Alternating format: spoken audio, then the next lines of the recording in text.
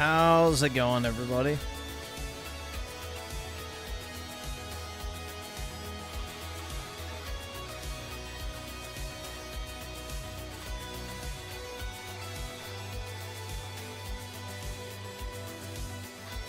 I can't afford this shit!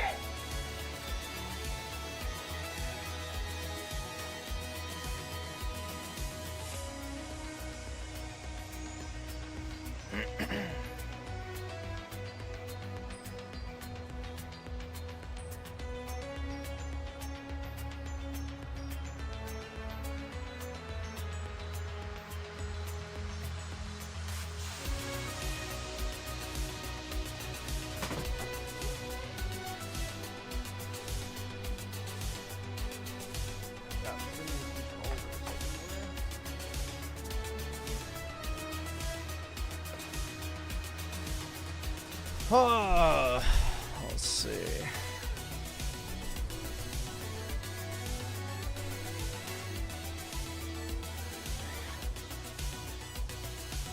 Rebirth will probably struggle on the Switch too, just because Remake is a PS4 game and Rebirth is a PS5 game, so the technical sacrifices will have to be a lot more severe, let's just say.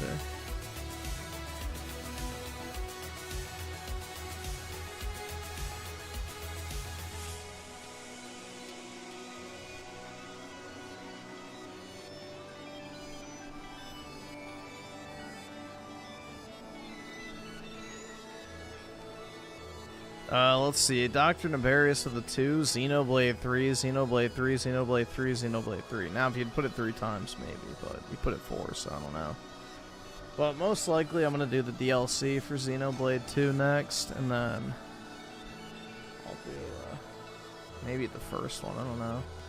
I haven't decided.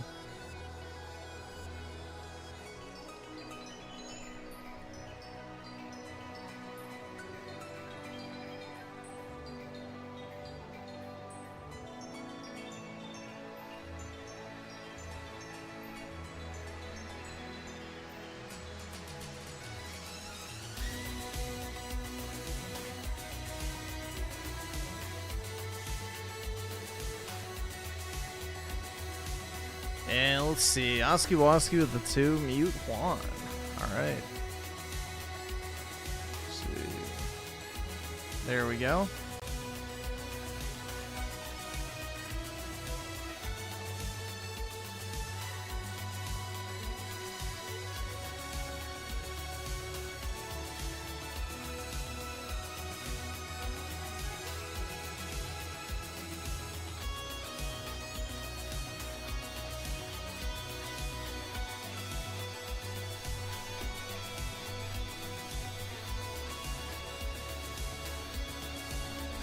It is hot in here. I've been playing this game for the past few hours, that's why. It's like super heated in my room.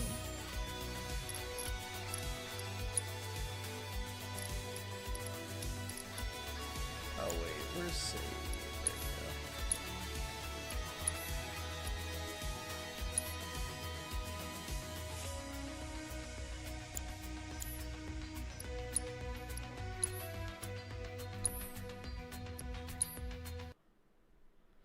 There we go.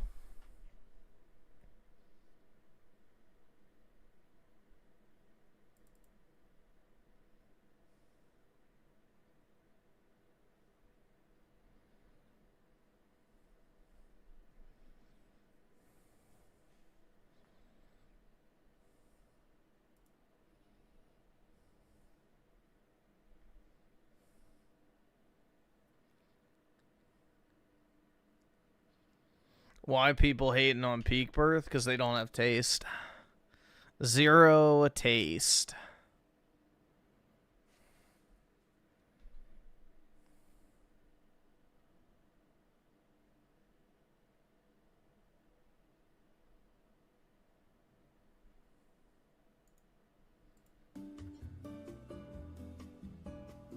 But yeah, as you can see, I have completed the game because I have the, you know, threesome home screen. which is pretty based. But yeah.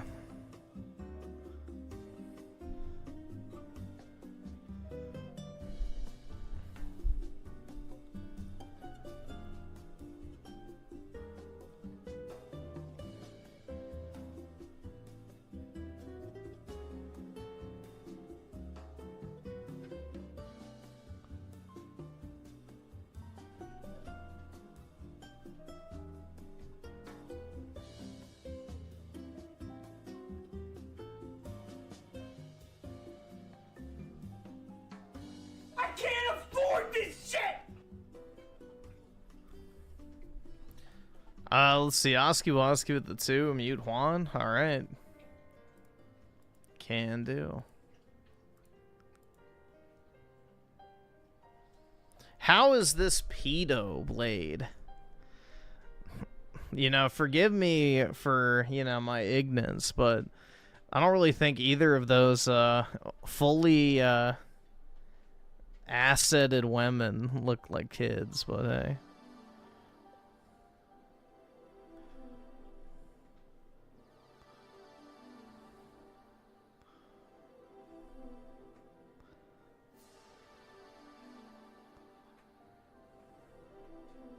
Because Rex is 15? Yeah, because everybody's cranking their hog to Rex, bro.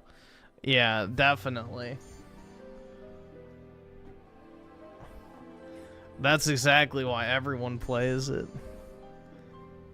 You got me.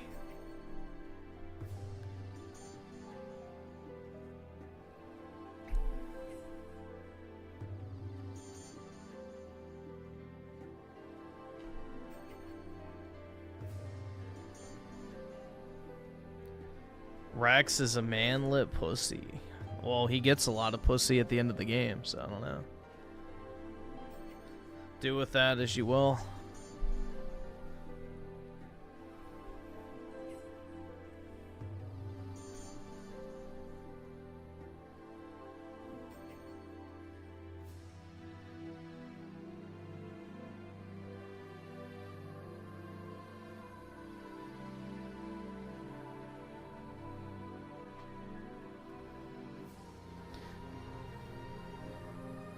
The music? Yeah, this is Final Fantasy 13.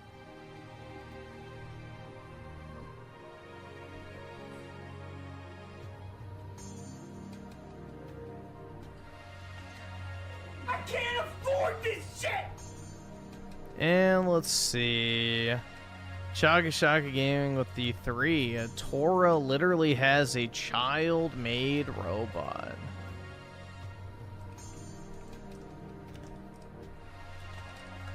Yeah, man.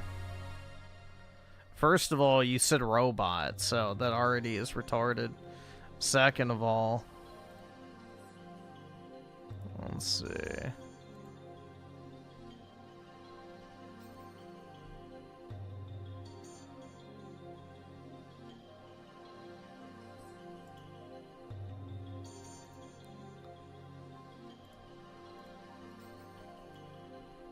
Avert your eyes from this child.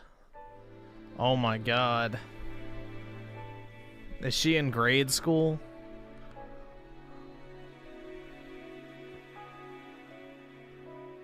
I think they picked her up out of kindergarten, guys. You know, that's definitely like a, what, 5 or 6 year old little girl? Definitely. Yeah, exactly. The bait's not even good. It's not even good bait.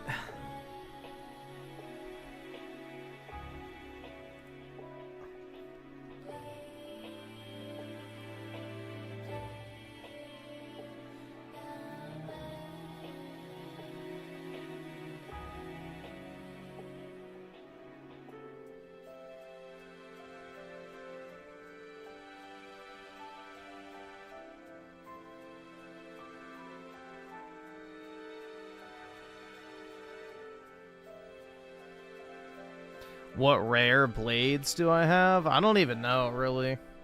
I don't think I have too many of them, because I never really did the gacha shit, unless I had to.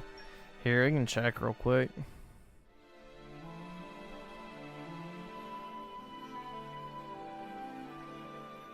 I don't actually know, like, if I even have good ones or not, because I rarely ever switched.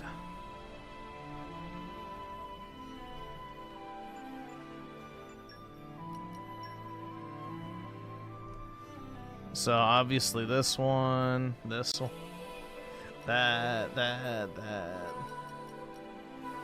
There. Yeah, literally an infant, bro.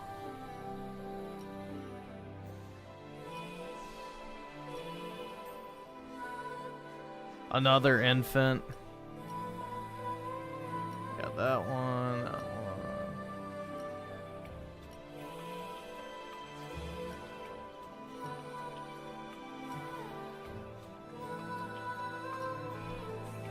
No idea who that is.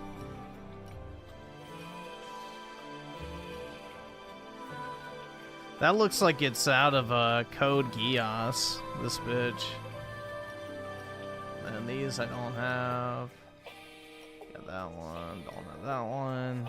That. Nope.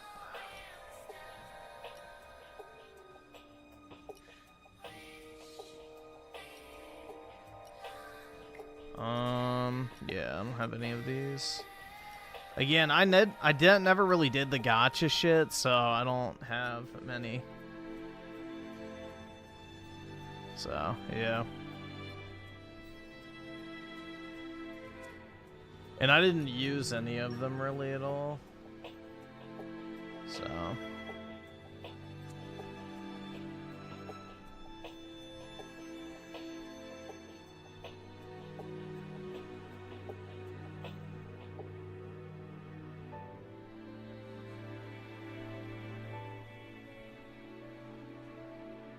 But yeah, I never really did the gacha shit. I think I have a bunch of cores again that I haven't used. Oops.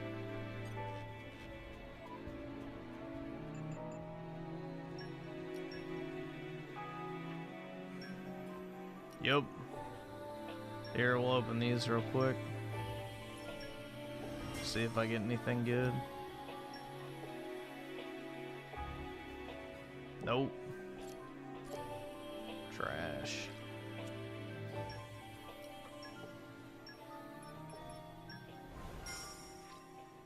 The gotcha slop.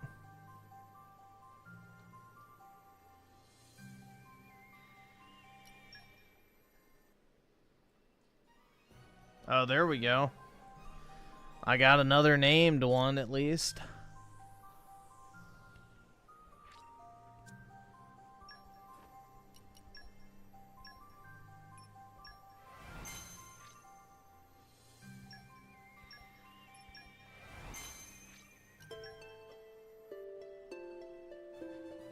Nothing.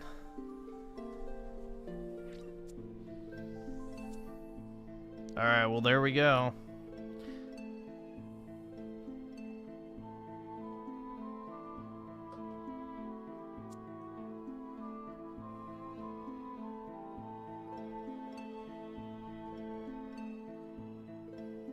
Equip Perun and walk around. Who the fuck is that? See, I don't even know who the fuck these characters are. Hold on, let's see. Wait, wrong one. Set blades. Swap this one. Perun.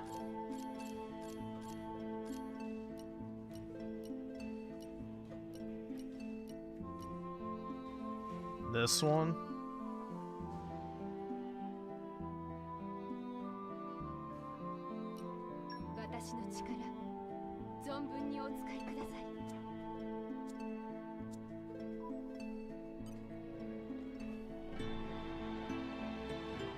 What about the titty jiggle? I see now. Yeah, okay. I see why you wanted me to do that.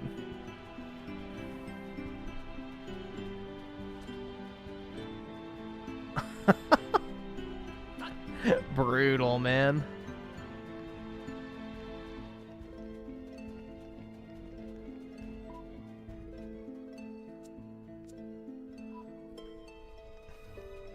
Hold on, I'm just curious.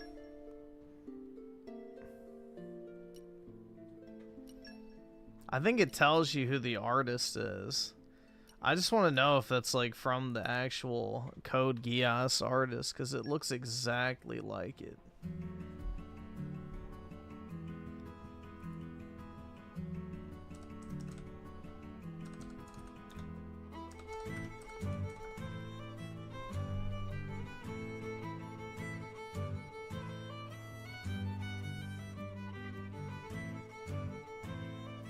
Yup, okay, that's what I thought. That's what I thought. Yup, it is Code Geass artist. Okay. Yeah, I was about to say, bro, that looks like straight up copy paste of one of the other bitches from that show.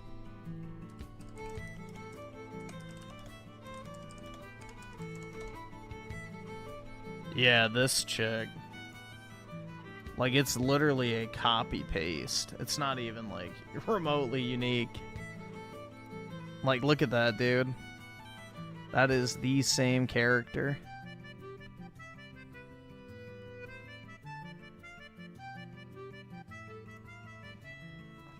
Yeah. Literally the same character. Okay, that's what I thought, man. It looked very familiar.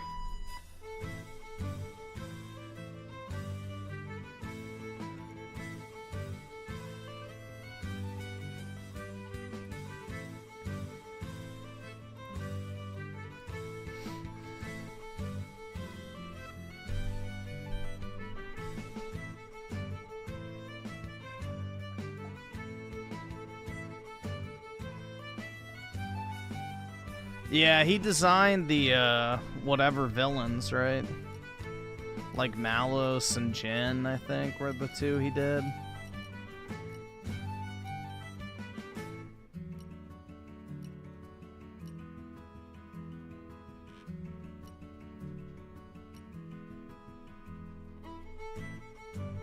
She chose the bear. Brutal, man.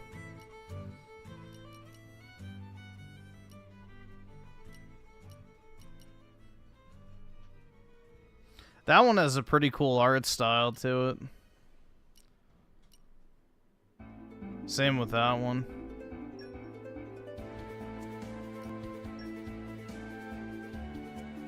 That one's pretty cool too.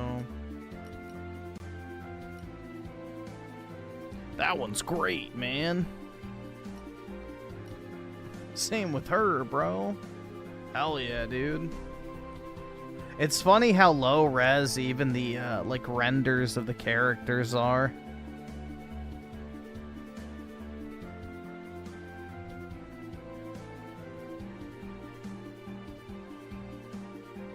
I can't afford this shit! Like, you can see, I don't know if y'all can on your end, but you can see, like, the pixelation around all the different changes of, like, the colors and shit. I don't know if it's just because I'm on a 4K display, but you can tell this game was made for the 720p, you know, Nintendo Switch. It was never meant to be played above 720p.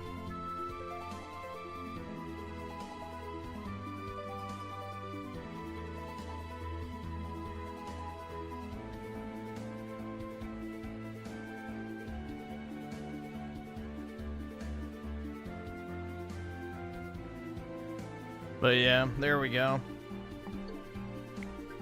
I did complete that today. Oops, shit. I'm trying to get my time back up into it. Because, you know, I have like 90-something hours on my save, but because it didn't transfer my playtime over, I've just been running the home menu to match the save file. So...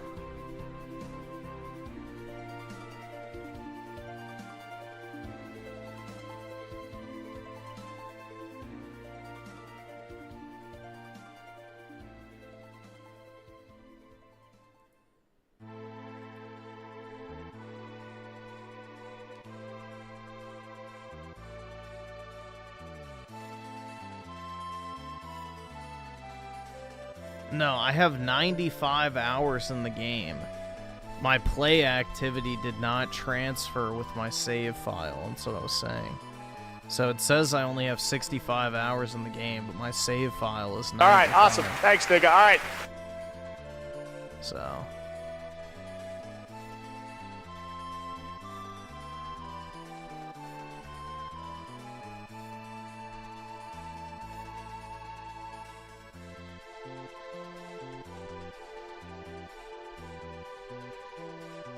let's see. Geneset King Revive with the 2. Are you getting Yeez 10 Proud Nordics? So, is that a sequel to 10, or is it like a definitive edition of 10? I've heard about that coming out, but I'm not really sure. Also, I've heard that you need to play 8 and 9 before you play 10, which I don't know how true that is. But that's one of those franchises that's on my radar to get into at some point. It's a definitive edition? Okay. Gotcha. So yeah, I'll probably get it. Is it on Switch or just PlayStation?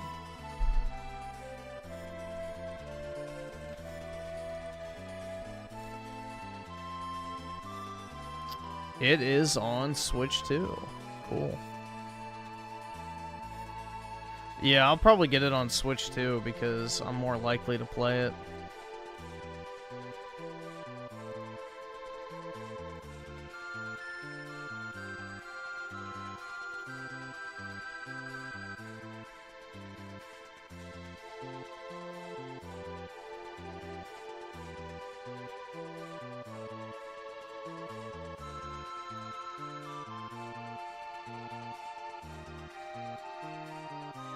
And let's see, Schizo Garcia with the 2.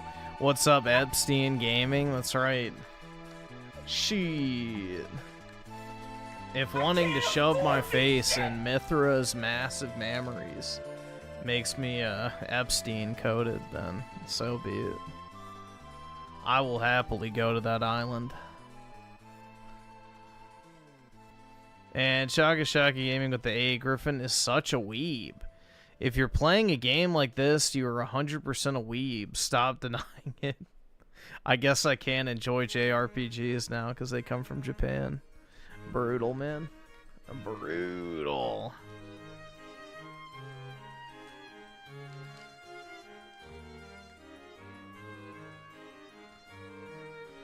Yeah, simply enjoying Japanese media makes you a weeb. It truly is, Jover. I mean... This is weeb, this is weeb, this is weeb, this is weeb, this is weeb, this is weeb, this is weeb. I mean, the Game Boy came from Japan, so that's weeb. This is weeb, this is weeb, this is weeb, this is weeb. I mean, pretty much everything on my Switch is weeb. So, I guess it is the case, you know? Weeb exposed.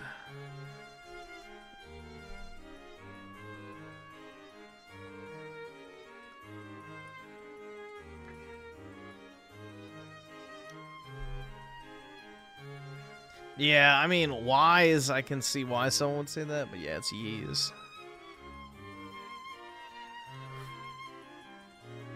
I could see why somebody would think that.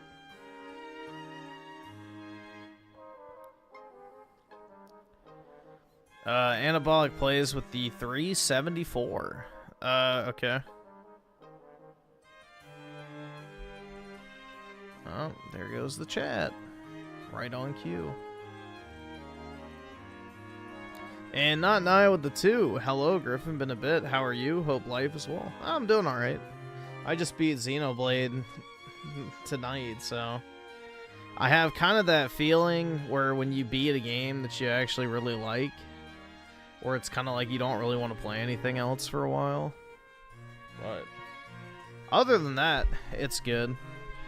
I played Rebirth to try and kick the feeling earlier, which kind of helped.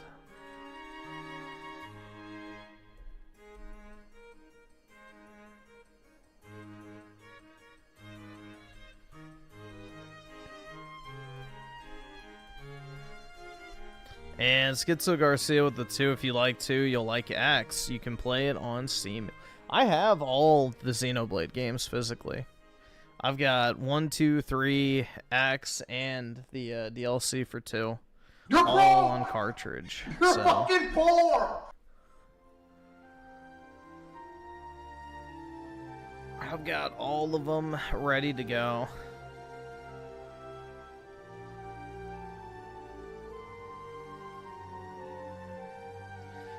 It's confirmed canon that Rex impregnates all 3 main girls. Hell yeah, bro.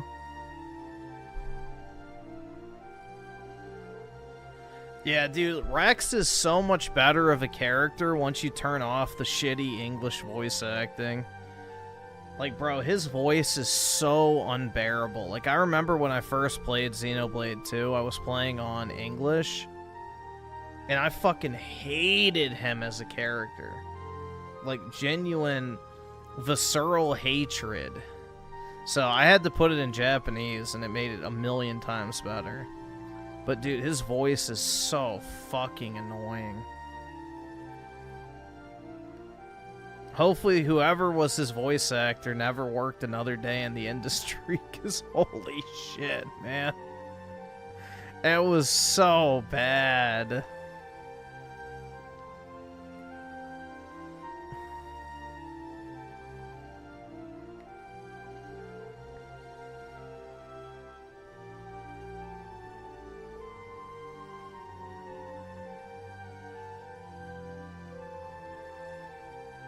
Yeah, the Japanese actually pay good money to their voice actors, so they have, like, actual real talent. You know, British voice acting companies are pretty shitty. They're where you go for the budget English shit.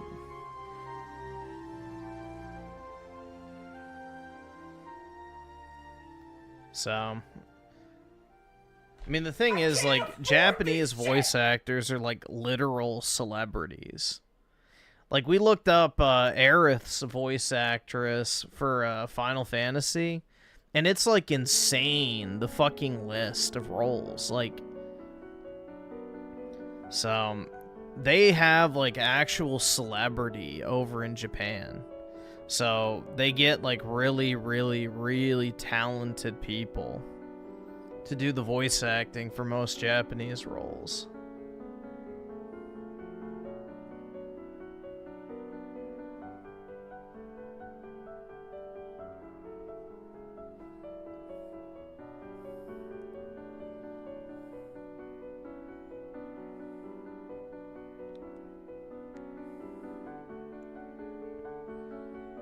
And let's see, Dr. Nabarius of the 2 thought... Oh, I love the soundtrack of Xenoblade 2. I think it's great. I love the Torgoth Knight, specifically. That's one of my personal favorites. But yeah, I think the soundtrack is really good.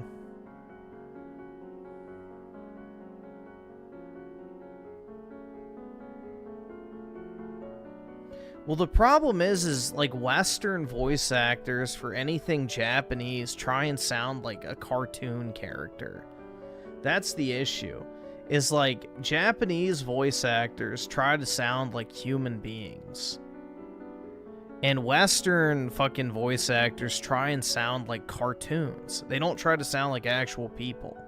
They like try and do this cartoony, over-the-top voice constantly.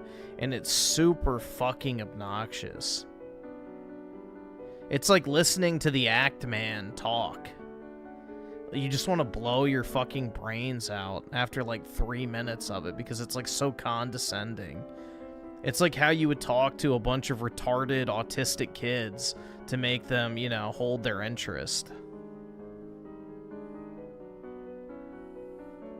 So... Alright guys, this is the Act Man here. It's like so retarded, like, it's so condescending. It's like, you know, talking to you like you're a fucking 4-year-old dipshit who doesn't even know how to fucking do anything except swipe on an iPad. But yeah, it's just like, that's what every English VA sounds like.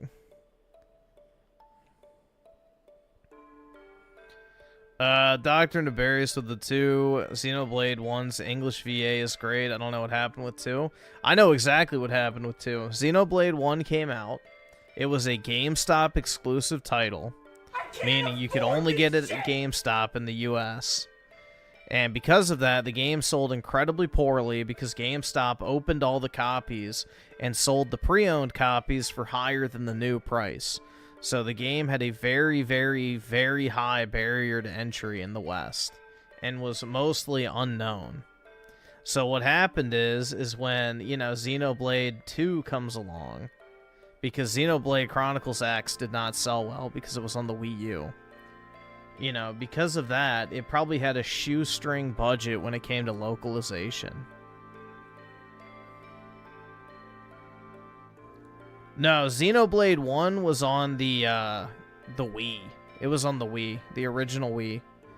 And then it got ported to the 3DS at the very end of the generation on the new 3DS system. So it wasn't a game you could even play on a normal 3DS. You had to have a new 3DS. So those were the only ways you could play it. So, because that game sold poorly, Xenoblade Chronicles X sold poorly, you know, Nintendo probably did not give them a huge budget for the Western localization for 2 because they didn't anticipate it was going to be such a big success in the West. So they hired a cheap-ass British voice acting company to do all the voices. And that's why we have what we have with that game. But then, because Xenoblade Chronicles 2 sold so well in the West, 3 probably got a revitalized localization budget, and therefore they paid a lot more money for better voice actors, is my theory, at least. But, yeah.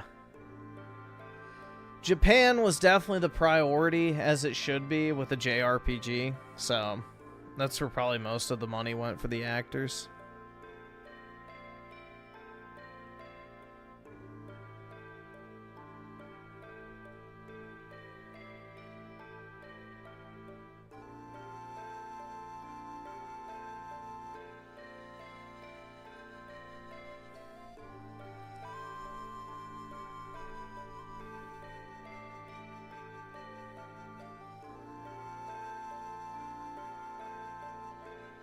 Griffin don't like dubs because they don't be saying Oni-chan. That's right.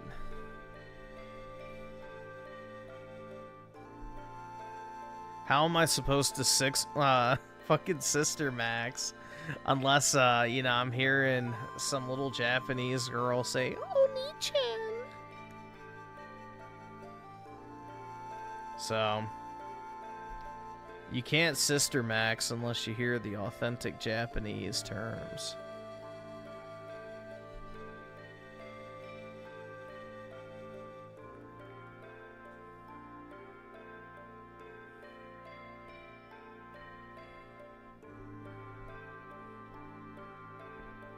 Yeah, exactly. Emoto maxing. Facts.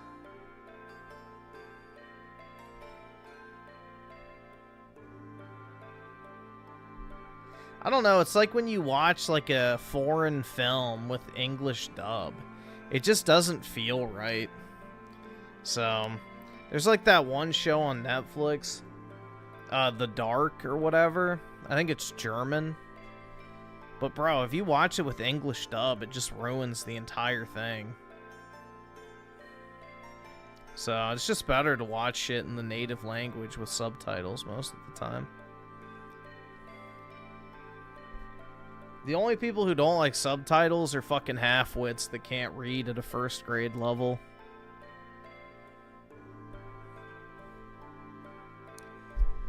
That's some real shit. That's why Basketball Z fans love the dub. It's not because they prefer the voice acting, it's because they literally can't fucking read. Or at least 87% of them can't read at a, you know, proficient level. But we won't get into that.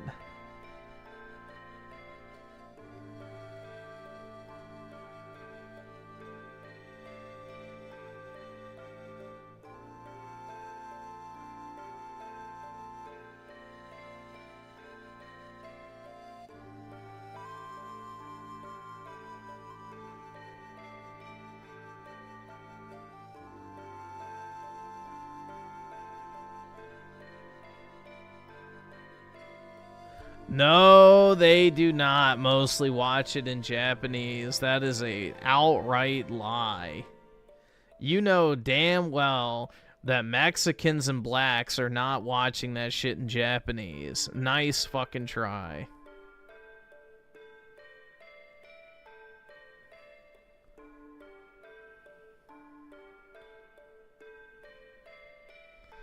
Nice fucking try.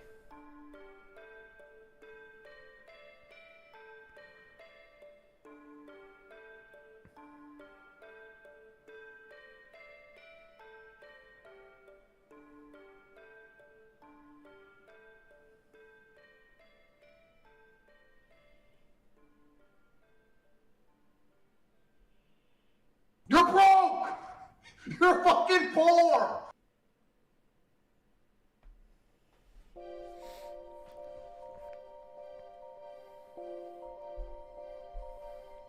I've seen this shit firsthand, guys. You will not tell me otherwise.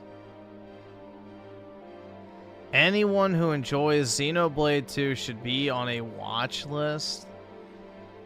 Is that like some sort of self-report, bro? Did playing the game make you question your preferences or something? Like, I don't know. Why should anyone who plays Xenoblade 2 be on a watch list?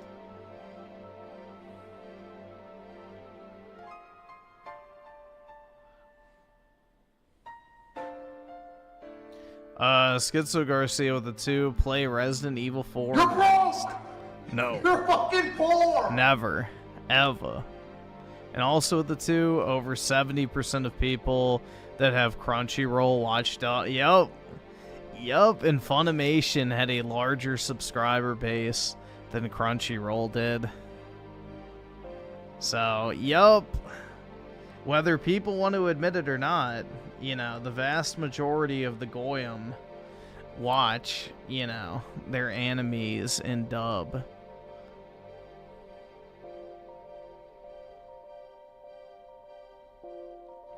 Dude, I remember when I was watching Naruto as a kid, like, people used to give me shit for not watching the dub. Like, all of my friends watched Naruto dubbed, and I watched the Japanese. So...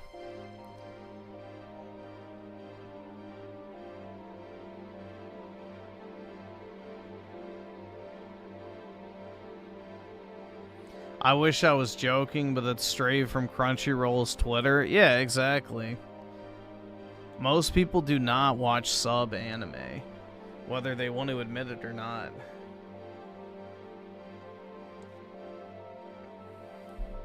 Maybe it's annoying to read while eating. How is it annoying to read? Like, see, this is what I'm talking about. This is like some low IQ logic. Oh man, I don't want to fucking read. Why? What is so hard about glancing at words on the screen for half a second to understand what's being said? It literally takes zero effort whatsoever. You don't even realize you're reading after a while. It just happens naturally. You don't even think about it.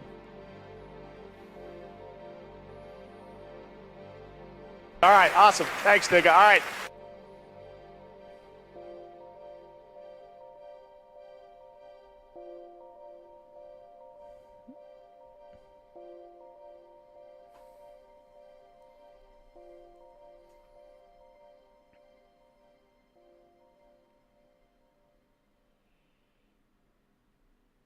I'm fluent in Japanese. That's right, dude.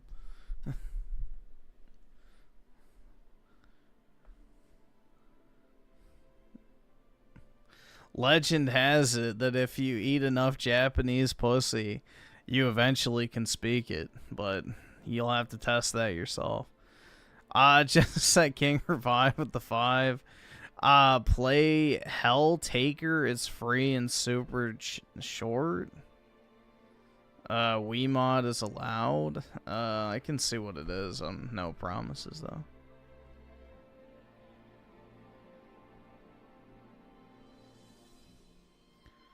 You can only speak it sideways if you learn from eating not if you lay on your side, though. It all depends on the angle, bro. Yeah, they do have that sideways vagina, but, you know.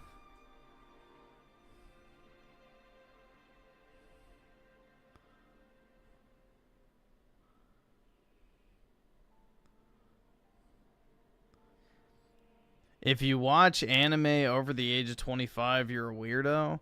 Bro, you're in here shilling for Kingdom Hearts on a nightly basis. Kingdom Hearts is infinitely worse than anime. If you're watching or playing a game with fucking Donald Duck and Mickey Mouse in it, then that is infinitely worse than anime. I'll stand up for the weebs on that one. Donald Duck, Goofy, Mickey Mouse, Disney princesses, like, that's way fucking worse than, like, watching Naruto or something. Shit. Or even Basketball Z.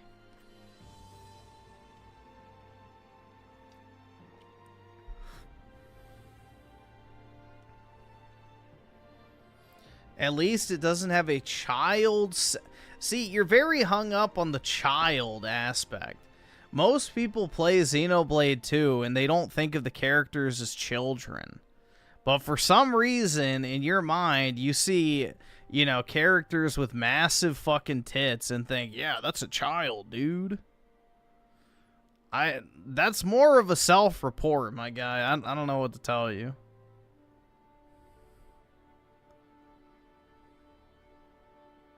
If you look at a robot with massive jugs and go, yup, that's a kid, like, and also the fact that it's a sex robot when it's not, I don't know what to tell you.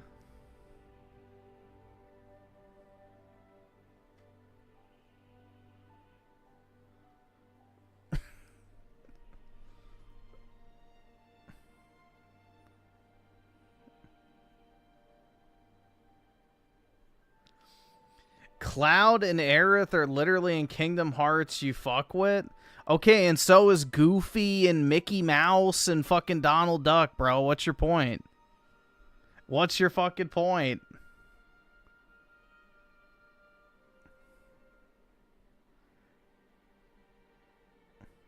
Dude, I heard it has swords in it, too. So does that mean fucking every game with the sword in it is the same thing as Kingdom Hearts?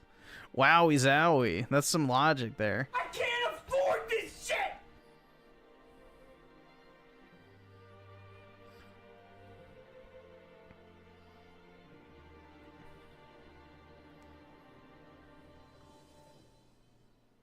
I can't afford this shit!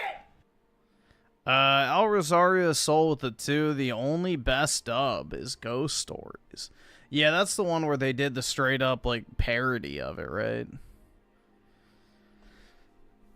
I will say Bleach has a pretty decent dub, and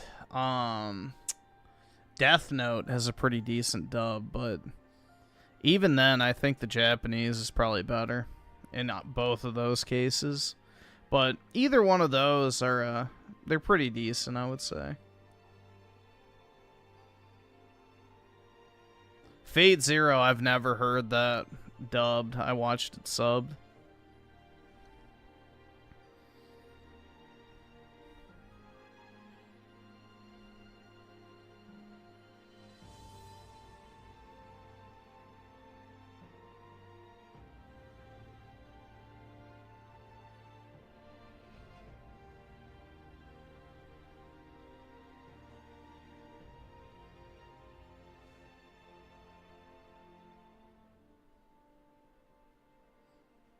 Let's see. Why is the music? Oh, it's on that part. Shit. For whatever reason, the person who edited this left like some really quiet parts.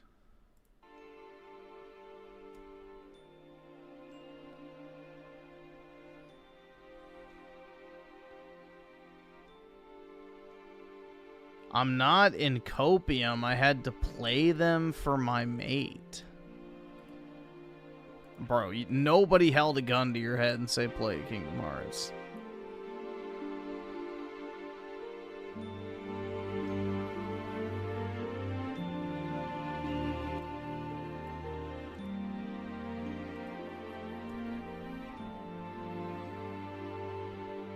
Schizo Garcia with a 5. Before COVID, it was 30%.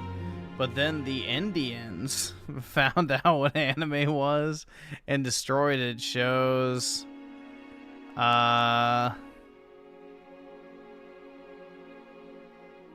It shows... Shit. Juju's? And Dan DeMid. Or Dan Mid. Only exist because of them. Brutal, man. Yeah, I mean, the thing is, bro, like, let's be honest here. Is the I FaceTime in public settings crowd really gonna be watching some shit in Japanese? Like, I want everyone to think about that for a second, bro. The people who literally FaceTime constantly in public settings because they can't be bothered to read a text or to type. Do you really think that that demographic of viewers, especially for Basketball Z, is going to be reading subtitles? Like, come on, bro. Stop. Stop. Let's not be crazy here. Always on fucking speakerphone for a reason.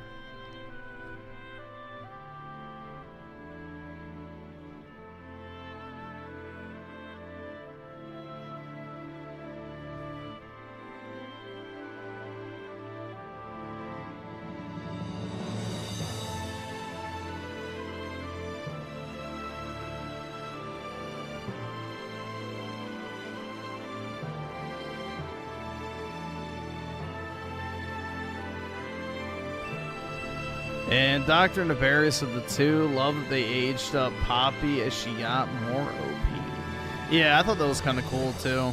Yup.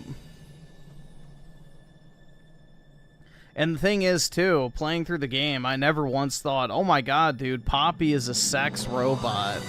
But hey, to each their own.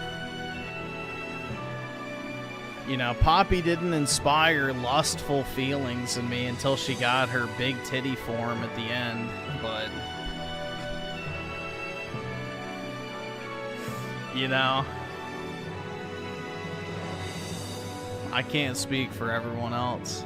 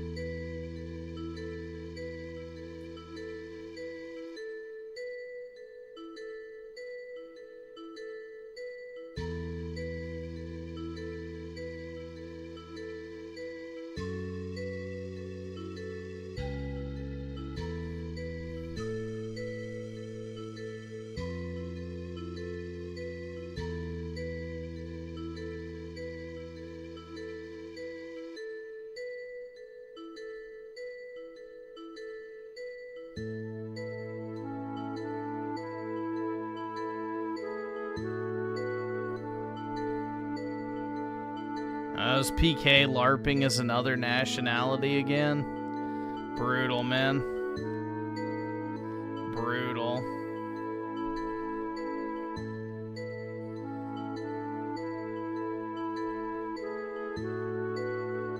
Poppies, or you can take Poppy's flower.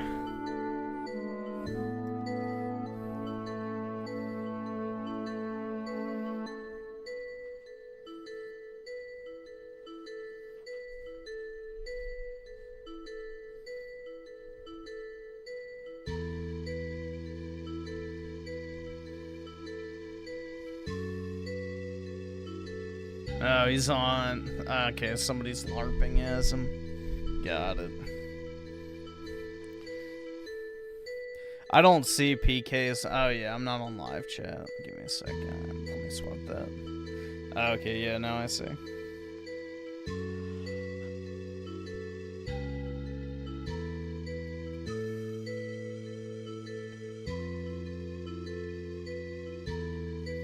I don't know what I want to play is the problem. I need something very relaxing. But I don't know.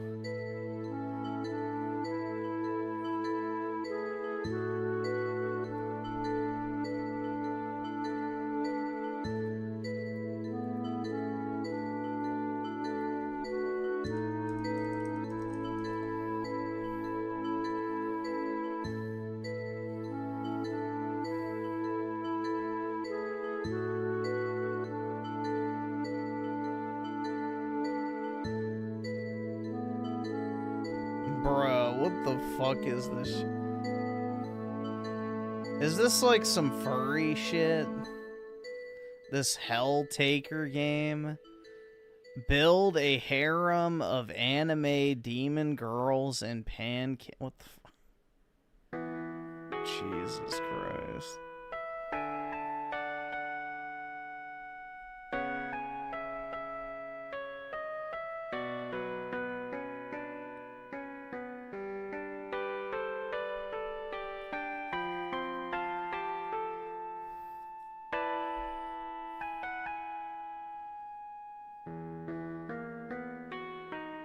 Nah, I don't think I'm gonna. Well, I will buy the Tamagotchi game, but I don't know if I'm gonna play it.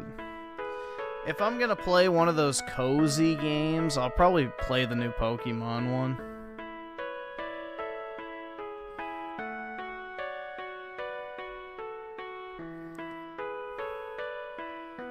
I'll probably try the Poketopia game or whatever the hell it's called.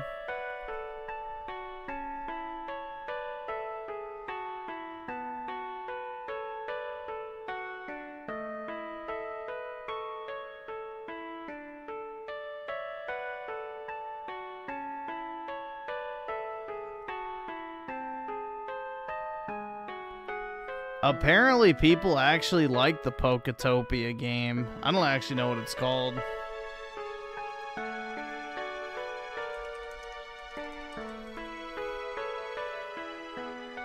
Oh, Pokopia. That's what it's called. But yeah, apparently the hands-on previews have been pretty positive.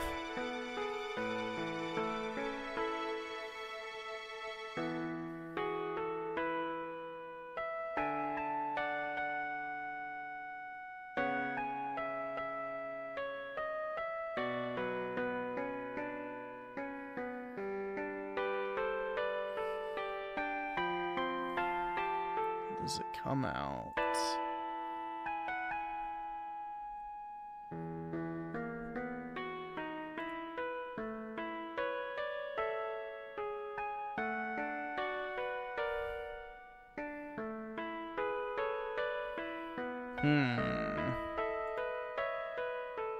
It releases. I know May math 5th. is hard. Okay. Or no, March. You're an idiot, but like if you're a broke boy, just say so.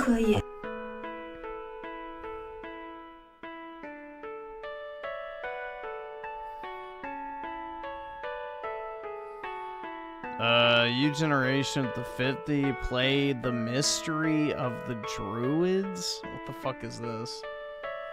Hold on.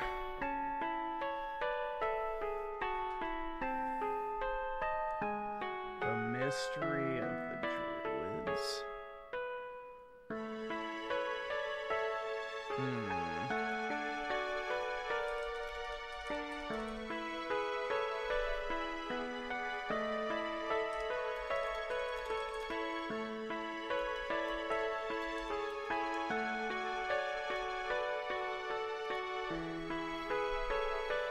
Mixed.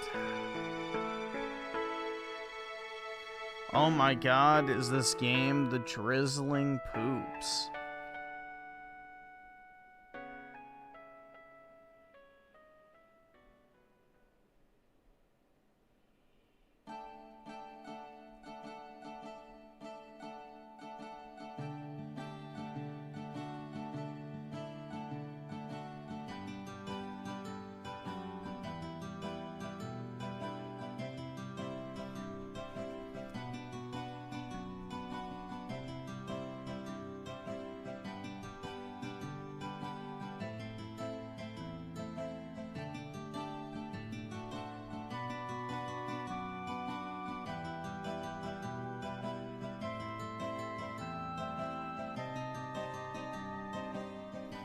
Yeah, it's got like a 49.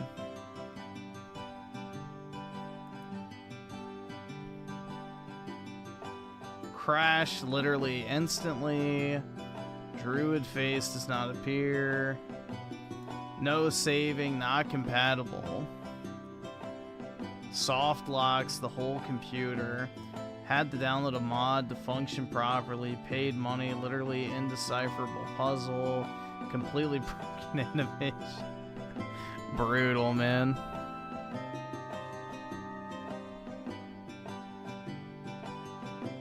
Point and click adventure game. You need workarounds to make it work because it's kind of broken on Steam.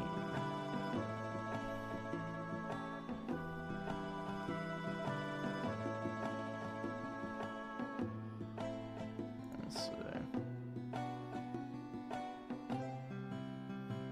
Game keeps crashing. I will never find out the mystery of the druids. Brutal, man.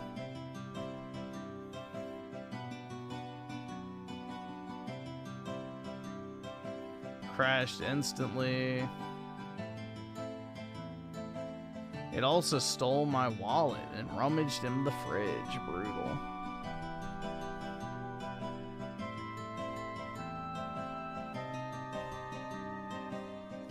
Broken on Steam, get on GOG. The Steam version is broken, you cannot save and it crashes all the time. I've had to buy it again on GOG, so I don't even think I have it installed. Let me check.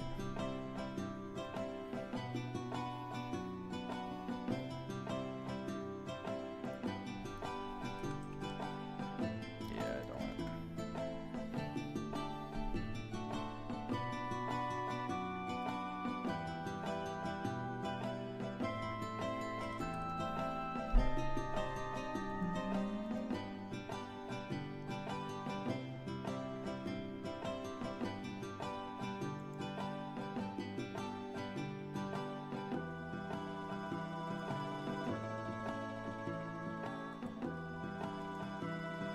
I don't even remember if I have an account for this.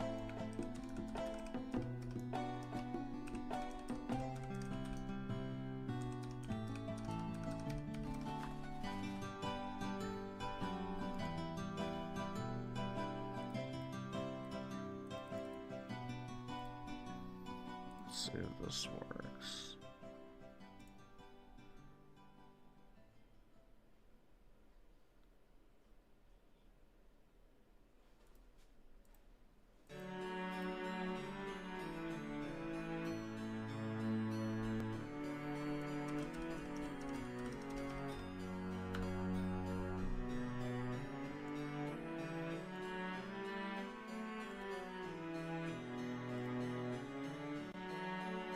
Password reset. Alright, let's see.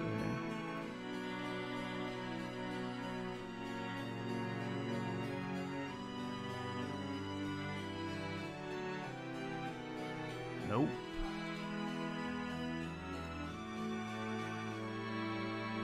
Nothing.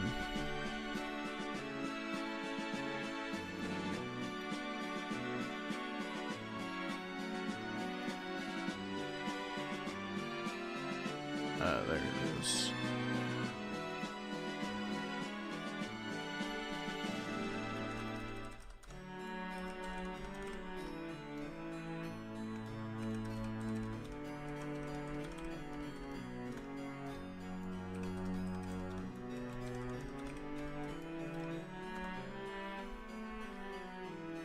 Password is not safe.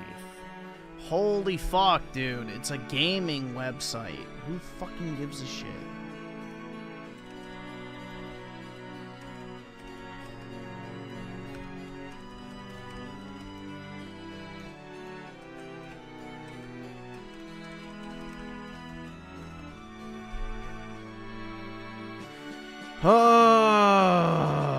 It's all so tiresome.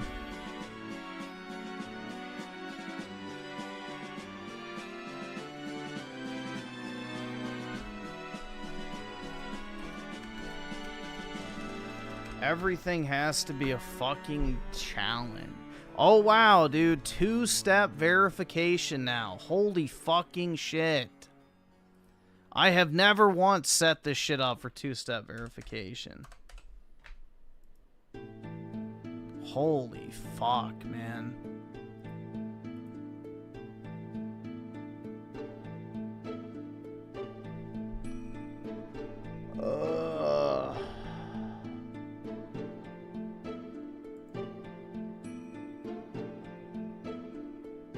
No, nobody uses GOG over Steam. People only use it when they need to get something that doesn't work on Steam, typically. There's not really any reason to not use Steam.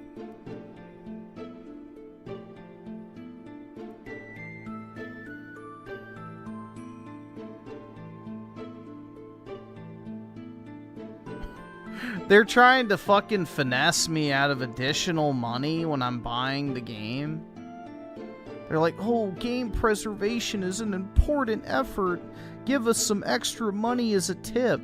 How about you fucking suck the tip of my dick? Like, what the why am I gonna give you a tip? You're fucking already taking money from the sale of the game. Yeah, make sure to tip your favorite digital storefront. Yeah, fuck off. Holy shit, man.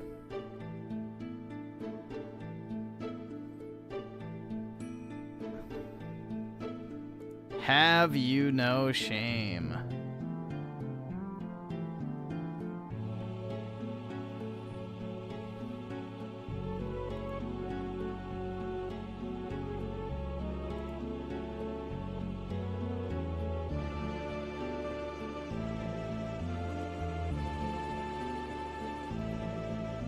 I can't afford this. Alright, let me see if this opens.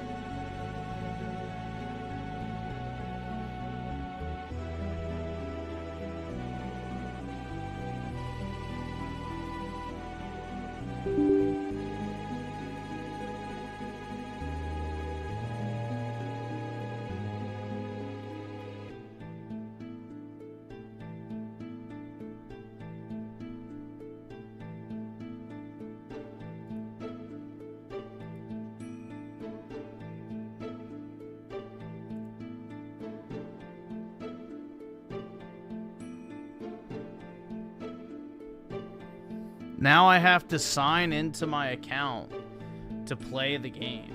What happened to no DRM? Was that just a lie?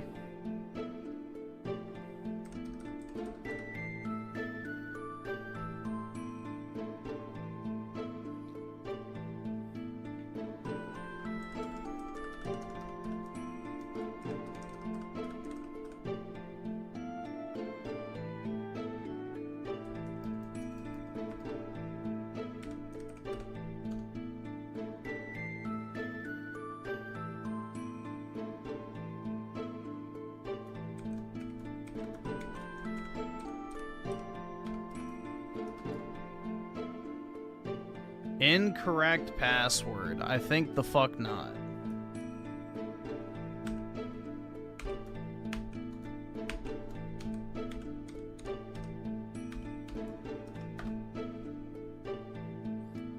Incorrect password. How the fuck is it the incorrect password when I literally just changed it?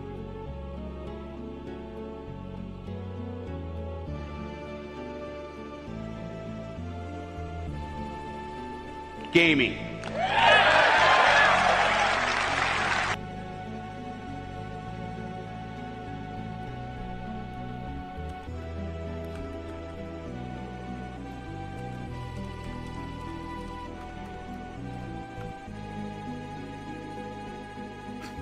Jesus Christ.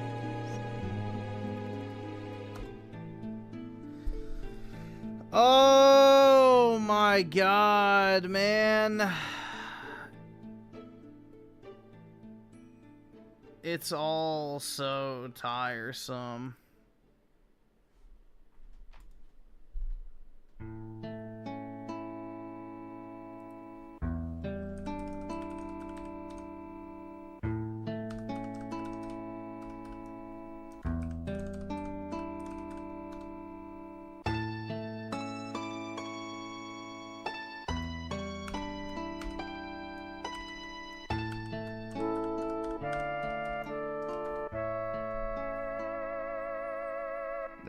we go. Holy fuck, dude.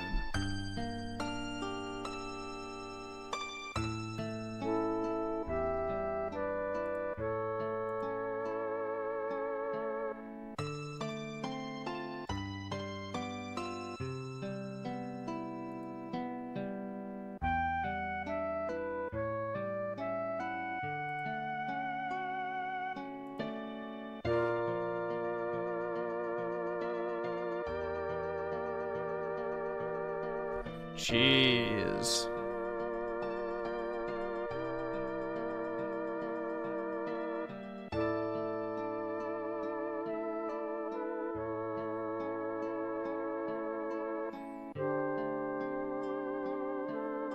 Yeah, anytime you have to remotely do anything outside of like just basic Steam shit, PC gaming becomes a fucking pain.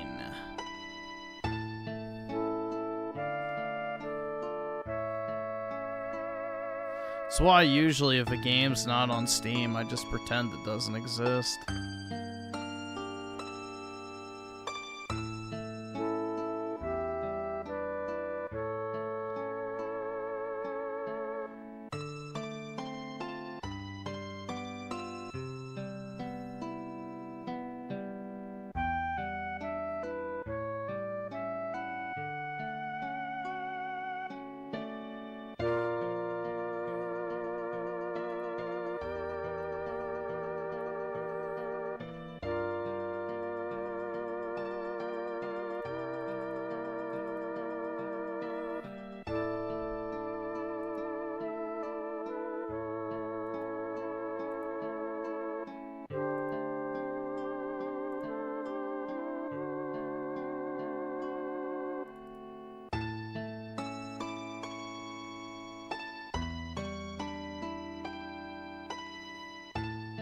Dude, I haven't signed into GOG in like... shit, I don't even know. Let's see what's even in my account. Mafia 2 Definitive Edition. And Witcher 3. That's it. So... I don't even know when the fuck I even signed into this shit. I've never actually played a game off of GOG.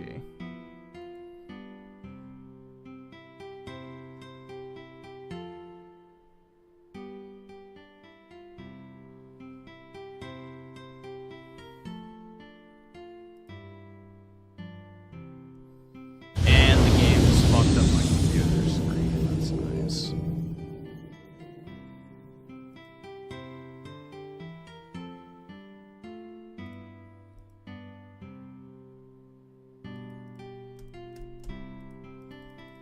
Can I use my mouse?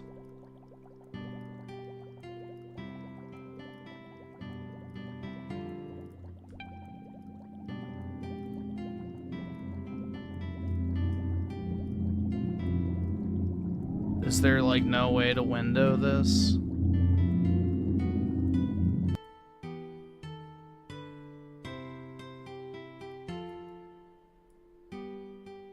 I don't think I'm gonna be able to play this.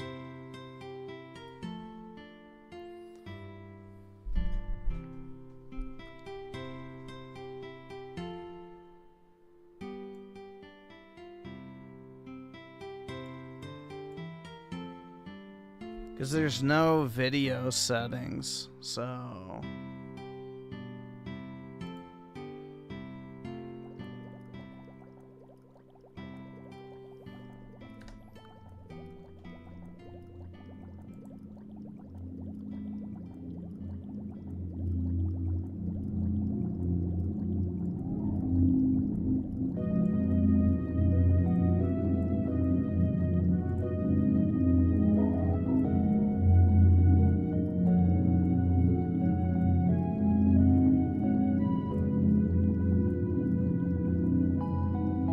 I'm not doing config files, so if I have to do all that shit, I'm just not gonna play it, period.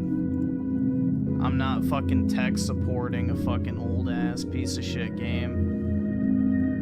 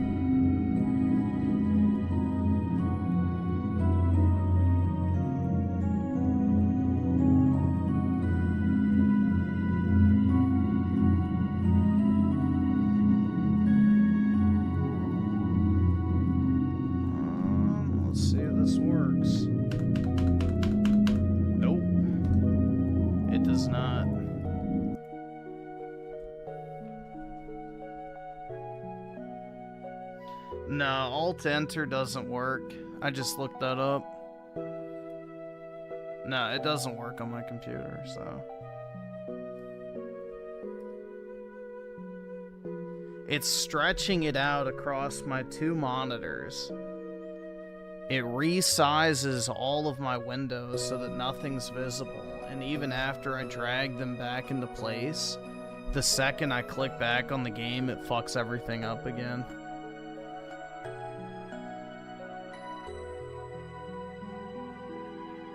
Dude, Alt-Tab does not do anything. Alt-Tab is literally just how you select the different fucking applications. That doesn't do anything. Yeah, I don't think it's gonna work.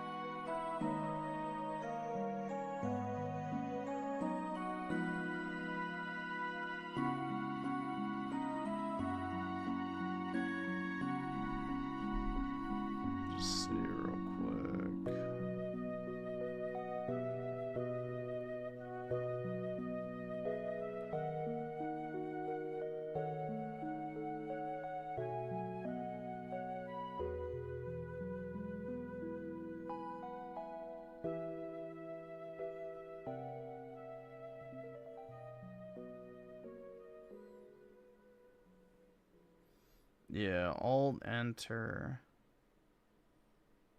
Just seeing if there's another button combo that's like old.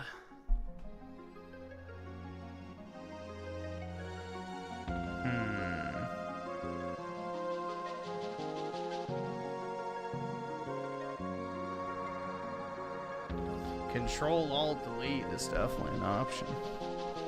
But no, I'm trying to see if there's like an old Windows, like, you know, button combination for it because it's an old game.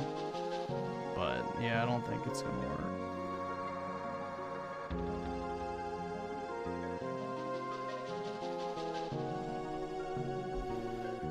Because the game doesn't even have video settings, so...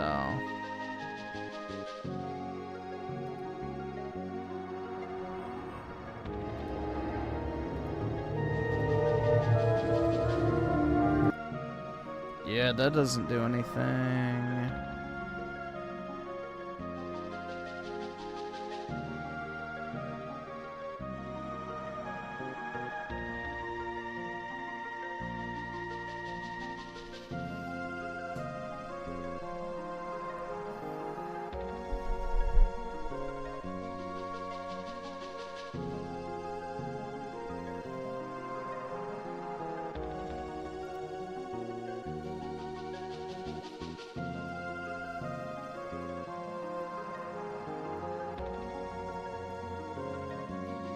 Yeah, I mean, it technically works, but again, it's only if you turn off your other monitor, which I can't do. So,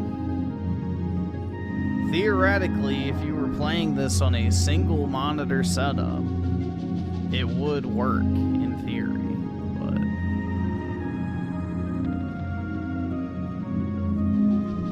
there's like no settings to like make it windowed. There's no settings to adjust the resolution. There's not even graphic settings. It's literally just volume.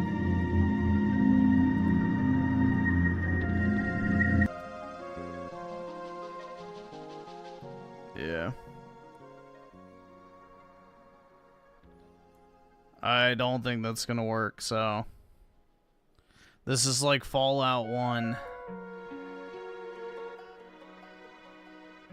If you can't get it, add more time. Okay, I can... That's fine. That's fine. We'll just do that.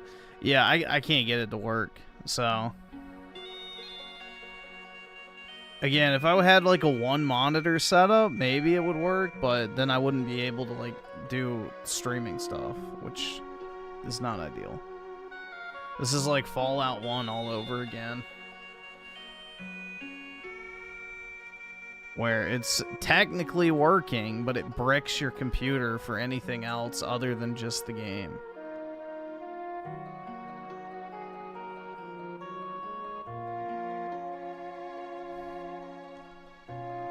Let's see.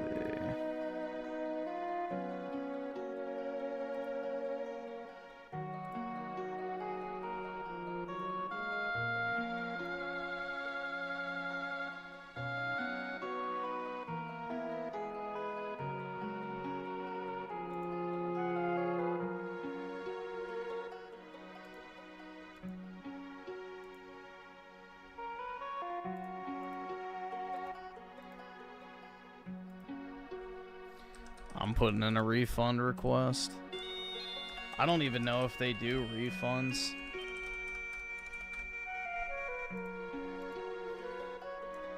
Refund game. Game does not launch properly on my computer. And bricks.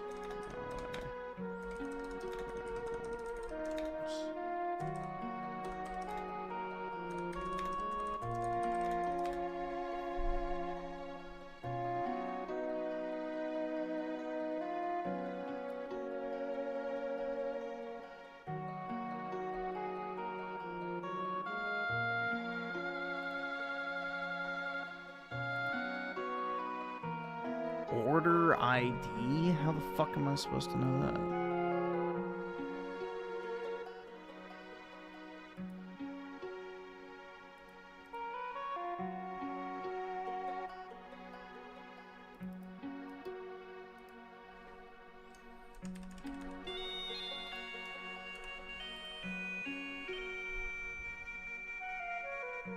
Refund and return. Refund game. Game does not launch properly on my computer, and I'm unable to play due to...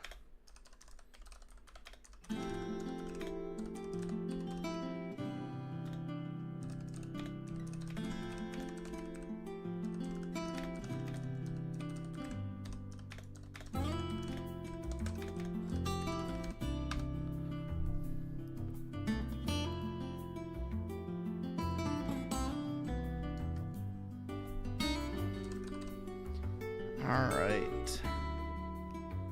I have 2 minutes on record, so hopefully they just give it to me.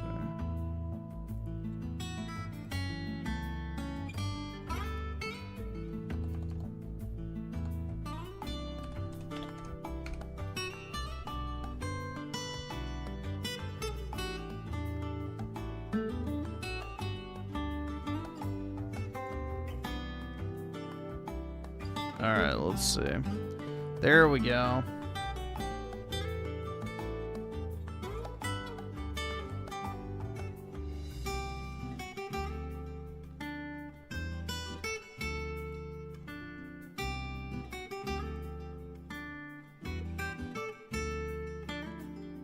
Let me uninstall this too.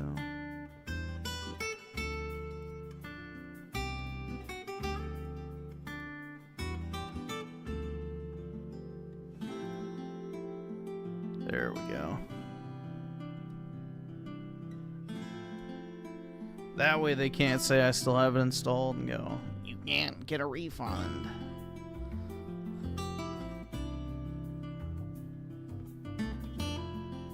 But yeah, we'll see if it goes through. I have no idea what their refund policy is, so.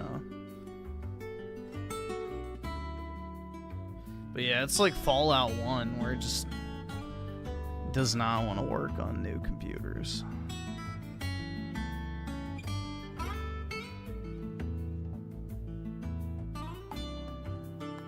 Yeah, this is Final Fantasy 16's like hideout music.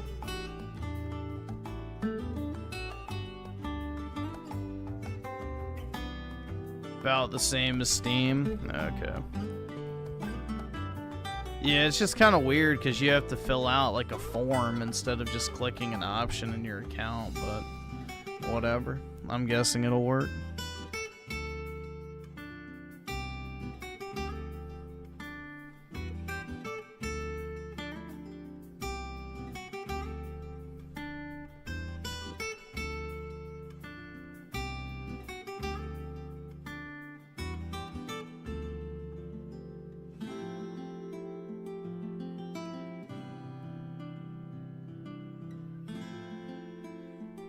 Well, the crazy thing is Microsoft has Fallout 1 and 2 on the Xbox Game Pass launcher on PC.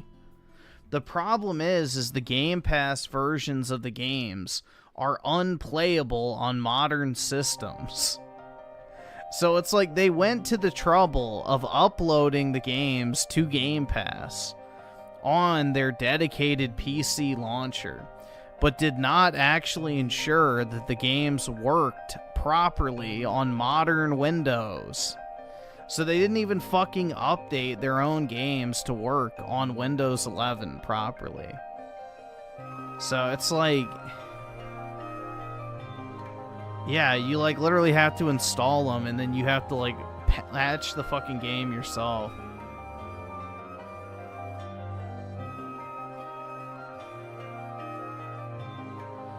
So it's just like, why the fuck wouldn't they just fix the game to work with modern machines? Because if you're buying Xbox Game Pass, you know, you might be somebody who's using a modern computer. But, you know, I guess that's too much for Microsoft, man.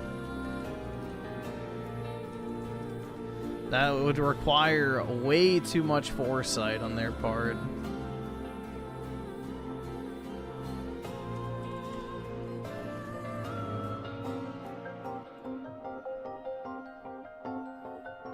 See. I need to manage my Microsoft account real quick. I just thought about that. I need to cancel my Game Pass subscription because they got me on the subscription last month. So I just thought about that.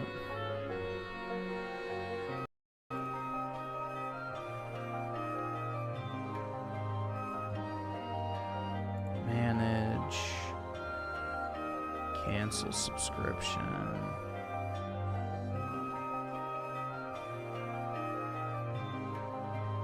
Yes.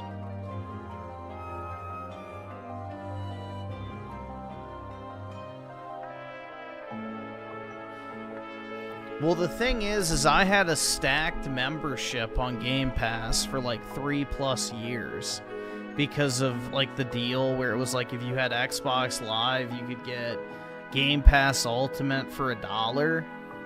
So I bought 3 years of Xbox Live Gold, did the $1 upgrade deal, and I've just had it sitting on my account ever since.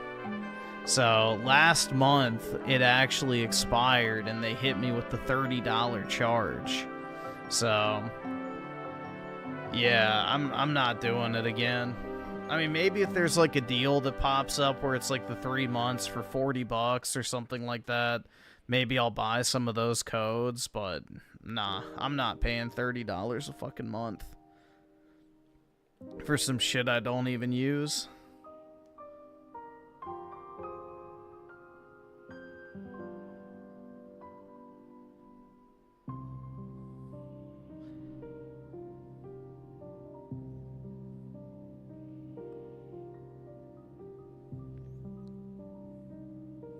You broke? Yeah, I am. But yeah, I'll just add on time, or I'll stream Resident Evil 9 twice. Or we'll just see how long I play it for the first time, but yeah. We will just do that.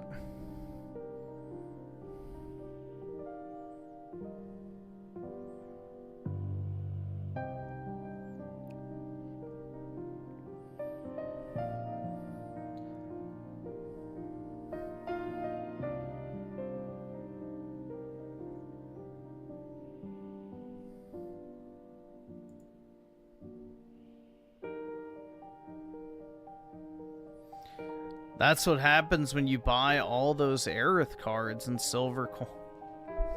Yeah, I know.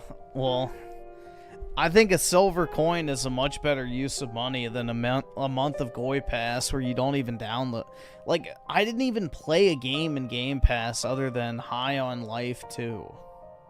And that's because I was donated to play that. So, it's like, there's not even anything I want to play on Game Pass anymore. It's just like the same shit that I already own. For the most part. Like, here, let's take a look. Like, is there actually anything on PC Game Pass I want to play? That's the question. So, nothing up here. Nothing. I mean, Alice Madness Returns, I already have that on Steam. Nothing up there. Assassin's Creed, these are like $2. $2 fucking dollars, bro. For less than a month of Game Pass, you could get like probably 10 Assassin's Creed games. And you own them forever. So those are completely irrelevant. Avowed. Holy fuck no. Nothing there. Yeah, nothing. Nope. Nope. Nope. I mean, maybe you want to play Expedition 33, but I'm pretty sure that game's already $30. Probably on key sites by now. Dude, Crackdown 3, there you go. Yeah, all of this shit, like, Dead Space is like $3. Diablo 3, again, that's like a dirt cheap game. Yeah, all these old Bethesda games, dirt cheap. Nothing. Far Cry, again, dirt cheap. They have Final Fantasy 1 and 2, but none of the other games. Okay. Yeah, I think these are like $6 a piece individually. So, Halo Infinite's free to play unless you really want to play the campaign. I don't know why you would, but yeah, nothing.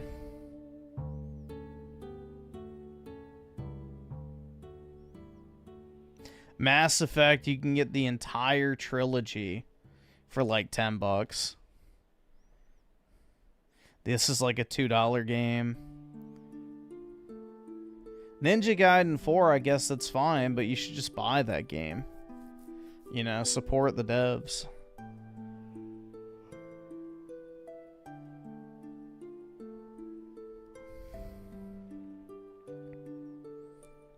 They don't even have the DLC for RoboCop, so most likely you've already played that. Yeah, there's just like nothing in here I even want to play. It's like just all a bunch of, you know, AAA Western slop that you've probably already bought for like pennies on the dollar compared to the launch price.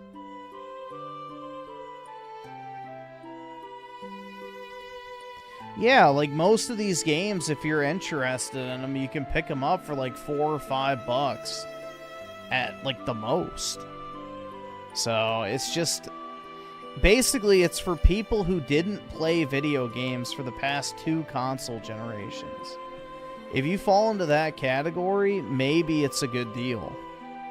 But I feel like most people on PC especially are not in that category, because you've been buying shit over the years, like on PC, on sale. That's why I thought it was funny when people scoff at the idea that PlayStation Plus has the best, like, games lineup, but it honestly does, bro. Like, if you're into JRPGs and stuff, PlayStation Plus has a much better catalog of, like, games in their extra service. Not only that, it's a third of the price. But, yeah, they have, like, a bunch of JRPGs and stuff like that in there that, you know, personally I'm more interested in than, you know, old-ass Bethesda games I picked up for $3 on sale already. So, like here.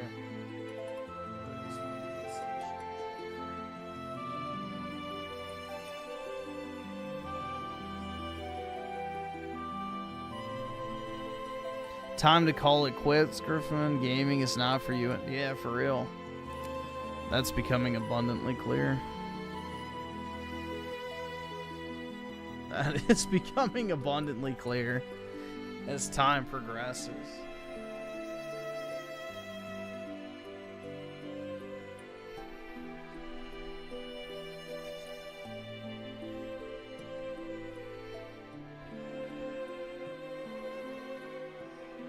HDMI has no signal. Why? Oh, that's right. I had a power outage. My PS5 is gonna lecture me.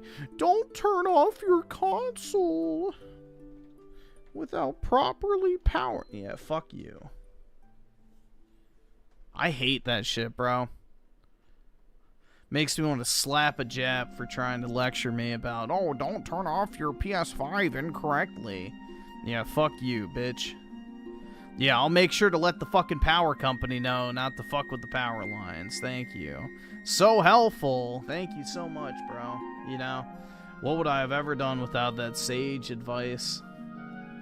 Truly just sage advice, man.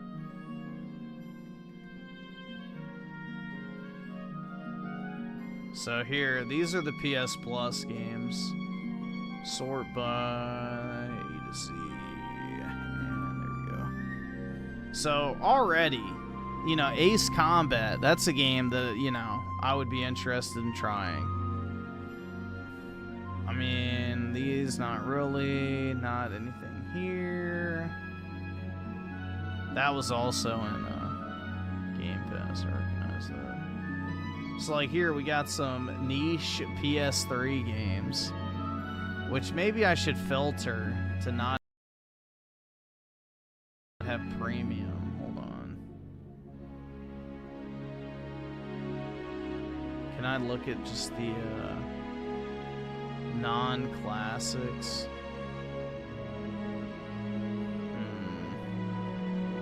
Maybe not.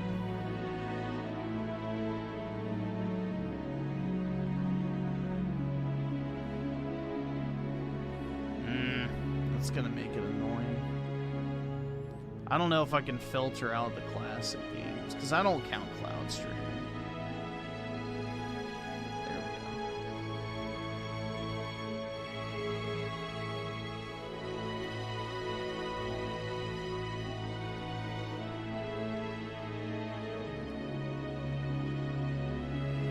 There we go. There we go.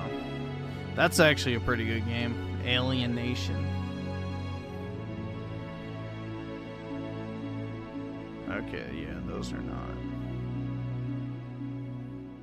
So there you go. You got Armored Core. If you're into that. You know, you have all the same Assassin's Creed games that Xbox had. You know, this...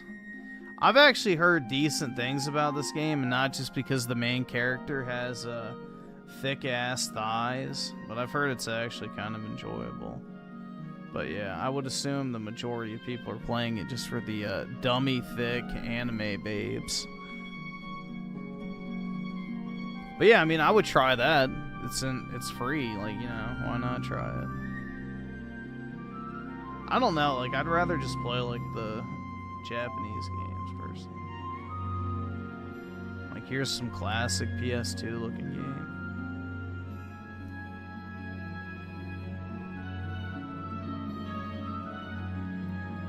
Like, this wasn't even on the Xbox Game Pass. Chivalry, which is a huge PC game. So,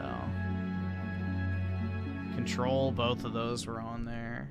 The Crisis Remastered games. I've heard good things about Dark Cloud, but I've never played them. Dude, Death Stranding? Oh my god. You got Demon Souls. Like, all the Bethesda... Like, this is the thing. It's like, you have pretty much all the same games, but it's a third of the price. So, PS Extra, I think, is $10 a month. So, you know, Dynasty Warriors, I'd try that. What is this? Dragon Star Varnier? There's some weeb slop for you. Earth Defense Force. I tried one of those on here before. Pretty good. A dumb fun game. I don't know, it's like most of the same stuff, but just with more Japanese stuff sprinkled in.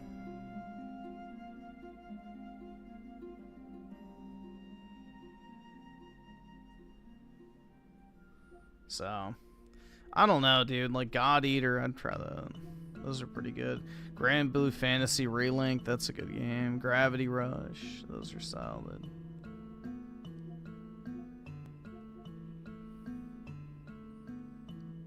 Oh, the old Indiana Jones game. But yeah, I don't know, man. I just feel like this is a better selection of stuff. I'm already seeing stuff that I'd actually want to play. There's the game that I'm Key likes. Melty Blood.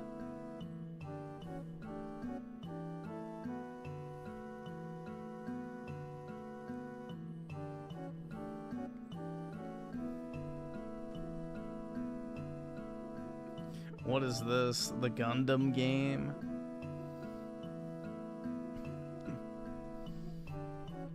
It kind of looks cool. I don't know, I was hoping to see like what the game actually looked like, but it's mostly just the anime screenshots.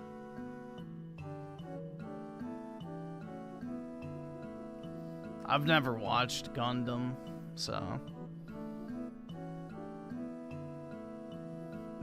hell yeah, dude. This bodies the entire Game Pass lineup single-handedly. Remember when this was an Xbox 360 exclusive?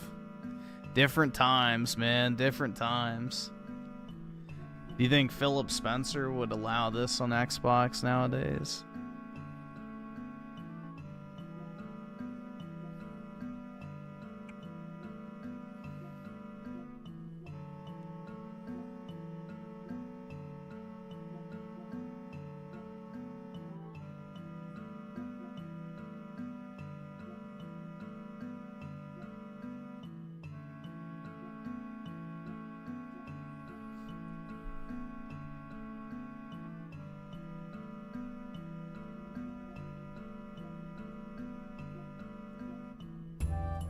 What is this? An old PS1 game, it looks like.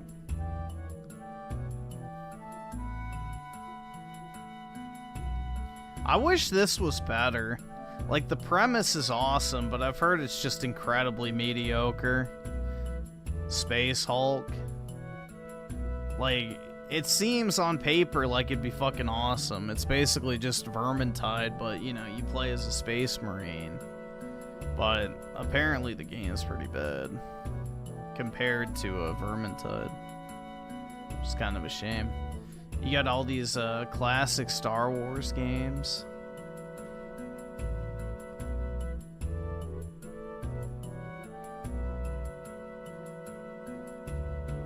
I don't know, bro. I just think this library appeals to me more.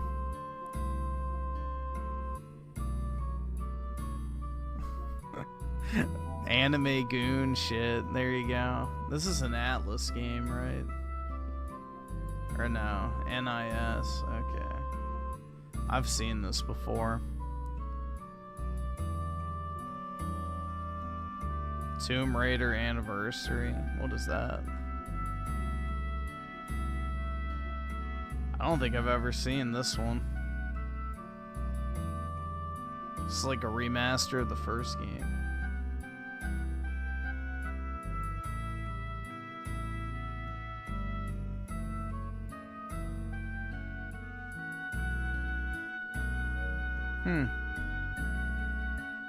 That's Tomb Raider. That does not look like Tomb Raider 1. This looks like it's remastered, bro. Or a remake or whatever. That is definitely a little bit better looking than Tomb Raider 1. Oh, these games are actually pretty underrated, honestly. I think these are on the Vita, right? I think so. I think I played this on Vita. These were pretty cool. It's like basically Monster Hunter.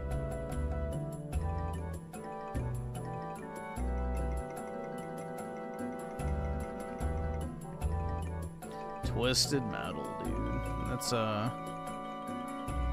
whatever his name is. Why can't I think of it? David Jaffe's game. I still need to play this too. I have this game on Switch and PS5 Not on PC, but I need to play that. That's on my list of things to play. But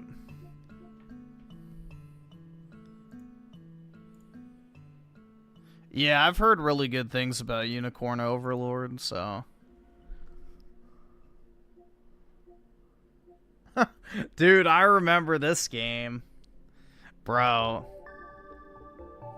Oh, that's nice. Yeez 9 and 8 are in here. Those I would be interested in. But I think I'm gonna get them on Switch. Dude, I remember this game for the Wii U. Do you guys remember this shit?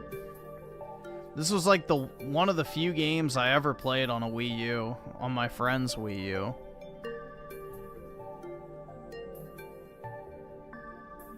So, I've heard this game is really good. Yeez 9. Like, it apparently is one of the better ones as far as like the combat and stuff goes.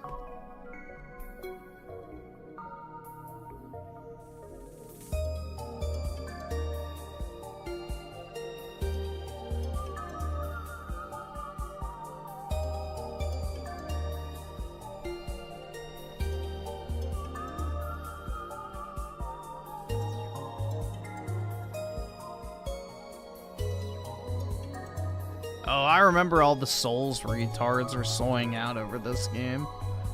Thymesia.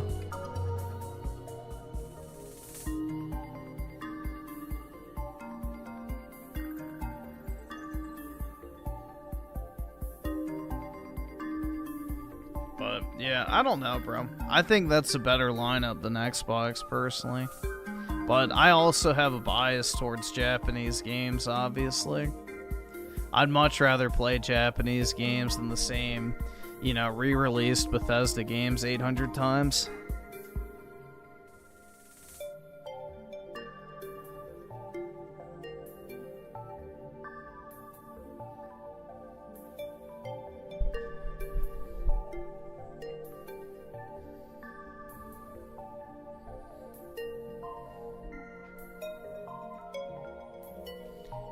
Only fat weebs would say that. Oh no, you got me.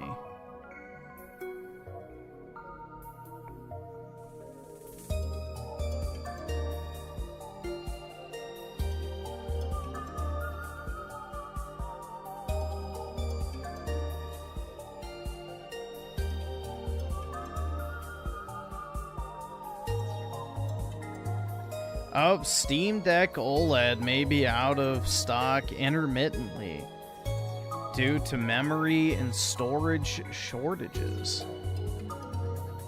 The Steam Deck LCD 256GB is no longer in production, and once sold out, will no longer be available.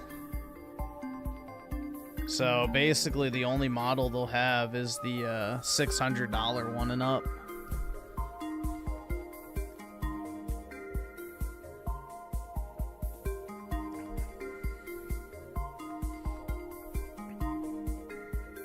But dude, the Switch 2 is overpriced.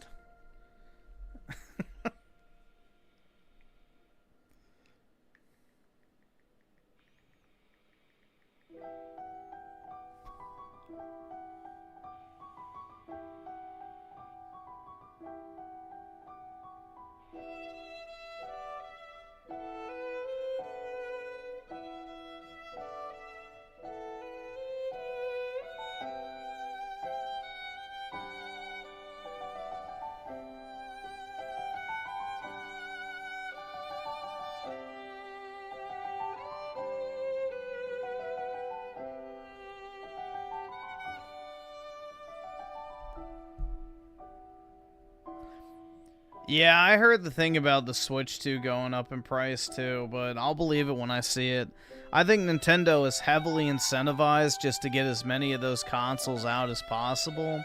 And, you know, really just bank on, you know, selling software, which they know they can do.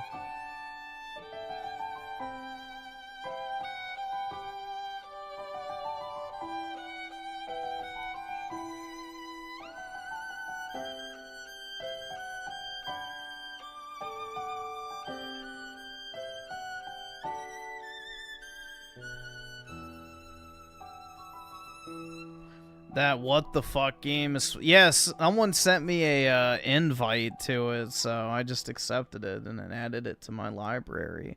I have no idea what the fuck it even is. No pun intended. But yeah. I guess I got invited to like a beta or something. Here, let's see.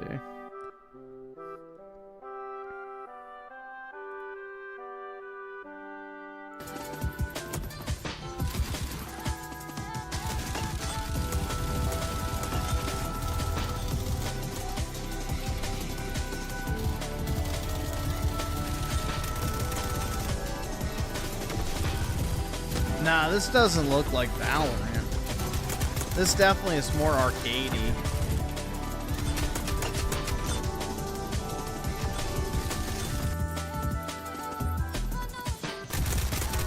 I can try it if you guys want. I don't know if the beta's active or not. It says, yeah, you've been invited to play. Click to install and get started. From Team Waifu. Yeah, I have no idea, bro. No idea.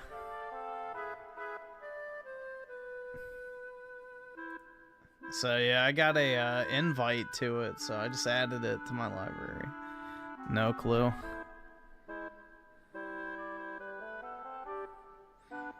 Well, let's see. 16-bit Kikamura with the 2. Epic W. Girls for the win. Tips Fedora. That's right. All right, Reddit awesome. Karma Thanks, nigga. All right. improves.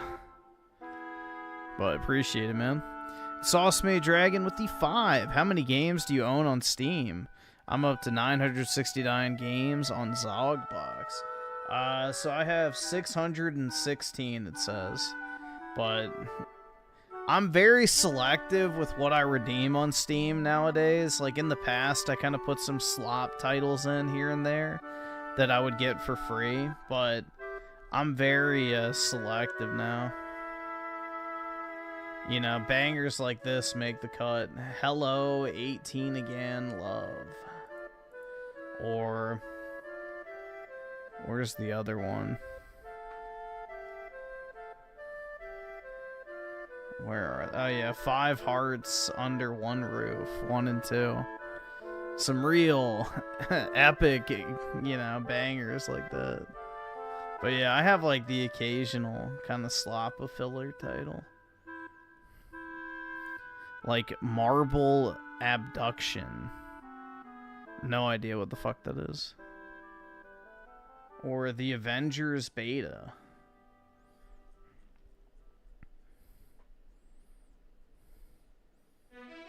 Yeah, it is the Korean. Hold on, I think it's no, not this one.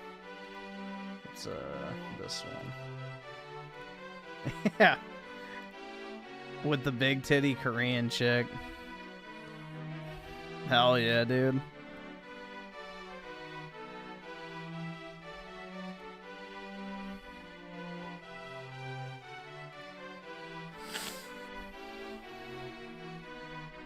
Alright, let's see. We'll try out the anime game real quick. See if it's actually sweaty. Give me a second.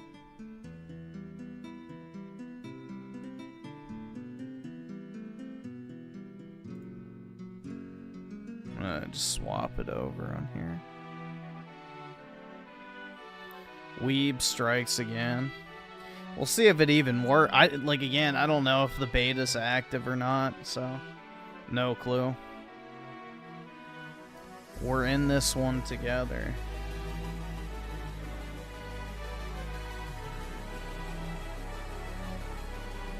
Pre-alpha.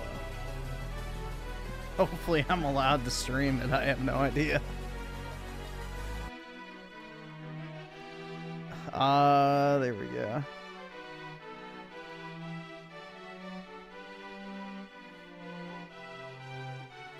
Customize. Baggy pants, Clancy, okay. Courier, Idol, Racer, and Amelie, or Amelie. I don't know which waifu do we want to play as. The courier. I don't like either one of those. But I don't know if it changes your gun or not.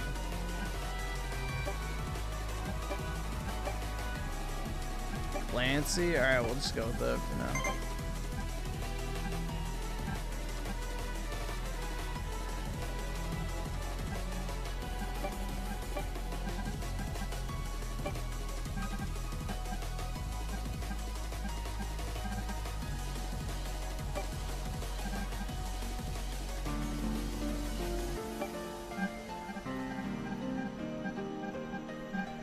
I don't think I need to fuck with any of that.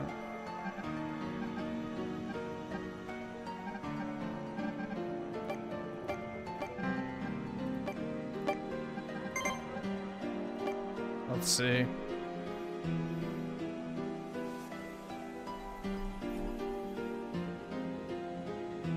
Yeah, it's actually borderless.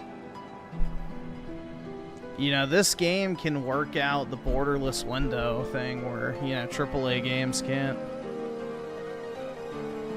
Alright, let's see if this even works.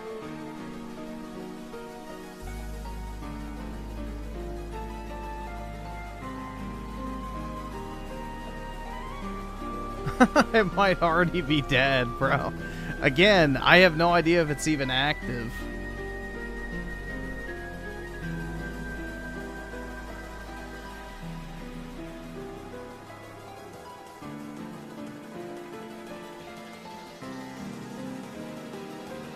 It doesn't display a player count because it's not available on Steam yet.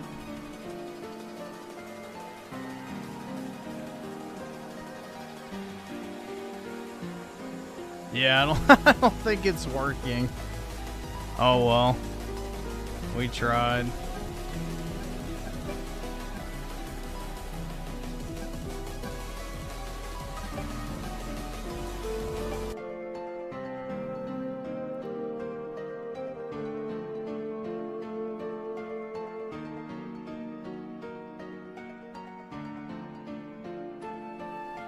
Of quitting the game from the menu, it's still running in the background, quietly eating a ram. Oh yeah, look, it is running still. What other game did that shit? I'm trying to... Oh, that Void game, and then also Dark Tide was doing that as well, too. Where it was running in the background. Even after you quit the game. So, yeah, some games just do that shit.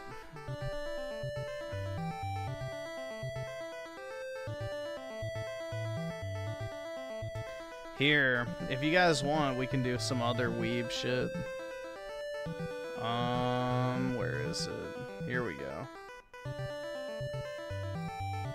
We'll do some other weeb shit.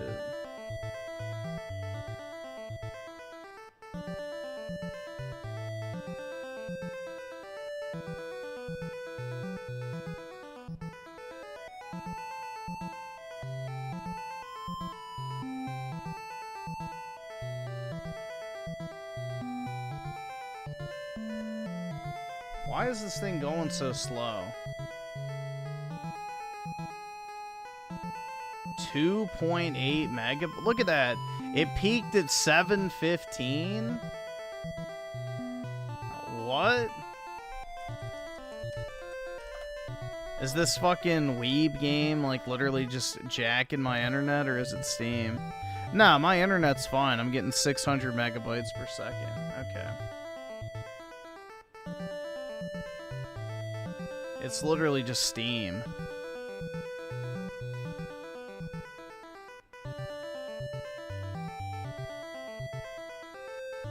Yeah, there it goes. It's spiking back up, so I guess Steam was having some issue.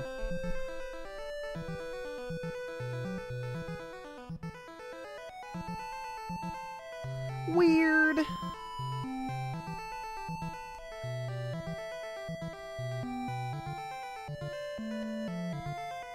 Oh, it's going back down.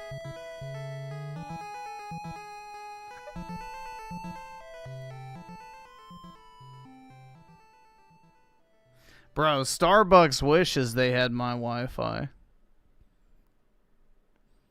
Yeah, I'm getting 721.2 download and 699.8 upload. I don't think it's my internet.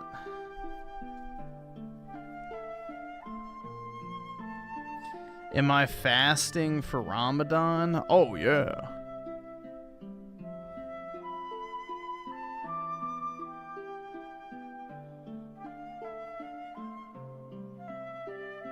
Dead or Alive 6 instead. I don't know. I'm not good at fighting games, though. That's the problem. It would just be me, like, putting it on ultra easy mode and just spamming buttons. All right, awesome. Thanks, nigga. All right.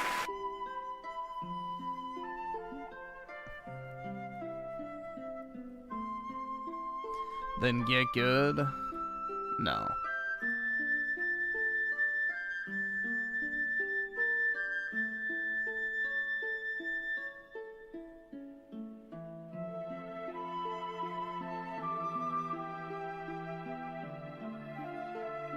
One does not simply get good.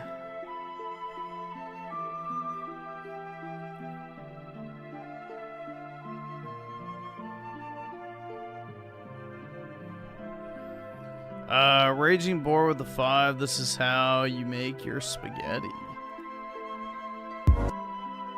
Okay, excellent. Here, we'll watch it real quick.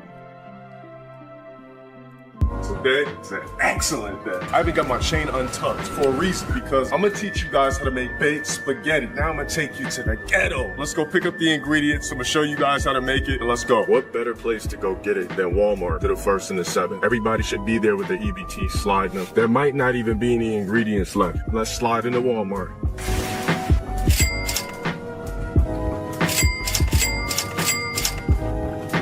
Hope y'all are ready for that baked spaghetti. First off, I want you to kiss the cook, kiss the BBC. All right, awesome. All right, Thanks, so we're nigga. cooking All up. I got my pot, I got my big ass beef, all natural. I got my Prego, got the most ghetto pasta we can get, family size, ready to cook. Damn, hold on, excuse the ghetto burgers and shit like that. Get yourself a little cheap pan. Take that beef. Trying to open that window. That's a lot of fucking meat. This could feed how many people? How many stray cats, dogs? But you also gotta have your seasonings. Your garlic salt. Your Lori seasoning salt. A little bit of garlic powder on there. Red pepper. Get all that red meat that your body can't process and digest, but you love it anyway. All right, now guys, when you cook this, The red meat your body can't digest? That's just you, bro. look at all that fat that's in there. Now, if you want to avoid all that shit sitting in your midsection, fucking up your abs, well, a lot of you guys probably don't have abs anyways. You want to take that off of the stove. Let that fat drip. Imagine all that going into your midsection. Dude, yep. Oh, they always do that. Yeah, that is like a big fucking no-no. Never dump grease down your drain.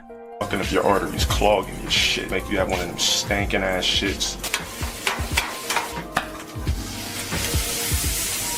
Look at this fucking seasoning. That's remarkable. Right. Spaghetti. Sauce. Buy another layer of cheese. Not too much, but just enough. You don't want to overpower the sauce. Slide in like so. Let it cook. It should be ready by 30 minutes. You guys ready? I'm not gonna lie, I'm not too impressed on how it looks. People, for some reason, do this. They cook baked spaghetti. They make spaghetti and bake it. They give off kind of like a there's this place called Cheddar's I used to go to back in the day, and they had this thing called baked spazania, which it was basically lasagna, but with spaghetti noodles instead of lasagna noodles. And it was actually really good. So, I mean, this, in essence, is pretty much the exact same thing. It's just not layered the same way. Assy aroma. Styrofoam plates are a must. And it's time to eat. Kind of looks a little bit like a planet with no atmosphere. Mars with no terraform. Should be good. It's getting nice.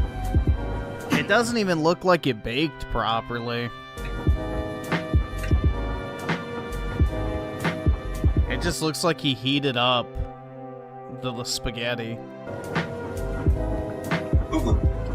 There's something about when you add cheese and turn it into a fake lasagna. You get this combustion of slimy noodles, processed cheese. It turns the beef into a coagulated, saturated ball of salt, and it kind of messes up the way the sauce sits and tastes. I think baked spaghetti, I'm gonna rate it complete 0. It's something that you're more so cooking to feed a family. Y'all hungry? I'm gonna cook this. I would never personally cook baked spaghetti again. I think it's disgusting. Is this a dish you will try? Leave us a comment below.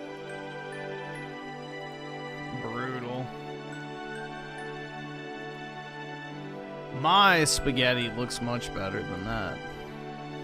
But this is what I used to get. It looked like this, but a little bit taller. But yeah, it was like layers of spaghetti noodles with cheese in between. And then yeah, like a big ass heap of like meat sauce on top of it. It was really good, honestly. They stopped serving it at Cheddar's, though, years ago. I haven't been to Cheddar's in probably like 5 or 6 years, and that's when they took it off the menu, so it hasn't been there for a while. But yeah, it's called Baked Spazania. So lasagna, but with spaghetti noodles. It was really good. But yeah, I don't think they serve it anymore.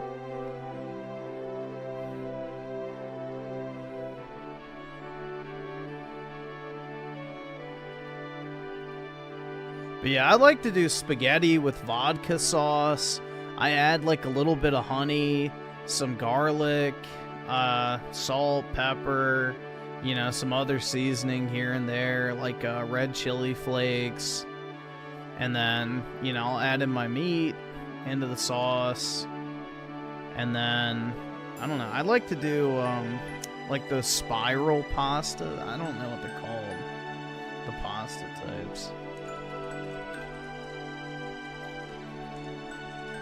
I don't actually like the spaghetti noodles.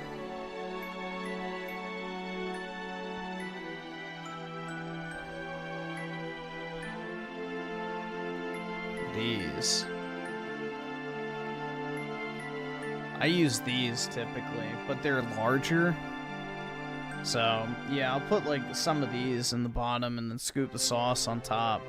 But what I'll do when I make like my food containers of like the pre-packaged, you know, spaghetti, when I portion it out, is I'll put the noodles down, I'll put a layer of mozzarella cheese, and then I'll put the sauce on top. So that way when you microwave it, the mozzarella cheese melts onto the noodles. So when you fork it out, the cheese is like already, you know, stuck to the noodles. So you get it all in one, you know, one bite. So if you do meal prepping, that's a good way to you know, prep it. Just put the noodles down, put like a layer of mozzarella cheese on top of the noodles, and then spoon the sauce on top of it, and then, you know, seal up the container. And then when you heat it up, the cheese dispenses onto the noodles, not just into the sauce. So, shit's fire. That's actually what I had today, was spaghetti.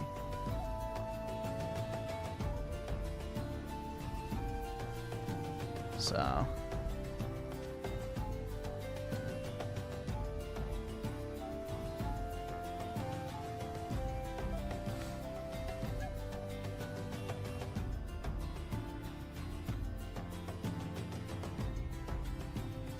Alright, let's see.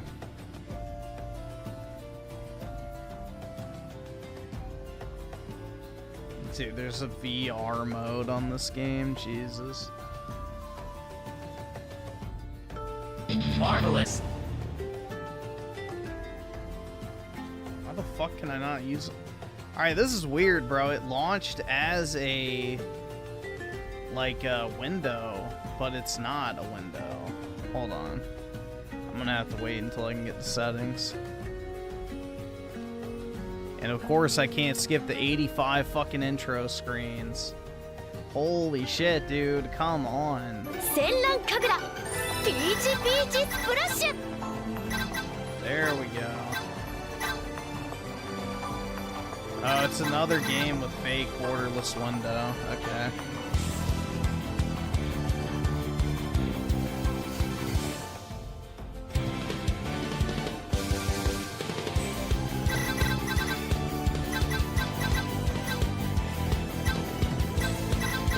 You can only put it at 60.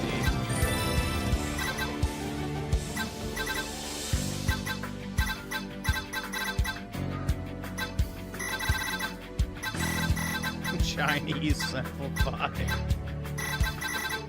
Alright, I guess that's fine.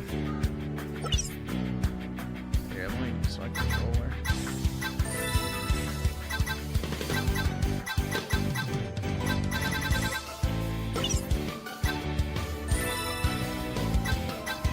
There we go.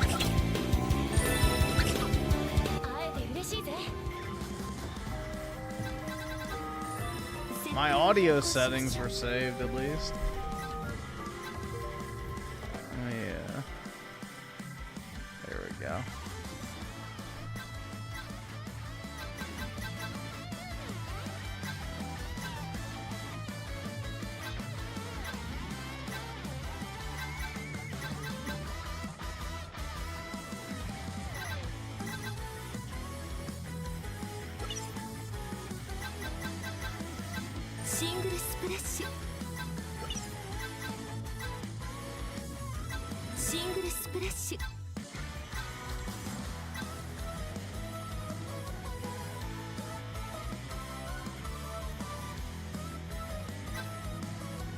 You have to play a story?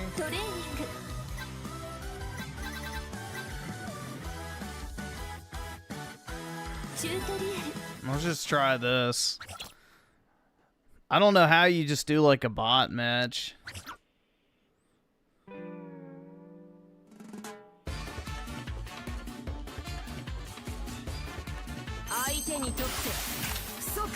Yeah, I have played this free of charge. There we go.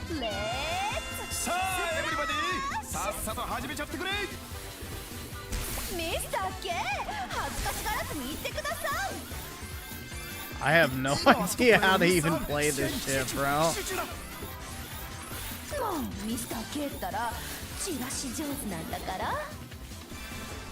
I don't even know where the fuck you get water from.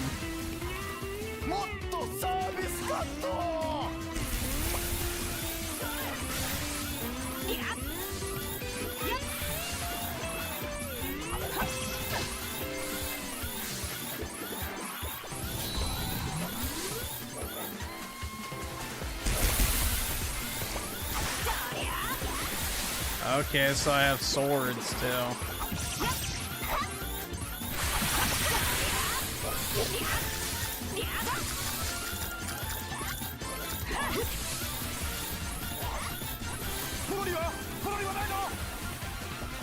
Oh, okay, you hold it down.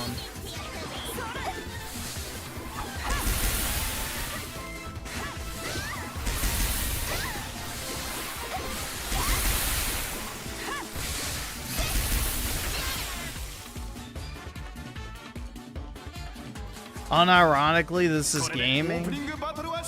Yeah, exactly. This is what gaming is all about, dude.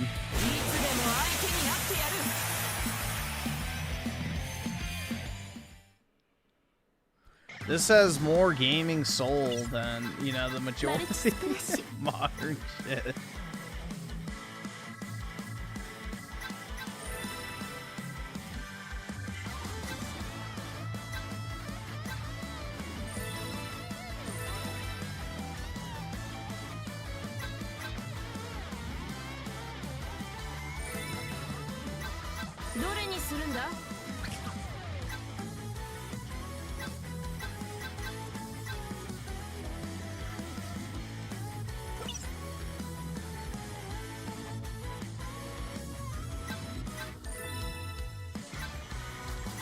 Who do we want to play as?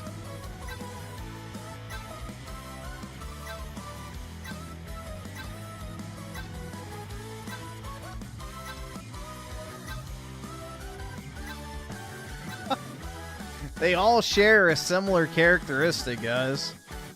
I don't know.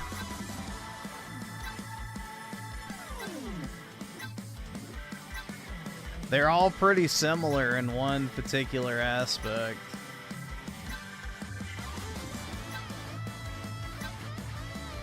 Oh, nope, she broke the trend.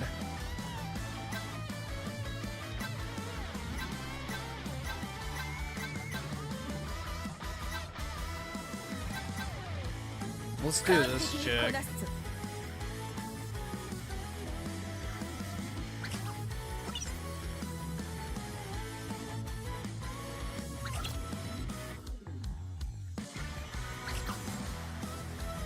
I don't know if there's like a just free battle.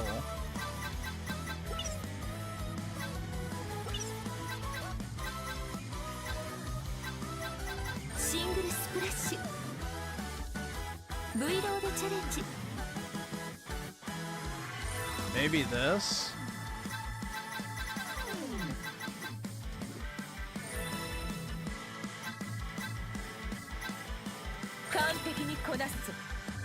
Alright.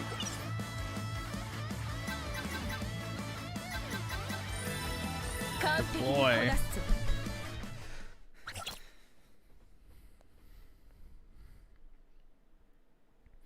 I'm such a pathetic mistake for the human race. Okay, bro. Thank you for that.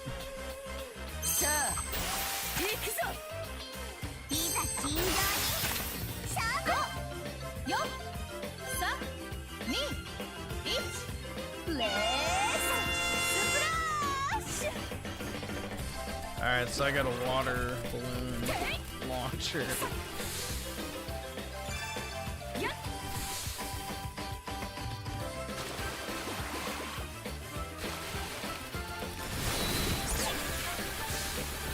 Uh-oh.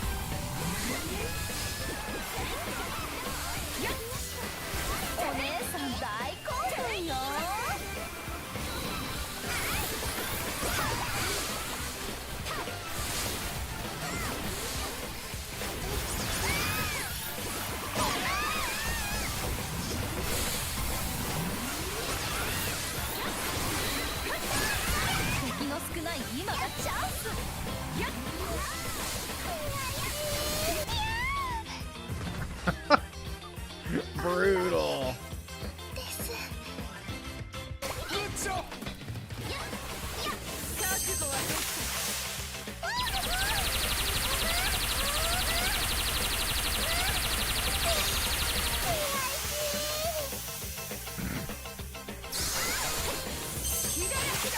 You're wide open.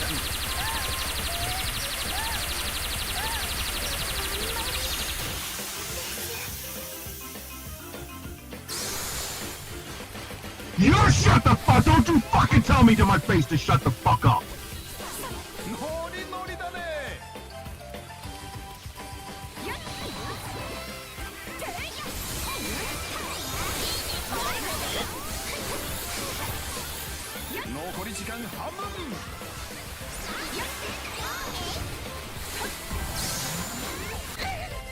Got him.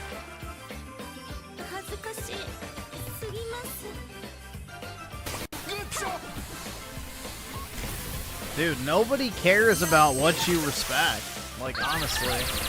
It doesn't even cross my mind.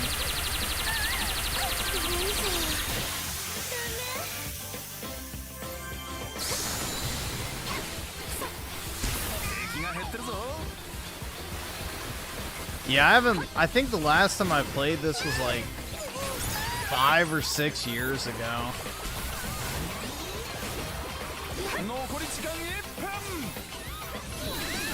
This is actually a pretty expensive game on PlayStation.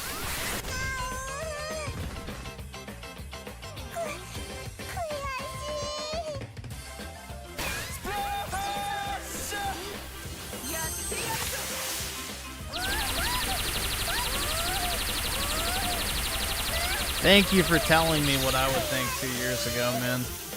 I really needed you to tell me.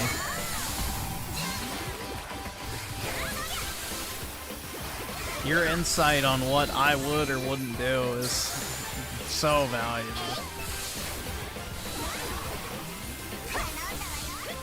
Because I definitely haven't had this game in my Steam library for years at this point. But, you know, go off. 3, 2, 1.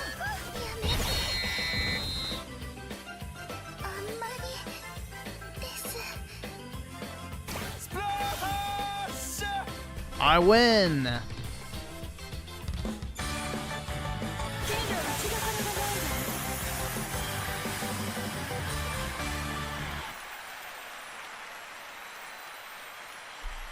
I'm a winner! Hell yeah, dude. This is called Peach Beach Splash. Ooh, give me something good.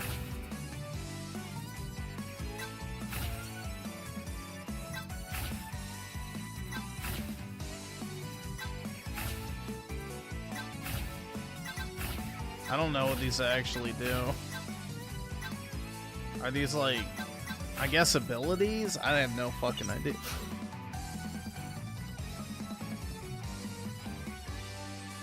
Yeah, I guess so.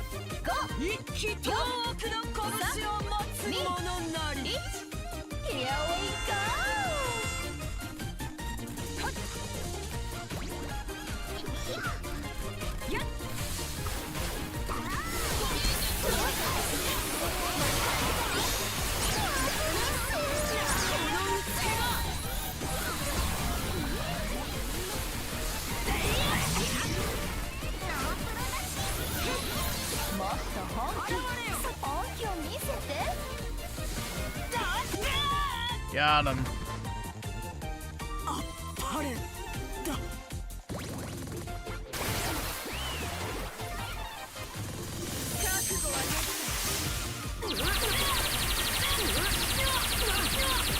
Jesus, man. It's over. Yeah, I mean, it's like literally Splatoon, but not made for pedophiles. I mean, obviously without, like, the whole paint gimmick, but... Instead, it's water, dude.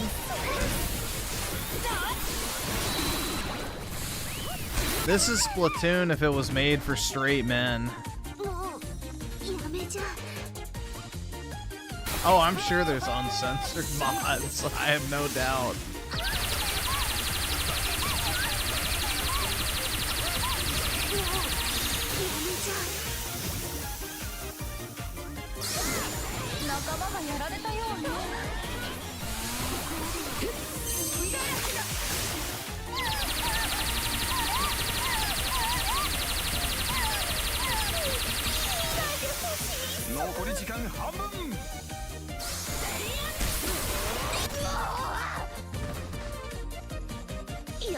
On a generational run here.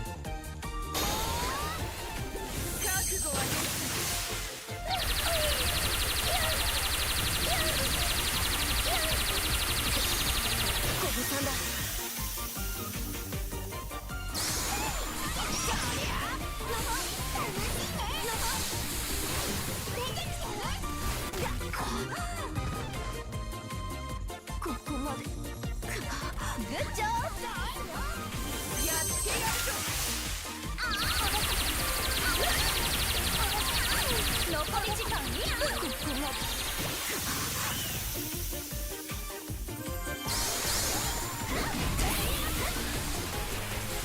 Yeah, there's like an actual RPG series or something for Senran Kagura, but yeah, this is obviously a spin-off title.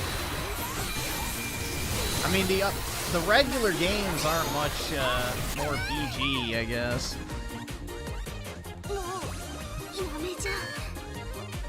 So it's a pretty well-known Gooner franchise.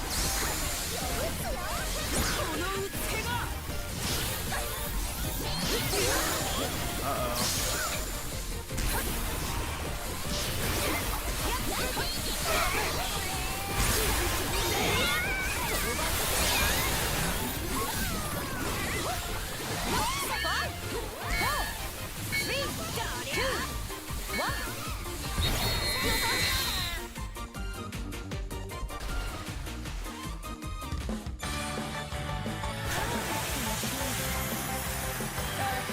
Hell yeah, dude.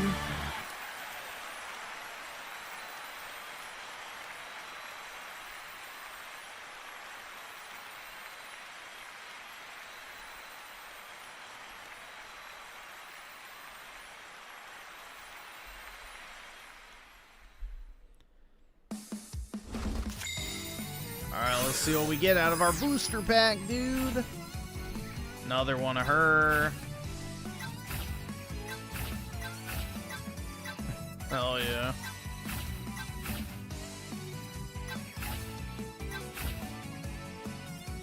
Alright. Yeah, and I have no idea what the cards do, but...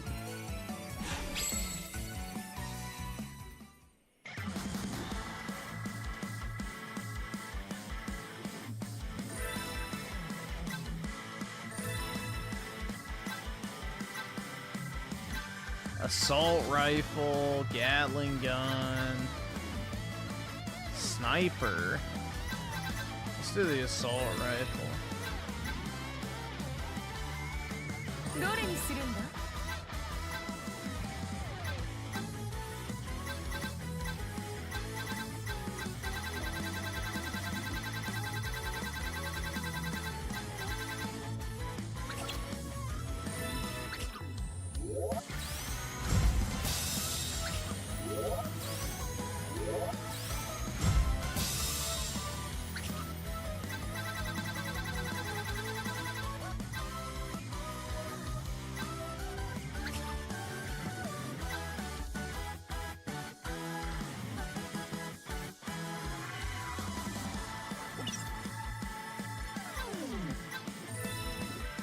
Alright, let's see. I can't afford this shit! Let's see. Yeah, it's on PS5.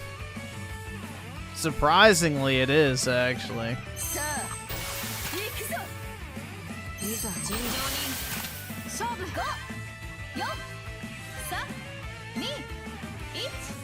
Here we go!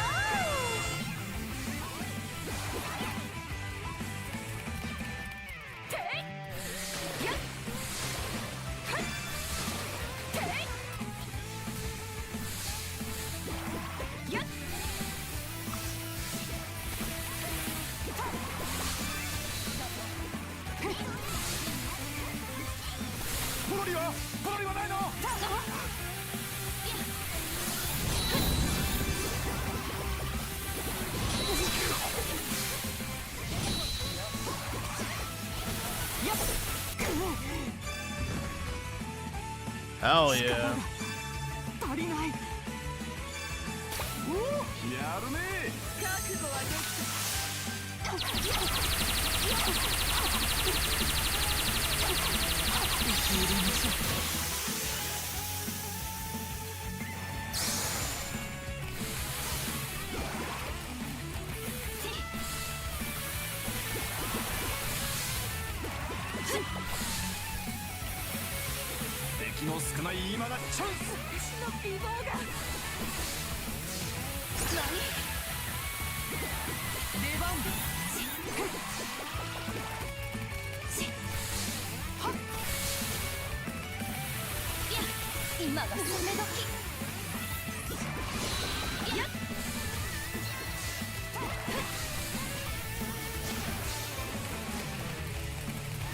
気が減ってるわよ。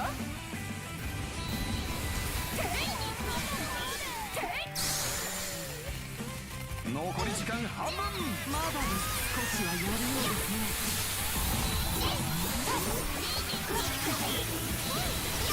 来ました。仲間がやられたようね。Get up!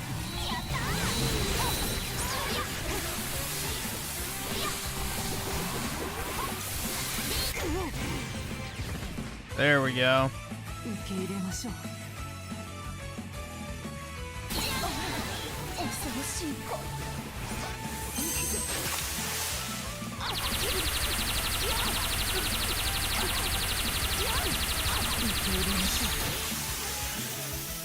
This game screams I never got bullied in school. Yeah, I never did. Dude, most of the... Alright, like, this is the thing, bro. Even, like, the most... what you would consider to be, like, jock motherfuckers at my school, they all watched, like, weird fucking animes and shit. In fact, they were probably the worst offenders. So...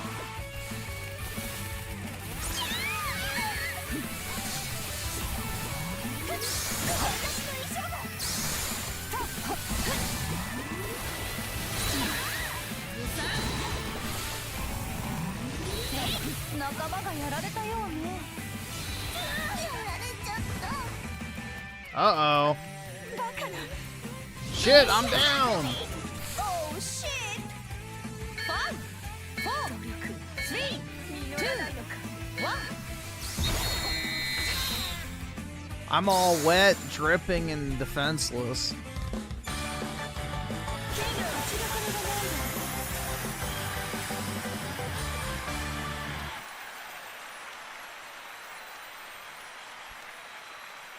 Yeah, honestly, you had to be super lame or gay to get made fun of.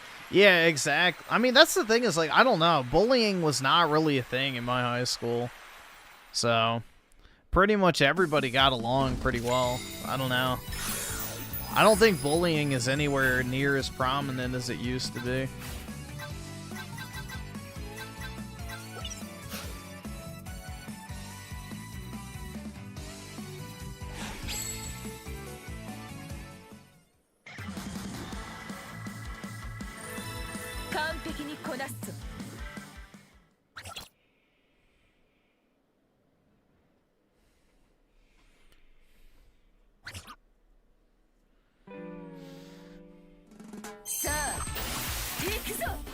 And the thing is, like, dude, like, pretty much, like, if you got bullied, quote unquote, for something, people would just fuck with you, and it wasn't, like, serious. Nobody was, like, actually, like, trying to fucking, you know, bully you. It was more just, like, making fun of you in the moment. But everybody was cool with each other. Like, we would all shit on each other for, like, the weird stuff.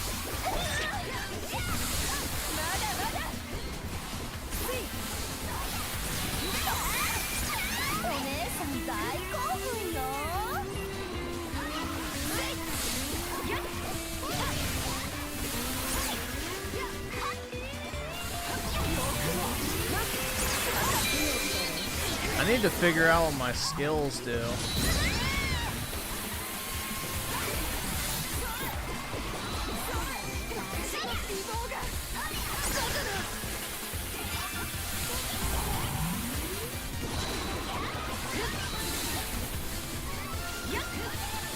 Like, how do I get a shield?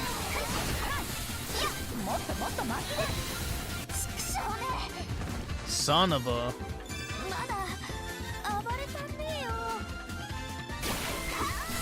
The fight's just about to start.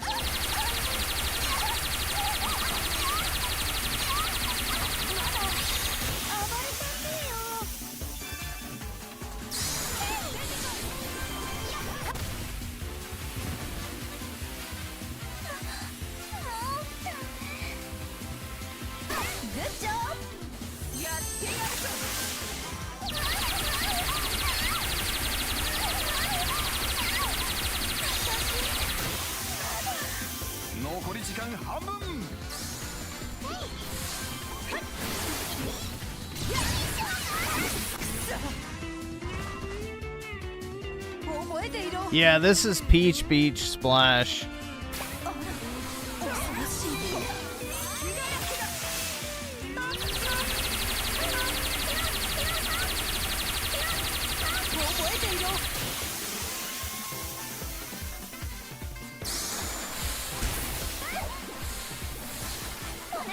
Dude, honestly, I'm telling you, most of the guys, like, I knew would probably think this is fucking hilarious.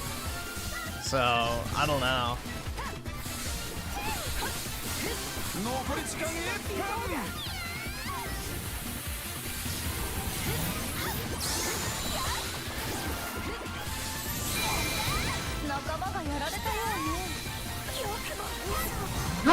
Uh-oh. They're fucking poor! I'm down!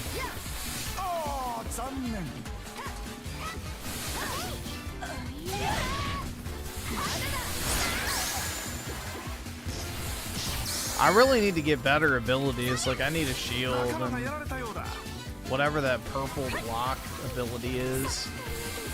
It just eats the damage.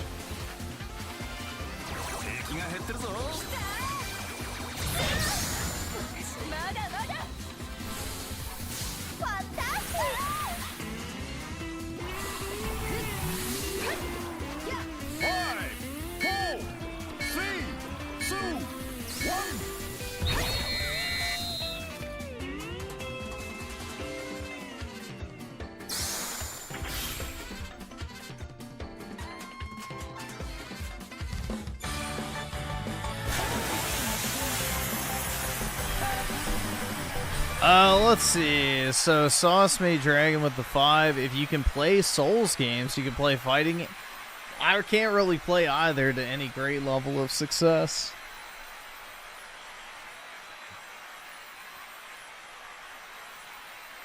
Dead or Alive is pretty fun. I personally think it's better than Tekken. Well, it's definitely better to look at, that's for sure, right?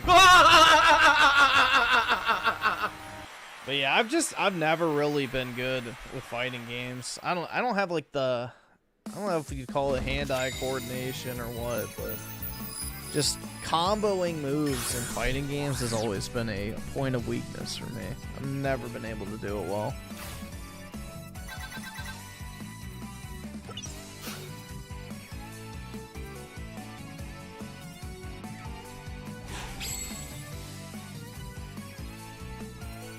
And also Sauce Made Dragon with the 10. Really appreciate it, man. This type of game is banned on Xbox, but you can literally play some dumbass Telltale style game about a guy turning into a Looney Tune for free, and that shit offends the fuck out of me, but they don't care. Yeah, exactly, man.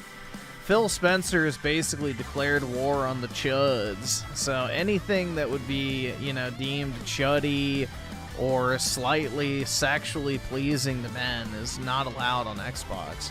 Like, they literally have that guidance for their developers that they put out at a company-wide level, telling them to not make traditionally beautiful women. So, they quite literally have a mandate across all of their studios to not make attractive female characters in their games. So, it's pretty sad, honestly.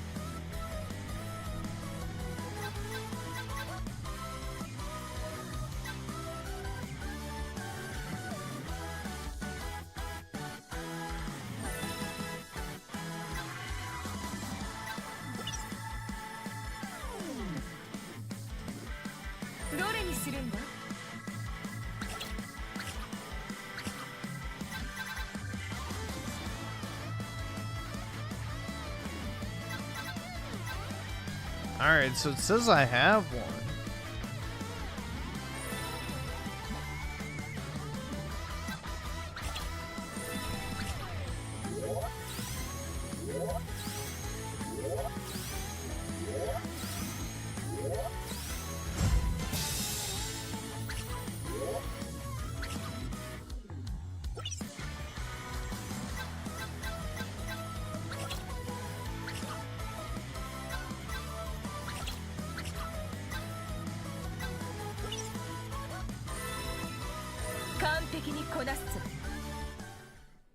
I need better cards? I guess. I don't know. And Cosmic Reflection with the two of you seen the Restore Britain move. Yeah, I did see it. So hopefully it doesn't fracture the right-wing party in Britain too much and they can still get a huge election win, but I don't know. Here we go! But yeah, I definitely, whatever the Restore party is pushing, I think is the correct vision of the future. I saw the thing where it was like, we will discriminate. It's like, that's fucking based. That's what needs to happen. We should be discriminating. Discrimination is a good thing.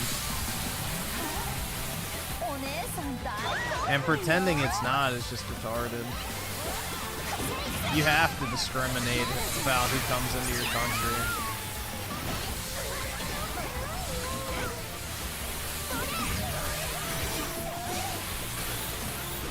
See, like, I don't know how to use my abilities. That's what I need to figure out.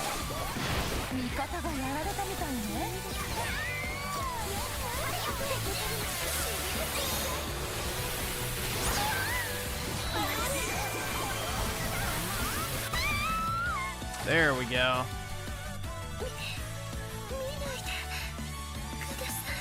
No, none of those abilities are the shield. That's what I'm trying to say.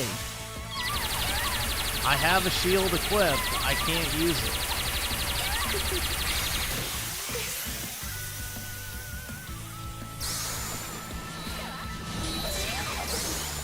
Not a shield. Not a shield. Not a shield. Those are taunts.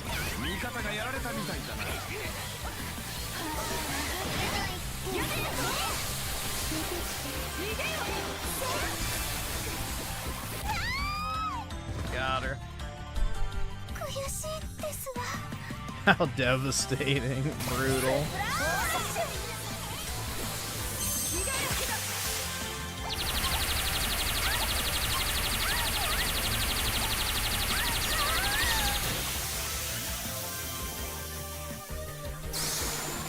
Well, it's Gooner Splatoon, but instead of it being for pedophiles, it's for the chuds.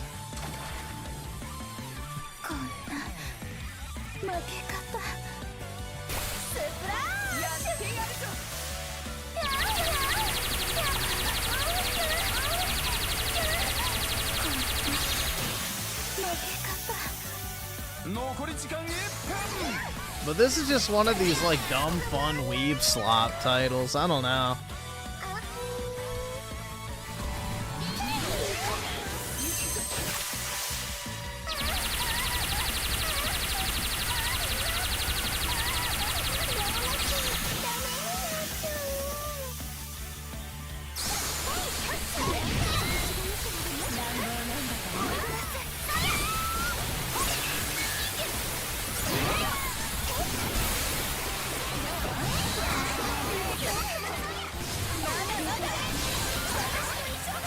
Uh-oh. There we go. It's over. 5,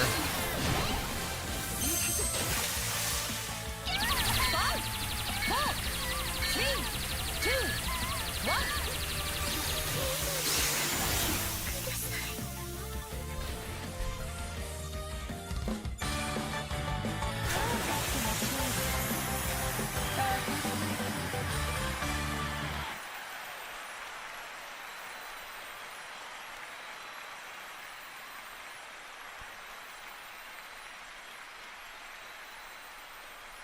Ben Shapiro would get mad at this type of game? Probably. A queen pack. Ooh. A rocket launcher. What made this a queen pack? I guess bashfulness. I guess like you just get more XP for that.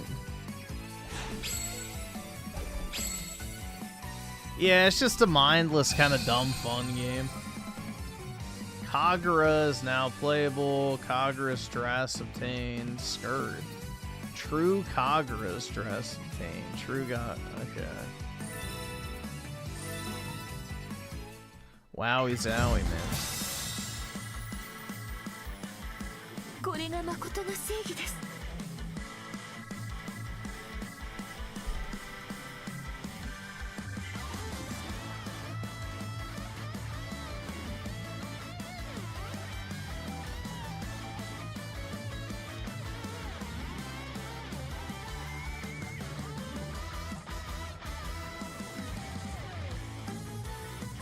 Kagura's best void.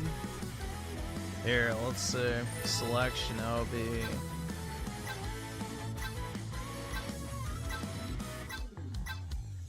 I already forgot her name.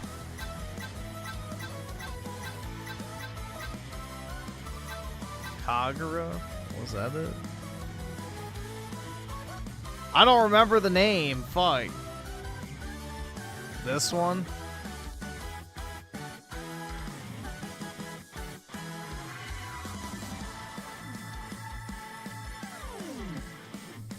It's that one? Okay.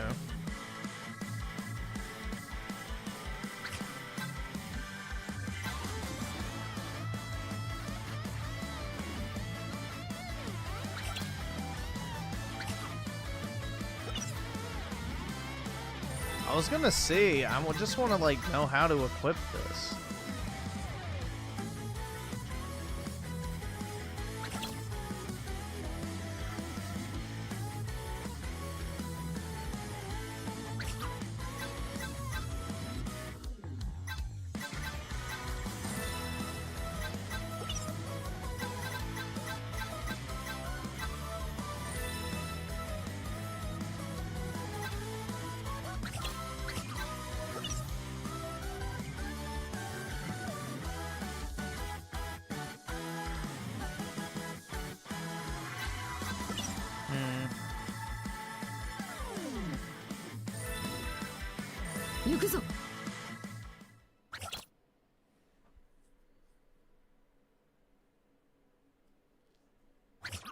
Because the barrier seems to be pretty busted.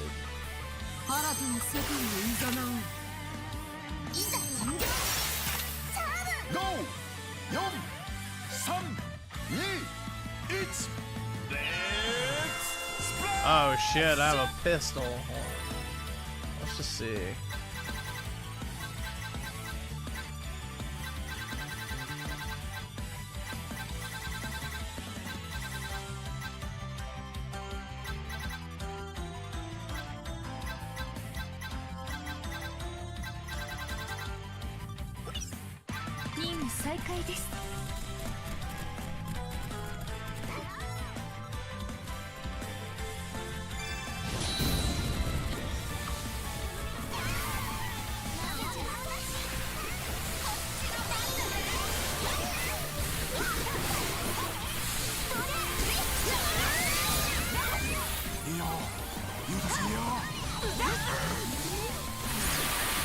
Uh-oh.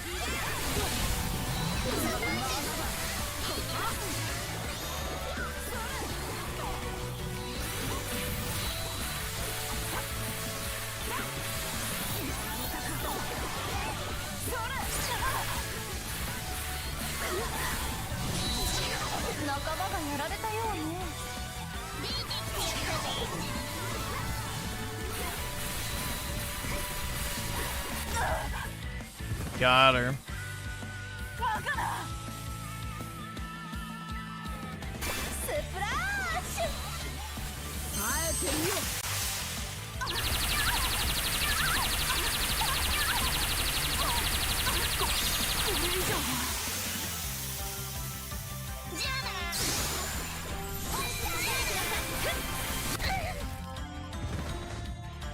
There we go.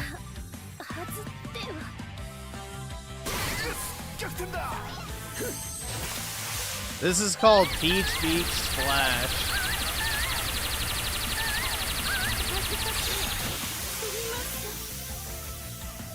God bless the Japanese. Right.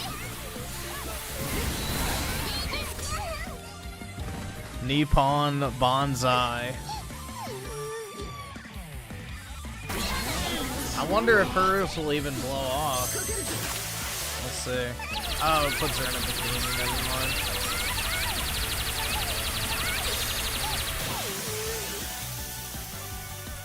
I was about to say, how does a One Piece blow up? But there you go. That's out.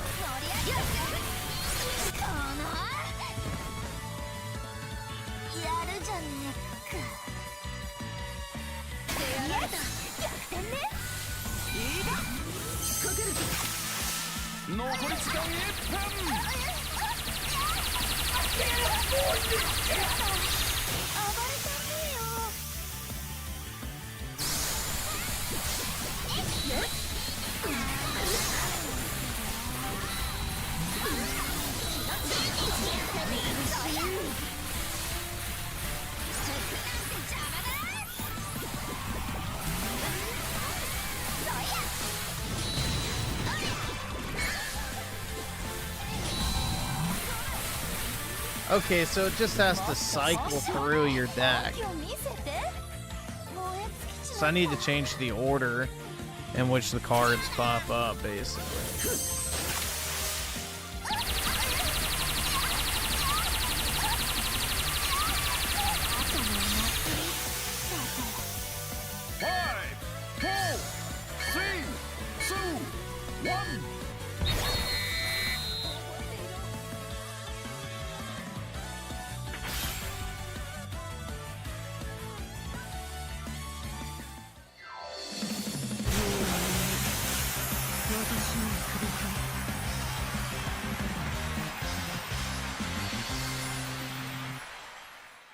Hell yeah, dude.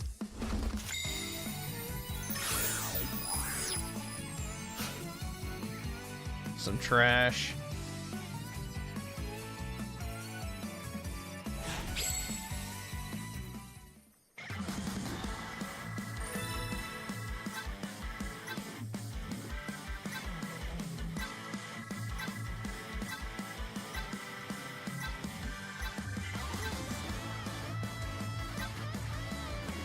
Play as her.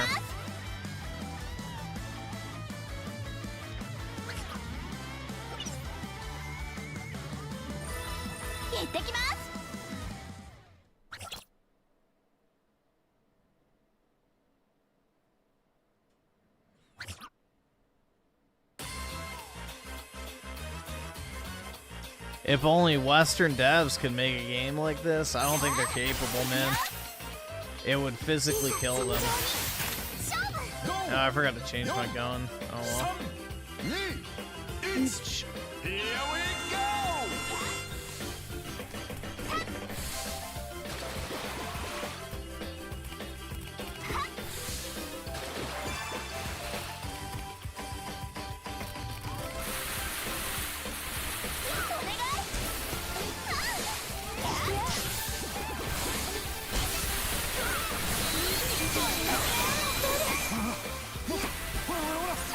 Holy fire rate.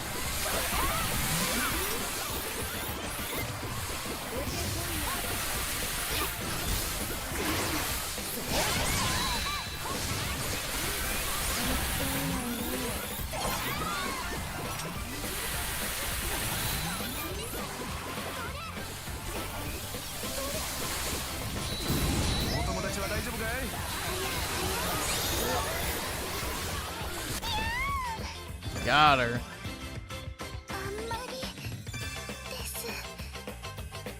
Good job! I can't afford this!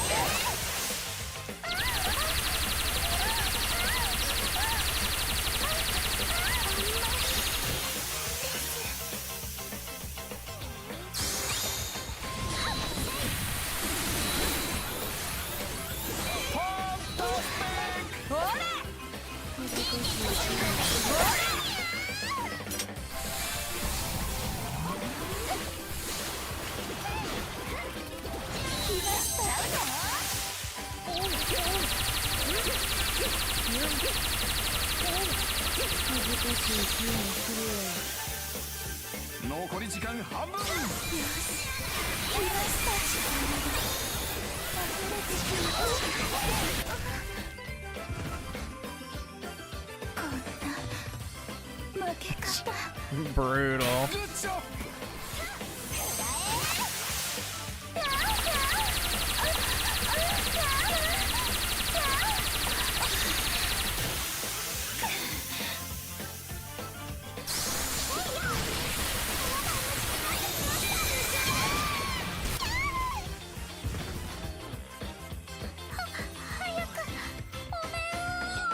My mask. Don't worry.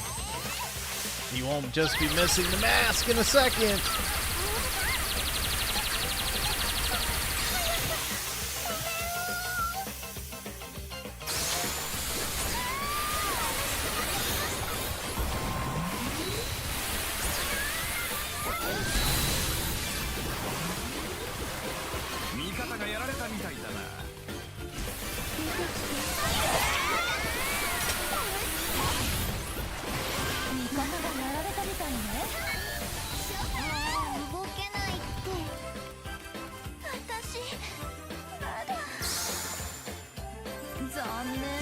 Uh-oh. I'm down!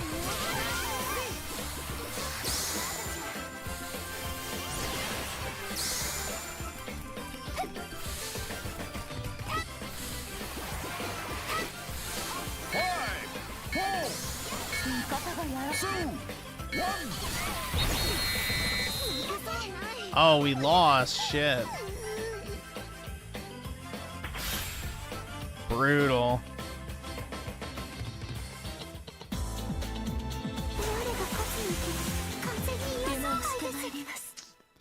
She. Oh well.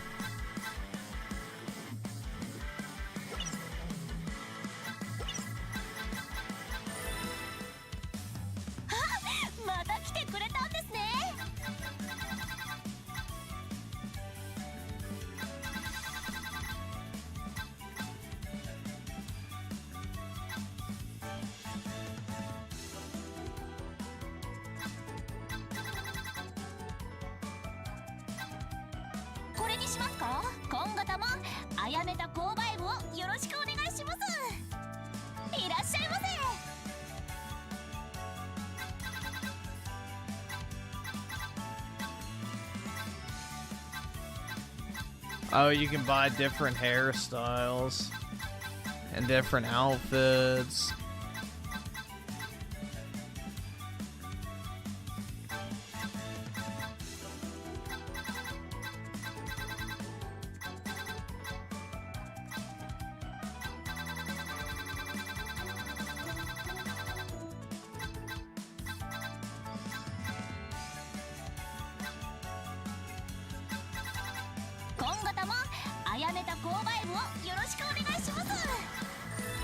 The dressing room and showers.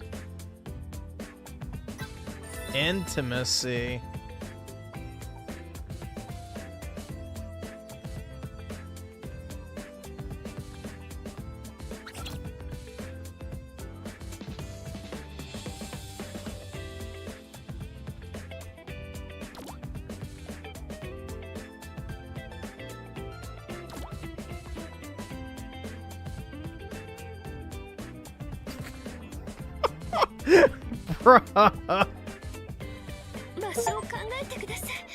Yeah, let me slap those cow tits.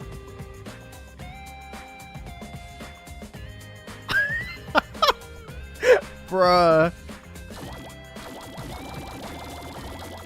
Groping her boosts the heart.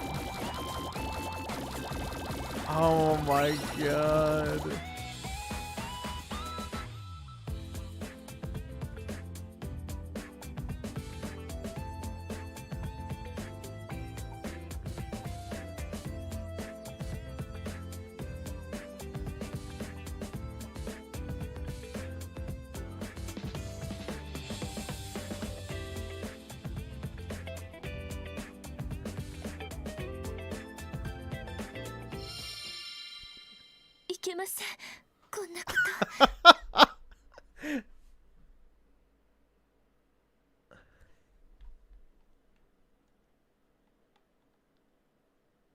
Oh shit.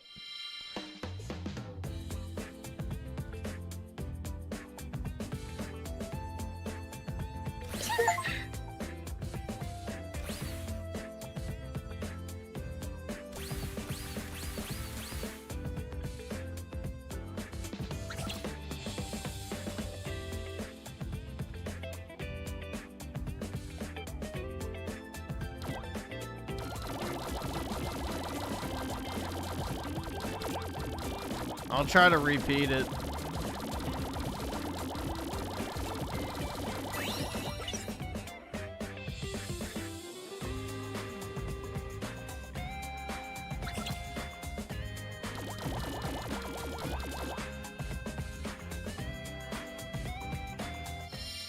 Alright, let's see if I can い get けま it. せんこんなこと I'll give it my best shot this time.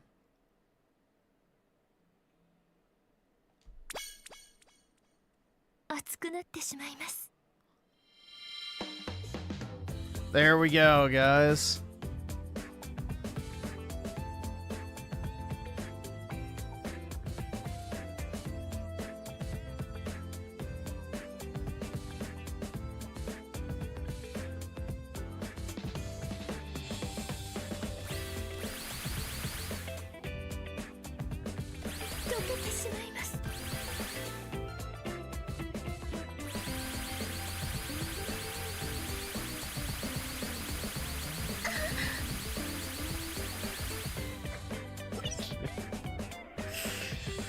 Oh my god, bro. Yeah, and then you can play in VR. Wow, I wonder what you do in VR, man. I wonder what you do in VR.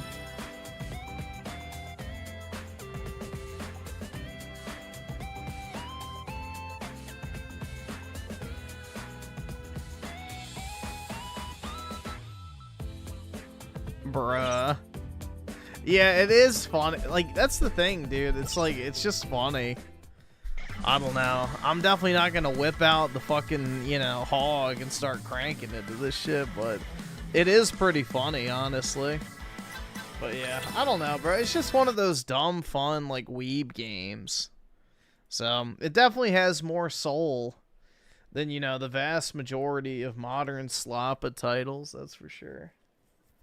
But, yeah, it's pretty funny, man. That's pretty funny.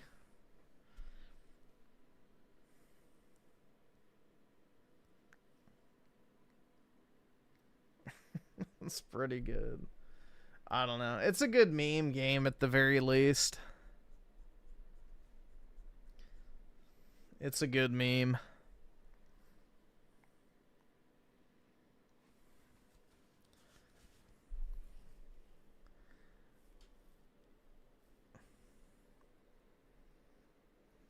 But yeah, I don't even remember when I first got this, but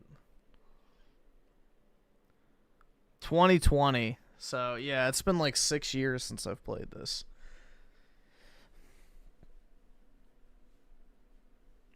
Let's see. So Schizo Garcia with the 2. Did you hack my Steam account? Nope, I did not make you buy this game. You did it all on your own. And El Rosario Soul with the 2. Remember OG Xbox had Dead or Alive Extreme Beach Volleyball? Yep, that's back when they catered towards the young male audience. So, that's back when Xbox catered towards the young male audience. You know, the core gaming demographic, God forbid. Who would have guessed? And Schizo Garcia with the 5 games so OP they had to delist it from PS. Wait, really? I didn't know that they delisted this from PS5. Interesting. That must be why the physical copies are so pricey. That's pretty gay, man. That's pretty gay. They gotta ruin a good thing, huh?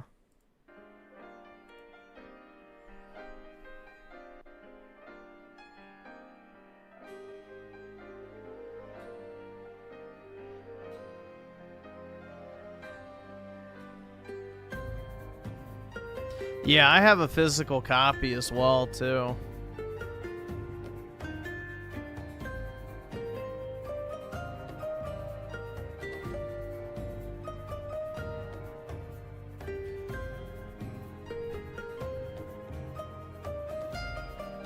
It's still in the store for $30. Maybe they delisted it in Australia, but not the United States. Because the Aussies have much more strict content policies than the US does when it comes to video games.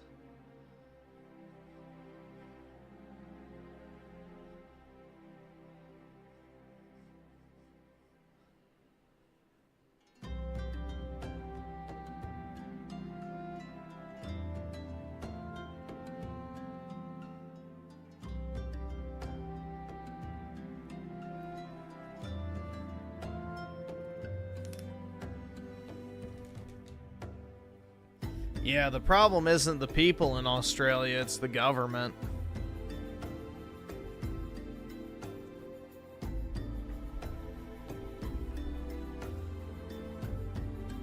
Yep, the no shirt, no shoes, all service edition, and it came with like a pair of panties as a disc cleaner, if I remember correctly.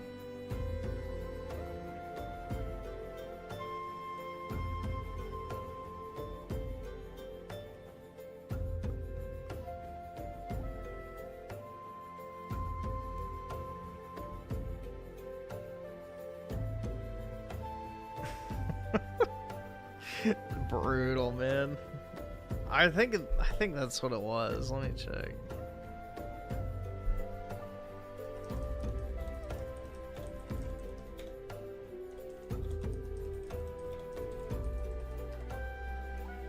Was it that one? It might be a different game, but let me see. Oh, guys, look. Bro. Do I need to pick this up? Someone graded it. Holy shit, dude. Oh my god. That's crazy, man. That's crazy.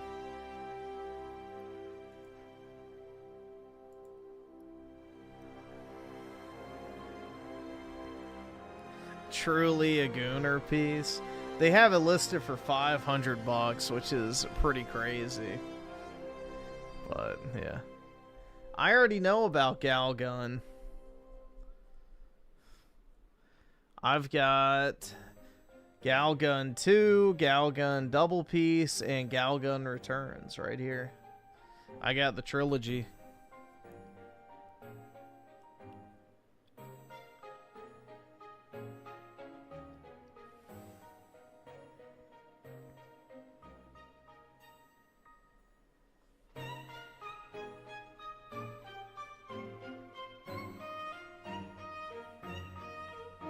Griffin Gooner maxing? Well, the only one I've played out of these is this one.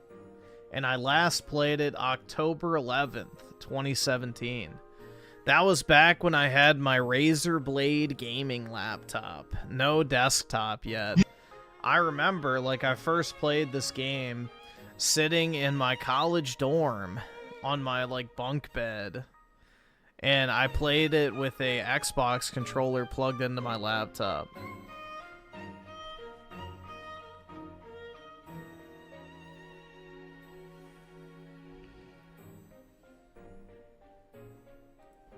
So, yep. That's when I was still really big into anime, so. But one of my friends was, you know, made me aware of that game. The one who watched, like, the weird-ass fucking anime, Mysterious Girlfriend X, and some other weird shit as well. So he was very privy to all the, like, gooner / depraved sexual anime-related properties, so yeah, he informed me about Galgun. He's like, bro, you gotta try it, it's so fucking funny. Which, to be fair, it is a funny game, but yeah, I mean, how much time did I put into it? 2 hours? It didn't really strike a chord with me to be anything like I'd want to play for a long time, but, you know, it was decent for what it was, I guess.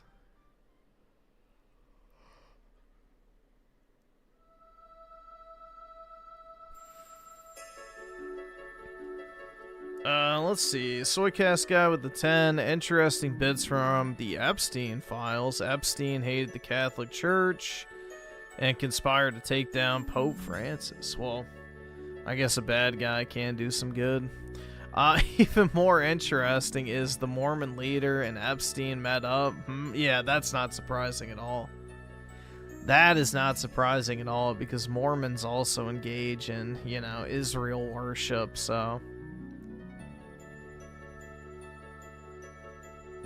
Yeah, the Mormon Church is literally another example of, you know, Israel worship, so not very surprising.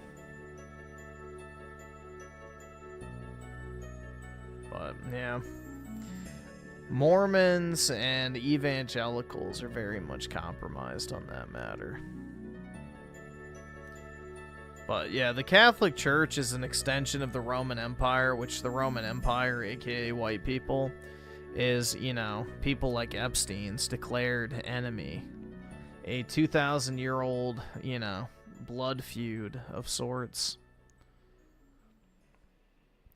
And Elijah with the 2 with the gay pair. Appreciate it, man. Hopefully the game we just played would turn that gay pair straight, but I'm not sure.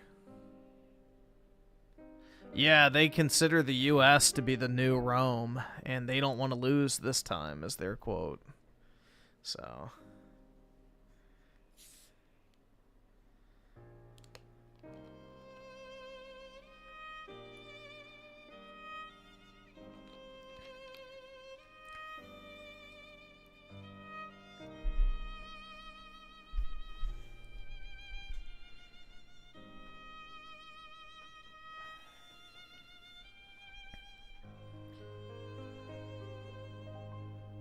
Oh, yeah, dude. Have you ever... Hold on, let me see if I can find it.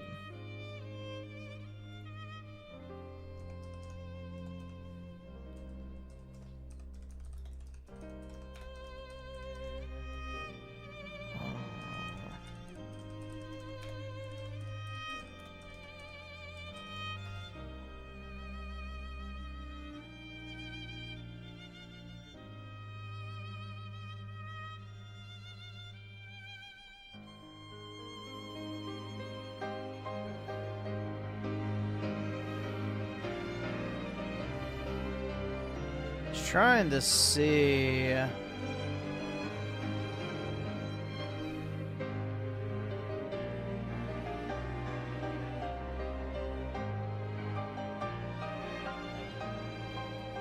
There's a video I was trying to find where it's like this evangelical pastor just cucking himself to Israel and, you know, Jewish people. And, like, in his church, he has a whole store with, like, Jewish flags and all sorts of shit everywhere.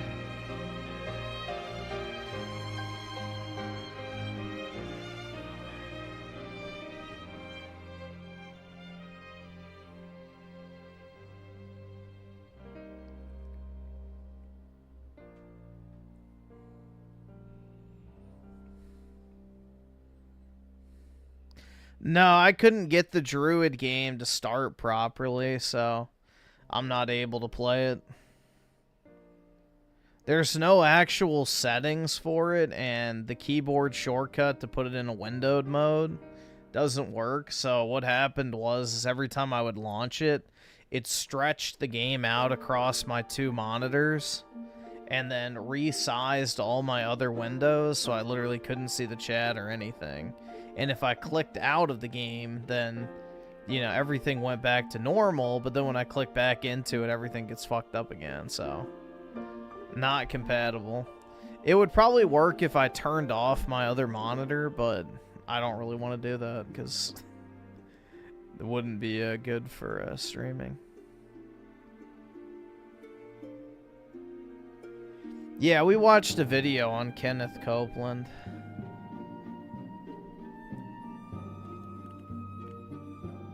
That guy's freaky.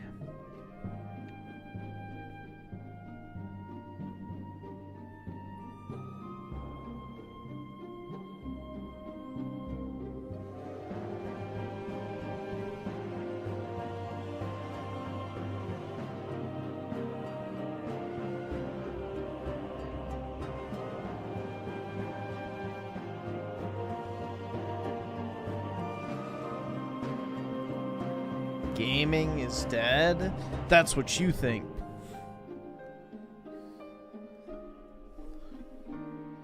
We just had a fun, wholesome gaming experience. I don't know what you're talking about, PK.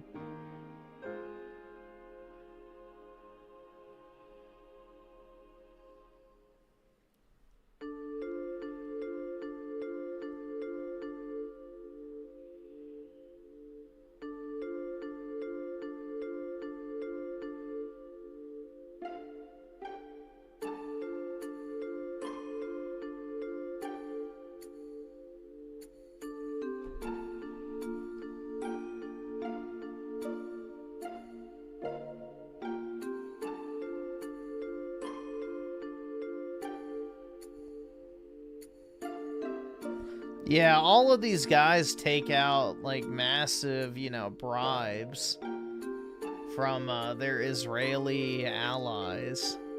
You know, Israel has a massive budget every year to literally bribe influencers. And if you don't think that includes church leaders, then you're an idiot, because it's exactly what it means.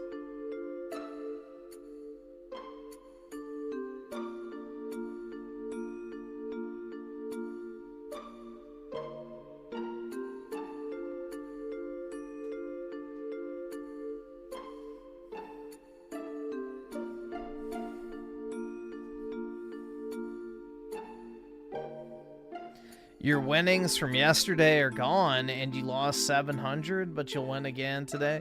Brutal, man. Yup.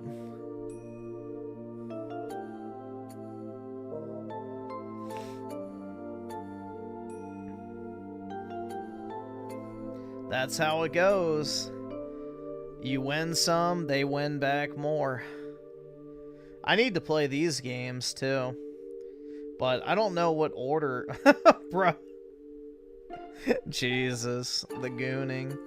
But I don't know what order you're supposed to play these in. Nice car.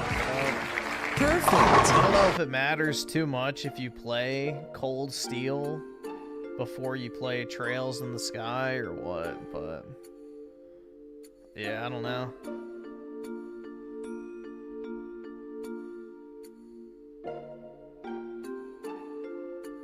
After I won 400, I started doing $10 bets and lost it all. Yep, that's how it goes.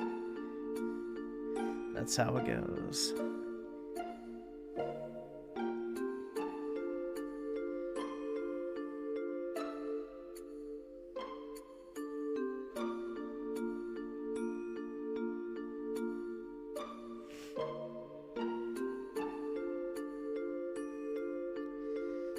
Let's see. Your generation with D20.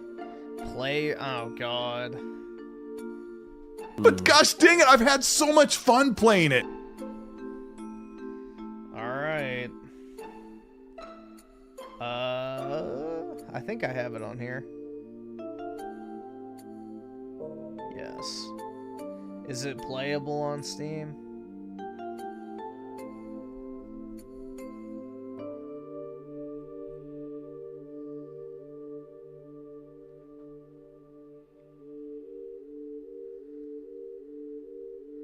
Yeah, it looks like it's okay. Alright. 36 gigs? Jesus. Bro, this was a PS3 game. 36 gigs? Jeez. Talk about greedy ass fucking storage.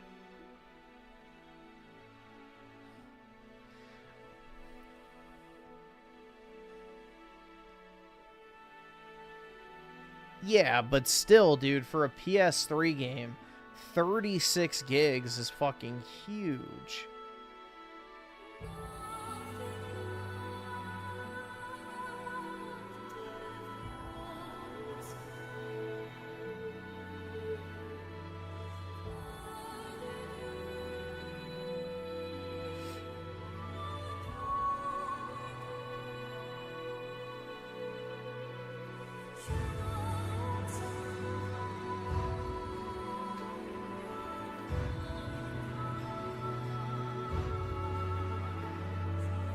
At least it's going quick now, so I'm not having the same download issues earlier. Let's see. Japanese name. Well, I appreciate it, man. With the 1,000 yen. Senran Kagura. Alright, awesome. What? Estival's Versus and Peach Beach Splash were delisted from the PS5 facing store due to being on the list of 10 or so games with major backwards compatibility. Oh, okay. That would make sense. Because it'd be kind of weird if they released, you know, physically and got to that point where they were approved by Sony and then they just delisted it. But that would make sense if you couldn't buy them because of back compat issues. That would explain it. but appreciate it, man. Also, congratulations on your recent election. What's that like? No, I don't think everybody knows what that's like at all, huh? Gee, what's that like?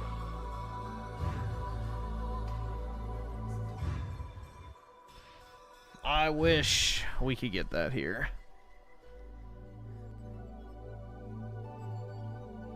Japan got the most based prime. Yeah, for sure.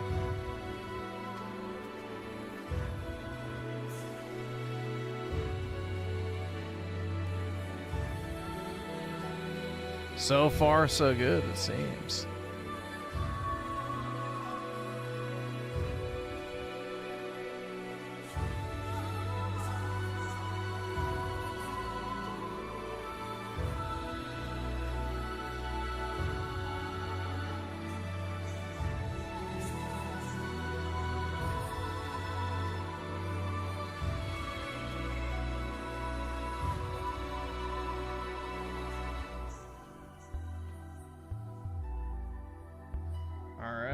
Is it done?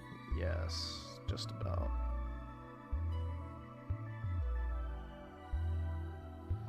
Well, I think they're gonna amend their constitution, PK, so something might happen. At least for them. So I think they're gonna remove that section of the constitution that limits their standing military, which is long overdue because, you know, the Japanese are truly probably our real greatest ally in the world, especially when it comes to China. And, you know, it's pretty crazy that we don't 7 inches? That's pretty big. So, that's long overdue to change.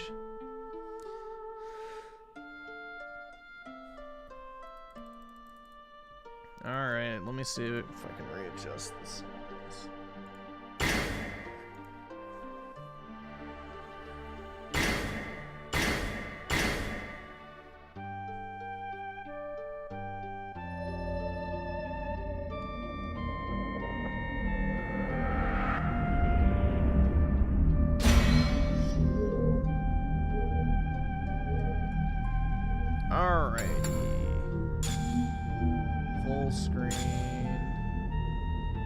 Display frequency? What the fuck? Oh, okay, I'm guessing that's frame.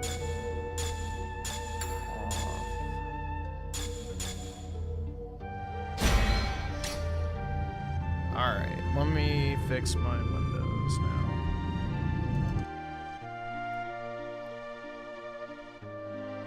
I don't understand why this is a problem.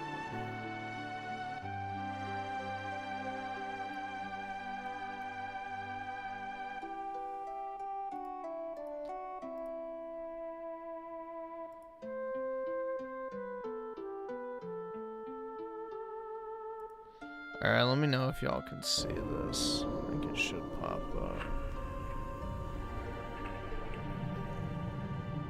Maybe? Nope, doesn't look like it.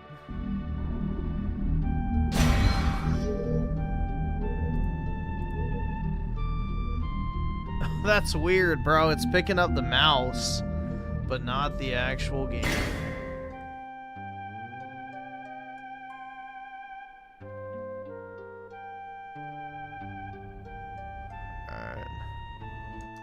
Let's do it this way then.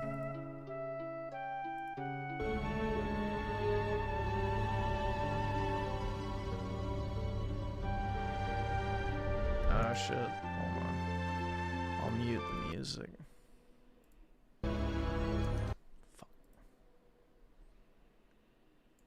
Alright, there we go.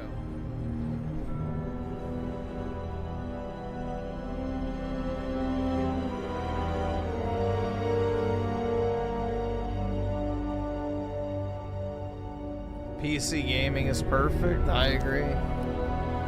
Absolutely zero flaws.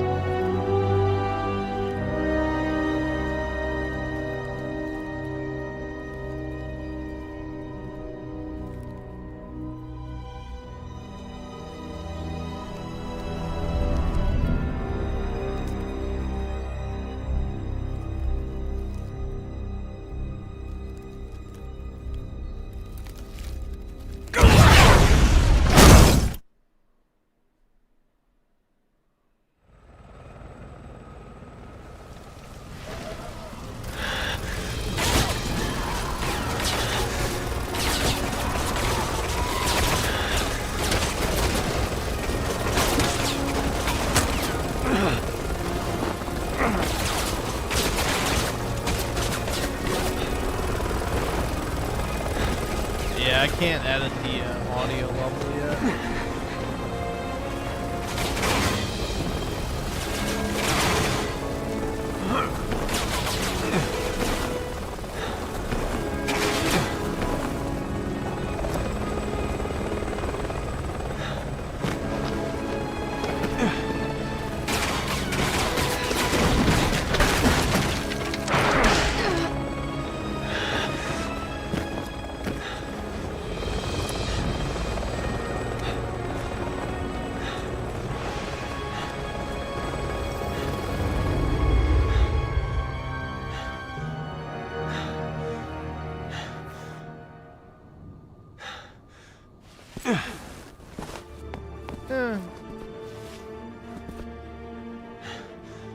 Alright, let's see. Come on. It's not over yet.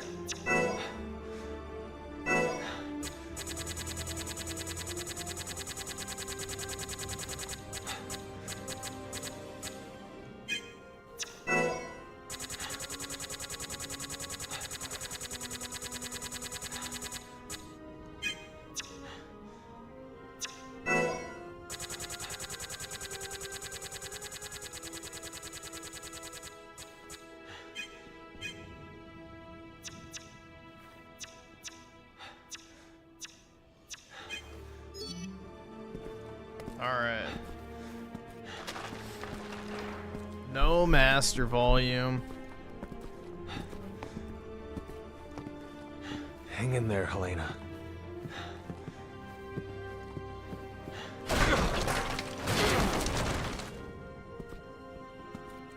I'll only slow you down. Just go.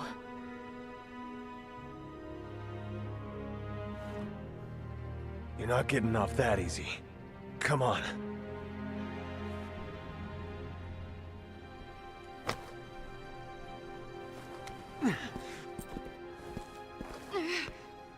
Let's see. Schizo Garcia with the 10.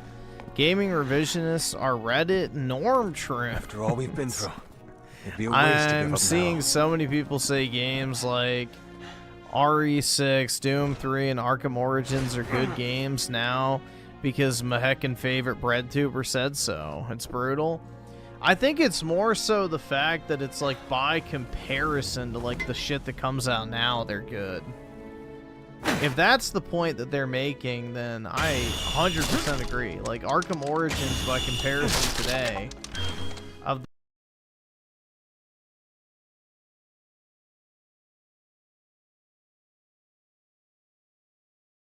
the shit we get now is really good. But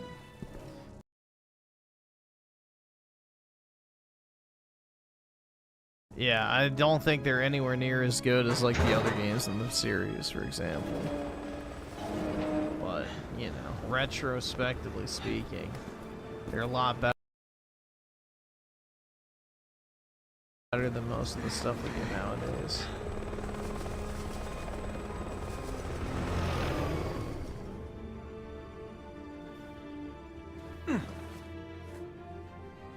Let's try this way. We're almost through this.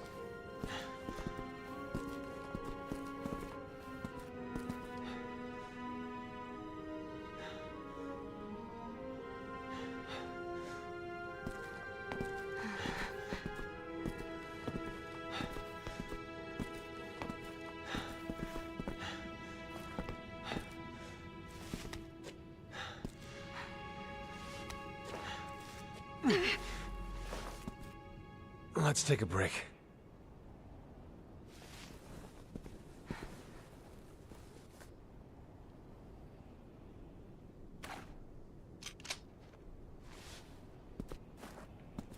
There's gotta be a first aid kit in here somewhere.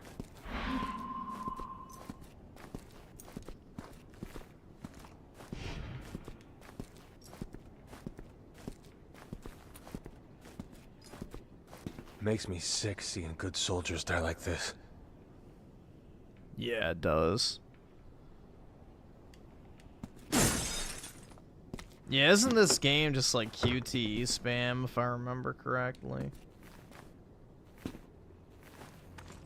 Leon, are you there? Hunnigan. Good to hear you're okay. Where's Helena? She's not doing too good. She needs medical attention. Do you have any herbs left? A few, but I'm not sure they'll help. Okay, listen. Just follow my instructions. Yeah, they're no longer ever going to make the LCD models now.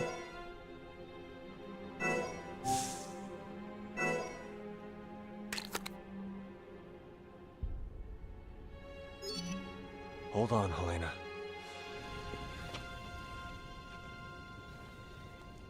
Too many good agents have died here today. You're not getting added to that list. Leon.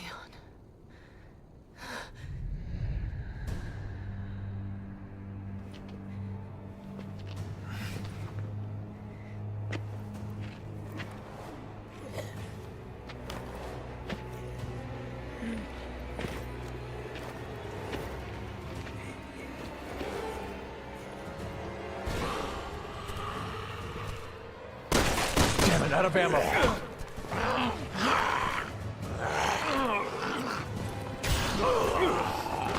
I literally blew a fucking crater in his skull, and it's like, no, not enough.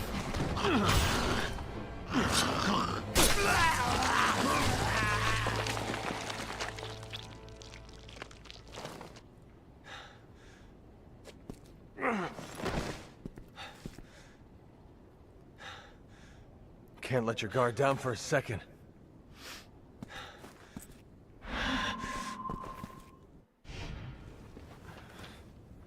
Let's see. RZ man with the 5. Hey man. Yeah, I answered your super chat the other night. I don't know if you were here when I read it, but yes, I did see it. I did, in fact, see All right, it. awesome. I have Thanks, it on nigga. Apple All right. TV, so yep. I watched it, I guess, like, what, a month or two ago when you originally Heading to the quad tower. sent your super chat about it, but yeah, I watched it. There are BSAA agents there with survivors. I can't abandon them. Yep. Then let me help. I'll direct you to the safest route. I did, in fact, see it. It was pretty good, honestly. I'm not really the biggest horror movie fan, but I thought it was still pretty good. You can pretty always good. refer to that in a pinch. So, yeah. I did, in fact, see it. But appreciate it, bro. And Schizo Garcia with the 5. RE6 is horrible, and if you enjoy it, you're not better than the people who like Soy of War 2 or Spider Soy 2. Revisionist can cope. Awful then, awful now. Now you're going to make me like it, because if Resident Evil fans hate it, then I'm going to like it even more.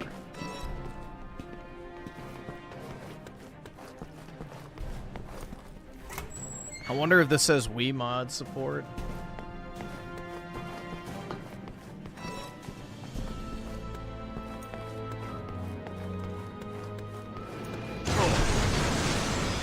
What the hell? You got it.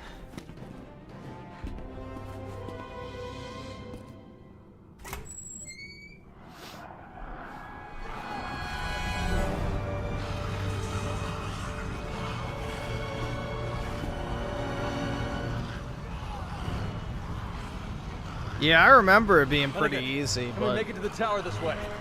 again, Yes, I played just this keep moving way in that back in the direction. day, so...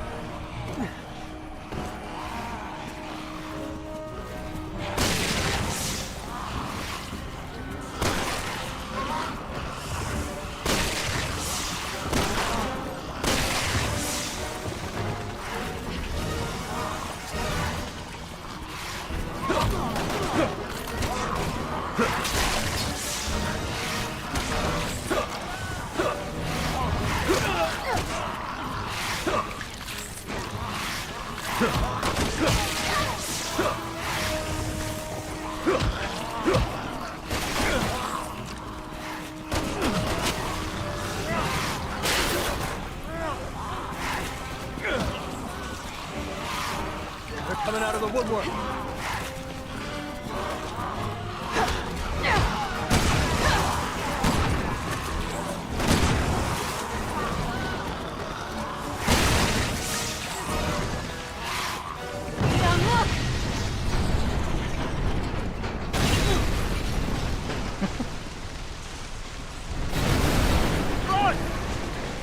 God, I hate when that happens.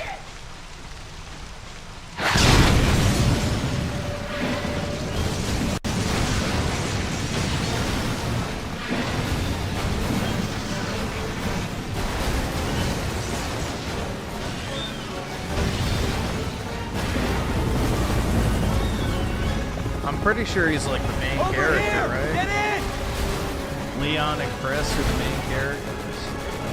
But I don't know. Maybe not.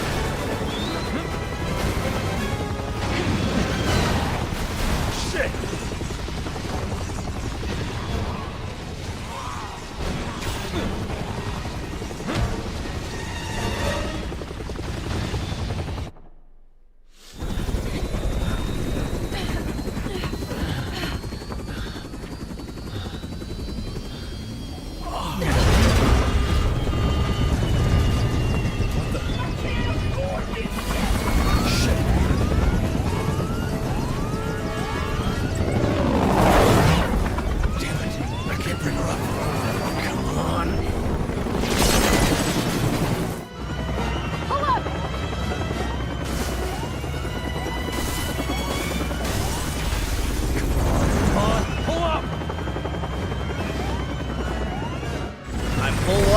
Never out. Not much longer.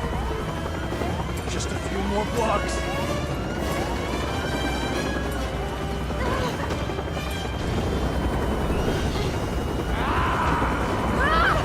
Helena!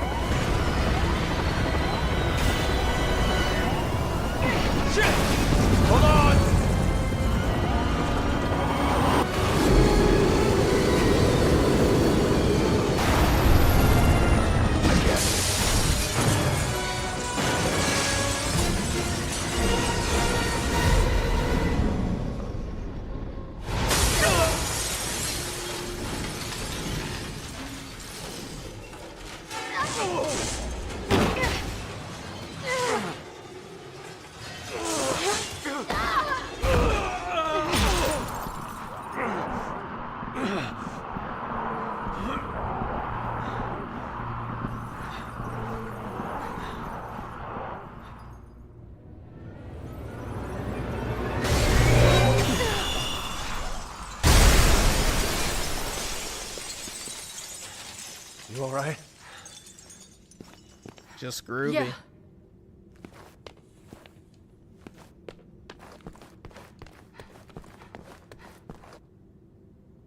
Oh shit.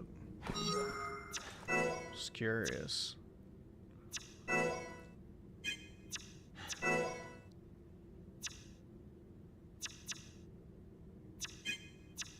No.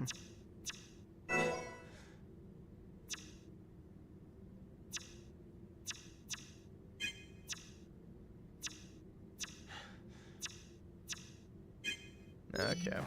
I was gonna see if there was an option that I was in particular looking for, but I don't think it has FOV. Probably foolish of me to even look, especially with these older like console ports to PC.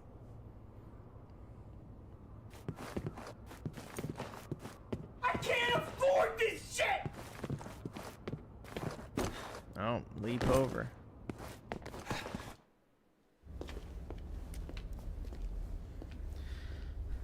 Let's see. RZ Man with the 2. Cool. Glad you liked it. Great movie. Yeah, it was pretty good, man. I did enjoy it, so thanks for the recommendation. Appreciate it. Vendetta with the 2?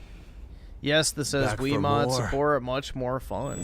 Yeah, I'll see. If I start running out of ammo, I might turn it on. And Tim Marco, the 279 Explosions, brought to you by Michael Bay. Only the best, right? Resident Evil 6.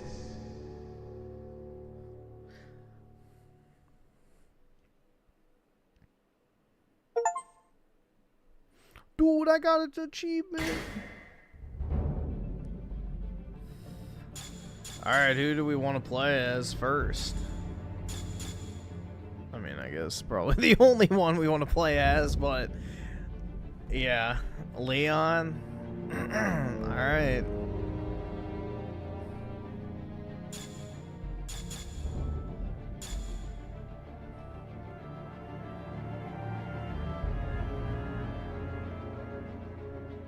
Alright, we'll do Leon then. I see more Leons. Amateur, screen mode, single. Alright. Who do we want to play as, though? Do we want to stare at Leon's ass or the chick?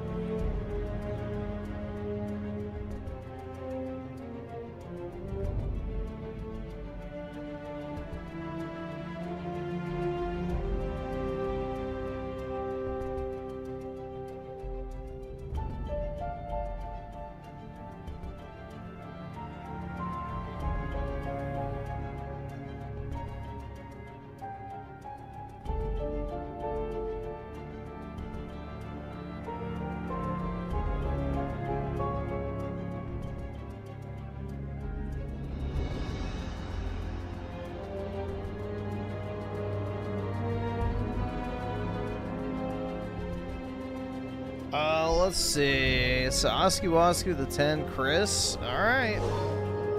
Money talks.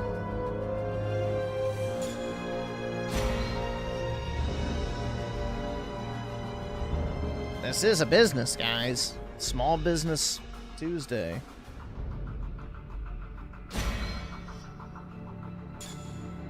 Definitely not peers.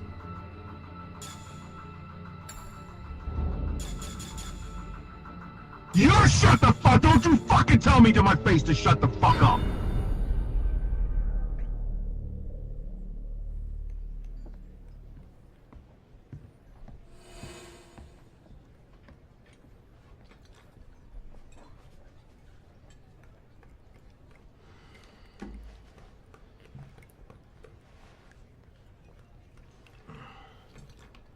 Another round.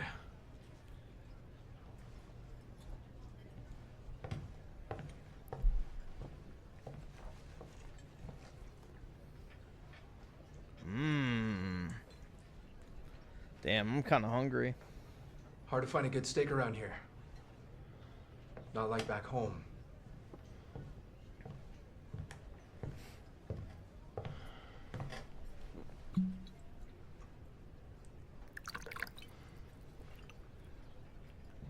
Fill her up. You've had enough. Listen, sweetheart. You're here to pour drinks and look pretty. So how about you shut your mouth? How about you get the hell out of my bar? Bah. Nowhere to go. Ej, dama vas je zamolila da odete. I said she asked you to leave.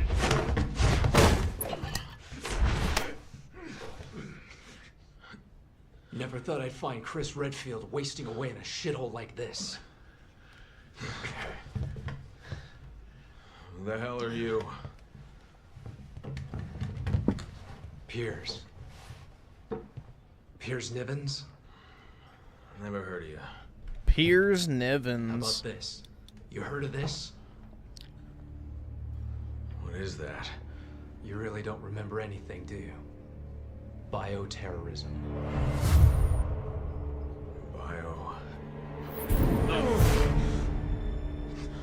You can't hide from your past, Chris. No matter where you go or what you do. Who are you? What is this? Okay. You don't remember me? Well, how about them? Look. I said look! Those were your men. Men who died under your command. You owe it to them to remember, Chris. If you walk away now, then this was all for nothing. Enough! Damn it. 6 months of searching for you. And this is what I find.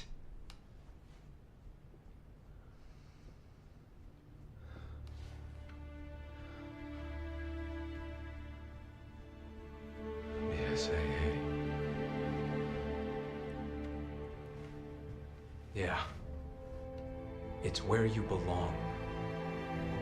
Everyone's waiting. Everyone.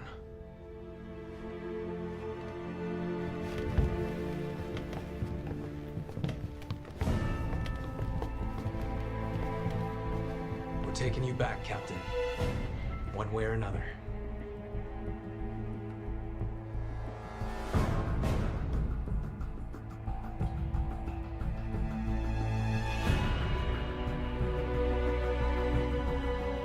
I can't keep running away. I have to face the truth. Accept responsibility. That's the only way I'll ever remember. The only way I'll get my life back. HQ to Alpha Team. No change to your mission. Suppress the bioterror outbreak while proceeding to point Ace of Spades. Dude, we should be spreading the bioweapon, not stopping it. Find those UN workers.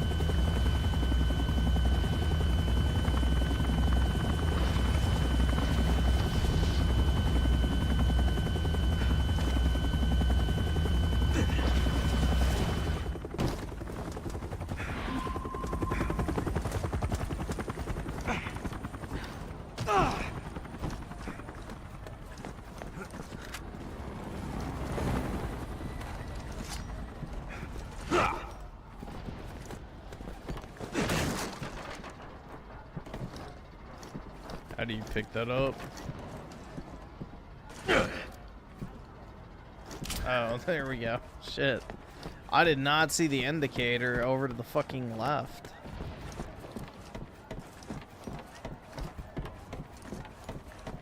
Echo to HQ. We've encountered hostiles at Diamond 3. Moving in to engage. HQ copy.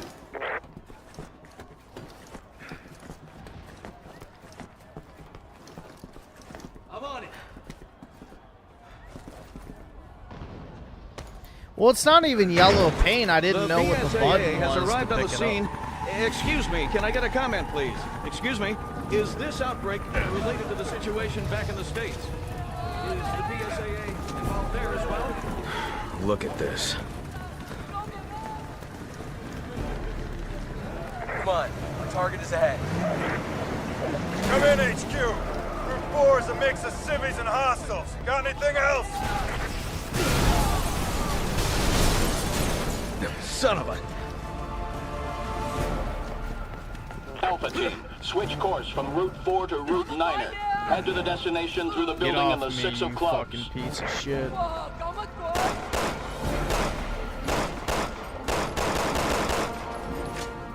Ooh.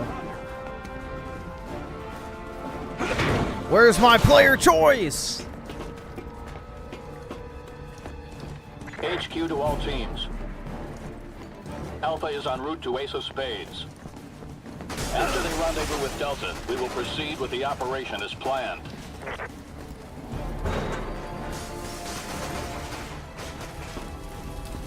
I'm assuming ammo is going to be pretty plentiful, right? HQ, we're currently engaged with hostiles at the 4 of Hearts. It's not looking good. Requesting immediate backup. Copy that. HQ to Charlie. Assist Bravo at the 4 of Hearts.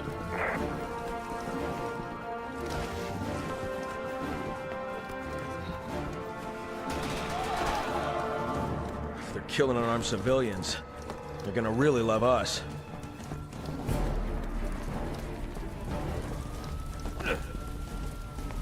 I'm on it.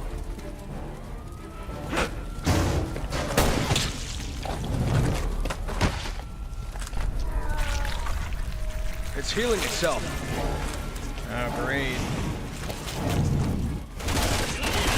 Here's HQ! We've made contact with 2 of them! It's the same kind we dealt with back in Adonia! Copy that. Proceed with extreme caution. Can I not pick up ammo from them? That's gay.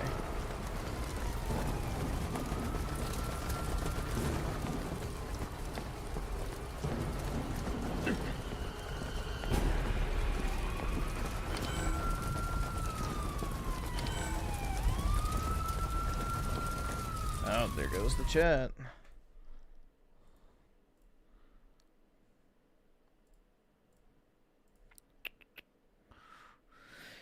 There we go.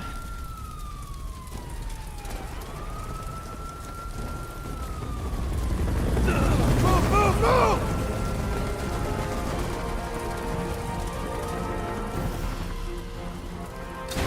Oh, shit!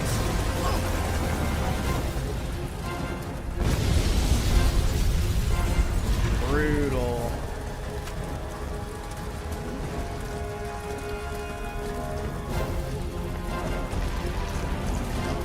You gotta put an end to this mess!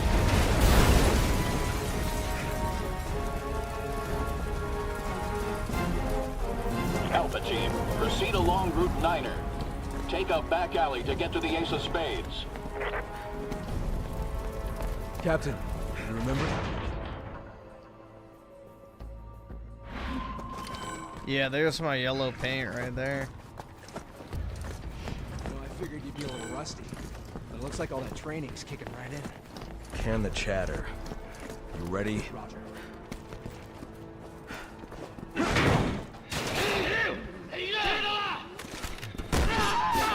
Minority, shoot!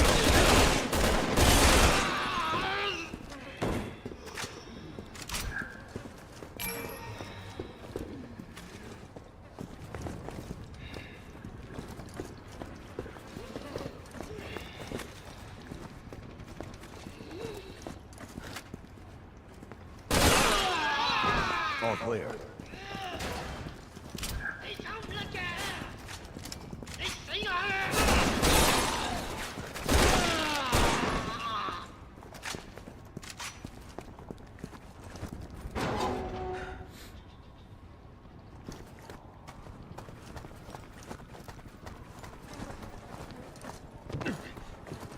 Roger.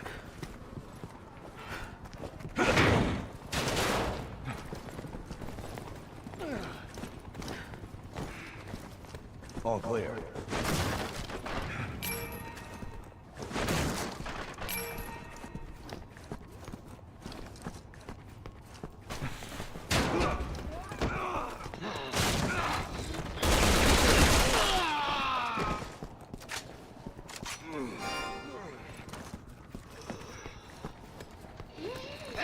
Echo to HQ! Can't hold them up!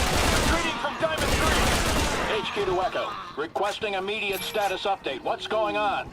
We're overwhelmed! There's just too many of them! We've got no choice! We have to fall back!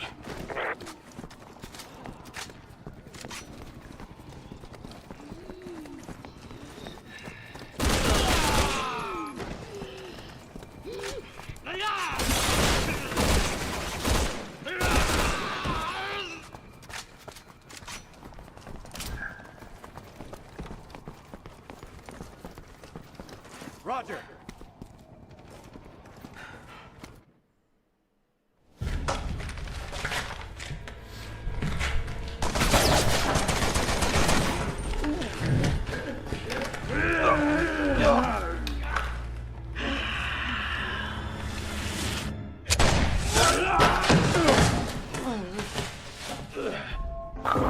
Nice car. Perfect.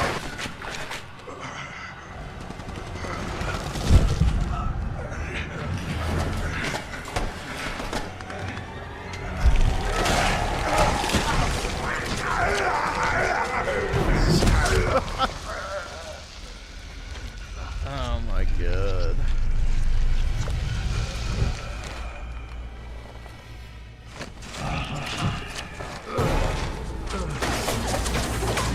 It's getting burly.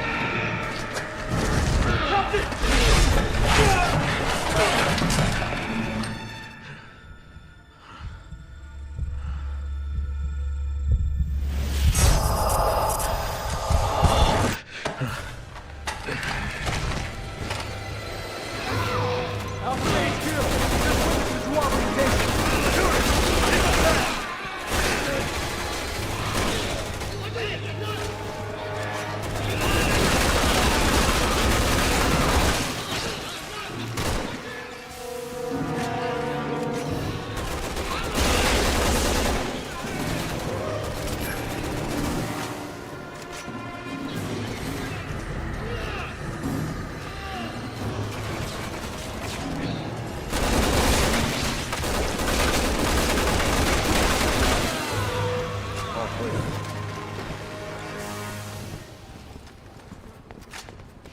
You two, stay here and tend to the wounded.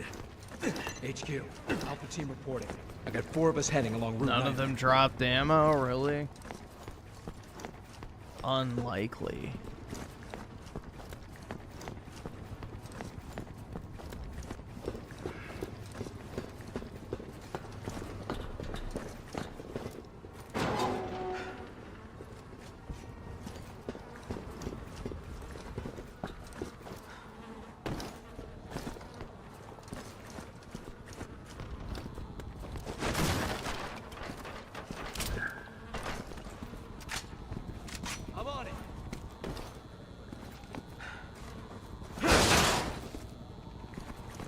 Enemy sighted! Find cover! I don't want anyone charging in. Just hunker down and pick a target. HQ to all teams. We've just received reports that hostiles are gathering around Bosawan. Proceed with caution.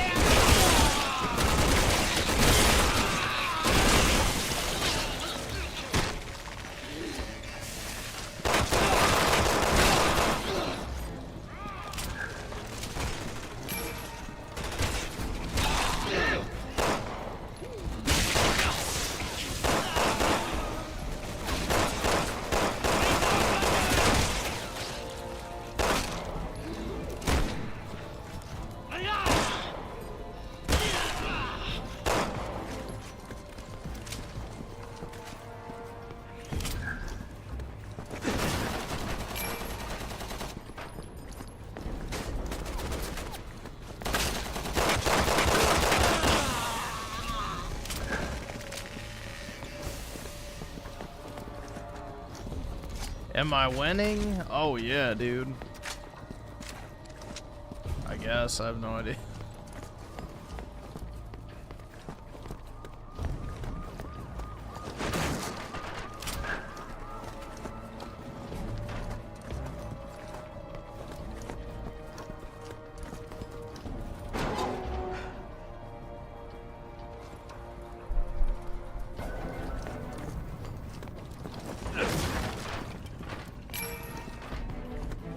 So what do you use the skill points for?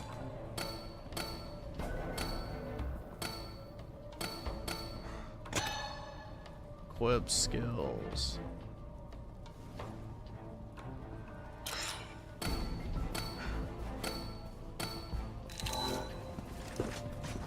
I don't know, whatever.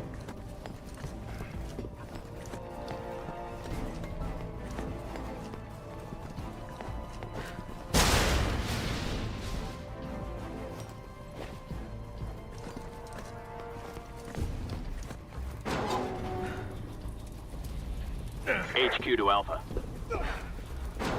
We've lost contact with the recon unit. Proceed with extreme caution.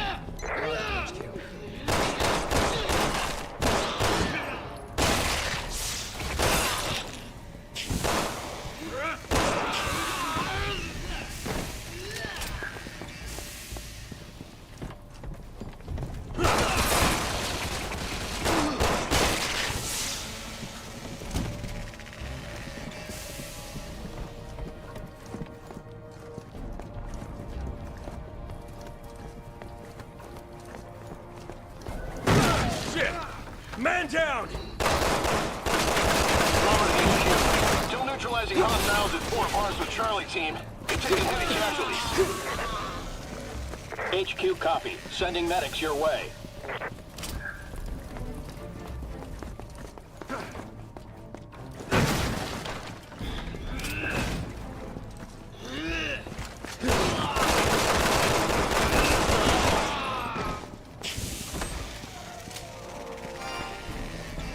There we go.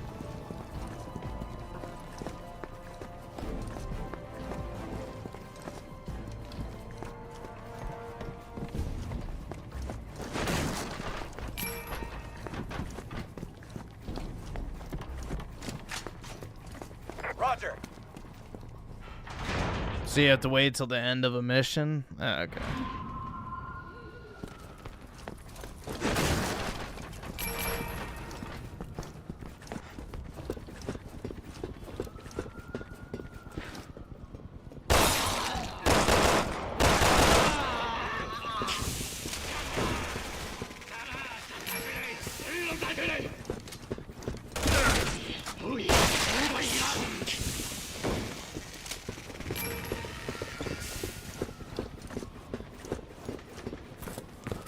I don't want skill points, I want ammo.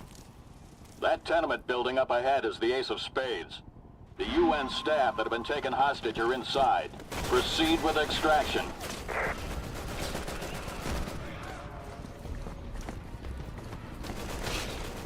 Give me unlimited ammo.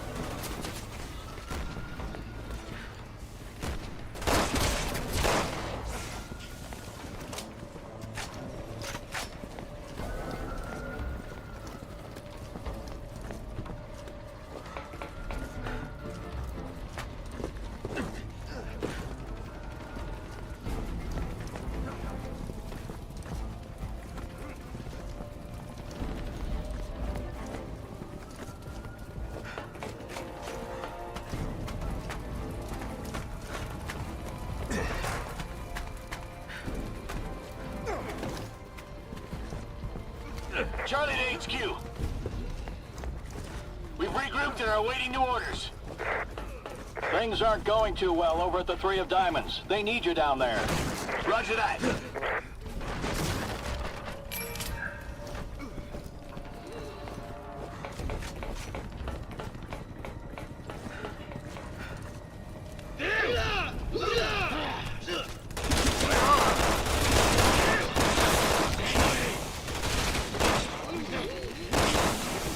You know, the Japanese were just salivating at the idea of being able to massacre a bunch of Chinese.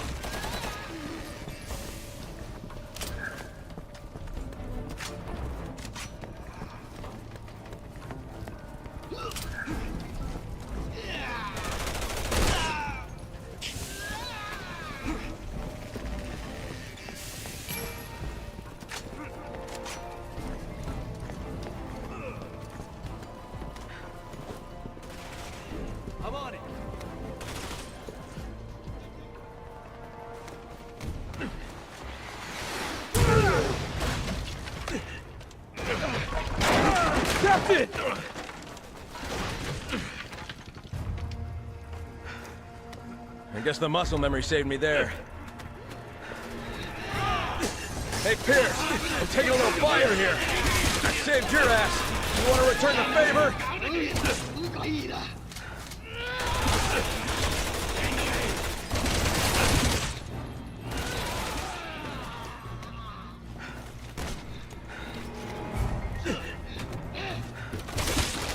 Drama, dude.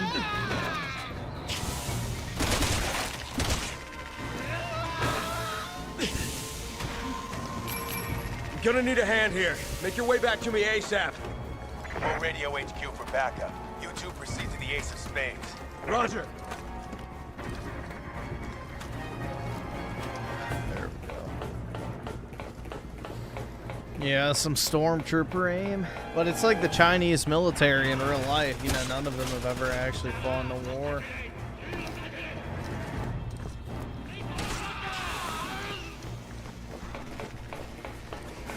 Where the hell do they keep coming from? Pierce, can I get some cover? No problem, Captain.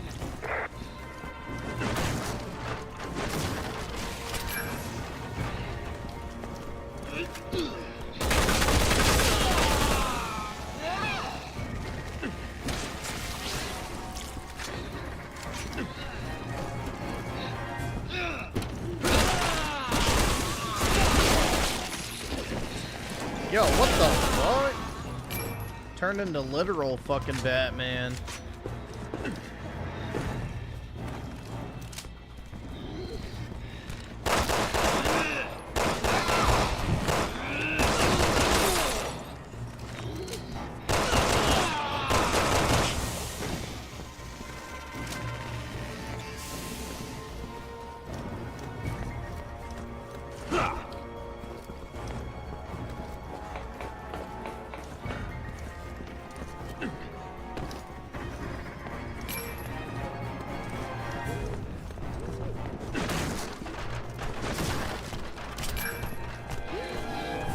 HQ to Bravo. Alpha needs to move out to Ace of Spades. Can you relieve them? Roger. Coming in from the Four of Hearts. En route to assist.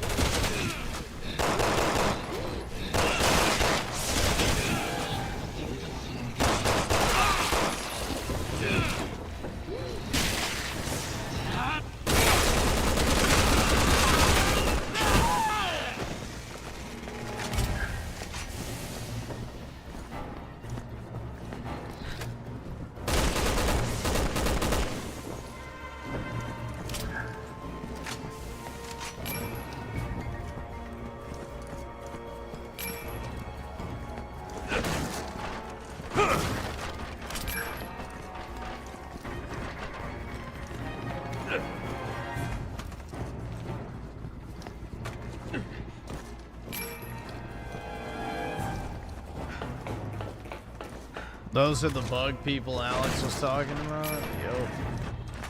Chinese people.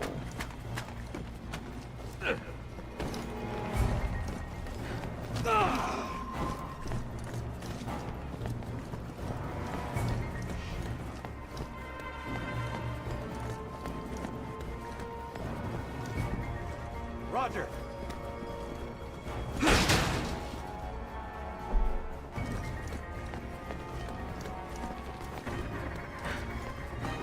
HQ to Alpha Team. You're almost at the Ace of Spades.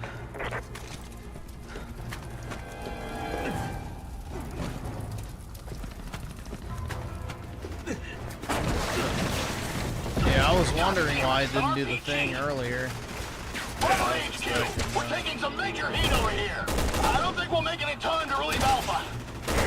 HQ here. Copy that. Guess it's just the two of us.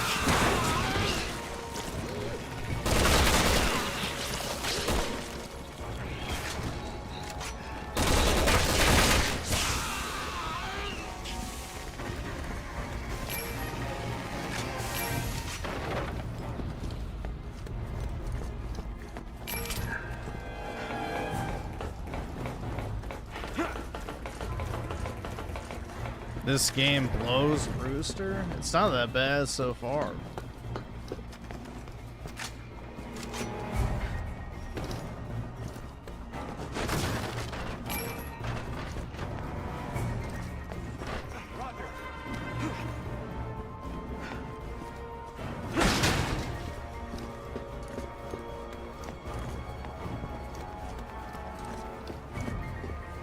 Chris to HQ. We're at the Ace of Spades. Copy that. Bravo team has been dispatched to assist with search and rescue. Stand by for instructions. Good. I needed a break.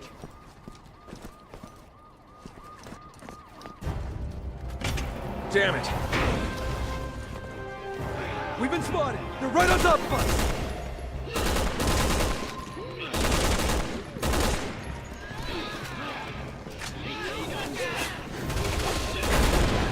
HQ to Bravo team.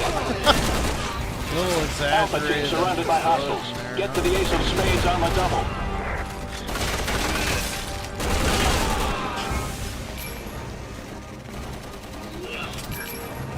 Alpha team, this is Bravo. We're moving as fast as we can. Keep your panties on, everyone. Alpha team here. Roger that. We'll do what we can until you get here. That's a sexist remark.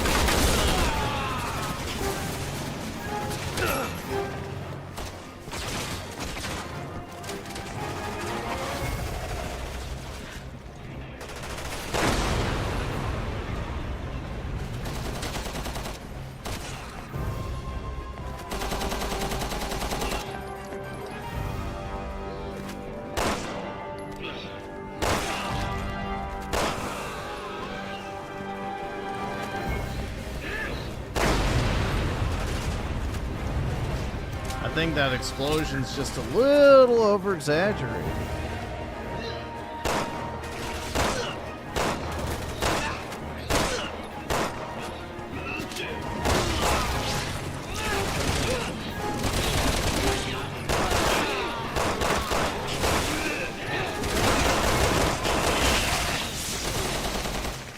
How many of these assholes do we have to kill?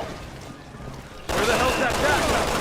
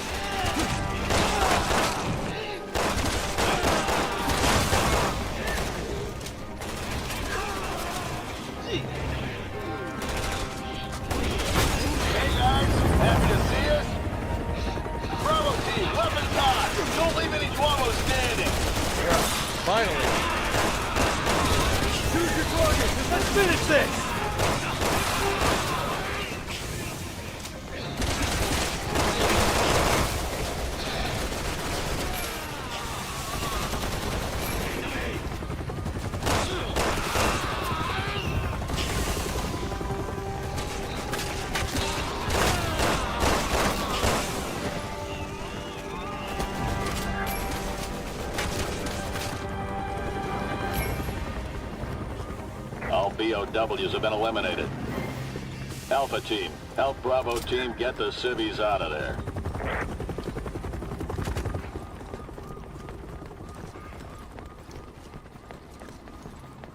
I'm on it.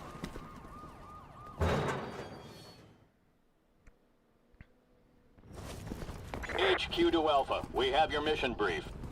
Rescue the hostages on the 1st and 7th floors, then get out of the building. As soon as all teams are clear, we will commence bombing. Hell yeah, dude. I love bombing.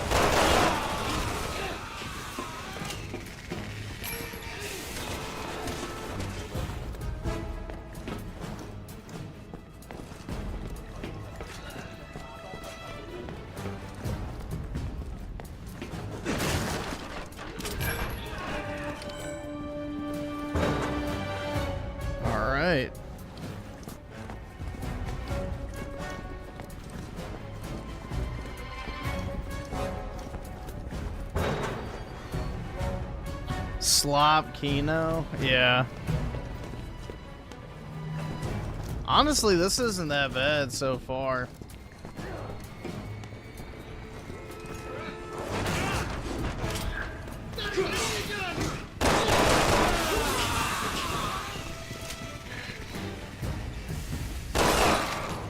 It just feels like a kind of janky third-person shooter from the 360 era. So.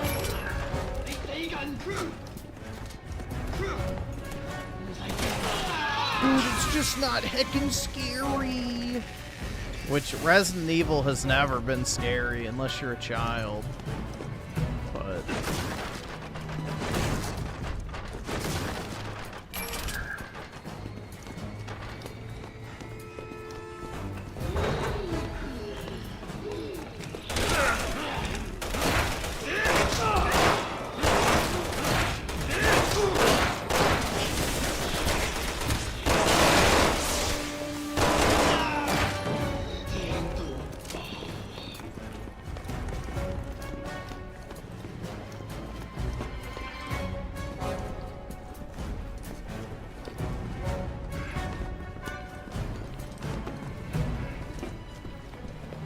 HQ to Alpha. The hostages are just up ahead of you.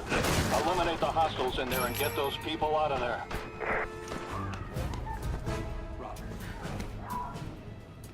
Alpha here. Roger that. We're going.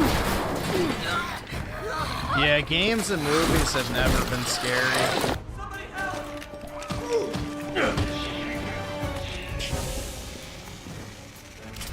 Alpha to HQ. 7th floor hostage secure. Where's the other hostage? The floor above you. You need to move quickly.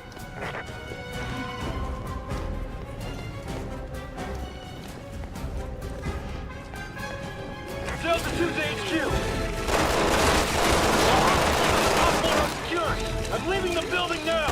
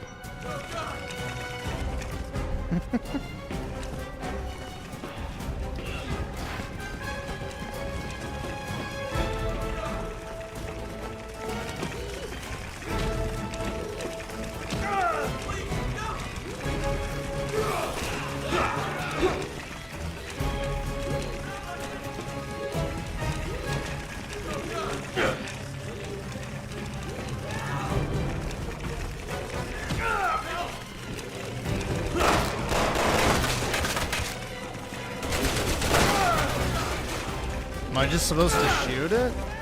I thought I had to stomp it.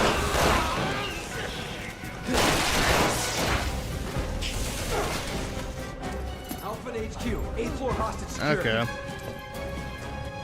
Copy that. There's one more on the 1st floor.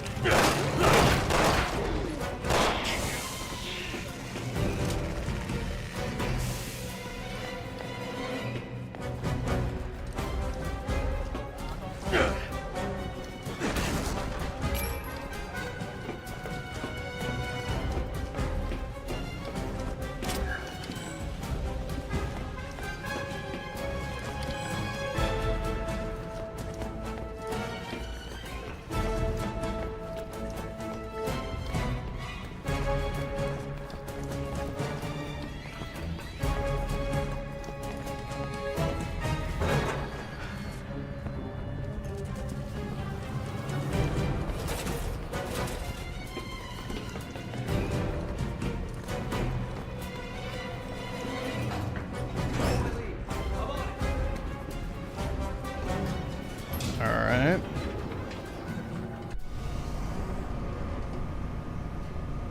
Delta 1 to HQ. All hostages on the 15th floor are secured. Leaving the building now. Okay, that just leaves us.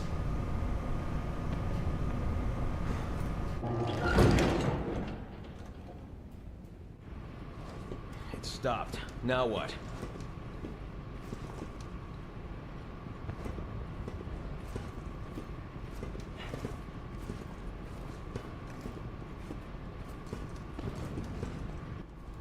There we go. I can get through the ceiling if you give me a hand.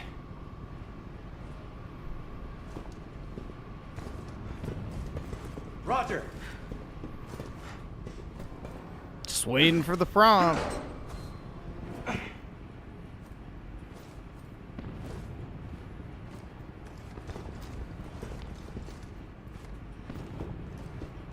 I'm on it.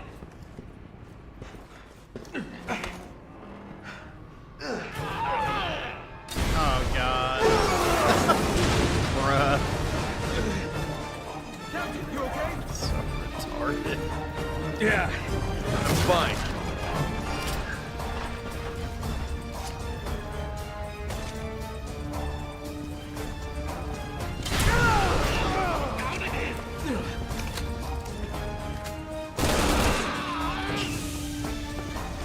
Roger!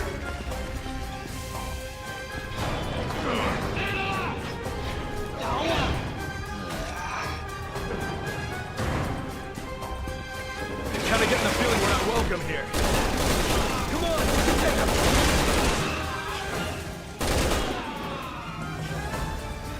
Follow me.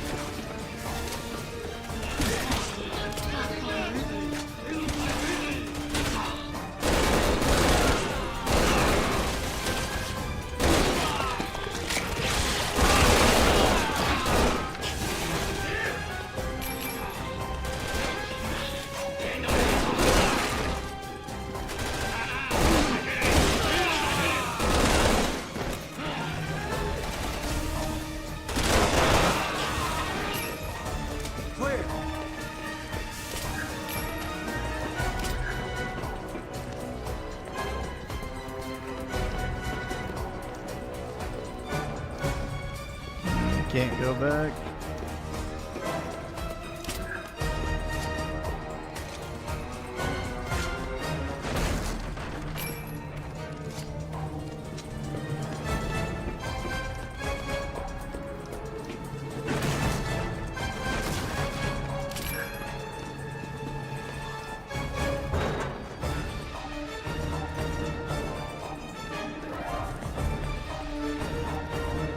This is Delta 1. I'm clear of the building. HQ here. Copy that.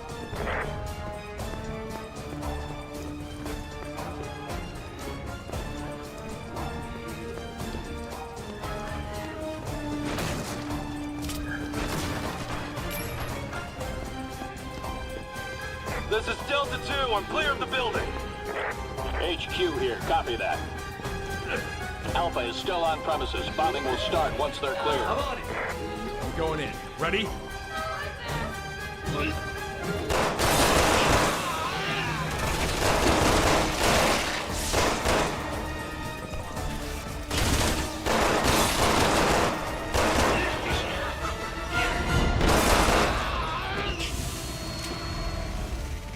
First floor hostage secured. Scratch one grub. Copy that, Alpha. Now clear out of there.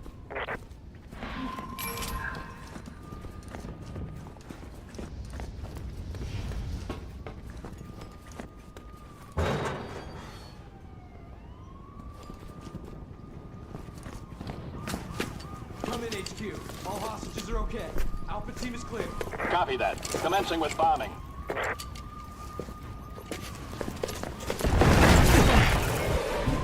Whoa! Shit, we're trapped. What the hell do we do now? I don't know. HQ to Alpha.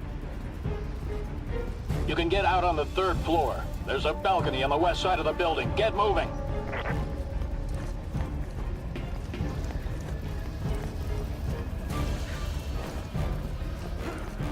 Alpha team, get out of there now. Preparations to bomb the building are complete. Planes have been scrambled. Here! Here when those birds show up.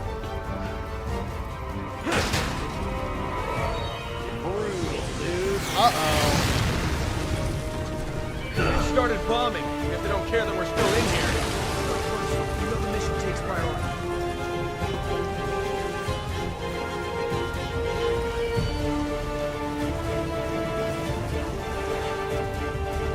This building isn't gonna last long. Hurry!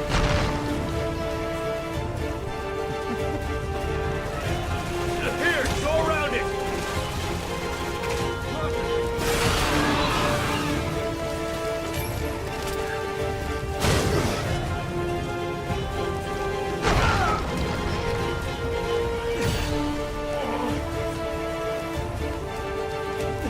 helpful teammate.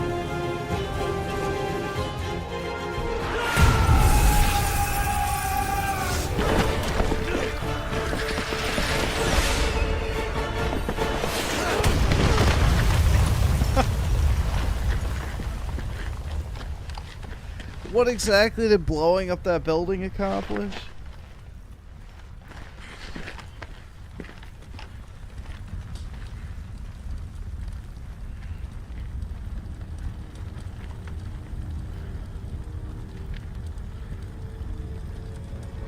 Nothing, but it looks cool. Yeah, I guess so.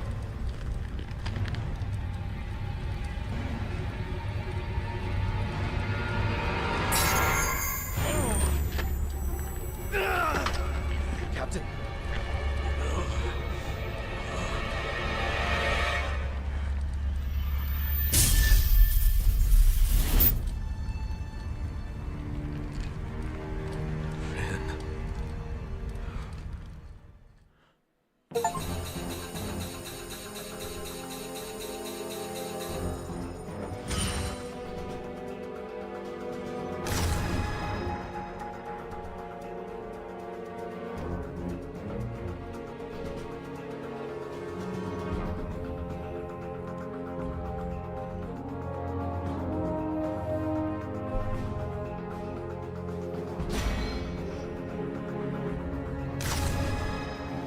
Purchase new skills.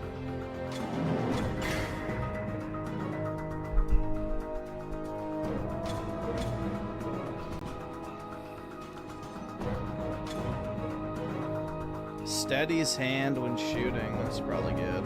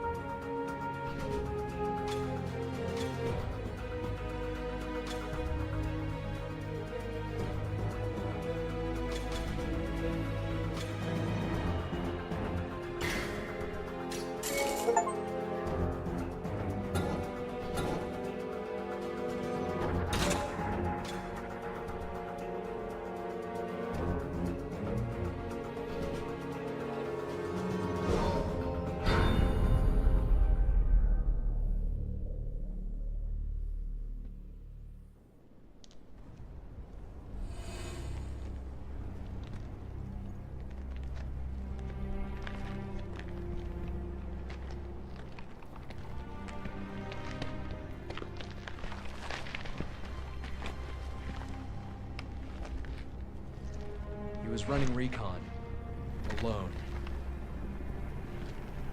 Either subscribe, donate your fluids with the 6 months. Have you seen that Camel Toe is leading polling over New Scum? We might be lucky enough to get another W in 2028. Or we could truly be fucked because the Republican Party has basically sold out the next election and will not contest the results if it is stolen, but who knows? Suck it up, Finn. Sorry, sir. But no one gets left behind. I don't know. Not I on still my watch. think Understood? I think Yes, he sir. still has a better chance of her. Give us the update. Yes, sir. I think once the actual primary begins, he'll still do better than her. POW. Command is calling them Juavo. They are extremely intelligent, The more incredibly people strong, hear and her have talk, the ability the to less they mutate like in her. response to physical trauma. All right, you know the drill. Split into 3 teams. Move out. You got it, sir. Yes, sir.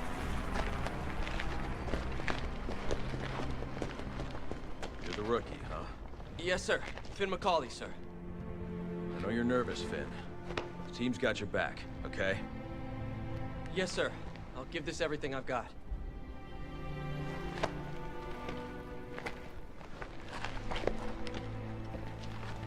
Always this awesome. Oh, IGN's already published an article saying that they should take the sex minigames out of God of War. Shocking.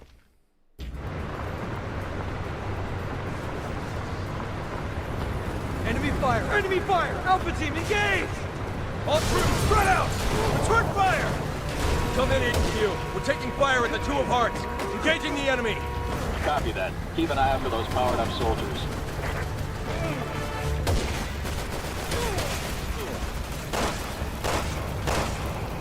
team, come in. Our units are spread too thin right now. I'm afraid we can't offer you any assistance. Copy that. We'll go it alone then.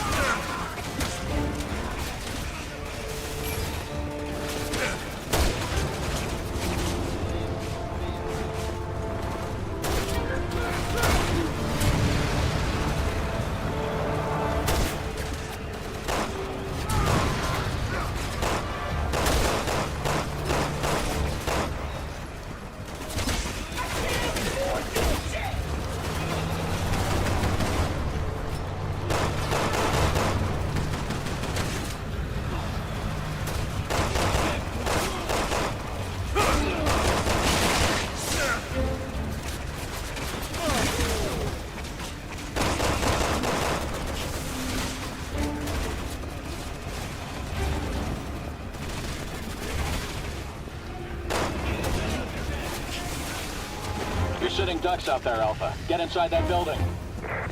These new species HQ was warning us about?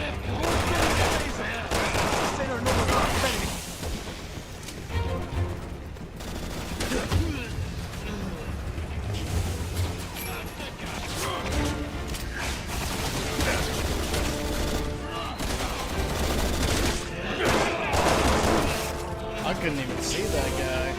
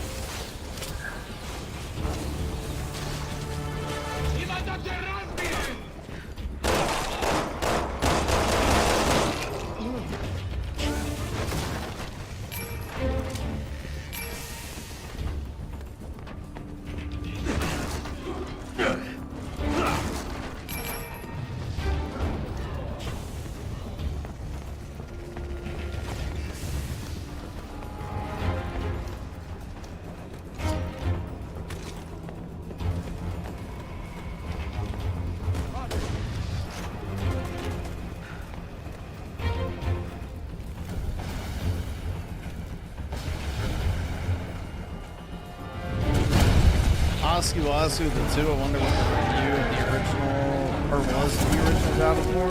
Probably just glowing praise. It was probably just glowing praise.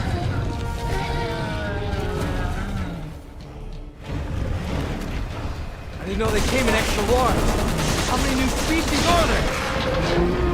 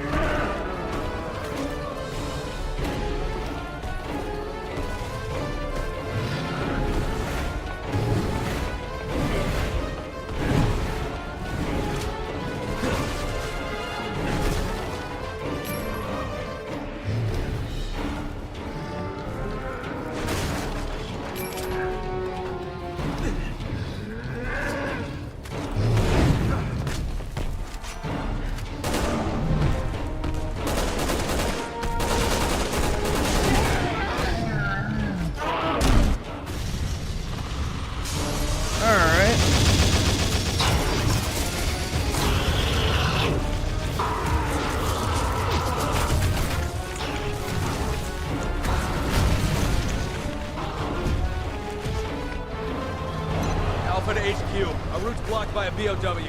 Change course from Route 1 to Route 4. These things are enormous. I didn't know BOWs could get that big. They're giving them new stuff. They can make any kind of freak show they want.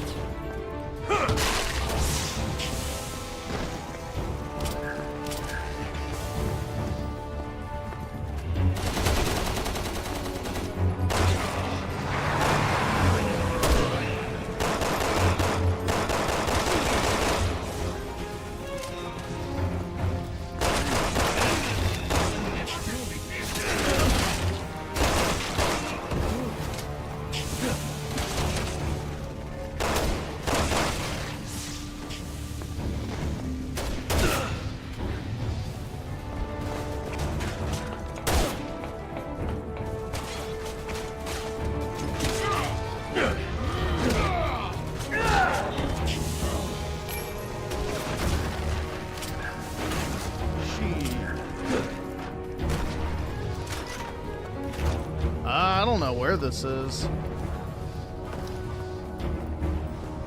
I wasn't really paying attention, to be honest. Finn, get over here. I need you to blow this fence. I'm on it, sir. Setting charges now. All that matters is there are nons to kill.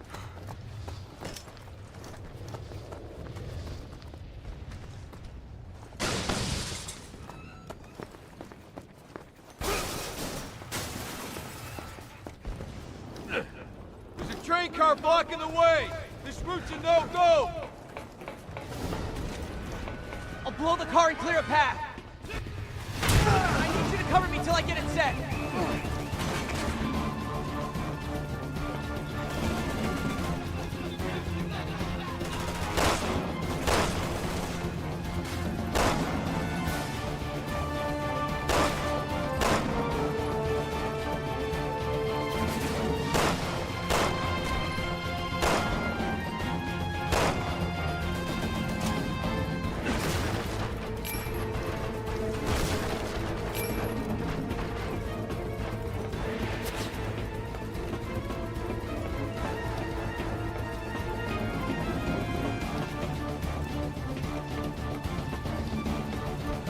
Mike, TUGC with the 10 months. How much for you to play Resident Evil 9?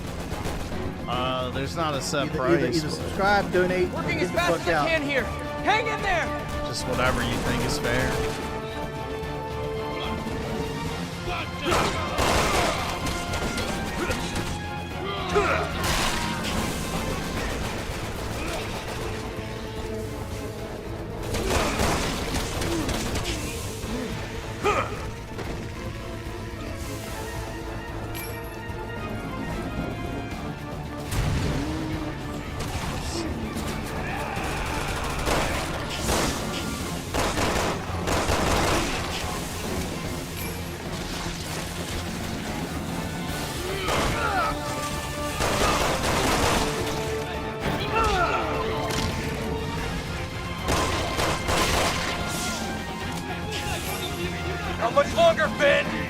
See, if this was what Resident Evil 9 was like, I might actually be interested. All right, awesome. Thanks, nigga. All right.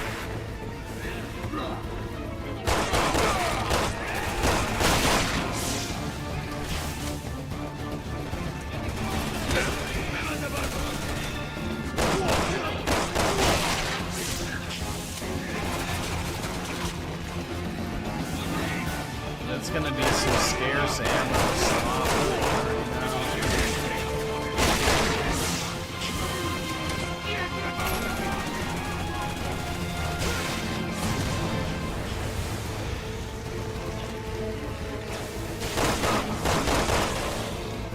It's ready to blow! Grab some cover!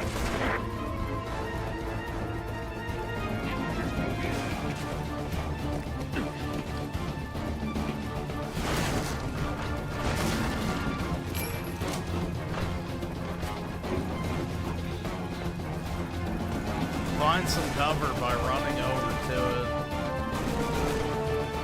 Gaming logic.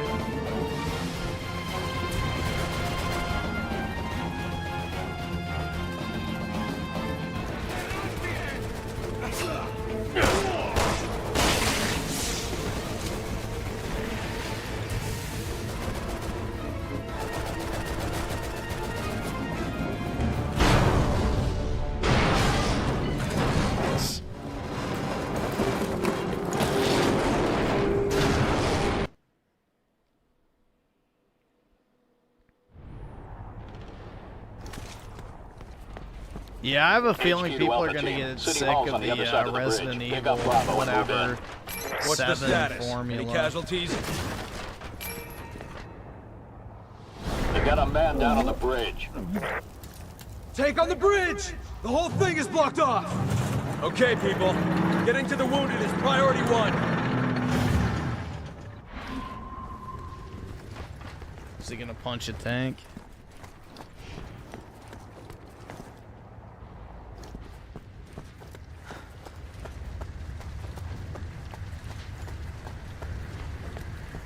Alpha team, lay down suppressing fire from the flank. All snipers, form on my mark. Roger. He's just up ahead, but he's hurt bad. You gotta get him out. Copy that. I'll take points. So retarded.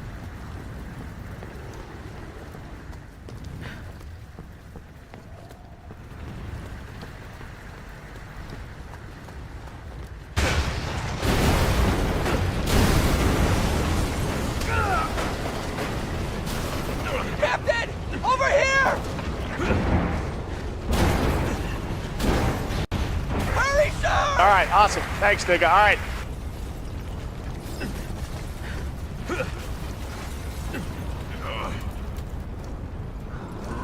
How are you, Finn? How's our injured friend? Still with us.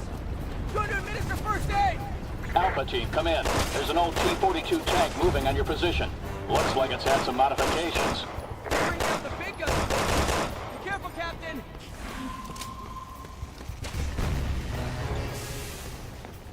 Gotta go punch the tank. I'm gonna need a bigger gun. Captain! Draw the tank out of position. I can take care of that truck.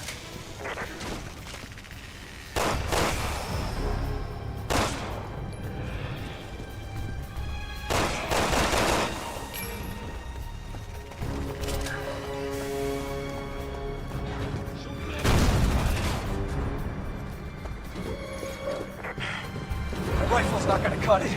I need something with both hands. Nice shooting, Pierce. The way's clear. We better catch up with Captain Redfield. Let's go. I'm heading for the upper level of the bridge. Meet me up on top.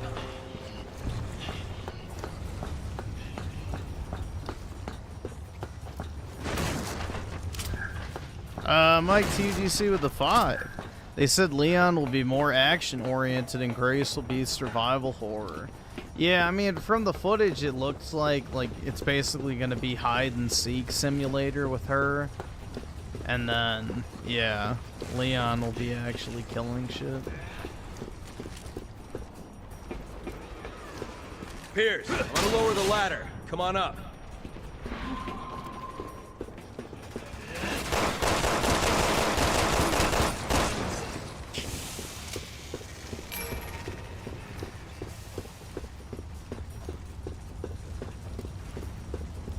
Yeah, I think they're running out of ideas. I mean, it's gonna happen eventually, because, you know, there's only so much you can do with the same franchise. But...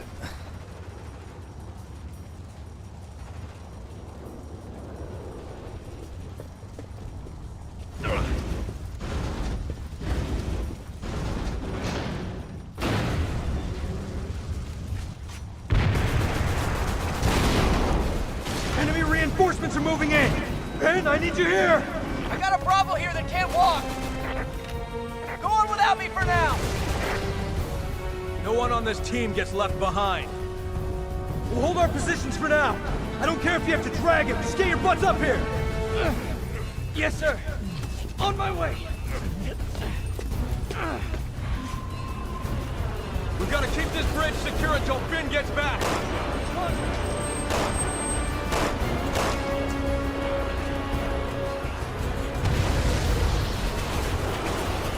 Whoa!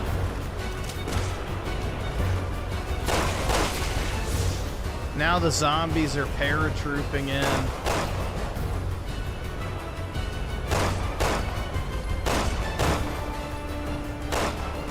Just like October 7th, dude. Never forget, guys. It was like 100 9/11s.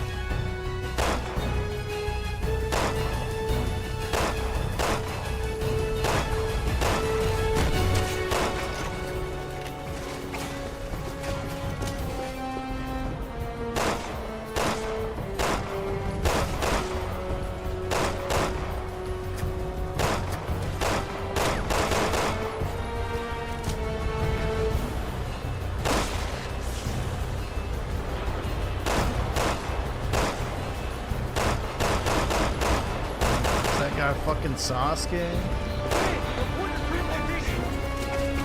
I'm at the bottom of the ladder, sir! Almost there!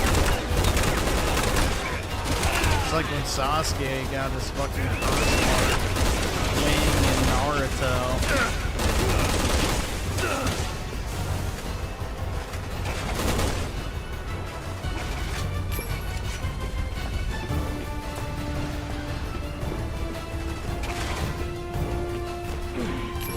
Here, sir!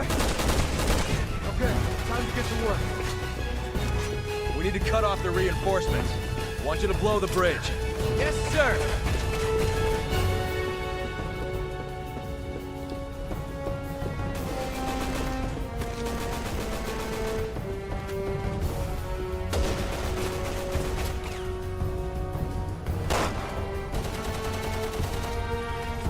I'll get started planting the explosives! Thanks, Spider-Man!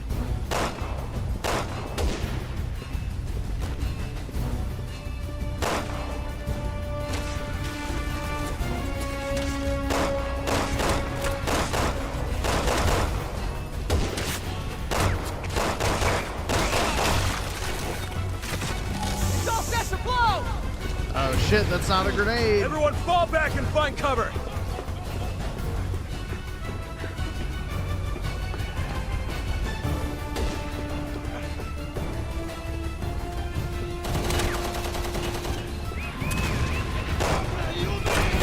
Captain, we've got a railway gun in the flank!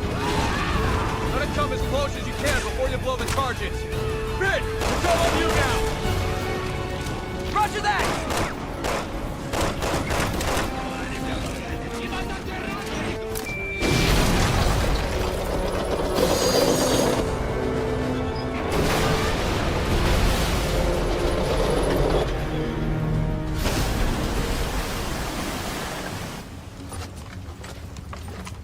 Good work, Spider-Man. Now we need to blow up Trump's border wall, dude.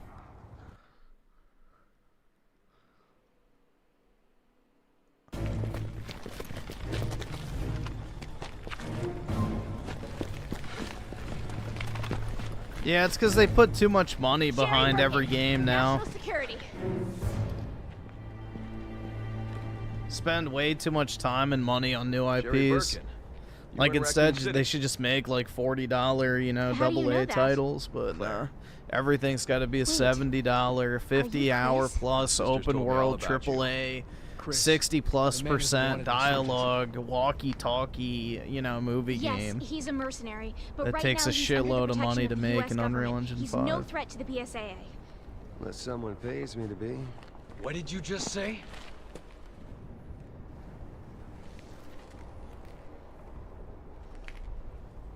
What? Nothing. HQ to Alpha Team. Reinforcements are unable to land due to anti-aircraft artillery. Take them out. Alpha Team, copy. We're picking up a large bogey on radar. It's heading right for you.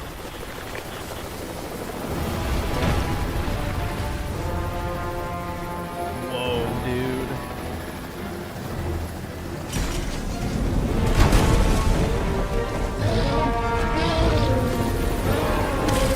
Oh, shit.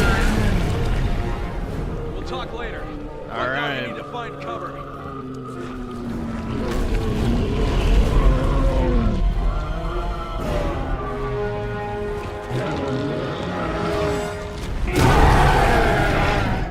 Alpha Team, come in. This is Echo.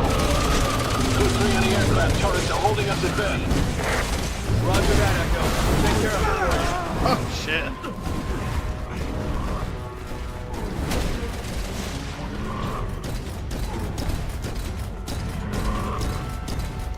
Our first target's over here!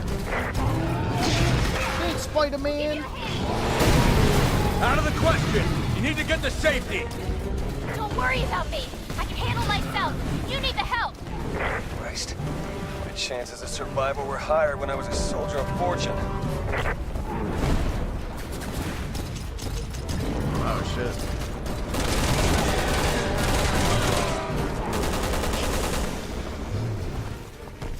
Why the fuck is my gun shaking so much?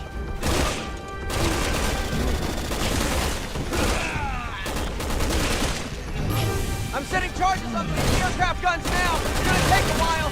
See if you can buy me some time. It's gonna take me a while. Of course it is, Spider-Man.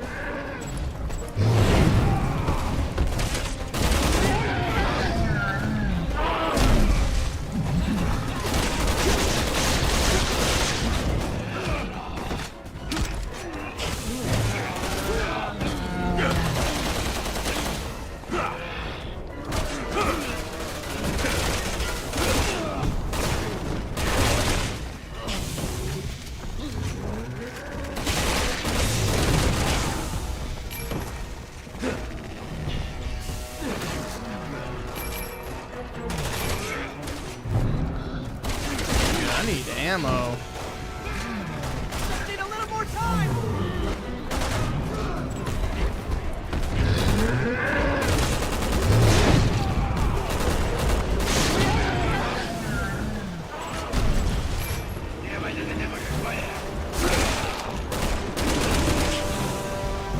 Targets are set. Everyone get back.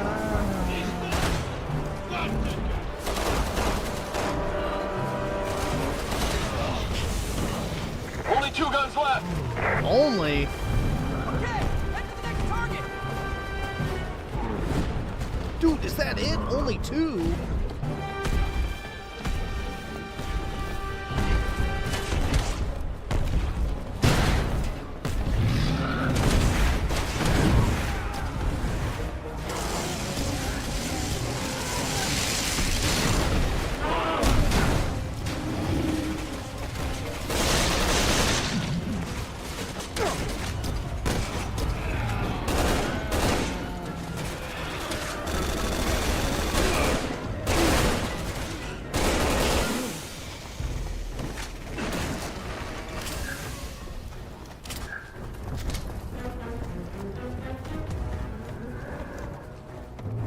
I love how every video game has to have 3 repeat objectives in it.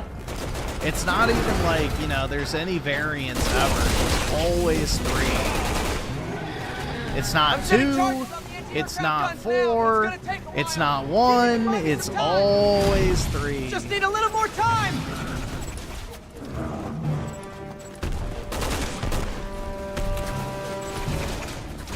And I am out of ammo. Okay. You shut the fuck! Don't you fucking tell me to my face to shut the fuck up!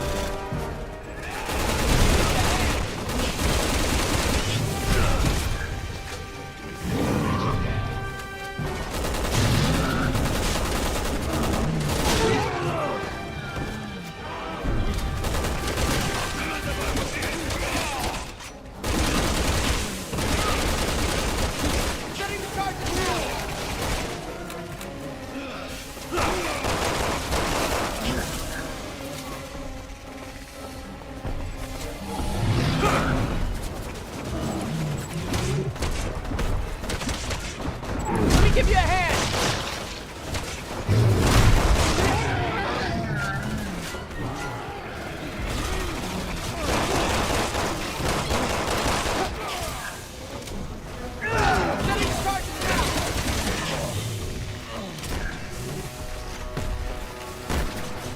Give you a hand!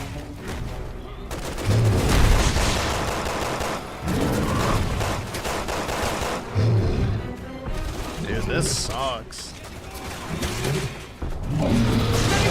Give you a hand!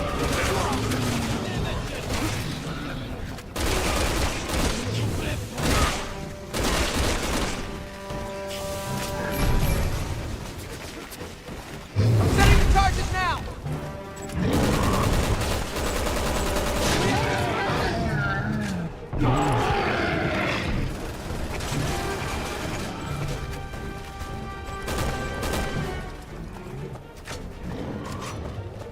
Why is there no ammo spawning? Charges are set! Everyone get back!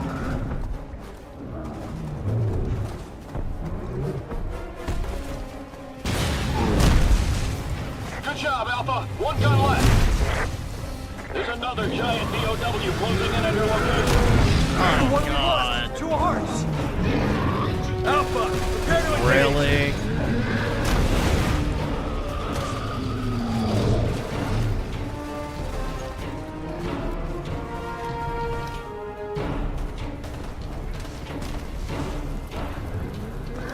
Only one to go. Everyone into that underground passage.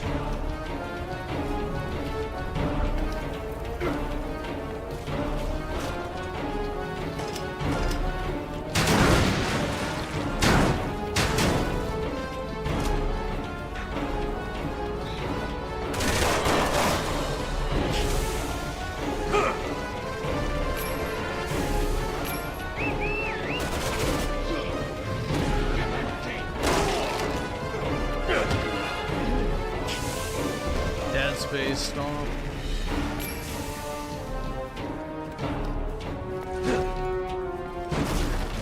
I need some ammo. I don't need these fucking skill points.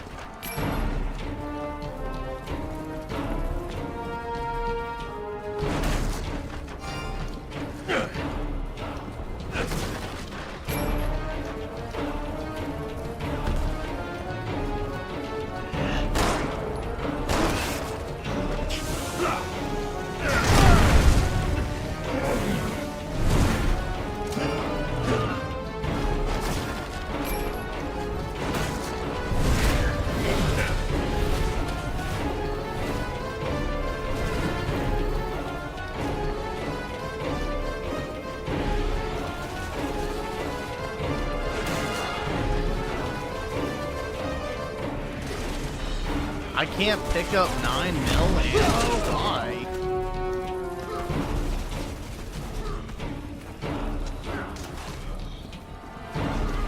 The fuck?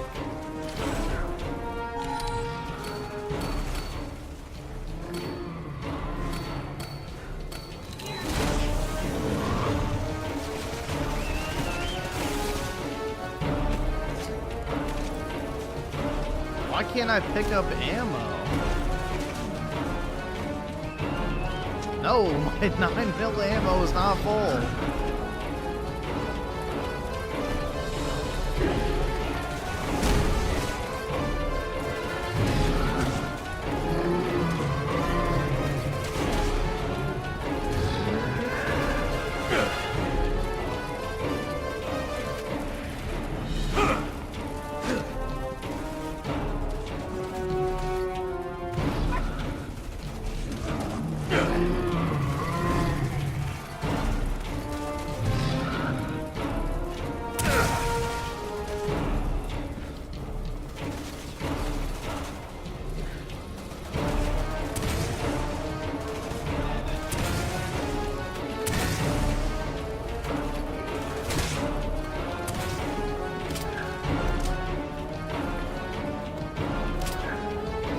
That is fucking retarded ass inventory management.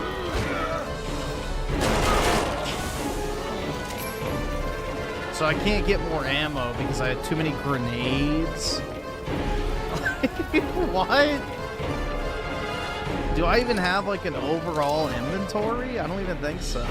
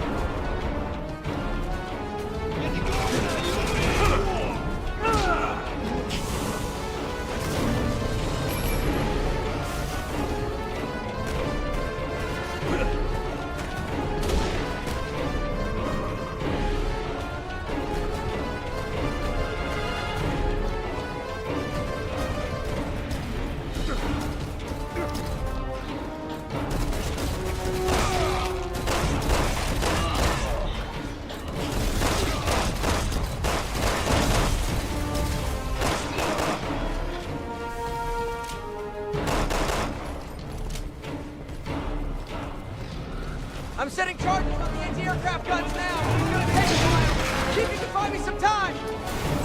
Just need a little more time.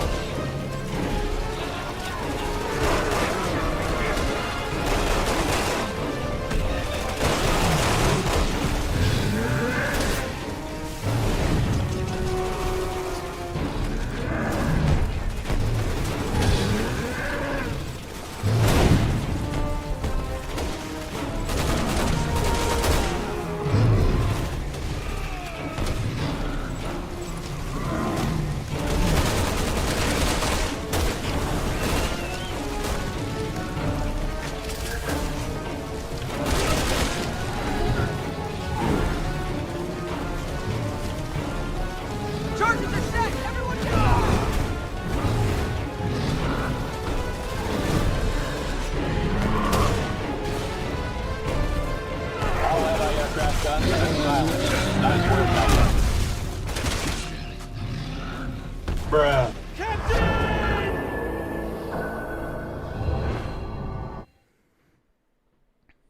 That's nice. All anti-aircraft guns have been silenced. Nice work, Alpha. But you're not out of the woods yet. Echo Team can't land until you take care of that other BOW. We'll try to get it there. See if it has any weakness. Targeting those exposed organs. Fire at will!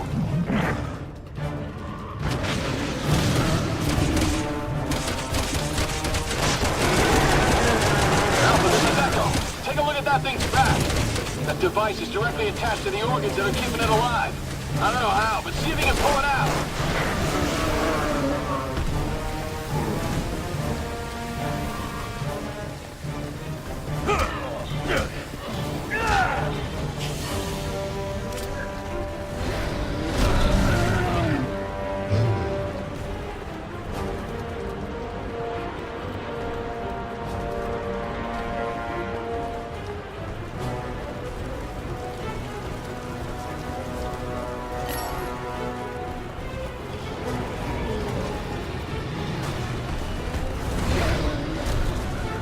See if you can pull it out.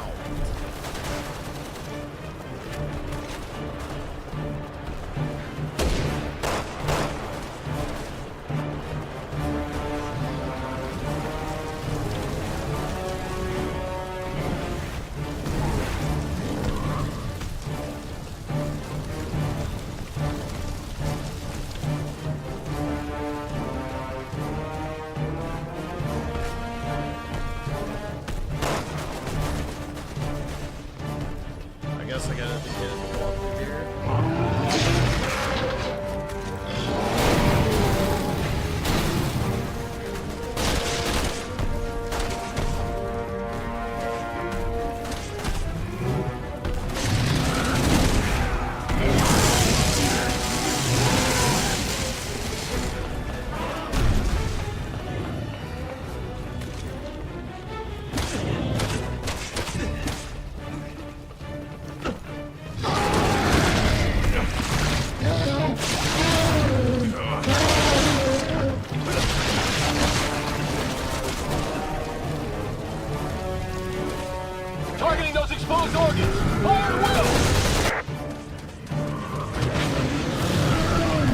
Danger close, huh?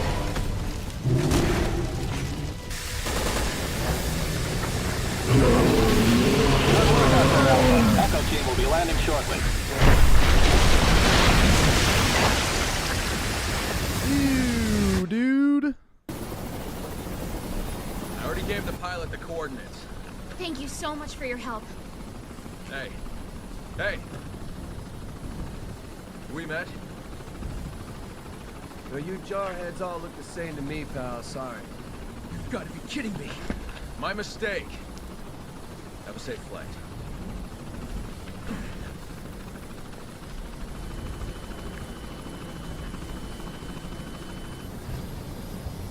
Captain, we're crazy for letting him walk away.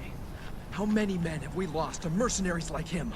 He's not our problem. We can't lose sight of the BSAA's mission.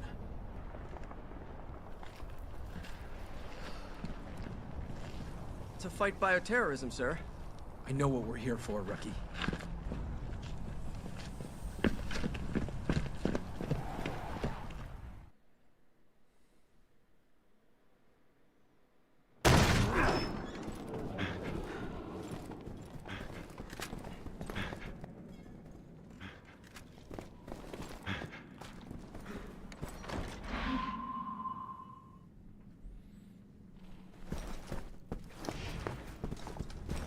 This mission's still Okay, not spread over? out. Damn.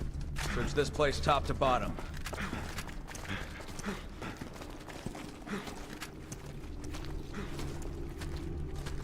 Are these people? I'm picking up life form readings. It's like they're in cocoons. Who's there?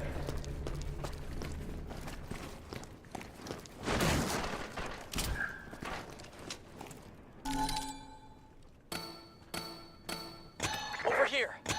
I'm getting a reading on the other side of this door. Pierce, Finn, you're with me. Everyone else keep searching out here. HQ. 3 of us are splitting off from the group, heading further into the building.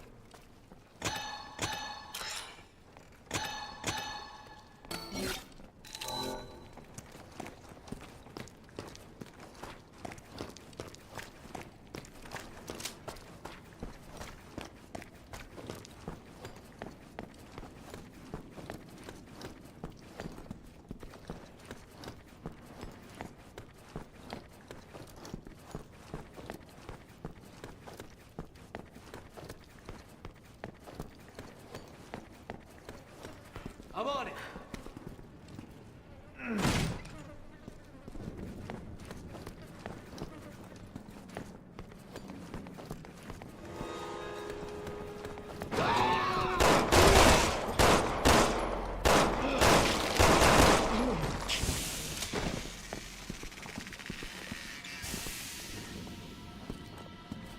Is that Love You Long Time? Alright.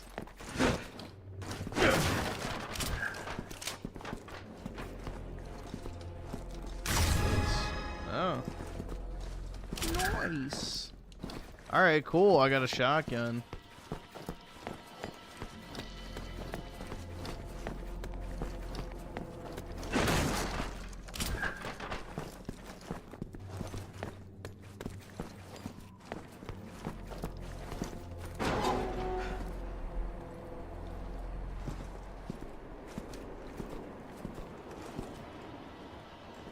Yeah, that doesn't look suspicious at all.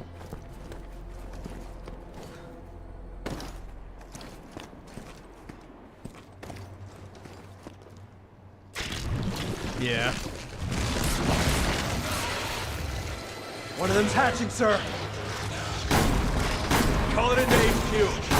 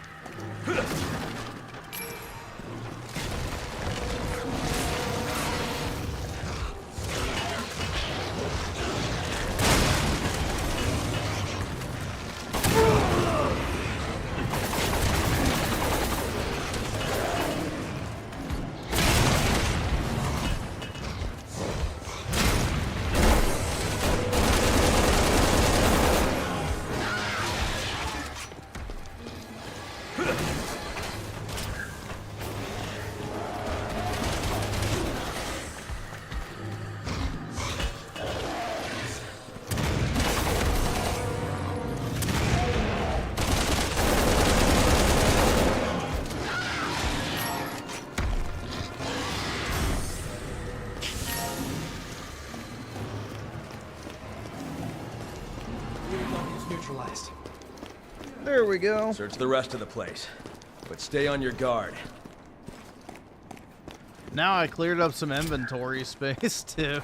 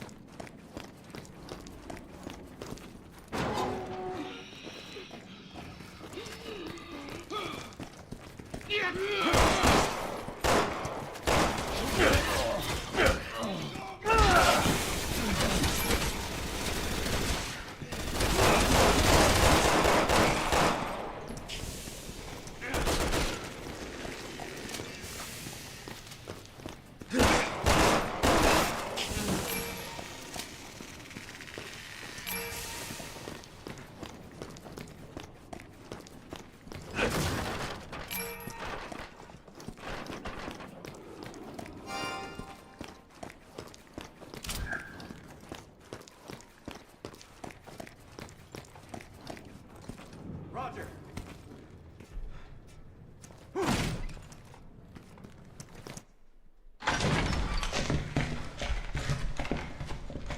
End of the mission, maybe?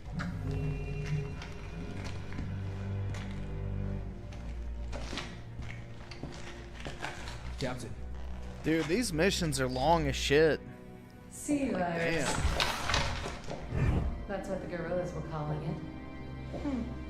Nice to see the cavalry's here. Who are you? I work here. My name's Ada Wong. They helped me. She doesn't look Asian at all. That must be what's creating those Jawavo. Yeah, I heard them saying something about that. What else did you hear? Maybe Yeah, you could put Ada your wrong guns down. race. Not until you give us a reason to. She is not Asian, bro. At all. Neo Umbrella. New Umbrella. The organization supporting the guerrillas. Or at least I think that's what they were calling themselves. So the sea virus came from them. And that's all I know. Thank you. We appreciate your cooperation. Finn, you're in charge of keeping her safe. Yes, sir. Keep an eye on her. Will do. Something Wong. We found one of the staff. Bro, Returning it's to the still foyer not now. over. Come on, I'll show you a quick way back to the entrance. Damn. How long is this fucking mission, bro?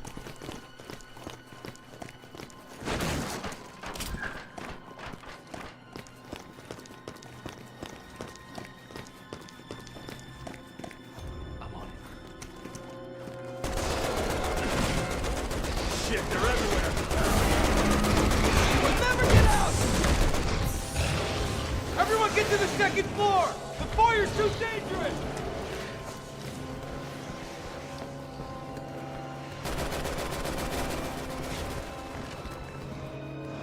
There's a way out on the second floor. I suggest we take it.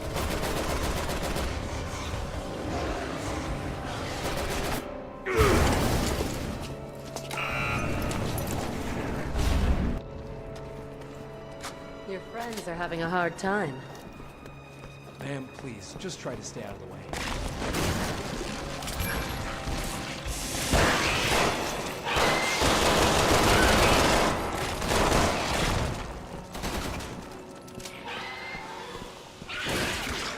Can't advance unless we eliminate these hostiles.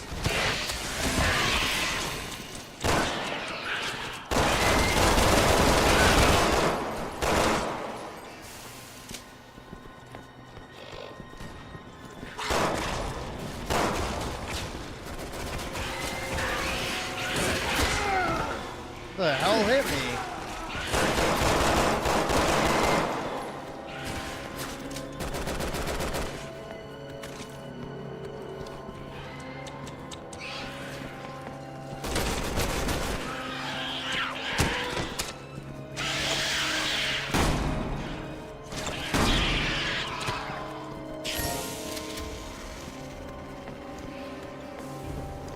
too dangerous to advance with these hostiles around!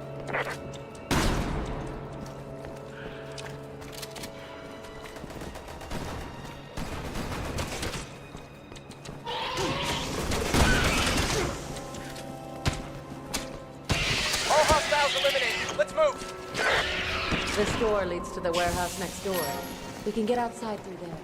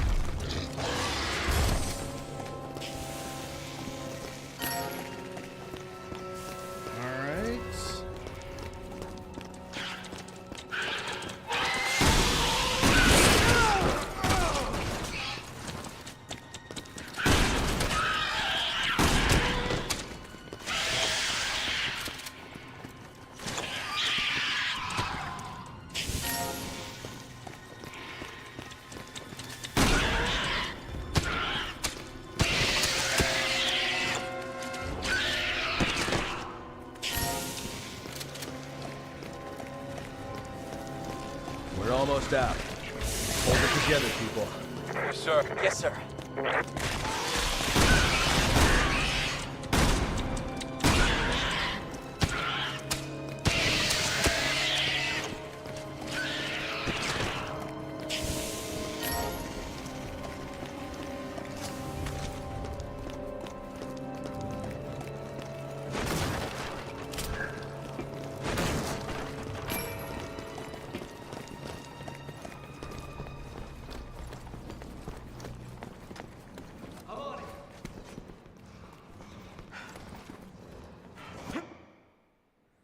Maybe?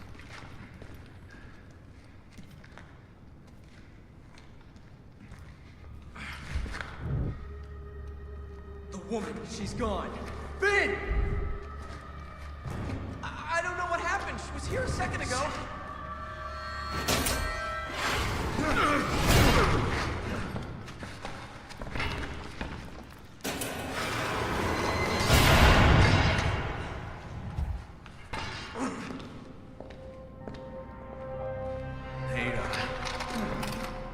Thanks for the escort. Here's something to remember me by. Not Spider-Man! No!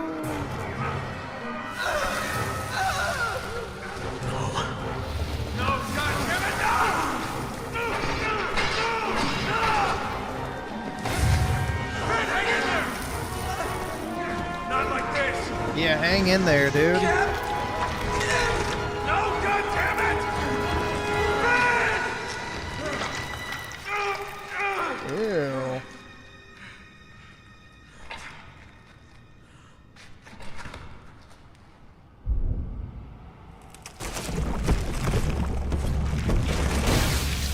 Captain, we gotta move.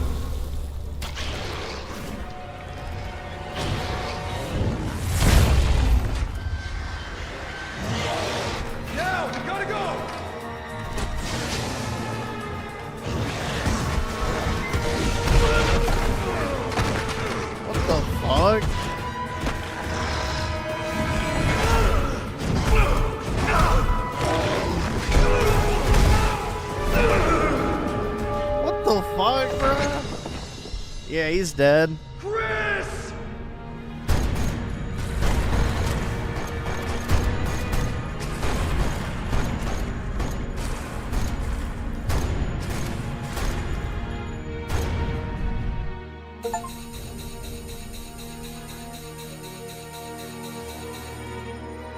55 minutes, man. Jesus.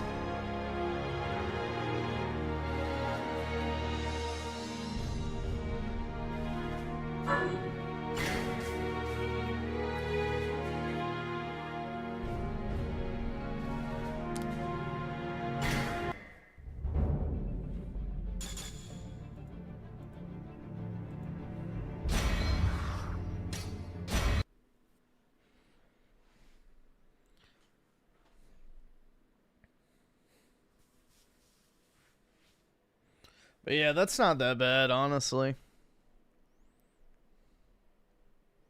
Not too bad.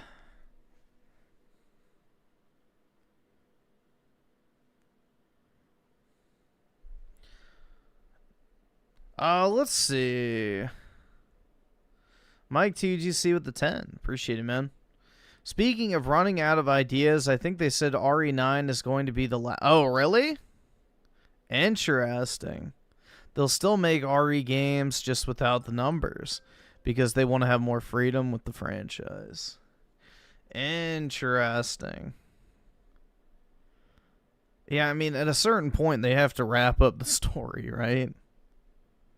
I don't know. You can only keep creating so many different, you know, zombie spin-off whatevers.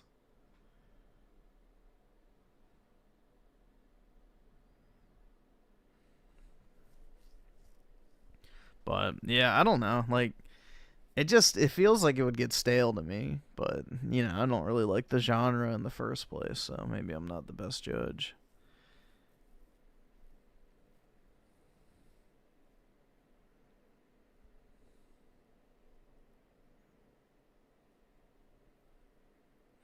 Yeah, they'll revive Operation Raccoon City, but instead of like the generic Raccoon fucking City umbrella guys, you'll play as the Concord cast of characters with Marvel quips as you kill zombies.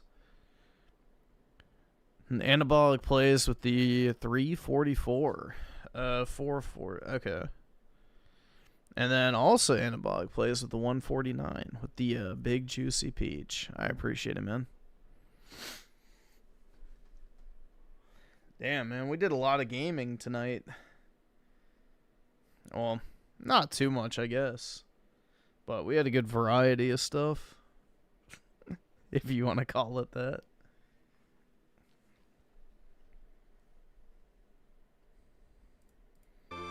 If you want to call it a good variety. I don't know. Maybe not. I've been live for almost 6 hours, dude. Alright, let's see. Let me just check something real quick. I'm going to just open up Xenoblade so it's running. So I can get my time up. I should have done that earlier. I forgot.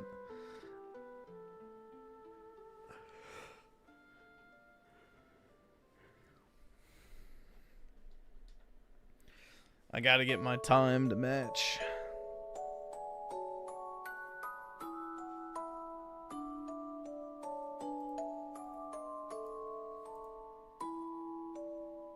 Kino game, Kino stream.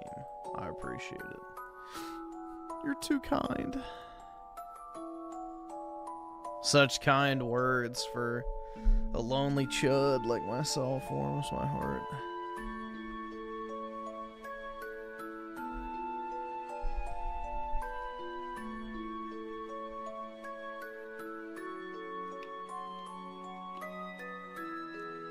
I'll ascend? I think it's too late for that, man. At my age, the only way down. The only way is down, so...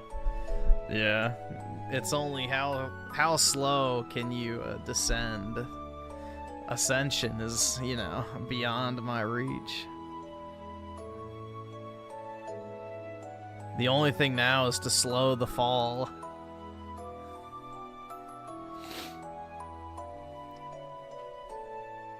$97.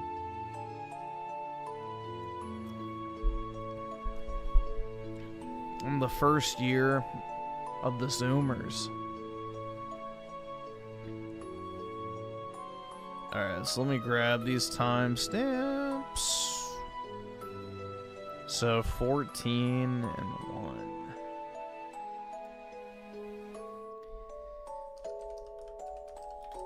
Alright, we'll see what this is real quick. 14 minutes.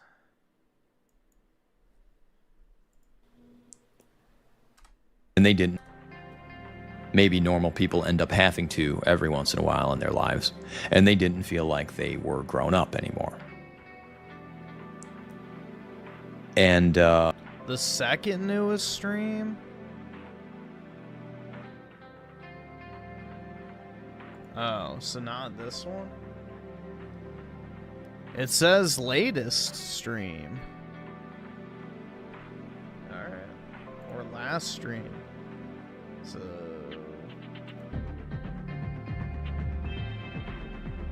this one? hey guys, thanks for...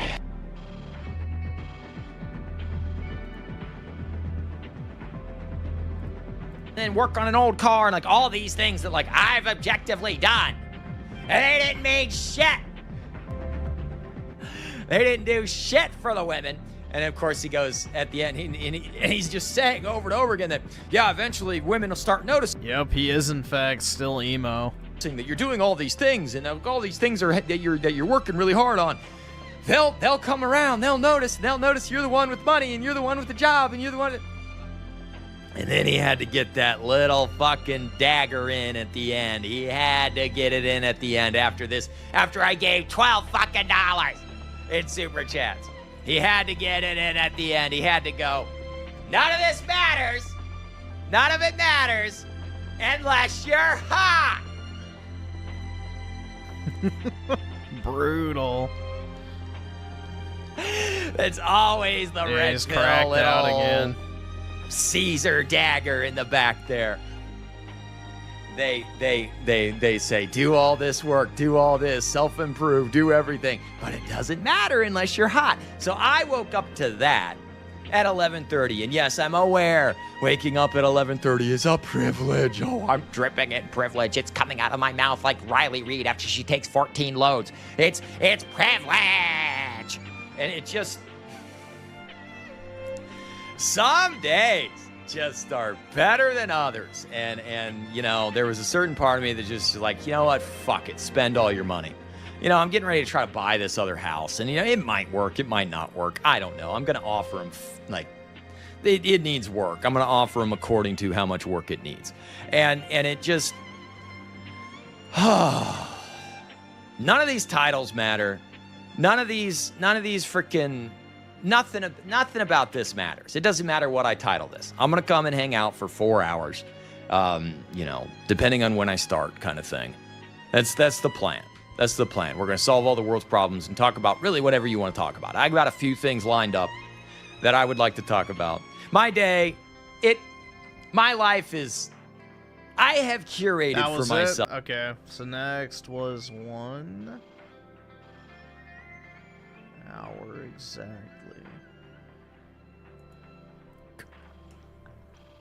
Well, the only reason I'm here to make money, okay? Everybody go give Cena Guru some love here, all right? I'm really...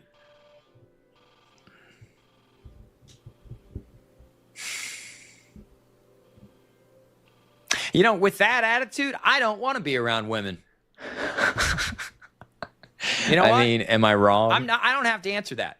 This is the way to bring women around. Like them. 5 qualities of women that you enjoy that aren't appearance or sexual. Well, what do they have to offer me than that at this point? I'm serious. They're not feminine. I think this is valid criticism. They're not friendly. They're definitely not fit. Del, I will drive to Wisconsin there it is. and take you on a Valentine. I'm the only streamer who streams sober. Yeah, and that's only because I have to, man. You know, I wouldn't mind, you know, having a few drinks here and there, but I would be so fucking tired afterwards that I could not function, so... Unfortunately, I have to work after I'm done streaming. Otherwise, yeah, it'd be kind of fun, but, yep. I am stone cold sober. Valentine's dinner. Done. Commented. But you look like Darth Vader without the helmet on.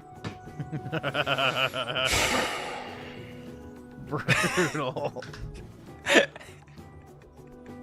Whenever I comment on any of these girls' channels that have like over 500 subscribers, because some of these girls come into my, there's this one chick that was in my comments. I haven't checked to see if she's replied on any of my other stuff, and I'm like really hesitant to show you guys who this is because she's actually attractive. Like, now everybody's she's gonna actually look. pretty hot. And she put out a video about finance bros that like broke my heart because like, of course, they're all like that, and they all love finance bros. But it's all right. I'll take the sloppy seconds, I guess. But like, she's actually. What about pokey finance bros? I mean, technically, I am a finance bro by merit of my degree. So technically, I am a finance bro. But the only thing I've done with my finance bro background is, you know, investing in children's cardboard. So I don't know if that counts. Really attractive, and I. Let's see, Raymond with the two. Why are we watching shit about dude? Why are we watching stuff about electrical voltages, my guy? Buy an adapter. There you go. There's your reaction. Why am I gonna watch a video about electricity? Why? In what world does that have any relevancy to anything we talk about on the stream? Go buy an adapter. There you go. Problem solved. Whenever I make a comment that's hitting on a chick, there's always the like fat friend that comes in. That is not a song, bro. 240 volts in a 120 volt country. It's literally talking about power outlets. Because different countries have different power draws. So their electronic devices have different fucking plugs and, you know, voltages. There's zero reason for us to watch that. Like, I'm not an electrician, nor do I care. The comment section was probably a dude. Oh, she's not into you. Yeah, there's women in Planet Fitness at 3 a.m. Right. Guys, I'm really over this. I'm really over this. It is so patronizing when Lonnie, Susie, all these fucking people. Man, we got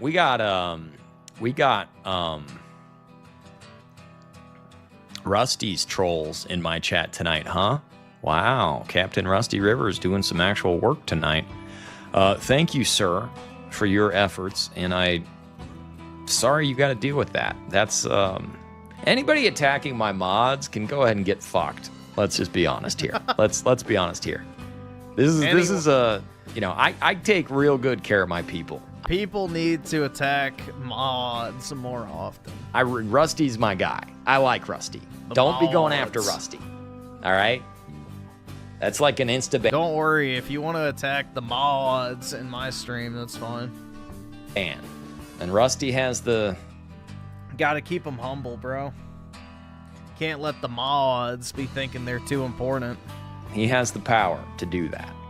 We don't go after Rusty. We don't go after incels. We don't go after Rusty. We don't go after my dad. We don't go after people.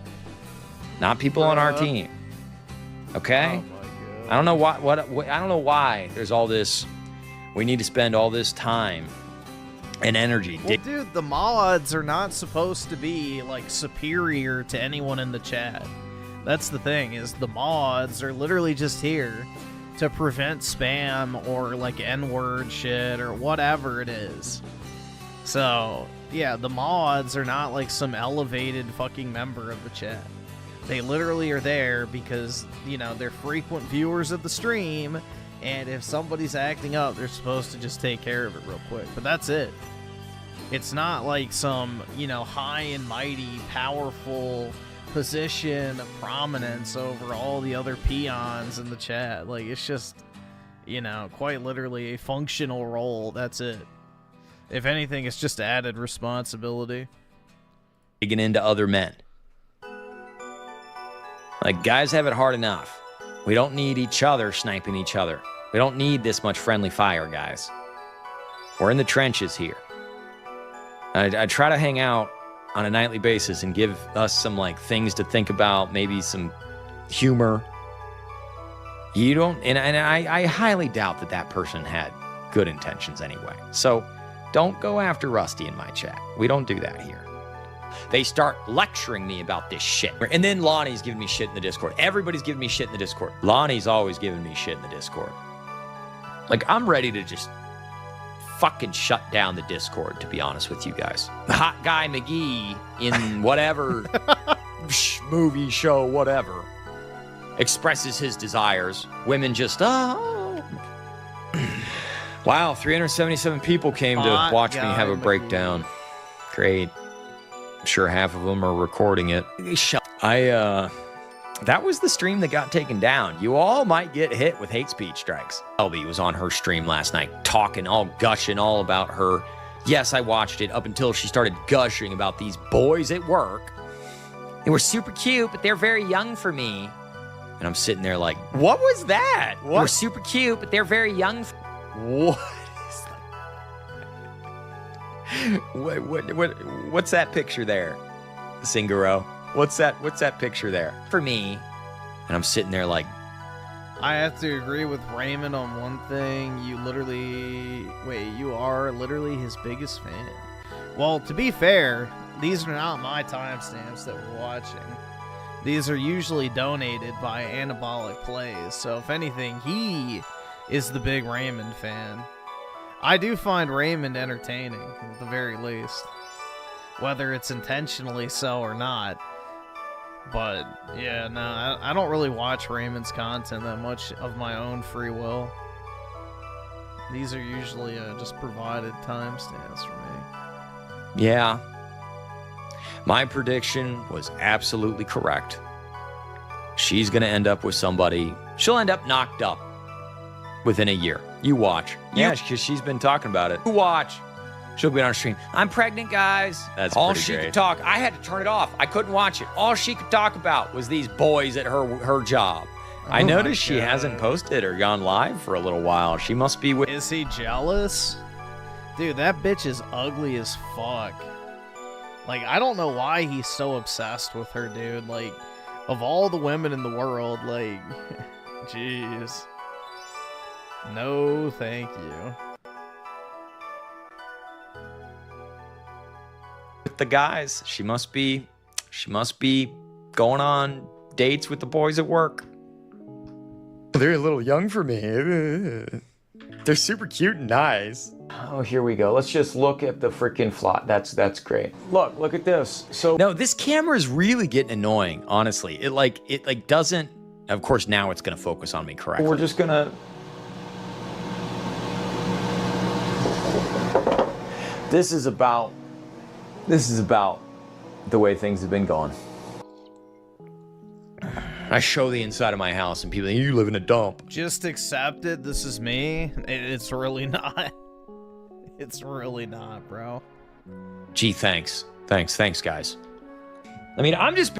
There has not been a day in my life that I have ever really been bothered by being alone. And I don't really think that's changing anytime soon. Being honest with you guys. Did I know a boat? Yeah, I ordered some stuff from G Fuel, but I appreciate the heads up, U-Generation. But yeah, I did see that. I'm trying to buy another property. I'm using your money to do it. And I would build the gaudiest McMansion. I would. With multiple turrets, 3 stories, 40-foot columns, banisters, like spiral staircases. I would build a giant wall, a mile. We're going to build a wall on each side, a mile-wide wall. I'd put a moat. There. And I'd build another wall. Well, so you might as well just have sex with men, Raymond. You might as well just have sex with men. You know, right? You might as well just fuck men. Bro. I'm an ugly troglodyte troll demon. This is like my best work right here. No. No. If this is far from the best work. Now, we might have different definitions of what that means, but yeah, nah, this is not the best work. Oh, cow, it's hell. I don't meet women in the real world, all right? But I...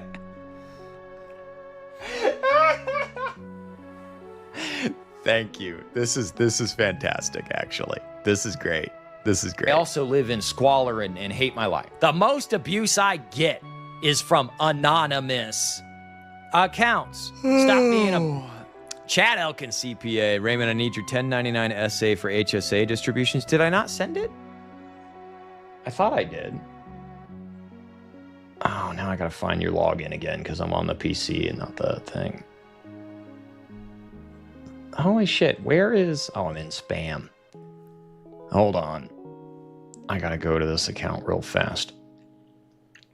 Thank you for the $2. All right, let me upload it real fast. I thought I did. There was another file that I didn't. I think I forgot to upload too.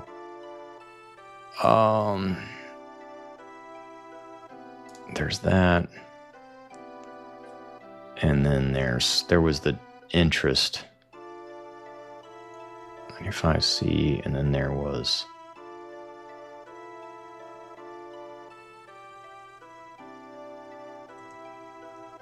Hold on. Which doc is the doc that does... Alright, are we good on this? Okay. So is the 4-hour one in this stream? No, it's not, because the stream's not long enough. Okay, let me see.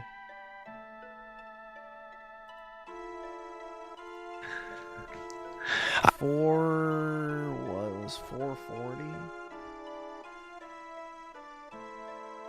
Alright.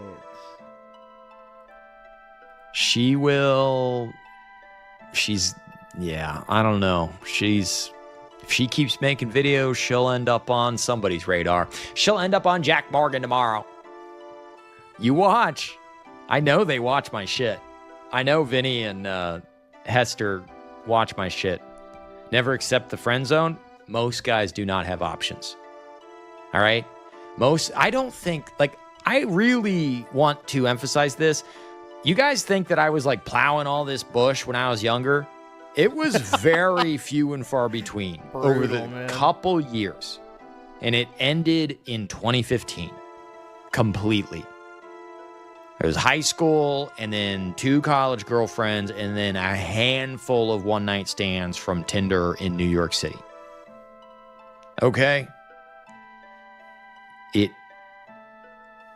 did not last past 2015. 2017 was the girl from high school that looked me up a decade later.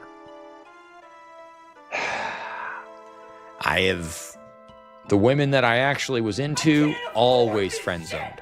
Always.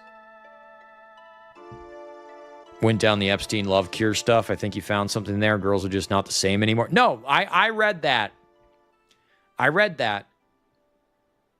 And then I thought about every chick that's on an SSRI, head meds, OCD medication, all of it. Birth control. They've been on hormonal birth control since they were 13 for acne. Acne. They worship at the altar of pharmacopoeia. Hillary versus Trump in 2016 was a psyop to make sure that they lost to that big bad man that all the men liked. They have been working on the sex war hardcore. And Roe v. Wade and all this other crap. I'm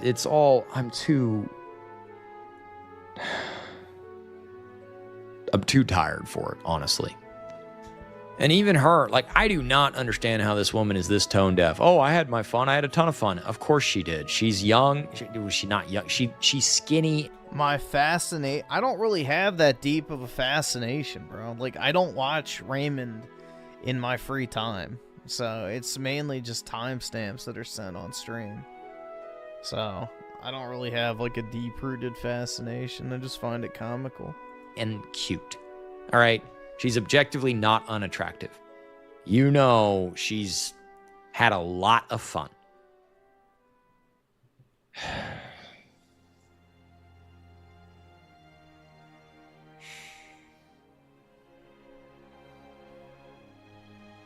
I cannot dwell on this subject.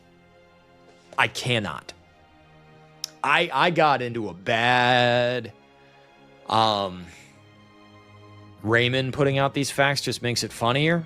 What are you talking about? Listen to them because it become a comedian movie, just can't stop laughing? I got nothing left, guys.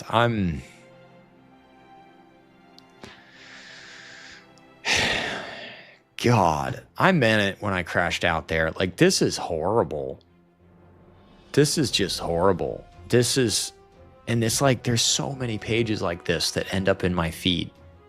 Constantly.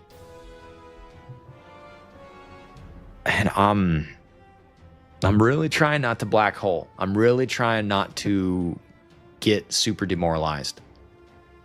I don't... But it's over, bro. I'm really praying I don't get yoinked.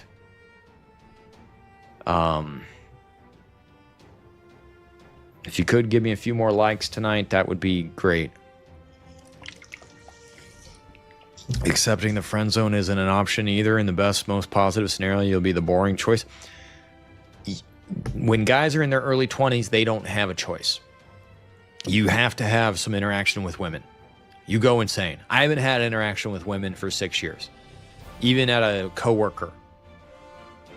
Even like being around women in an office space. Guys, my chest hurts. My heart hurts.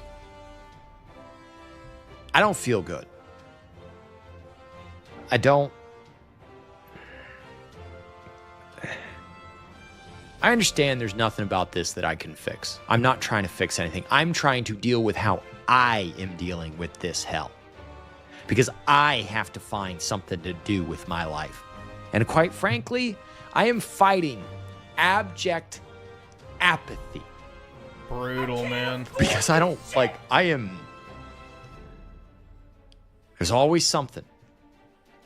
I am... SNK nostalgia with the 2. Say what's up, the far left is a disease. I completely agree with that. Absolutely agree, man. And SNK nostalgia also with the 2. Dude just lives in his own yeah, it's a vicious cycle, bro. Like, this is how he gets the views. It's how he gets the money. So it's just, you know, like a broken record.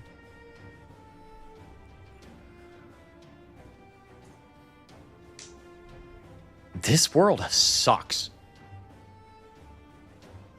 Forza, I don't even know how many men she's had in the past. I bet it's in the 300s. I mean, if you just think, okay, if she was cute at 18 and then the high school and then there's like one a weekend, just do the math. I mean, you're talking, if she's a party girl, easily 50 to 100 a year on the low end. And it just, that kind of conversation gets a little hairy for the monetization, but she's convinced it's a revenge thing. No, it's... I don't like my life because I'm paying for this shit, and I don't have a choice but to. And, like, it is demoralizing when you realize there's no way out of this. There's, like, nowhere to move. There's nowhere to go. You don't get out of paying taxes. And if you have a family that can be a support system,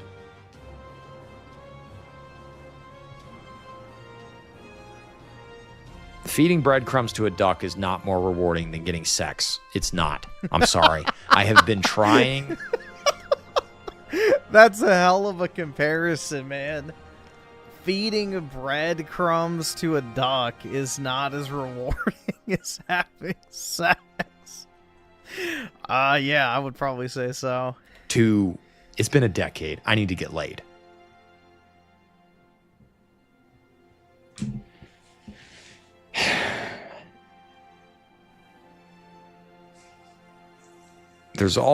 I think, honestly, it's a wash. No matter where you end up living, there's always going to be some kind of sales tax or property tax or use tax or some kind of cost for you to exist. If you go somewhere without the income tax, you're going to have high property taxes. If you go somewhere, it's an over-under thing. If you're lucky enough to be close to family, be close to family.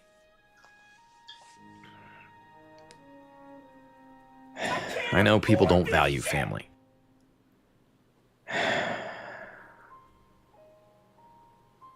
It's pretty depressing. I pretty much get off here and I like put on, I don't know, something that's just yapping so I don't have to think.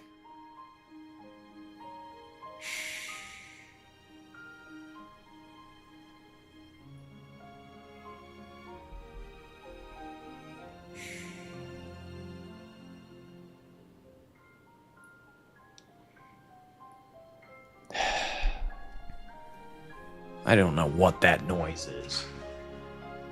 There's some kind of engine brake semi thing happening outside. Because of course there is. It's 10:30 at night.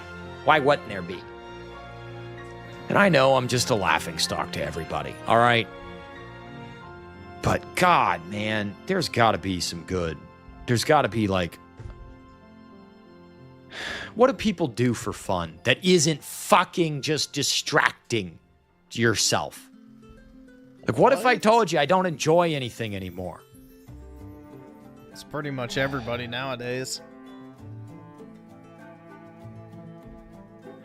The bread is stale and the circus no longer entertains. Fuck, man. There's no mutual friends, Revin. There's no active social life. It doesn't exist. I don't drink. There's nothing else. All right, I gotta go, guys. I can't. I've given the brutal people that make videos about me enough. No, we didn't get to Dell. No, we didn't watch the Jack Features TFL. I don't have anything else left. Go subscribe to my other channel. I haven't banned everybody over there yet. Oh, man.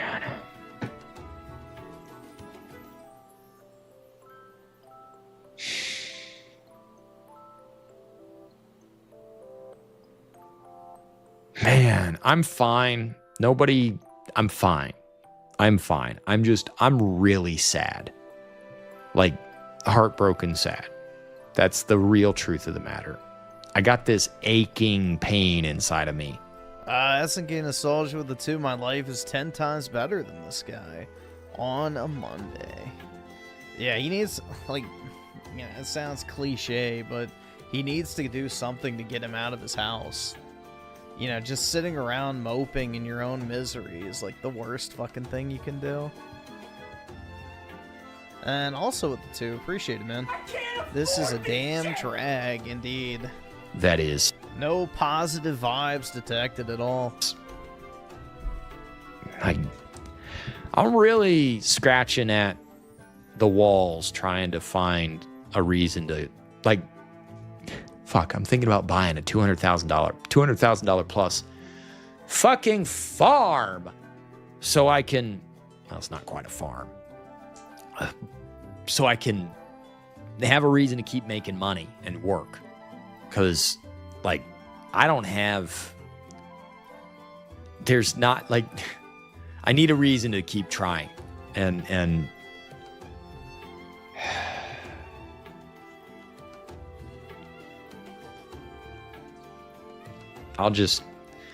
I did not mean to make this so depressing, but holy shit, that chick really got to me. Because, like, that chick. Forza, I love you. I thank you for the support. No, we're not doing that. Take a blue chew and go to Vegas. Brutal.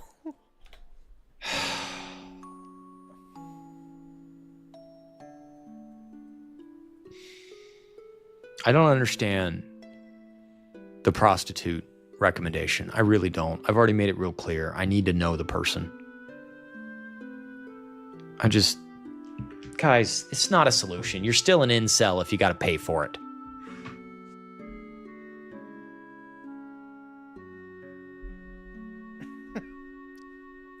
What a way to go out, man. Jesus.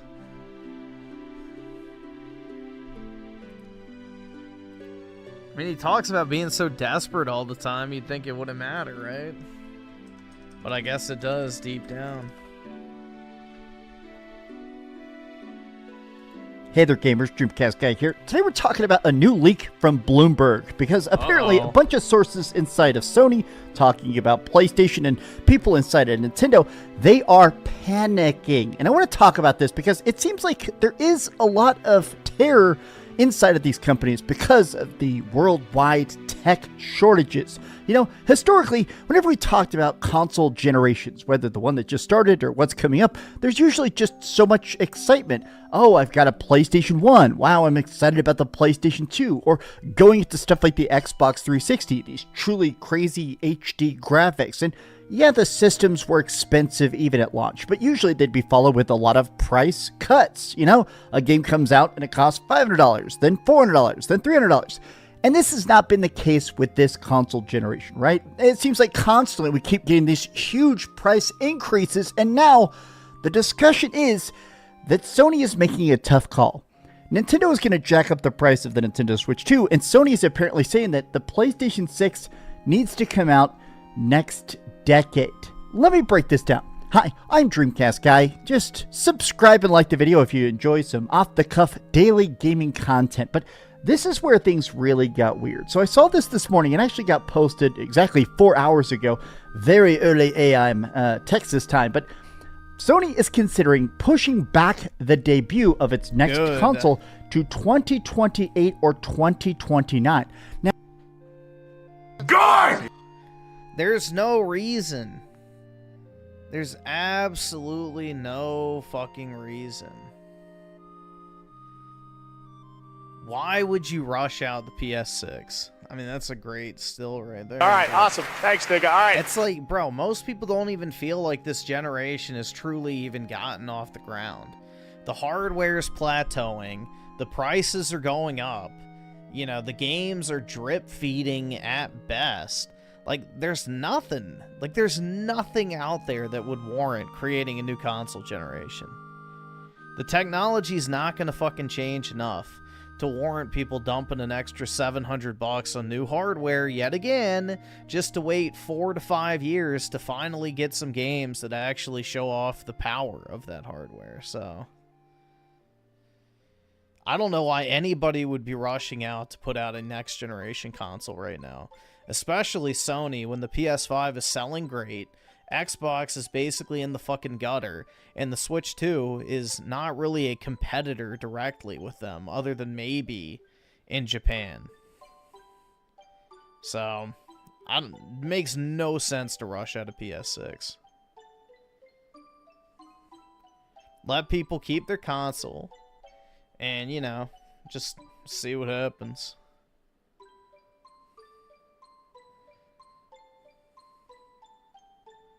I don't know, man. It really makes no sense to rush this shit out. I don't know why anybody would be clamoring for a PS6 right now.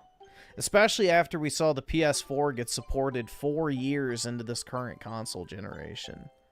Maybe even 5, depending on the game. Now, consider how apocalyptic this is, right?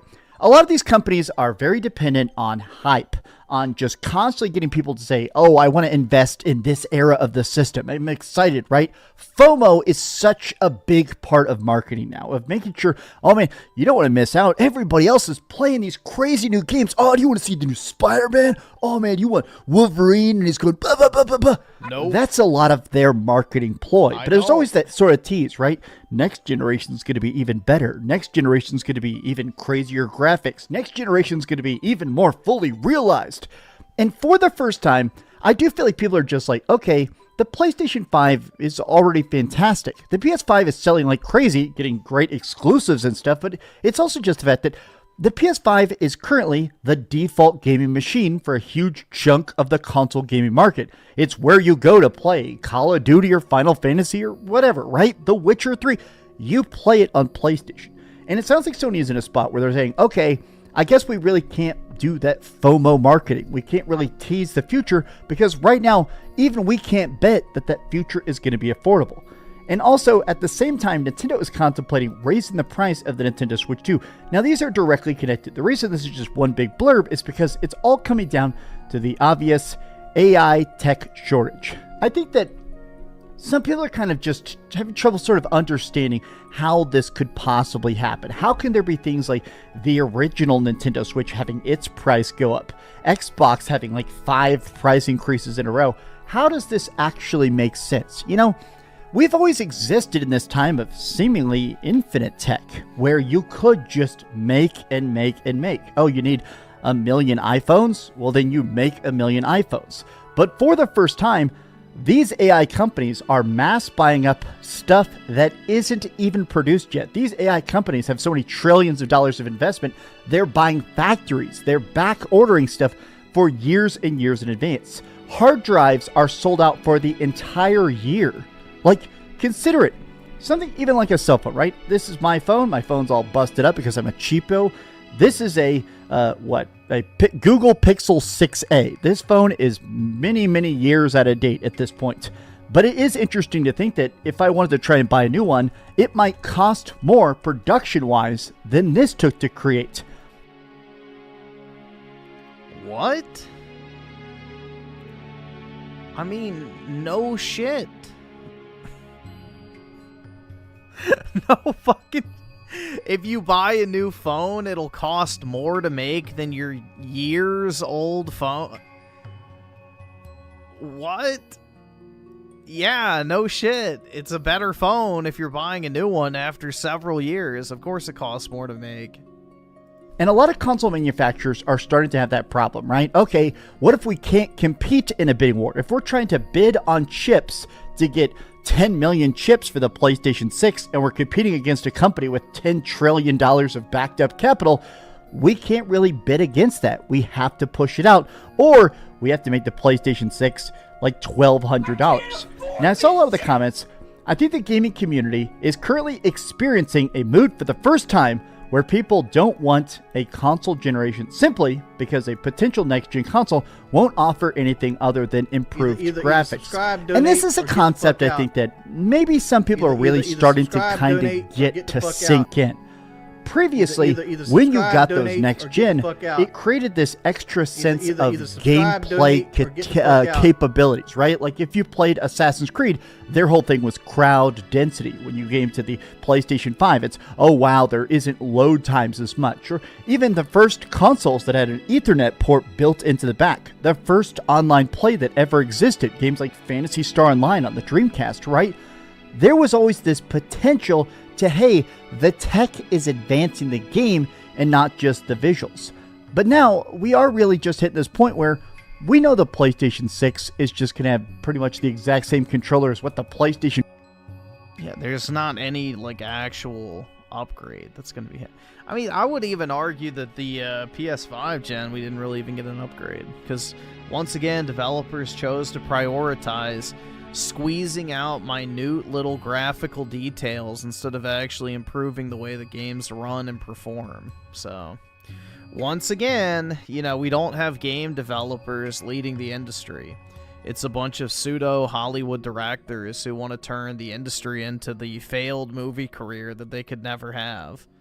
And in doing so, they make everything just, you know, ultra photorealism obsessed. And instead of actually using hardware as it's intended in the gaming, you know, industry to squeeze out more performance and improve the gameplay experience, instead, it's all about the fucking pores on somebody's face, the peach fuzz on fucking Nikocado Aloy's face, and, you know, how many Heckin sad dad moments you can put into the God of War Ragnarok DLC, but... I don't know, man. It's just, it's really pathetic. I don't trust the current industry to ever utilize next generation hardware again, probably in its current state, so. There's not really any fucking reason to rush this thing out. I think most people will just stick with their PS5.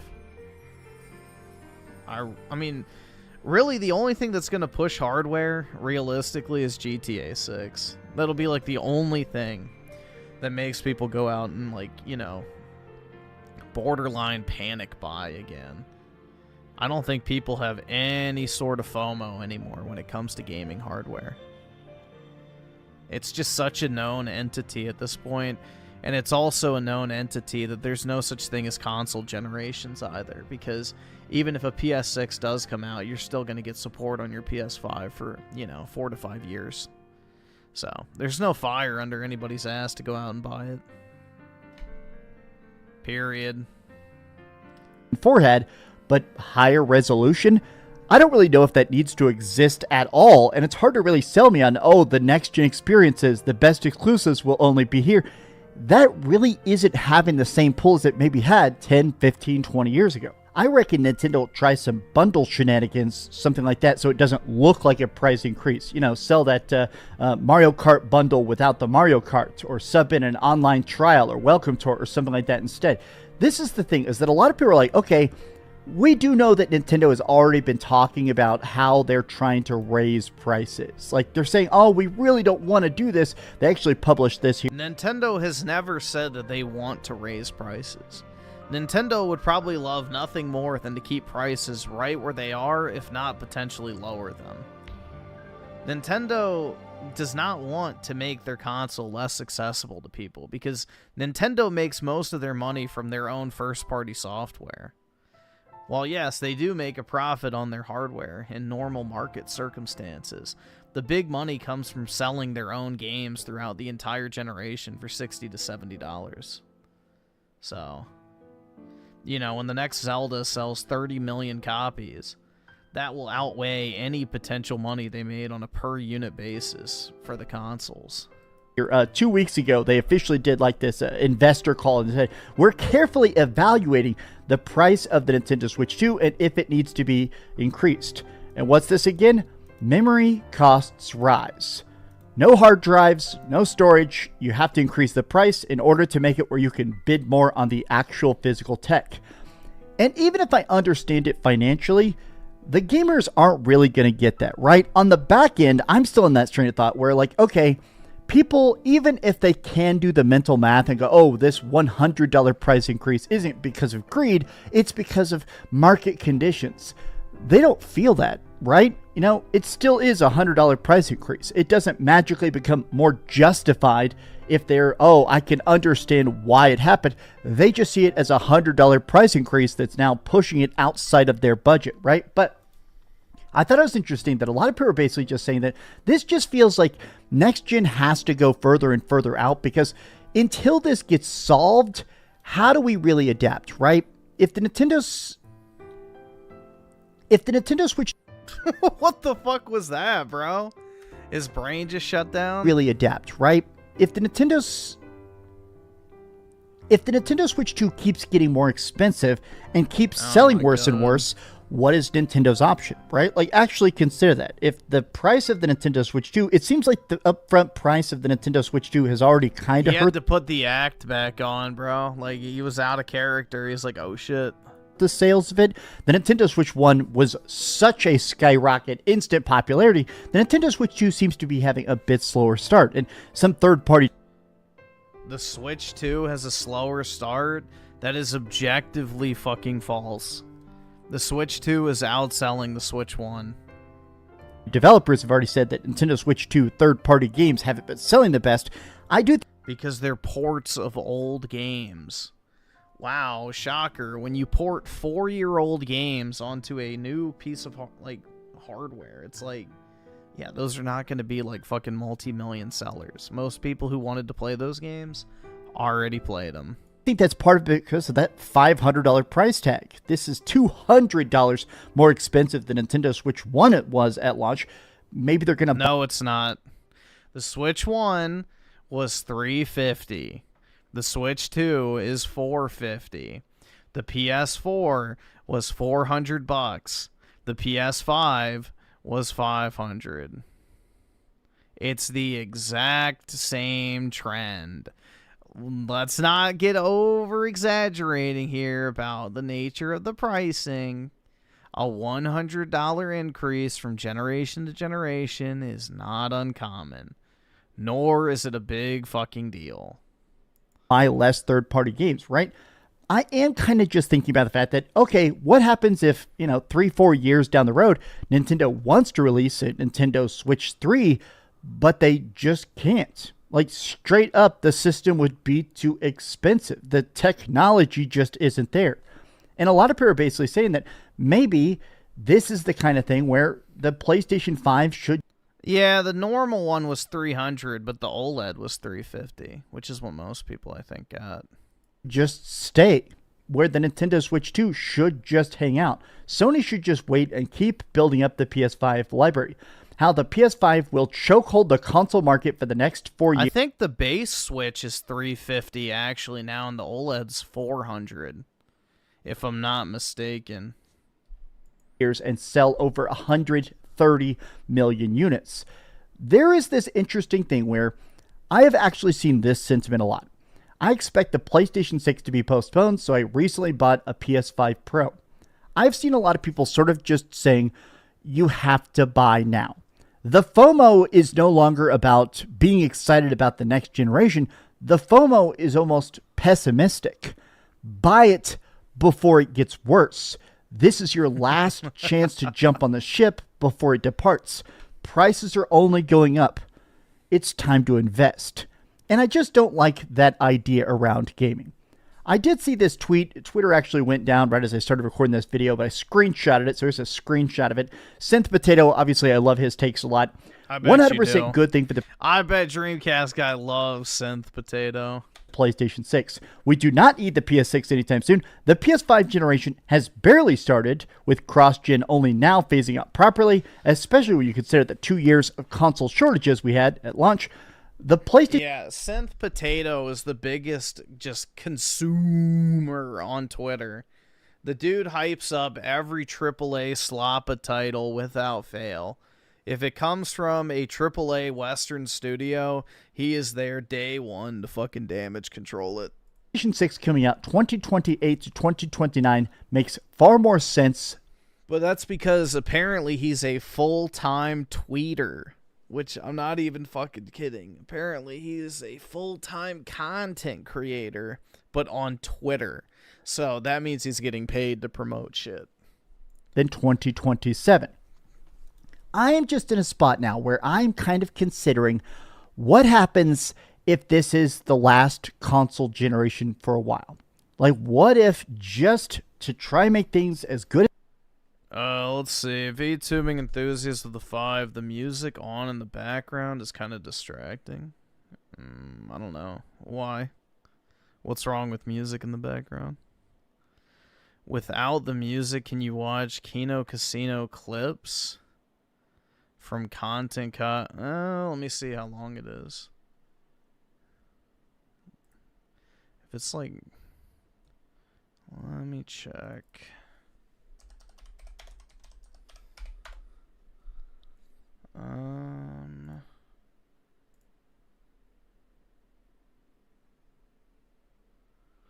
Furry. An app. Oh, iDubbz. We can see how it goes. I don't know if we'll watch the whole thing. I don't really care about iDubbz that much. iDubbz is pretty boring, to be completely honest.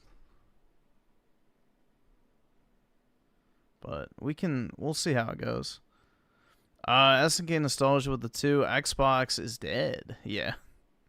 It's gone, bro. It's absolutely gone. And also with the 2, Dreamcast guy was funny. It went on meth back then. Yeah, I bet. That shit's pretty crazy, though. From meth head to kid-friendly content creator. What a story. And then also SNK Nostalgia with the 5 gifted memberships. Really appreciate it, man. Thank you so much. Appreciate the positivity as always, dude. But big ups. Thanks so much, man. As possible. I have always been a huge advocate for the accessibility of gaming price-wise. Make systems as cheap as humanly possible. I've always thought that's actually one of the big things that was cool about the Switch Lite when that came out, right? A $200 Nintendo Switch. They put it on sale constantly for $180, and it plays the 1,000 games that came to Nintendo Switch. The retro games they've ported, like Final Fantasy VII and stuff. It's cool that the Switch Lite exists. And I'm almost terrified about a shrinking pool of gamers. Maybe I'm being too doomer, but I mean, a lot of kids right now, if you're growing up and you're like, all right, I can play crappy Roblox games with my friends, or I can beg my parents for a $700 PlayStation 5, they're probably going to choose those crappy Roblox experiences, even if they do suck. Because yeah, buy your kids a $700 iPad instead of a $700 console. Only consoles are not $700, so it's a stupid comparison. Nintendo Switch 2. And then on the other side of it, we're going to get a next gen that is ridiculously expensive. And I don't even Yeah, if you want a decent iPad, they're like $700. know what happens after that. Do they reverse? The shitty iPads that like really are just glorified YouTube machines, like they're I think 400 or 500, but if you want a decent one, they're like 700 to 1,000. There was a console a long time ago called the Atari 2600. Atari 2600, huge. I don't even know how iPads are still a thing, honestly. Like, it's actually kind of surprising that the tablet market even exists anymore. Monumental, massive success. But it sold so well when they released the subsequent systems, the 5400, the 7200, they're just dead. So because of it, developers only made Atari 2600 games for the most part. What happens if the PlayStation 6 comes out and sells 1 million things? Do you think developers are really going to support it? It would be weird if the PS5 lives forever, if the Nintendo Switch 2 lives way beyond its lifespan, simply because next gen can't be bought. I don't know. Off the cuff thoughts. Good morning. How are you? Hope you're having a great day. Be sure to give this video a like and subscribe if you haven't already. And please keep dreaming. And how expensive do you think the Nintendo Switch 2 is going to get? Tell me your thoughts in the comments down below. And I love you very much. Thanks so much for watching that video.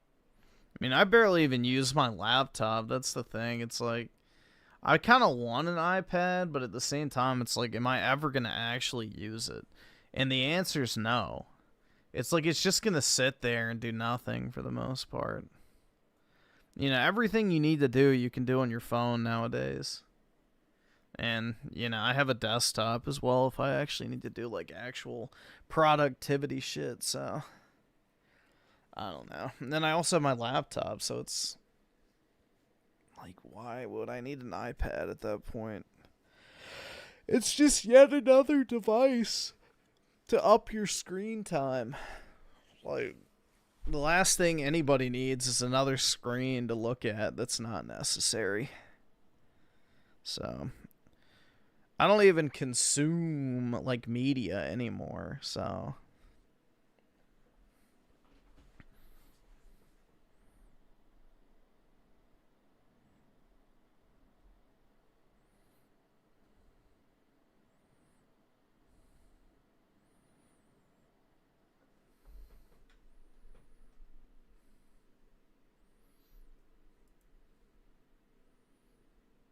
alright, we'll see how this goes.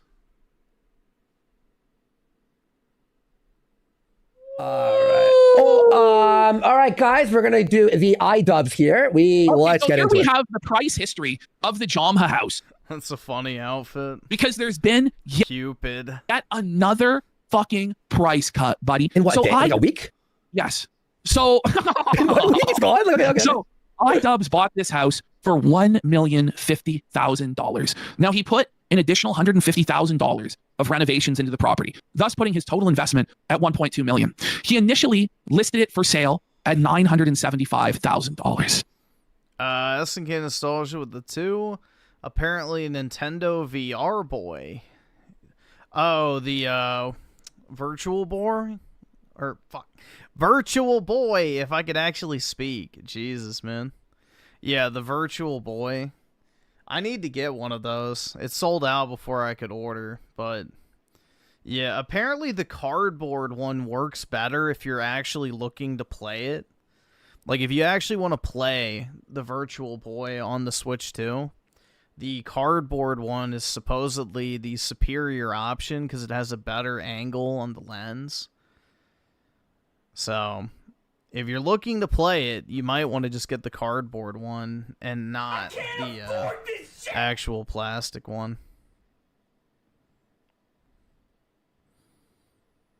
You shut the fuck! Don't you fucking tell me to my face to shut the fuck up! Osky Wasky with the 10 until the video ends. What is this?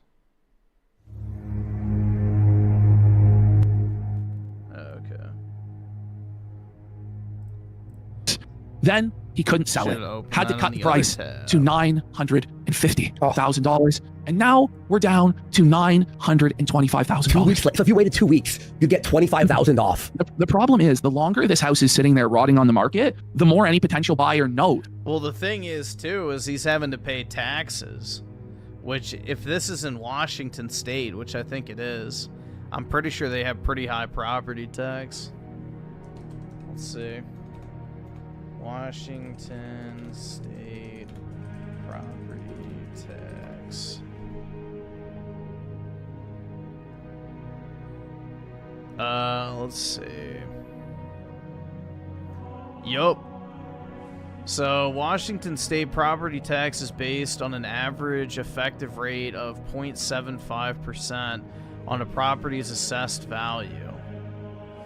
So, that means that, wait, by dividing the assessed value by 1,000 and multiplying. Okay, that's not too bad then.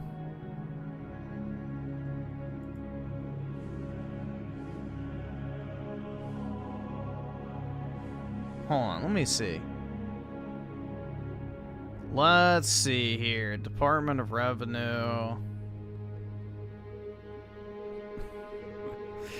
Jesus. I don't know why I care so much, but it's like, if it's a 1% property tax, you know, that's 10 grand every year that it just sits there. So.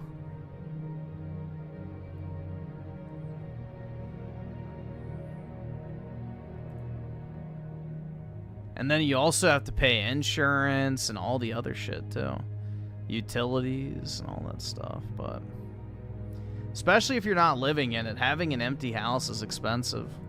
That they can lowball them. And so this price is only going to go down and down and down. And here's the problem. This house is over 100 years old. It was built in the 1920s. I don't know what's wrong with it, but if you look in the garage, it could be there's a mold issue. You look in the backyard, it's a wood chip backyard, which is fucking shitty. You know, you look on the photos online and it's like staged in this grand way with all this furniture. But if you go to the open house now, they've had to remove the staged furniture because they can no longer afford the cost of staging it constantly for these open houses. You go to the neighborhood and it's a complete leftist shithole. The neighbor next to them has like a very specific vanity mural on their house.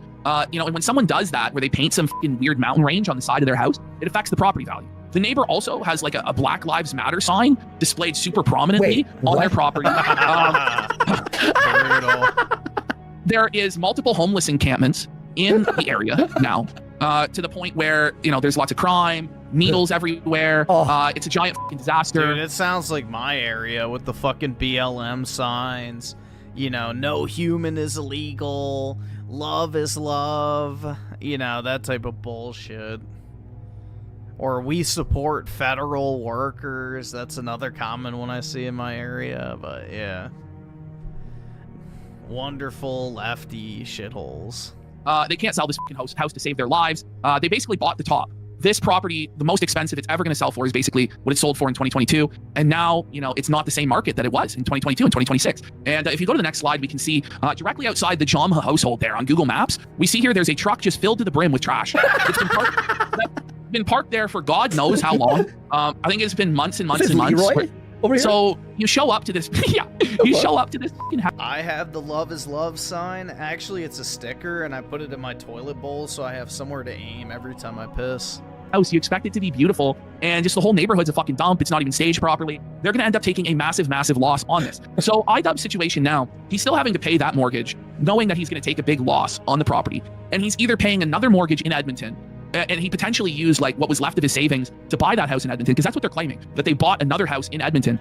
Dude, that's the first thing I'm doing if I ever buy a house, is I'm putting up a fucking, you know, Trump flag or something like that, just to piss off all the leftists in my neighborhood so they just steer clear of me.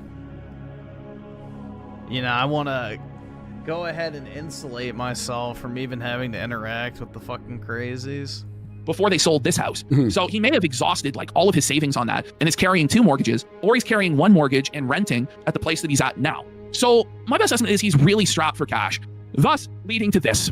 iDubbz purchased a Dragon Vtuber skin for $3 to begin his journey as a Dragon Vtuber. I'm not kidding. You know, they have a lot of friends that are furries already. They say birds of a feather flock together. You know, they bring that Your Movie Sucks guy on. We've covered the sordid history of Your Movie Sucks and some of the strange comments that he's made in the past. iDubbz, I guess, is coming out now as a furry, that he's a scaly dragon and he intends on catering to that niche. So here we have the introduction of iDubbz, the furry VTuber. The dragon is born. Is this it? This is desperate, bro. He's having to stream every day. Greeting. I can't. No, buddy. No, buddy. What was he thinking, bro? This is the worst. Oh, no, man. The cringe. No.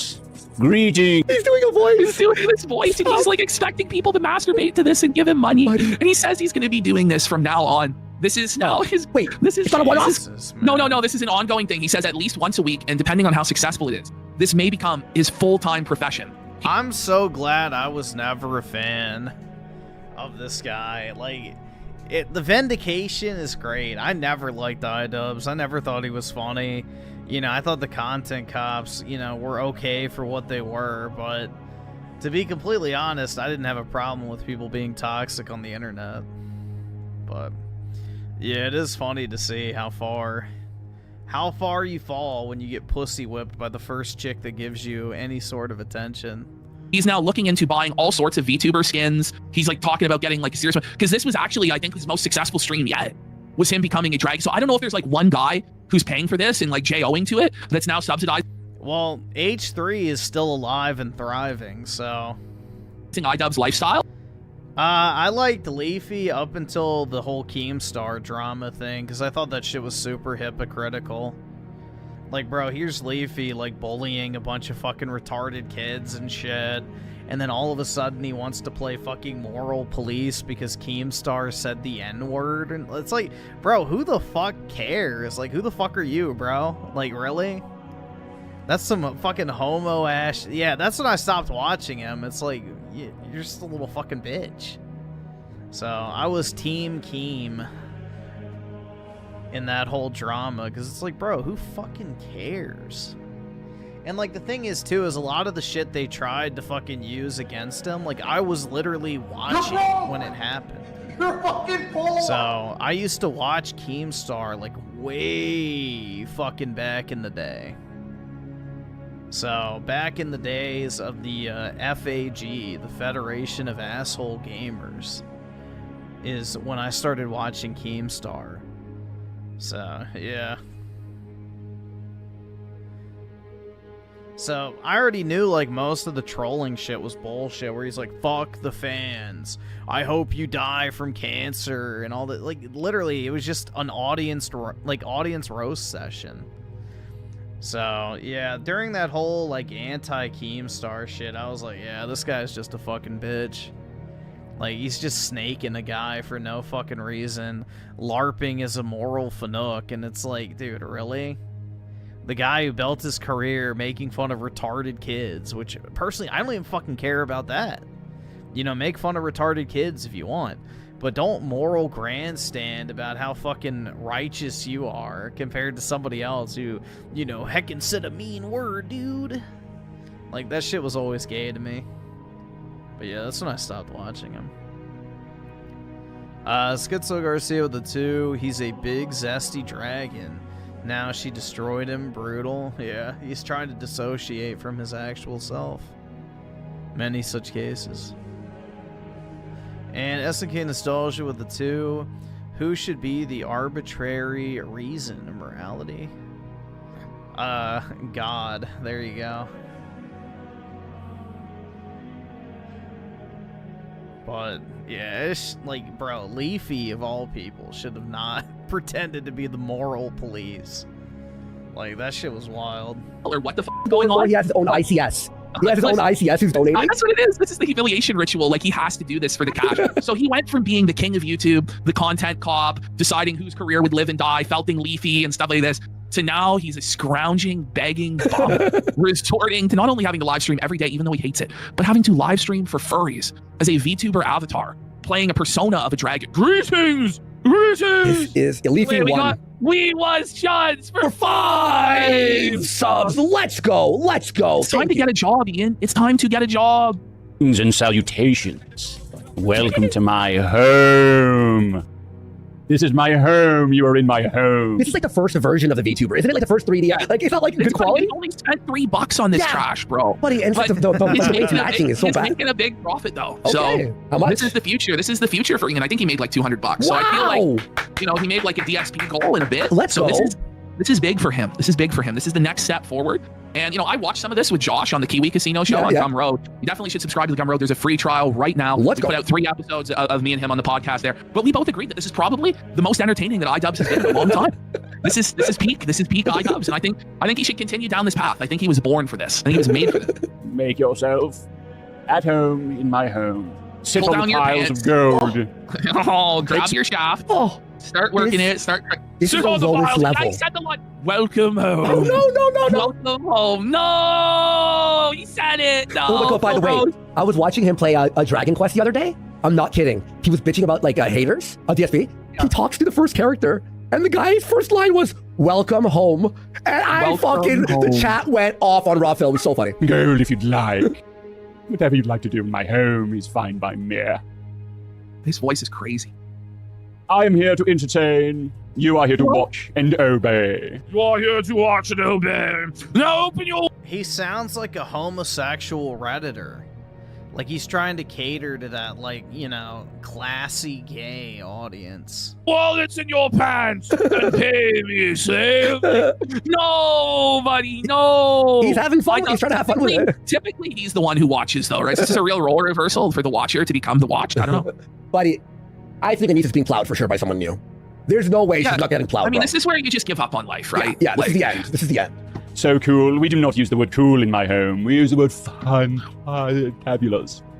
He's zesty! He's a zesty old gay dragon! Fantabulous! God! Scaly. He's gay! He's a dragon! He's trying to find a sugar daddy. News, iDubbz is a scaly. No! He admitted it! iDubbz is a scaly! Scaly alert! I don't know what that means. What does that mean? What's a scaly? Scaly alert! They get turned on by reptiles, buddy, and dragons and shit. Like, it's like the scales of creatures make their penis hard then. We need the asteroid. We need... It's over. Oh, wait a minute, iDubbz! No! We need the Send him to the showers. The asteroid, bro. He's just doing it ironically, guys. He's doing it for the memes. Yeah. Except he's doing it now like at least once a week for his whale. And he's now jerking off to it too. Oh, let's make him dance. Oh. And I have a bit of lore for my scaly self. No. You've all heard of the burnt peanut. Now, by the way, it's strange that they just got a bunch of reptiles in real life. Oh god, bro, the burnt peanut. The latest fucking Norm Groid slop tent creator of the month on Twitch. I had the unfortunate displeasure of seeing one of his clips pop up on Twitter, and it's like, dude, like, my hatred for the Goyim grows every day. You know, maybe they were right about Goyim. Maybe they are cattle. It's just like, dude, how do people fucking... And it's like grown men watching this thing. It's like, holy shit, man. How the... yeah. I don't fucking know, bro.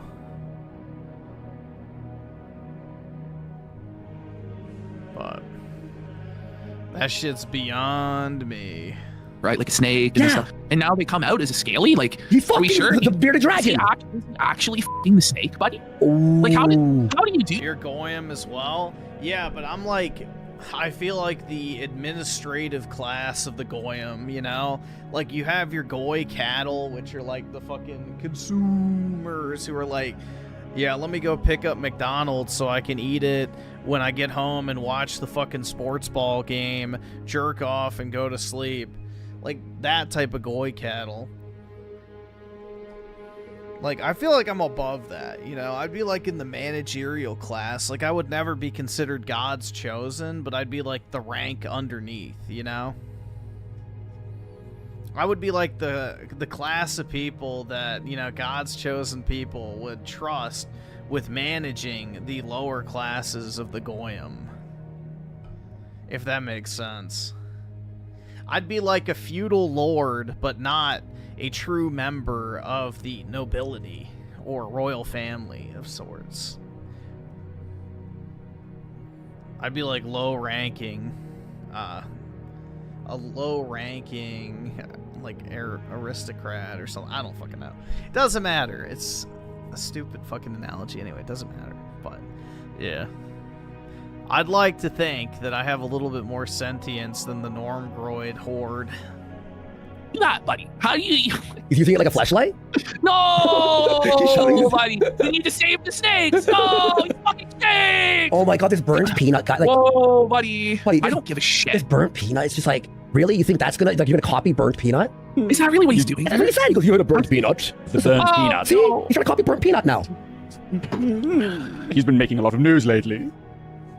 He thinks this is gonna go viral. More so, he's making a lot of money, and that's what he wants. I mean, in my... Griffin has a dream. That's right. I have a dream that one day I will rule over the normie horde with an iron fist. For negative reasons. I mean, look at this. Our live stream fails. Homepage. Here we come. But even the f***ing dragon looks retarded, huh? It's like cross-eyed and shit. Oh, no. How do you think he got that way? It was I. It was I. I burned the peanut. Fuck yeah. Okay, I'm gonna be real though. This is the highest energy he's been and the most into anything he's been on live stream since he started streaming, isn't it? Yes. It is. Yes, literally. He's having fun. Like, this is like when DSP played WWE Champions on stream and you saw for the first time him actually happy. This is iDubbz as his true self, as his scaly, furry, freak self, and he's letting his freak flag fly. Yes. Oh, how to train a how to train a cock. I have no association with his racism, though. Oh, no. Yeah. Oh, no. With his racism, dude, I guarantee you whatever they consider to be racist is like the most normie fucking humor imaginable. Like, what is the racism that he's guilty of? Yeah. How to cock your dragon. Yeah, Okay. how to cock your dragon. Oh, no. So this is now his full-time OBS set. He did this this is like 4 or 5 hours of him as the dragon. It's his real basement, by the way. He's trying to be like a parody of Chuds, where it's like, yeah, this is like a dragon. He watches Joe Rogan, and he watches Fight Club. So he's owning the Chuds. So the Nazis and the Chuds are really being owned right now, Ian. Like, the Chuds, like, they're molding. This looks like Schizo Garcia's room. Crushed up beer cans. A movie. Chicken nuggies. Mattress on the floor. There's just missing the piss jugs. Not laughing, you know, we're being felted by him doing this for sure. You have the Fight Club on the floor? Anyway, all the clips courtesy of Bulgarian Lives Matter. Oh my god, he's got the reason. He's got the reason playing, buddy. Like, who was saying? This song is so fitting for this because the real reason why is Anissa, you know? Like, oh no. Out of the other divorce dance? This is terrible. Oh my god. How are you low energy as a VTuber? Bro, he's cooked. Buddy, he's cooked, G. Oh, no. Dude, I would absolutely be a low energy VTuber. But, you know, maybe that could be my niche. This is crazy. Regular monster. Straight up. I don't like it. He's dropped the voice now. He couldn't even keep up the voice. Come on. Supposedly the burnt peanuts based now just because of clapping back at Hassan. Laugh my ass off. Everyone's done that. It's not hard to... Yeah, exactly. If that's the new measure of being based, then it's Jover, man. Oh, energy. It's back. Oh, come on, man. I mean, look. I'll say this. He put some effort into this OBS layout, I suppose. This guy used to be a millionaire, man. He used to rule the world. Oh. This is your life now, Ian. Wake up, Ian. This is your life now. Oh, I can't wait to see H3's reaction to this, bro. H3 is gonna kick his feet, giggling. He's gonna dance on this f***er's grave, bro. Oh. What I do like? White monster. Let's go! Exactly. Let's go! White monster, bro! Jeez, yes! Finally, iDubbz has some good taste. fucking Fight Club, chicken nuggets, Joe fucking Rogan. SNK Nostalgia with the 2 watching this makes me feel extra sane. As it should, man. As it should. You know, watching these people on the internet just... Yeah. It's pretty fucking wild how bad people get. Burnt Peanuts, oh, Fanuc. He got banned from Twitch for it. That's what makes him bait. That's it? Oh my god. That's the bar, bro. Like, the only reason I don't say that word is because I don't want to get TOS'd, but I don't consider that remotely based. Like, if there was no guidelines on YouTube surrounding that specific word, I would use it probably more than I use the word bitch or fuck. Like, yeah, who cares? Any straight man with the functioning pair of testicles literally uses that word on a daily fucking basis. And nobody should actually care. And Schizo Garcia with the 2, not true. I don't use sheets on my mattress. That... are you sure you're a actual Australian? White monster. You know, somehow this is preferable to his real personality, you know? Like, yeah, I know. it is. It actually is. They call me in the bedroom. This is the... Griffin B. a Lolly V2? Oh, yeah, dude. No, I'll just, I'll pull up my custom V-tubing model. Hold on. I just need someone to make, like, a animated model of it. Where is she? Can I... There we go. I just need this to be my V-tubing model. Obviously, we'd have to make some changes. Like, maybe put, like, a lightning bolt GG on there instead of the, you know, the usual symbol. But, yeah, that could be my V-tubing avatar.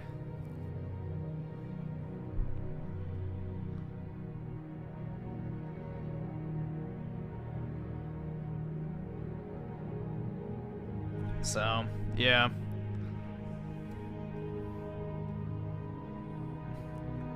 There we go. I got it all figured out.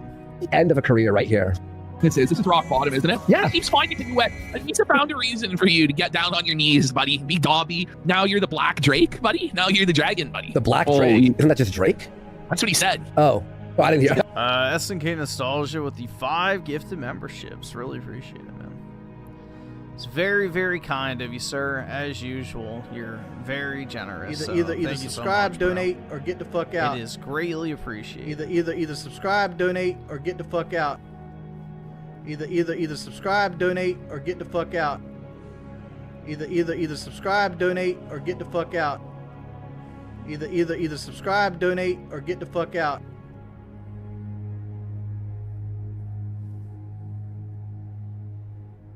Griffin is in the Ormo stand-up. That's right. I'm the biggest fan. He should just It's my favorite anime of all time. Cry, bro. Like, he should honestly just break down into tears, bro, on stream and just start pleading with Sam Hyde to save him or something, bro. Like anything is better than this, bro. Like, just fucking, like, come be third chair here, bro. Like, yeah. We'll break you off $300 a week, buddy. It's better than what you're making now. Like, I don't know, man. This is crazy, bro. This is crazy. This is the pits of despair, he would ruin our show, dude. No, our show would fucking be burnt to a crisp. Everyone would fucking abandon the show so fast. I wouldn't blame them. It would be like the King Snake arc, but a million times worse. I'm trying to give him advice on, listen, buddy, this is how you be racist, Ian. This is how you own the feminists, Ian. Go ahead. Tell them about Trump, buddy. Tell them about Trump. Oh, man. You have the worst takes of all time. It just kept going. Okay, so, let's keep smashing it. You don't keep this up on RE7 tomorrow? Please. He's begging for support. He's begging. Please. I need your support. Bring it back to the... He's begging. I need to place my bad dragon order, and my credit card absolutely cannot bounce. Please. The only thing I want to bounce is me on top of my massive purple dragon cock. Stagger alert! No, Ian, no! You don't keep this up on RE7 tomorrow? Please. More subs, please. I need your subs. Please. Look at this. The Denny's patrons. They're rapidly declining. We need your... Oh, it's rapidly declining. No, Like, Ian, bro. He's leaning into it, but he's it's having to true. resort to this, buddy. He's had to resort to this. He's having to dress up as a fucking furry. Oh, no. I think it's happened. His mind has finally broke. This is the I final think he's frontier. Just like down to do anything as long as he can pay his bills. You know, Just pull the pin. Let's do it. He's a Jester maxed, Gimp maxed bum at this point. Got it. Subs, we need them now. If you don't, wow, that's bad. Wow, that's bad. We have. Let's see. Okay, so now we have the dragon in the room, and he's not happy. He's not happy with H3H3. You know what's crazy? That room looks more grimy than the other room he was mocking. Yes, Like, yes, you it know what I does. mean? Honestly, I would rather live in the fucking chicken tendy room. Right? Oh, At least you have a TV and you can chill. Give a hot Peter for taking the voice. There's one character online that I'm not a fan of, mainly because he and his pedo troll podcast disrespects my queen. Do you know who I'm talking about? Oh my god. He says queen, and no one disrespects my queen. Oh man. Oh no! How do you not just give up? Oh, Right, vanilla it's over alert! Game over alert! Game over alert! Buddy, through the avatar, you could see the pain. Look at this. You really like, you could actually see the real iDubbz. He's listening to the Bull theme song, Your Woman. He's Bull's fucking Your Woman. White Town, buddy. No, man. The avatar. Oh my god. They've been yapping about my queen, Vanilla Mace. They've been saying that she doesn't support them because they're Zionists. They are, but however, Right. she made no claim of that. No claim of that. This So is keep Jester going, Max, bro. buddy. This is Jester, bro. This is peak Jester. By the way, throughout all of this, like, you notice he actually hasn't gotten any subs. Wait, were you lying to me? No, buddy, don't worry. The dragon whale comes in. Oh, and really? blesses Okay, it. the dragon whale? No, but no one else supports it other than the dragon whale, There's buddy. one dragon Dragon whale. Wait, so it wasn't everyone going, oh, this is Dragon great. Bull, Dragon Bull. No, everyone's like, what the fuck? This is terrible. And then there's this one guy tuning to it. He's like, yeah, here's I'm 100 trying subs. to pay. Please, someone help. He's doing a show for one whale that runs his life, buddy. Oh, this is where he's man. at. Bullshit away from. Imagine it's just Ashton. It's just you. Just Felton. Listen, I'll donate a lot if you do this, buddy. My queen, Vanilla Mace. That's so funny. It's just you making him like gaslighting him into thinking this is the way. And this is the way, the truth, and the light. There's no path forward for iDubbz other than being a dancing dragon. Okay? Mace, or I will mace you with my breath. No, Your breath not is stinky, foul. not parentheses, stinky, parentheses, Oh, he's calling him blaze. foul. His dirty pee breath that his wife called him out on. This is fucking crazy, bro. This will save the business. This is gonna save the business, boys. I can't wait to see H3's reaction. Please, God, someone get this to H3. Please. Oh, he's seen it. You're saying, is it possible to have a sticker? What sticker do you want? Just of the dragon? What do you mean? Is it possible to have a sticker of the dragon? Like, I don't know, man. If he keeps doing this, which he claims he's going to, we might have no choice. Okay, we'll put it on ice for now. Put it on ice. If he does this again, 20 subs for the dragon sticker. Yeah. No, I'm not that sort of That's dragon. crazy. My wife is though. My What? wife is a... Hold on. She's the bull dragon? Bring this back. Wait. What did he just say? What did he just say? Acid breath. No, I'm not that sort of dragon. My wife is though. Oh, My you made wife fun is of a Anissa's breath. dragon. Anissa's got stank acid breath. No. or her words buddy. are like acid. They burn like acid when she talks to Yes, him. they hurt his heart. No. Dog M for 25. Okay, I'm making it, folks. He wants the fucking dragon Oh sticker, my buddy. god! All right, I'm making it. This is fucking unhinged, bro. Okay. This is. I don't even know if you could tell what this is. All I right, agree, here. fair enough. I'm gonna export. We'll see if it's good. You all let me know if it's good. I call it iDubbz Dragon. We got All right. Capo 813 for 5. Let's get 1,000 subs. All right. Schizo Garcia with the 2. This would break the mind of a Victorian child. I think it should break the mind of anyone born at any age, but yes, absolutely. But the Victorian child would agree that that dragon needs to be slain. And Essingen Nostalgia with the 2. UK Britain is back video. Yeah, we can probably check that out. Right now. Let me remove that one. Here we go. Okay, this might be a bad one. iDubbz Dragon. It might be mid. If it's mid, I'll do a new one. You all let me know. We're We'll going to see. do the Phil segment after the iDubbz segment. We might do the Brian No, Callen Brian segment. Callen. Brian Callen before. Yeah, Randy that. Brian. We need that as a video. We need that as a video. Wait, we got designated subscriber for 10 subs. Let's go. Big support. No Phil? Okay. Mid is terrible. It's terrible. Look, that sticker doesn't even look. It's not even a real sticker. What is it even? We'll look for a better one. We'll look for a better. Yeah, we'll look for a better one. We got it. With acid breath. I think it has to be a profile shot, right? We did see Phil drunk last night. Yeah, we're going to cover it. Don't worry. Off of all of the trolls. We'll find a better one. Let's just keep going. All right, no. here we have. Oh, God. So we're back to regular iDubbz, unfortunately. Hopefully he is the dragon every day going forward. He promises that at least once a week going forward, he will be the dragon. So that's something to look forward to in the future. Here. What about that one? Is that one better, Ash? I guess it could be better. The problem is it's all so dark that it's hard. Yeah, it's hard to make it out. I'll try making that one. We'll see if it's good. Give me one second here. So here we have iDubbz once again, for no good reason, has decided to talk about therapy and talk about him crying at therapy. Oh man, this sticker sucks, bros. Nah, just leave it out. It's okay. Listen, we'll have Doug M. You have the choice of any sticker. It's all shit, dude. You have the choice of any sticker for the next sticker. Got it? Get it? There's a subscriber for 10 subs. Let's go. Big support. Yeah, that's brutal. Okay, oh, I did. All right, here we go. Thank you, Doesn't surprise subscriber. My first therapy session since coming back or since arriving in Edmonton. It's the same show. Bro, look at how depressed he is, man. Look at how greasy and disheveled he's like. So I finally got to therapy for my first time since Edmonton, guys. And I'm Imagine actually needing therapy. Like, what a grift, bro. Like, that shit is just designed to extract cash from you. You know, nothing actually ever comes from therapy. It's just a way to keep you paying some liberal arts major and, you know, impoverishing yourself for basically the rest of your life just to have someone to talk to make you feel better It's just really stupid. It's a massive waste of money. having a hard go. Like, look at him, man. His eyes. Most therapy is elective. You have to get a, so for certain therapy, yes, sometimes, like, your healthcare will cover it, but most of the time it's elective, like getting a breast implant or something like that, so you usually have to pay for it. Oh man, that's a real sticker. That might be a replacement sticker. Yeah, I'll make that I don't know. sticker. Maybe Anissa might have fed him some fucking knuckle sandwiches or something. What? God knows he can't eat any of her other cooking. He's actually been crying. Yo. Let me tell you, it was boring.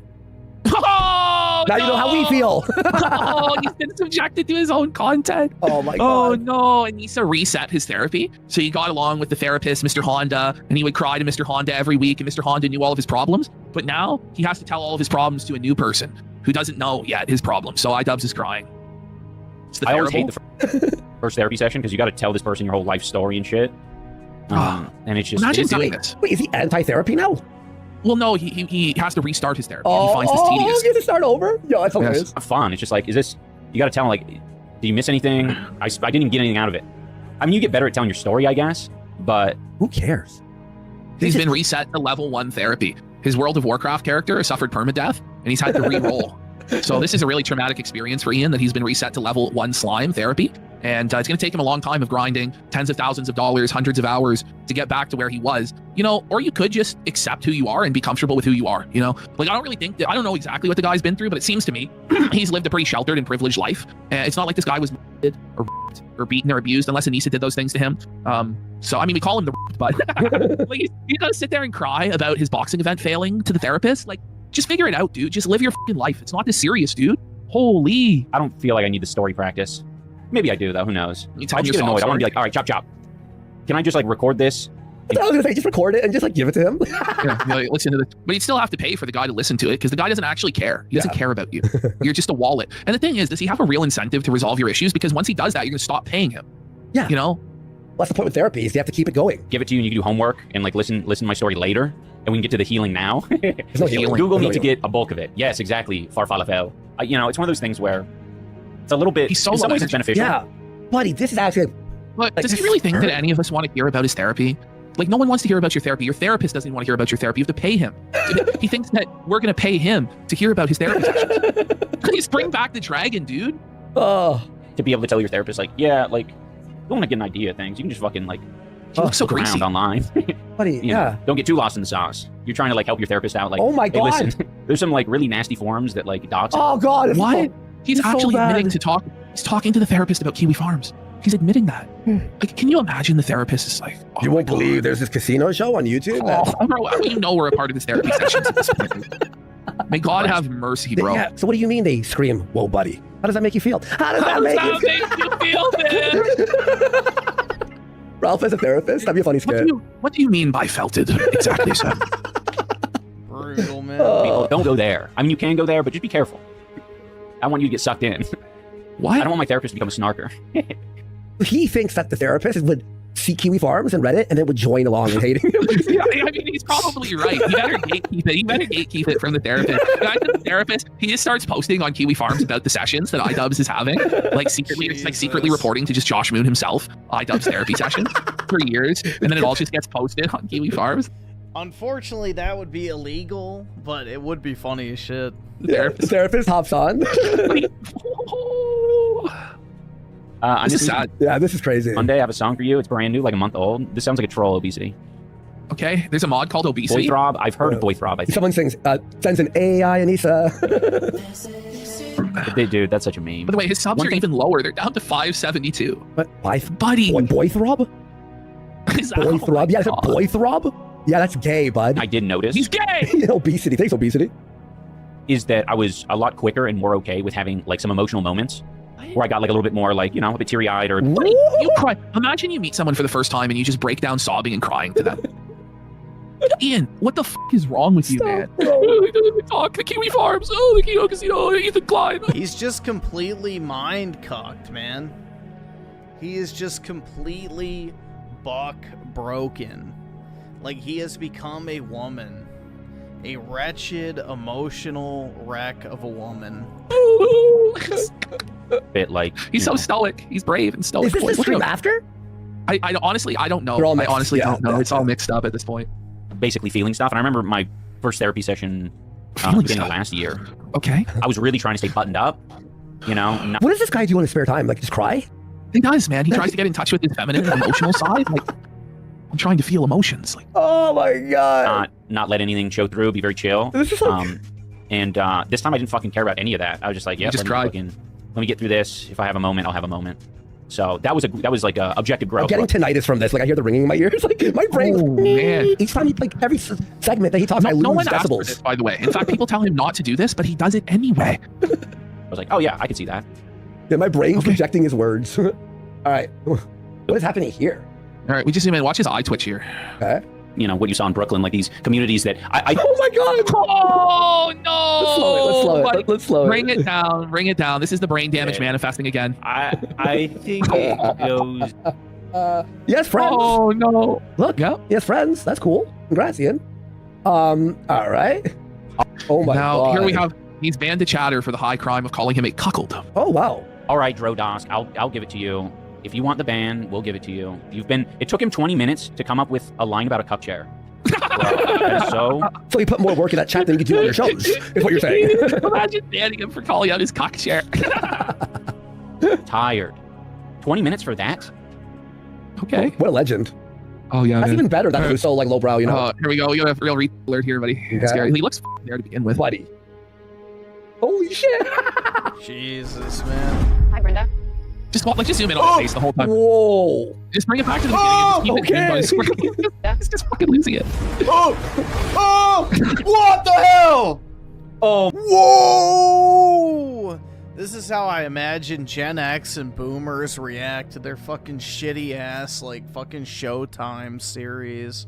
Or whatever the hell. I can't afford this. I don't even know, man. Oh my god. Imagine soying out that hard for a 90 Day Fiancé cliffhanger, man. Is that what? That's what it was, man. He was that excited about what was going to happen next on 90 Day Fiancé. No word of a lie, pal. Okay, here he is. He's once again advocating for yellow paint. Okay. Oh, he's playing Chronos? Dude, that's... by the way, very linear game, by the way. Just like Resident Evil. Labeling boxes that you can break with, wooden boxes you can break with yellow paint. Mm-hmm. I'm going to be right at home. Dude. Loves it. Welcome home. All right. I won the gracious award of lolcow of the year from somewhere. He won lolcow of the year from somewhere, guys. He can't say where, but he won lolcow of the year from somewhere, guys. Let's hear his big time cope, boys. And unsurprisingly, the other lolcow was Hassan. Oh my God, Hassan is a lolcow, and that removed. So iDubbz is like, oh, well, Hassan's not a lolcow. Well, Hassan electrocuted his dog. Yeah. No doubt he's going to be nominated for lolcow of the year, buddy. He electrocuted his dog. Yeah. But he's like, oh, it's just they don't like progressive people. That's why. Well, okay. That too. But, you know what I mean? It's like, that could be in addition to. Six isn't a leftist, and he was nominated. And Rekieta.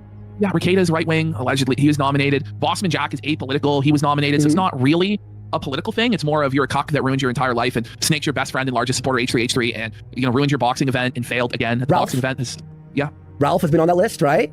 Well, yeah, Ralph has won. Like, a lot of right-wing people have won. Okay. Yeah, exactly. What is this out of my brain? I'm like, oh, they don't like progressive people. This is purely like a political decision. Buddy. Oh my gosh. What a cold buddy. Imagine even like bringing this up. Entirely. It's crazy, isn't it? I like this. Oh my gosh. That's a Here we go. massive code. When is your next video? It says Parasocial Pat. It's never happening. That's not a good sign. Having the name Parasocial Pat. It's been 2 months. I'm just wondering. It's been 60 days. The paranoia. Your name's Parasocial Pat. You're just wondering. That sounds like a concern troll. Bad. Like, honestly, just go. Dude, the thing is, it's like iDubbz needs money. Why is he not uploading to his 6 million sub channel? This is like Review Tech USA all over again. They have a channel and they just throw it the fuck away for no reason. For being the dragon full time. Yeah. Like, seriously. This is It's crazy. like, he's so miserable and he's so sad, bro. He's making me This guy sad. needs fucking help. He makes everyone sad because he's Yeah. just a negative Nancy, bro. He is a negative Nancy. No cap, for real, for real. You're sounding pretty defensive, saying, I'm just wondering. See? The paranoia levels, like. I haven't even been talking about that. What the hell? All right. You bet him? I think next video. No, his channel is not dead in the algorithm. Like, he still gets decent views.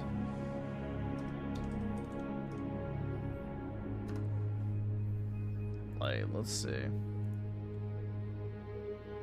So look, 3 months ago, 200,000, 500,000, 450,000, 500,000, 2 million, 7.5 million, 600,000. So if he's getting over 200,000 views a video, that's like $1,000 for a channel his size in ad revenue. He has zero reason to not upload. And I don't think he even uploads on his secondary channel either. Yeah, he hasn't uploaded in a year on that one. iDubbz streams, I think is what he streams on now, right? Nope. Guess not. I think he streams on Twitch, maybe. But, yeah. It's just crazy, man. I don't know if he streams on his gaming channel either. Nope. Does not.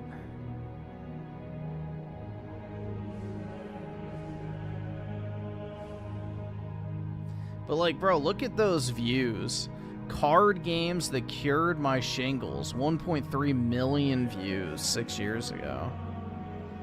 Like, he threw away that career for some, you know, Middle Eastern tatted up mid who gave him the first bit of attention in his entire life. Video post will be January 12th, God help. Next year? 2027. God help. Mark it Okay. on your calendar. Dude, I would rather be a single, loveless chud making millions of dollars a year than in a relationship, personally, but hey. That's just me. SNK Nostalgia, the 2 UK government, or a UK new government time video.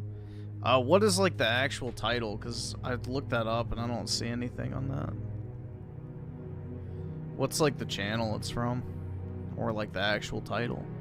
Oh, no, not these guys. Oh, God. I don't even know. Can we even find deal these with this? guys and A-log them too? I want to A-log this guy in particular. No. I'm just kidding, I'm just kidding. Because I don't think we've ever spoken, just us two, about the whole obsession. Chris, from you're next.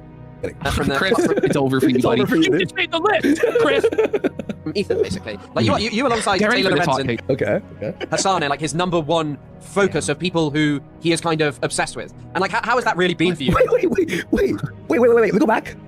From Ethan. So they're saying that H3 is obsessed with iDubbz. Okay, His life revolves around it. No, I'd say iDubbz is equally as obsessed. But the reason this happened was because iDubbz pretended to be H3's friend for years, stabbed him in the back, sided with his worst enemies who justified taking his children away. iDubbz not only sided with them, but also justified the CPS call on his children and human skulls being sent to his house. And he thought that H3 would be broken and have to like kneel to Hassan and all this shit. But it actually completely backfired and destroyed his career completely in his boxing event. That's what actually happened. But they're going to paint it as this ruined H3 and it aged really well. She made his wee feel good. Yeah, but bro, that's not a unique but that's the problem is she was the first woman he ever kissed, had sex with at all, so he didn't realize that every girl makes your wee feel good. That's the tragedy of it all. It's like, he literally thought, like, you know, getting some pussy was unique to one woman. It's not. Every woman feels pretty much just as good as all the rest. And unfortunately, no pussy will ever feel good enough to offset all the potential negative qualities a woman might have as well, too. So, that's the other thing. You know, there's not a pussy on this planet that feels good enough to offset the bad character traits that fucking Anissa has. So, all right. Like you alongside Taylor Lorenzen, Hassane, like his #1 focus of people who he is kind of obsessed with. And like, how has that really been for you? Because like, how is this constant A-logging from a really big podcast been? Ian, go ahead. How's all this pressure make you feel? How's the pressure? How does that make you feel? Yeah, how's that been over the last? How's that been? Well, clearly stressful, Chris. Conzier? A year or so. Anissa isn't good pussy. How do you know what Anissa's pussy feels like? Bro, I'm not asking if you think she's hot. What I'm saying is iDubbz, because his PP felt good while boning her, overlooked all of her negative qualities. We're not talking about anything other than how tight that shit feel. You know, does it have a nice texture? Does it grip like Harambe dragging the fucking kid in the enclosure? Like, that's what we're talking about. That's what I'm saying, is there's not a single pussy on this planet that feels good enough to offset all the fucking shit that's wrong with Anissa. Because if iDubbz had sex with another woman, he would have realized that that shit ain't unique. You know?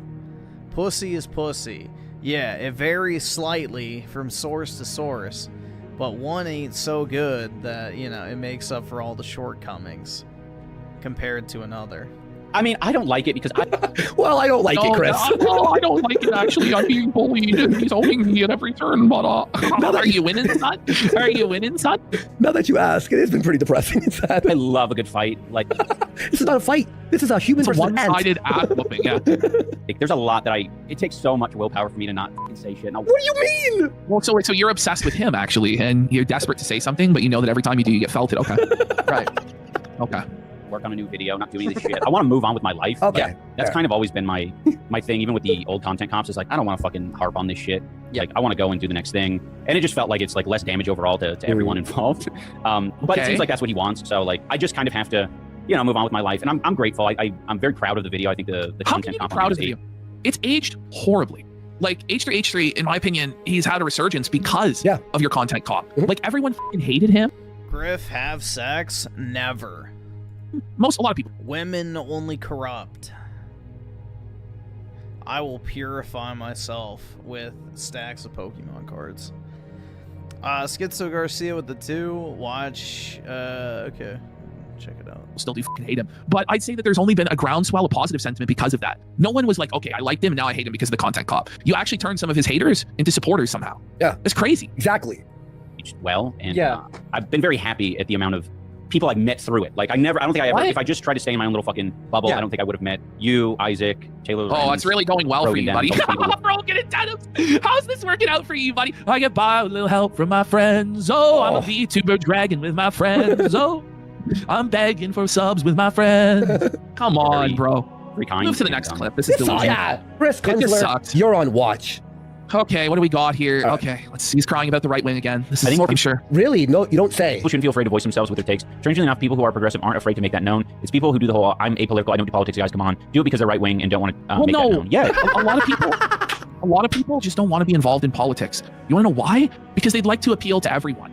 And they feel themselves, they're like, listen, man, I am just a comedian, or I'm just a video game player. I'm just this, I'm just that. I don't need to have a political voice. I don't need to have a political opinion. And that's fine. Like, it used to be fine in society to just be like, I don't, you know, that's for other people. Well, that's the problem, though, is saying that you don't want to have a political opinion means that you're right-wing now. That's what it equates to in the mind of the left. So saying that you're apolitical is just basically a dog whistle to them, that you're MAGA, bro. That's how they view it. To care about. Maybe if I get older, I'll give a shit about that or something like that. But now we're expecting every game streamer, every movie critic, every hot take merchant out there to all be actively political, and they have to be on your team. And it's not just enough to say, listen, I don't want to comment on this. I'd like my politics to be my own business. It's like, okay, well, that means you're a Nazi. It's just fucking insane. Well, it really is. Well, Ash, we are political. Imagine having to deal with looking at shitty, looking badly done tets.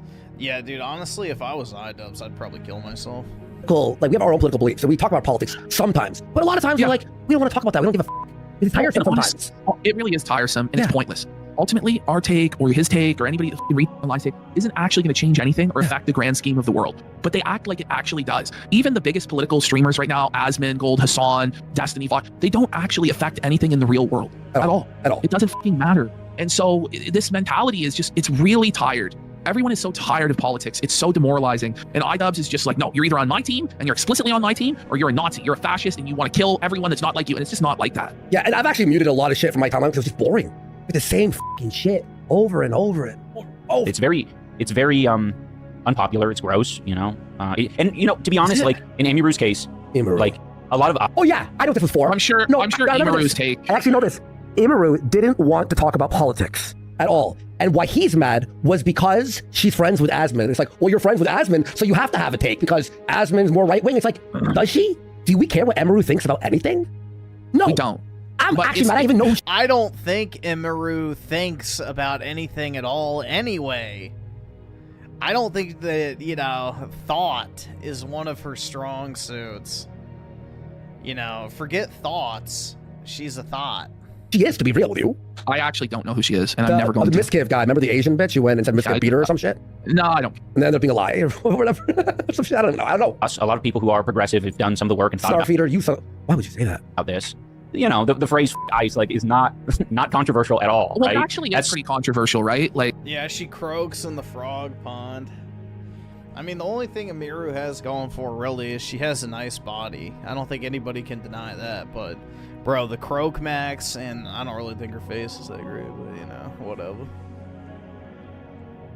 But yeah, you bet Emiru is a massive squirter. I don't know. There's a lot of people that would. She seems like one of those alpha widow types that, you know, has been with Chad so many times, given her fame and location in California, that she probably just lays there. Probably just lays there like a dead fish, like a lot of Asian women do. Like, alright, is it over? SNK Nostalgia with D2. I'm tired of the bullshit. There's definitely a lot of bullshit out there, bro. 100%.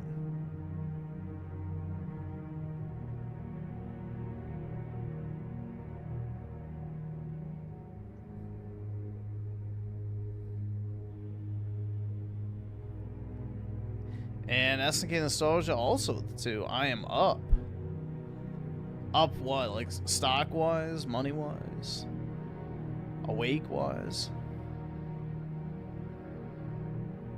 Dude, she does not have the body of a 12-year-old Asian boy. Stop. That's not... Nah. Nah, she has like that model physique. Let's call a spade, bro. She has like that really, really slim, you know, hourglass body shape that is very, very, very, you know, attractive. Now, the rest, debatable, but no, she definitely has a good body shape. A lot of women, like Asian women, have, you know, a very nice body, but, you know, it's the face that, you know, is the... that's what holds it back. Like, you know, the immigration laws in the country to be enforced. And this isn't honestly like a right-wing position. It used to be that the left wing was very much anti-illegal immigration because unions and workers were getting undercut by the capitalists bringing in scab illegal immigrants to undercut and bust unions. Mm-hmm. Like, they've just honestly lost touch with reality, you know? It's just crazy stuff. That's super easy to us. thinking from the perspective of someone who really is trying to ride that fucking fence, like, it's hard. Like when you really think about it, the idea that we need to bring in like a permanent underclass of people to exploit with low wages, isn't that like the most capitalist exploitative idea possible? I don't know, but like, anyway, it's hard because they really believe that shit, right? It isn't just a matter of like, oh, I don't want to isolate, you know, my fan base, or I don't want my, you know, racist viewers to be upset with me. Why would you want your racist viewers to be upset with you? No, but this is like the Michael Jordan Republicans bought thinkers too. Well, half the country, I say half the country, I don't want your support. I don't care if liberals watch the show or donate to this show. I fucking welcome that. Yeah. Do you know why? Because they're fucking human beings as well. Who gives a shit?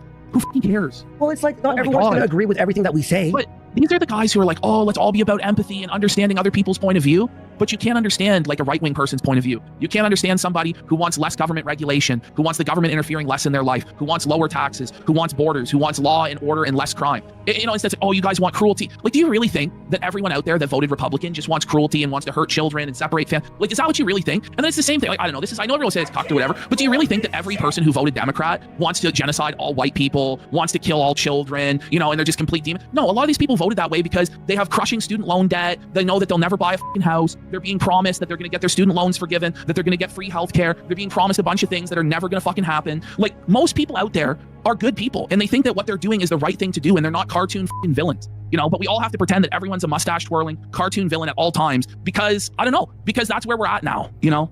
It's also deep inside, there is a feeling of like, you know, because they're not passionate enough. It's not affecting them enough. They aren't empathizing enough with people who are being affected by it. I personally want leftists to watch us so we could red pill them and make them hate other races. I want to make people racist. That's why I want leftists watching us. Oh man. I feel like I know you're saying where I think it's just like it's exhaustion. It's like oh my god, guys, you know. iDubbz. He's the worst. Everyone's just so angry all the time. All right, here we have Asmongold reacting to iDubbz. All right, here. Oh, iDubbz. All right, let's see what he has to say about me. What is this? So iDubbz talking about me. What the fuck's he talking about me for? Fuck's talking about me? It's so funny. It's like iDubbz 100 viewers. Like Asmon's like 40,000. It's like time to fucking pile on. You know? Instant victory. Instant victory. Pile on. It's one of these things that it's so hard for me to be critical of. Like I'm even still being empathetic iDubbz. What? What? Even Asmon can't take a second. Asmon, welcome to our world. We watched it for hours. Asmon heard it for 5 seconds and went terrible. Fuck. Oh, look at his chat. Shut the fuck up, cock. Look at just shitting on the video. All right, let's go. Let's hear from empathetic iDubbz. All right, let's go. I actually should have a lot more heat for people like Asmongold and Charlie. Well, oh Charlie, man, Charlie, to have heat and to have smoke for. Please talk. He's desperate for any attention, man. iDubbz is like, any attention is good attention. Please save my career. Asmongold and Moist Shitical. Please talk about me so people actually remember I'm a fucking, you know, person on the internet. It's really pathetic, man, honestly. SNK Nostalgia, the coins flipping yeah, it's pretty much just right, left, right, left, right, left. The problem is whenever the right's in power, we don't take enough steps back. You know, the left takes 10 steps forward, the right takes 5 steps back. But the overall trend is a constant move to the left. That is our wonderful state of affairs when it comes to modern politics. And let's see, SNK Nostalgia with the 5 gifted memberships. Really appreciate it, man. Thank you so much. Very, very generous of you, sir. Always appreciate the positivity, dude. But thanks so much, man. No membership for PK still. Nice. Charlie? Really? Charlie? Oh. Yeah, the men are right-wing, but the women, not so much. They're more left-wing than ever. Man, the Nazi, notorious Nazi, Moist Critical, right, everybody? Okay. He's like the most normie of the normies, and this is where it's just like completely overboard and fucking insane. And this is why you guys lost your grip on the culture. Because you've just overreached and gone way too fucking far. It's insane. Listen. When you're calling Charlie an alt-righter, you've lost.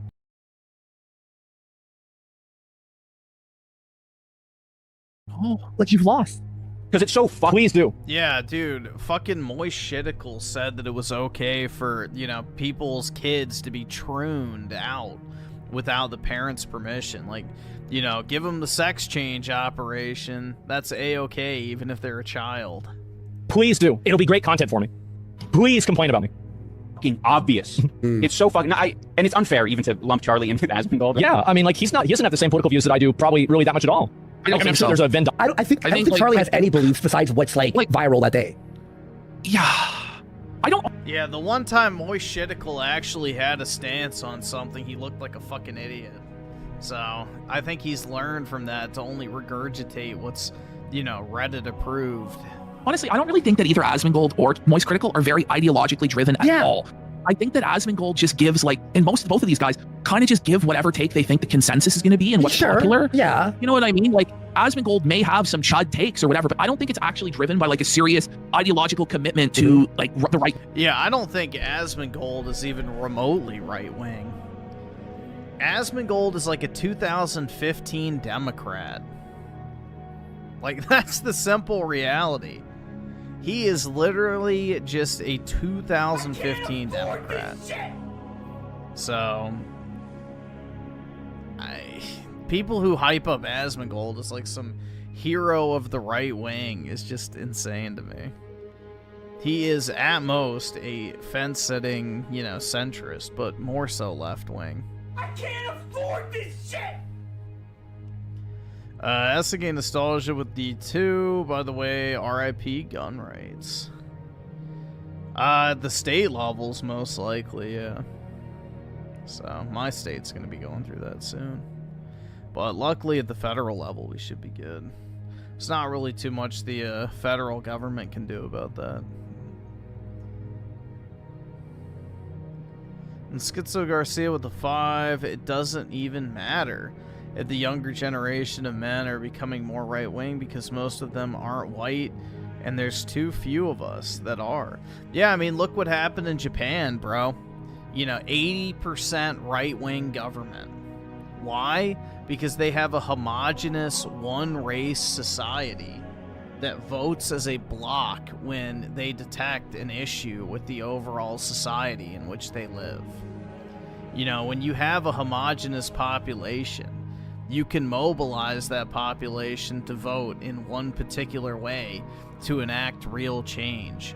When you have this multicultural fucking cesspool that the United States has been for a while, and Europe and the rest of the Western world is turning into, you'll have like this 49-51% split for eternity, where it's just big enough to win, but never big enough to actually do anything meaningful. But yeah, exactly. As soon as a country becomes, you know, minority white, it's pretty much over. I mean, I would say even past 70%, it's pretty much over. Because white people don't vote as a block like black people do, or Hispanics do, or Asians do, or whatever. Like, we don't have a 70-30 voting pattern or a 90-10 voting pattern like black people do. We have a 50-50 voting pattern for the most part. So, yeah. Once you get past like 70%, there's not really any correcting the ship at that point.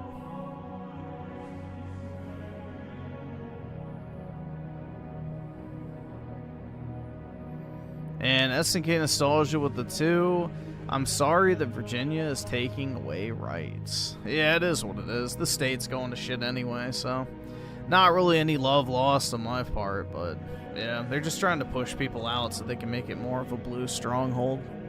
That's the end game, is to get people out of the state and then just mass import a bunch of third world immigrants, give them the ability to vote, and, you know, basically fortify it as a Democrat plus 10 state.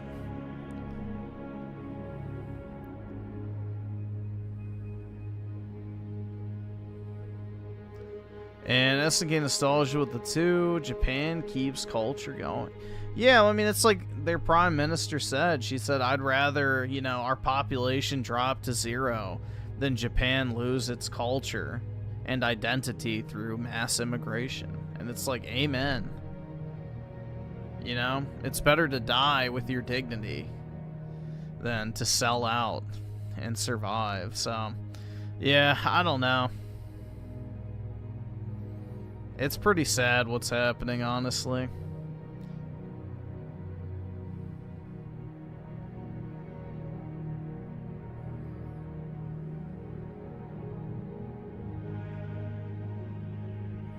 Why did Virginia vote in someone that liberals, they just came up from a Republican governor who seemed to be popular?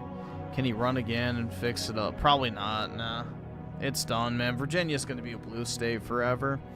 The thing is, you know, the GOP in Virginia is retarded. They literally chose a black Jamaican female immigrant to run for governor. Like, how many rural white Trump fans are going to go rush out to vote for a black Jamaican immigrant woman who literally is anti-Trump and is obnoxious as shit at every opportunity? Like, nobody's going to go vote for that shit. You know, we literally had the choice between a literal fucking Berg, like the most Jewish of the Jew, a Jewish woman, and a Haitian, or not Haitian, Jamaican immigrant woman. It's like, okay, do you want the fucking foreigner or do you want the Jew? It's like, bro, I don't know who the fuck thought that was a good idea. But yeah, literally the worst candidate possible. So it was literally a case of, you know, do you want to get shot once in the foot or shot twice in the foot? So, a lot of people chose to not get shot at all and just didn't fucking vote. So, yeah. And Schizo Garcia with the 5. Only solution to it is something even most of chat wouldn't agree with, but it's the truth. History has proven that good outcomes require horrific deeds. Well, yeah, look at the Spanish Inquisition. So, Spanish Inquisition is the perfect example of what's necessary. Wait, at all. No, he's just doing it because he's like, whatever he thinks. He is political, you know, but I don't think he actually is like a learned intellectual. Like, he admits that he's never read and will not read books. I think he would say the exact same thing. He sees what he sees and goes, is his take. He's not like, oh, let's, you know. Diagram, like there is probably even me and Ian have a Venn diagram, but like, no, it's not even true. Yeah. Like, I have so much heat because it's like, you know what you're f***ing doing. Yeah, Asmon's like centrist right, maybe, or whatever. I mean, I think that he's centrist left. SNK Nostalgia 2, hello. I am from Microsoft. Many such cases. Oh, wait, hold on. I saw this today. Let me see if I can pull this up real quick. Dude, yeah. It was funny. So we were talking about this on the stream yesterday morning, and I saw this almost immediately after. Northern Virginia 2026 colorized. ये सब bathroom का पानी है भाई, toilet का। वहाँ toilet use होता है, यहाँ पानी है, और इसमें किस तरीके से लोग हड़बड़ा के आ रहे हैं, ये देखो, ये लोग। I just thought it was funny somebody drew the parallel to Northern Virginia being like that, because it's so true, man. People doubt it when I say, like, it's basically New Delhi up in my area, but it actually is, bro. There's so many Indians.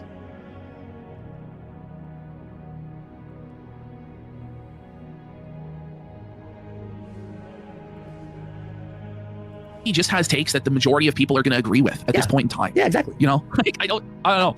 You know what you're doing. Why isn't India improving? Because of all the Indians. You know, there's many such cases where it's like Africa would be such a beautiful country. Or whatever African country would be such a beautiful place if it wasn't for the Africans. And it's the same with India. It's the same with the Middle East. It's the same with everywhere. If it just weren't for the people who live there, it would be a beautiful place to live.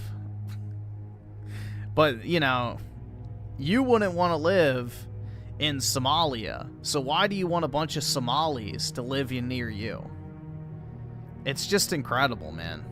Incredible. The people who live in these places are what make them bad. And nobody wants to admit that. Indians are what make India a bad place to live. Somalis are what makes Somalia a bad place to live. You know, Iraqis are the reason that Iraq is a bad place to live.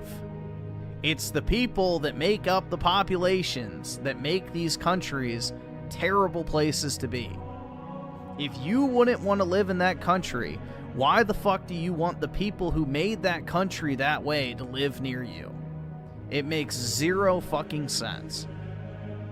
It's crazy, bro. There is zero logic behind it. And the entire Western world has been forced to, like, be condemned to this fate of forced diversification. You guys are being basically just like iDubbz begging for people to give him attention because he's desperate and he has nothing. That's really what this is. Rats. You're being like unprincipled rats. To be fair, there's one thing. I really don't watch Asmongold or Charlie at all, outside of like the few clips here and there on the show, so I can't really say 100% what they're actually like, you know? Yeah, I don't really watch that either. Like, this is the guy who was making fun of an Iranian. Americans fucked up Iraq and the Middle East. It used to be a good no. Dude, the Middle East has been a shithole since the dawn of history. Period. The Middle East has always been a fucking just dump. It has always been a region of the world rife with wars, you know, civil unrest, religious, you know, friction. No, the Middle East has always been a shithole. Period. Since the dawn of humanity, since the ancient Mesopotamian city-states, they have been in a constant state of conflict. Since its inception. Like, yeah, the dawn of civilization marked the beginning of the problems in the Middle East.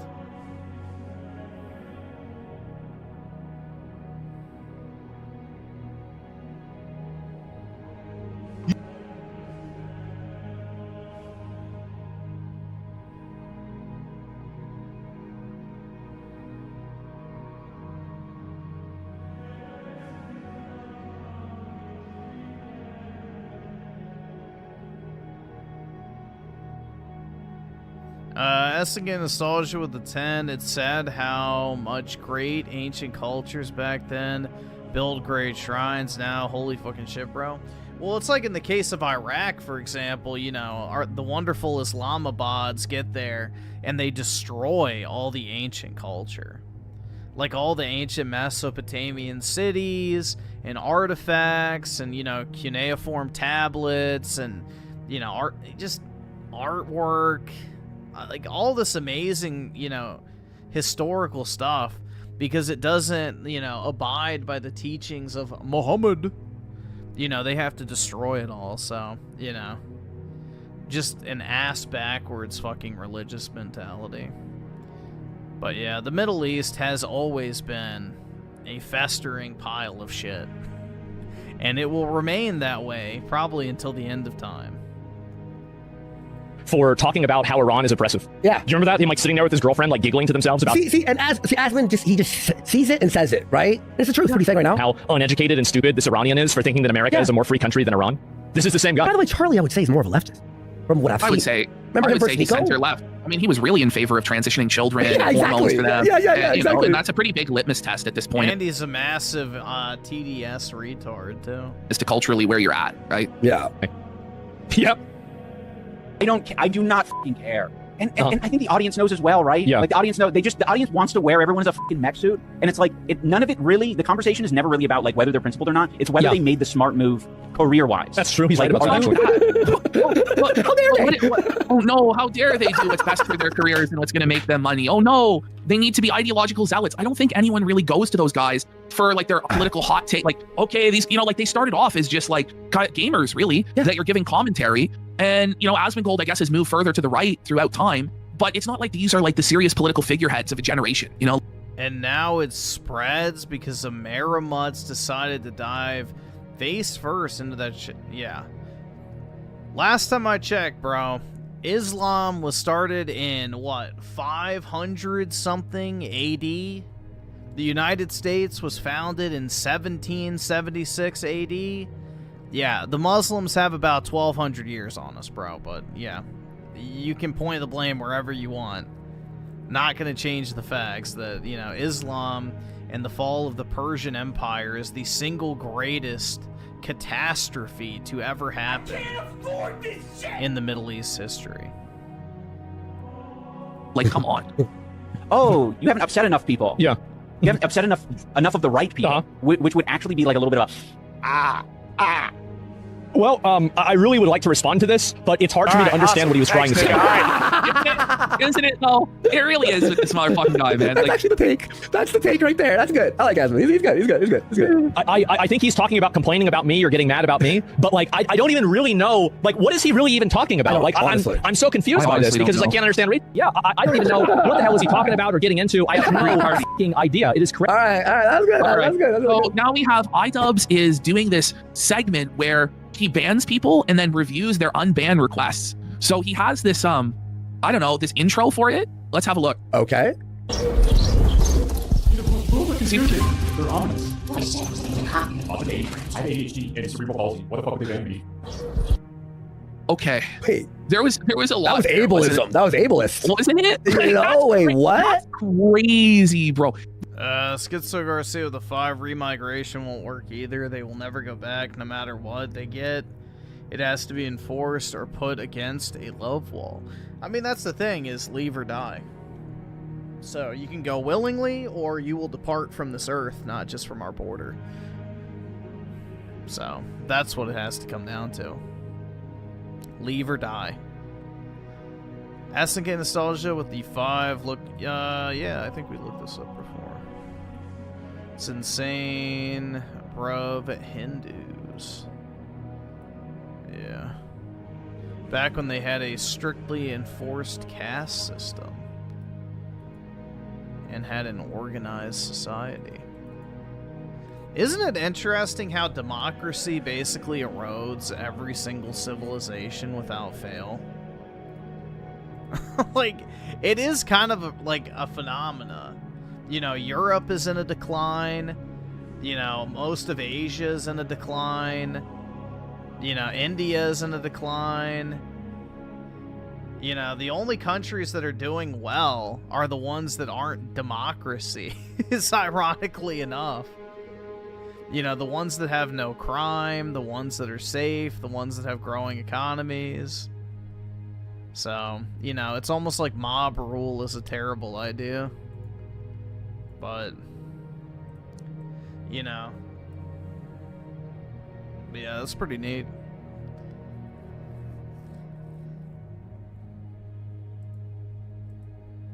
Yeah, but compare to where China was 50 years ago, man, that shit's a fucking miracle what they've pulled off. So, if you compare China 50 years ago to where they are now, like,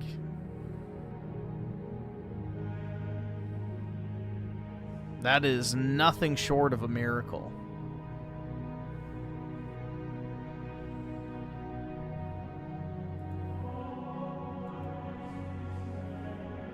Same with Russia, so...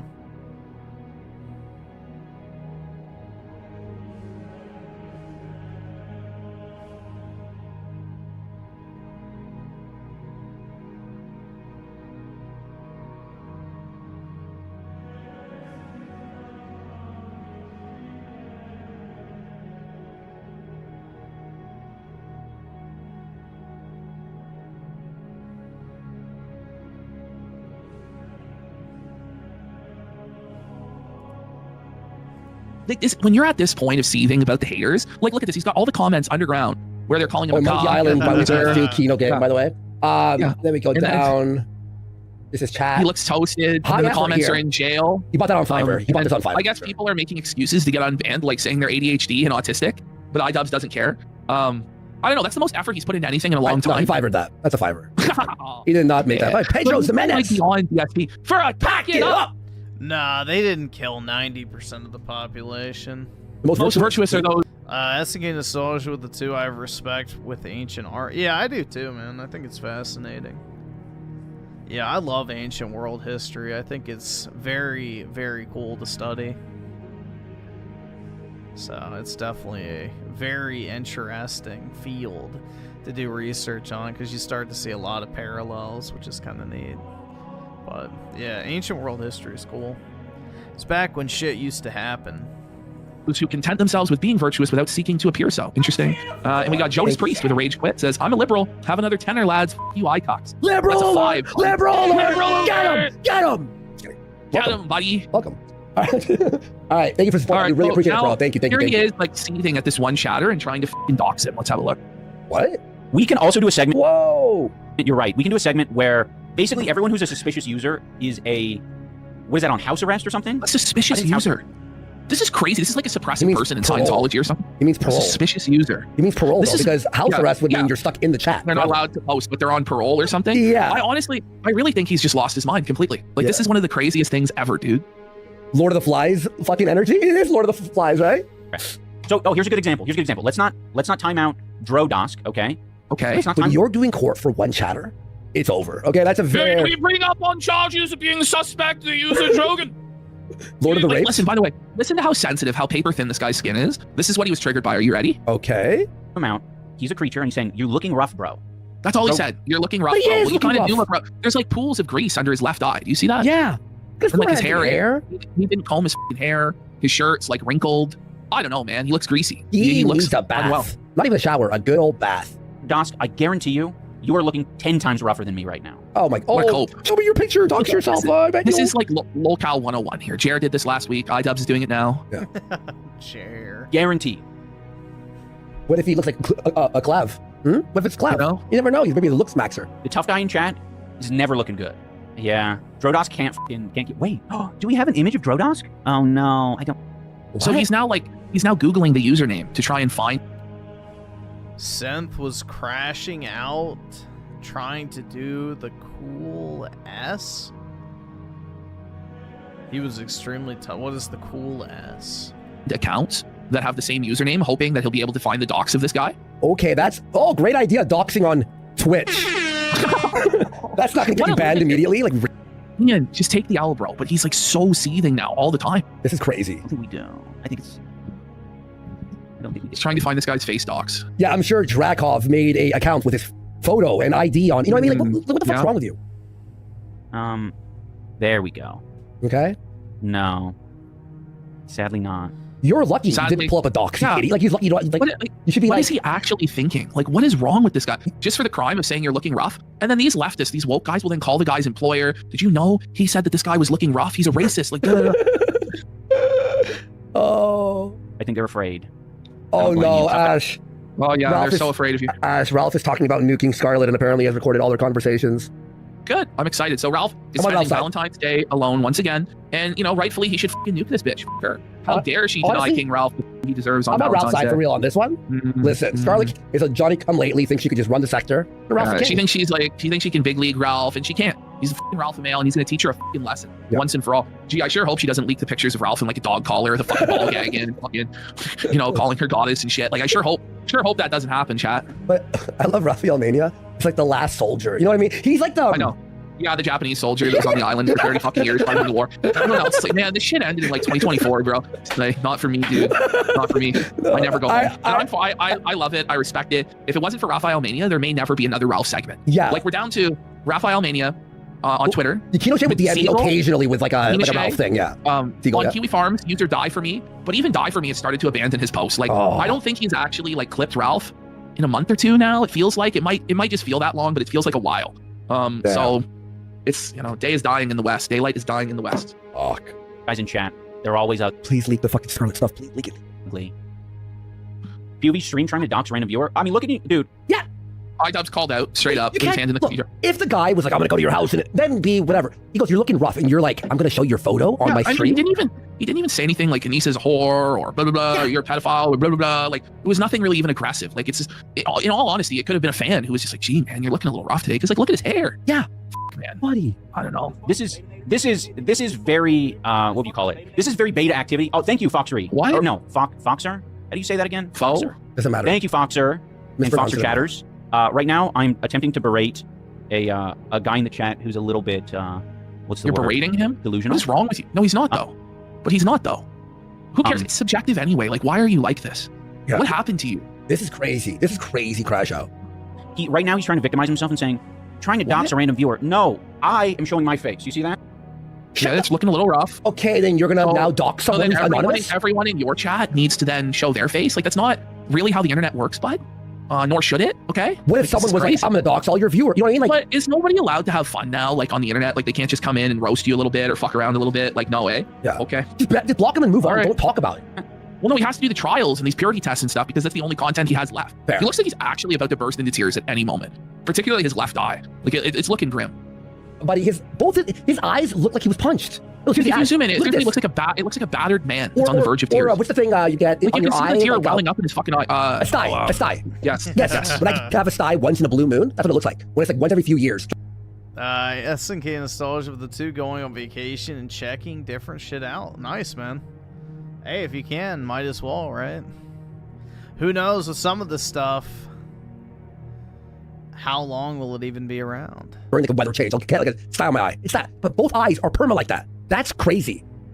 Holy. If I want to look at what your face looks like, I can maybe click on your profile just to see, right?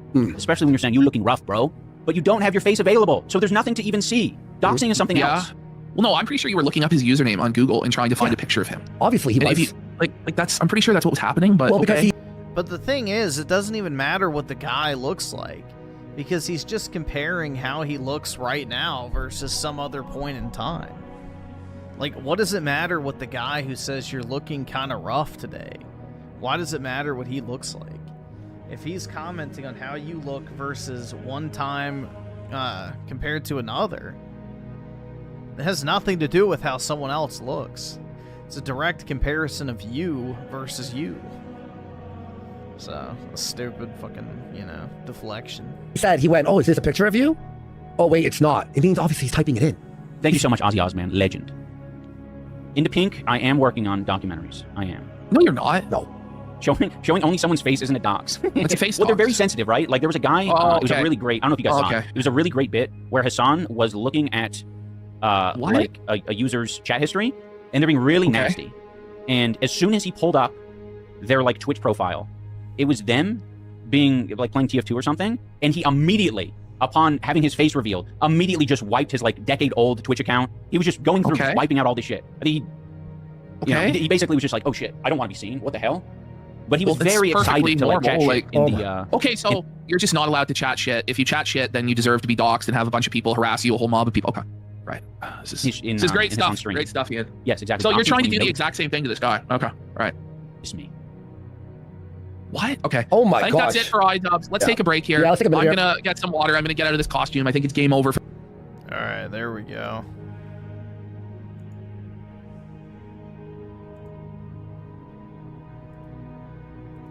Let's see.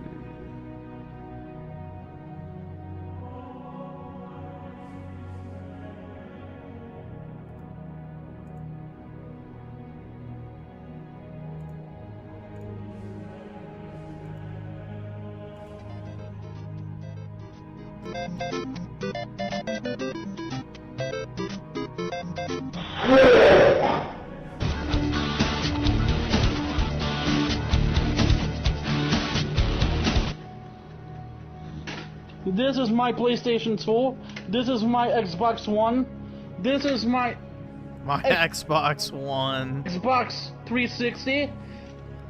And this right here is my PlayStation 3. And this is what I like to call the Nintendo shit cube. And the reason I call it the Nintendo shit cube because it's a piece of fucking shit. That's an L take, bro. The GameCube was goated. SNK nostalgia with the 2. What's up with the low Charlie Kirk? What do you mean by that? The low Charlie Kirk.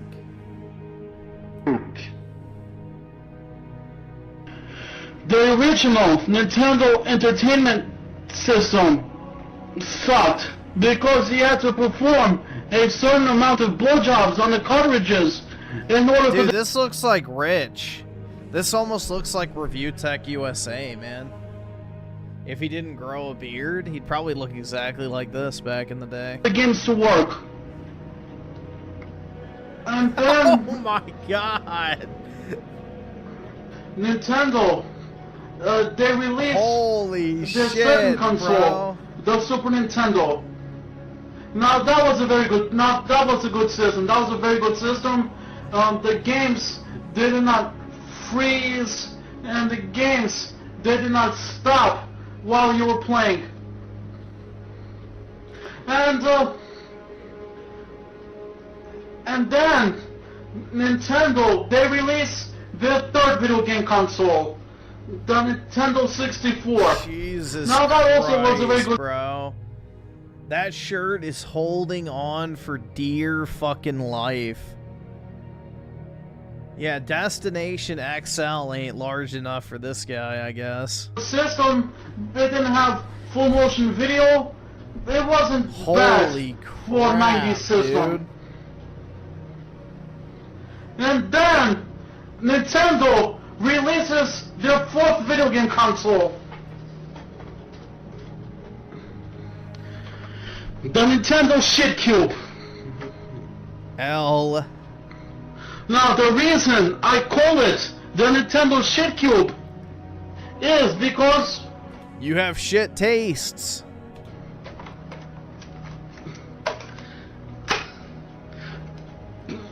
take a look at the fucking game. This is a Nintendo Gamecube game. No way, dude. This looks like a fucking chocolate chip cookie. Anything round to him probably looks like a cookie. And plus,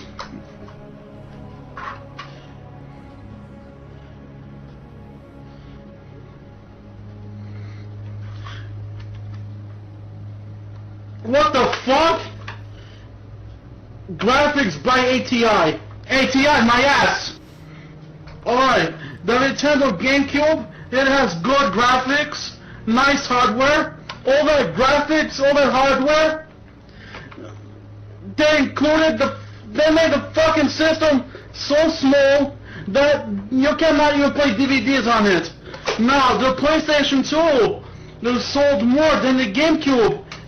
This is literally the average, you know, Gay Station 2 enthusiast. I cannot watch TV on it. Because it had a DVD. GameCube, Master Race, PS2, BTFO'd. This is the average PS2 stan here. Drive. Like I said, the Nintendo GameCube, it has good graphics, good hardware, but the PlayStation 2 is much more better than... No, it's not. This god-awful piece of shit. The PS2 sucked cock. GameCube, Master Race.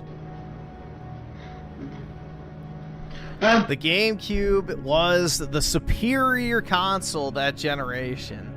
And if you argue otherwise, it is pure fucking cope. The GameCube has one of the greatest gaming libraries of all time. Plus, if you look underneath your GameCube, you see that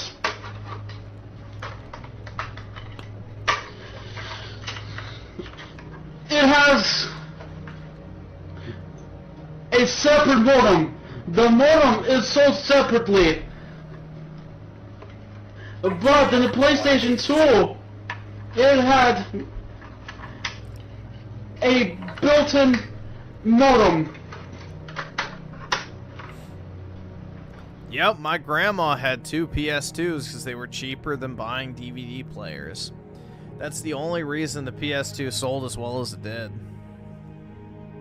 So, GameCube is superior.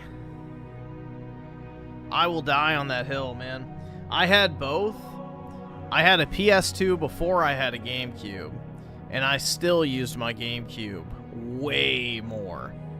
The GameCube is probably my favorite console ever from a nostalgia point of view. It is a glorious system.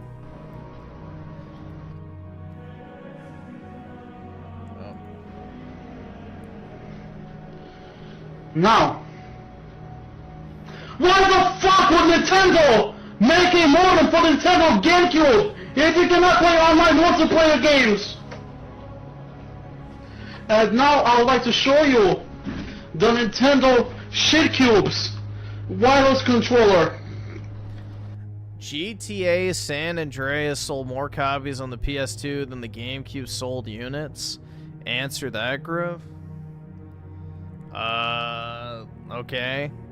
McDonald's sells more hamburgers than a 5-star fucking, restaurant does.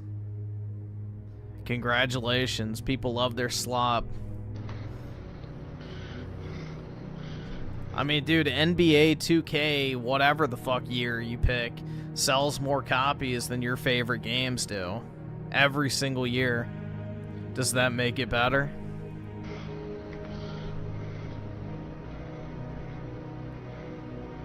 I can't afford this shit! This is the controller's wireless receiver. You just put it on the GameCube like this, as you would look like a regular GameCube controller. And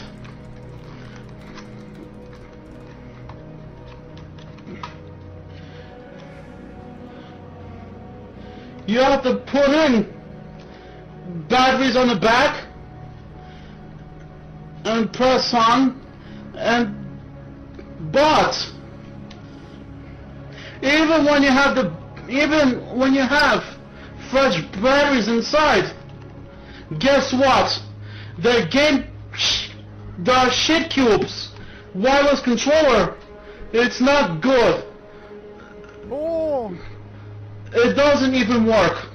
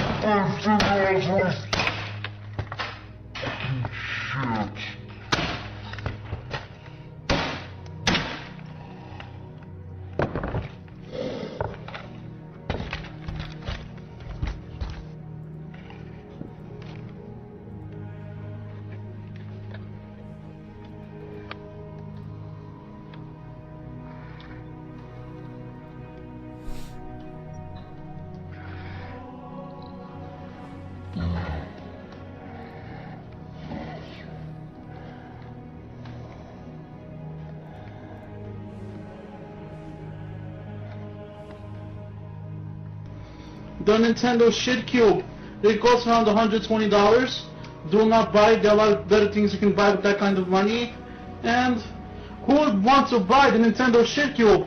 Nobody likes it.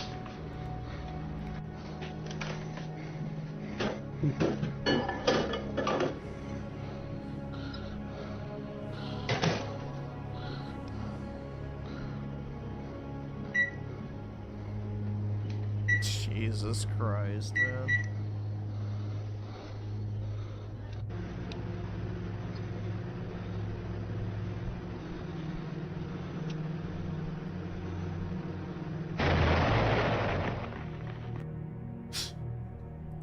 Oh my God. So we'll just pull this up for posterity's sake. So, would you guys say that Battlefield 6 was the best game last year? Well, if you want to use the logic of whatever sold the best is the best, that was the best game of 2025. And then the second best game was NBA 2K26. Wowie zowie, one of my personal favorite games every single year. So much better than literally everything else that released. You know, then you have Monster Hunter Wilds, which to be fair is a pretty good game. But then you have Borderlands 4 and college football and Madden and Black Ops 7 and 6. Those are real good, huh? Real fucking good. So, yeah, if you want to point out that, you know, fucking San Andreas sold a lot of copies, who the fuck cares, bro? Who the fuck cares? McDonald's sells more slop than anybody else on the slop market. That doesn't make their shit primo. It just means it's cheap and digestible by the cattle class of society. Just like NBA 2K, just like the shitty annual Call of Duty games that we've been getting recently, and just like, you know, Madden, FIFA, and all the other dog shit. So...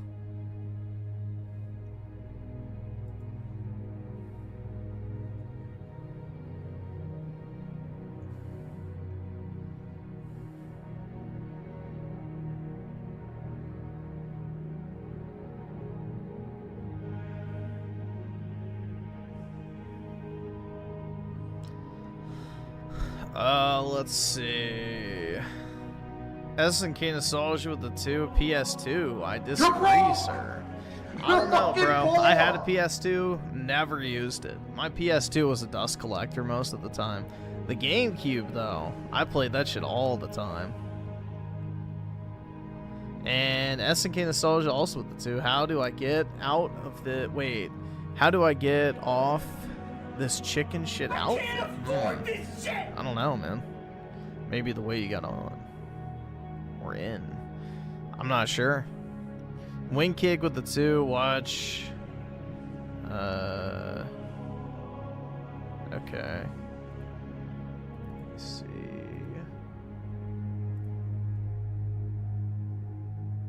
This. I can't think of many consoles that get more. Alright, stop playing. And Schizo Garcia with the 2. Watch the new short by Schizo. Let me see what it is.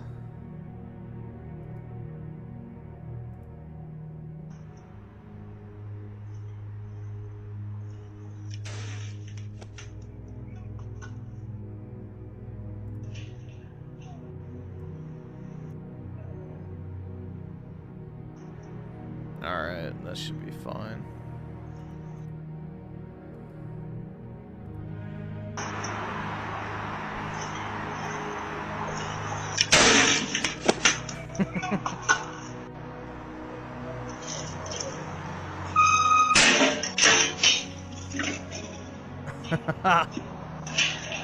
Brutal.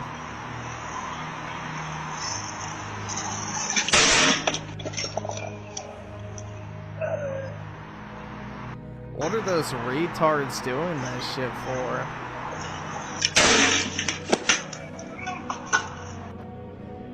Why?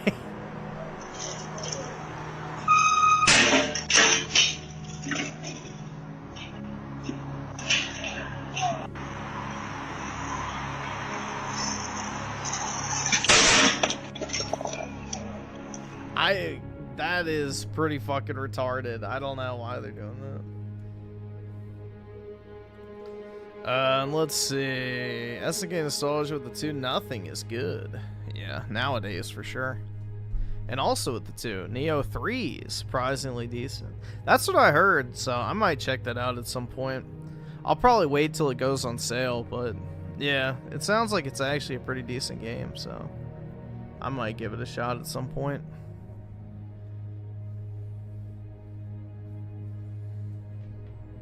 Hope you bike there? I don't own a bike. More consistent praise than the Nintendo GameCube. With its elite controller and fantastic lineup of games, there is certainly a lot to love. If you were to judge the console based purely on its internet reputation, you would come to the quick conclusion that the GameCube must have been a massive success. But in reality, it wasn't. Only real gamers could appreciate the superiority of the GameCube.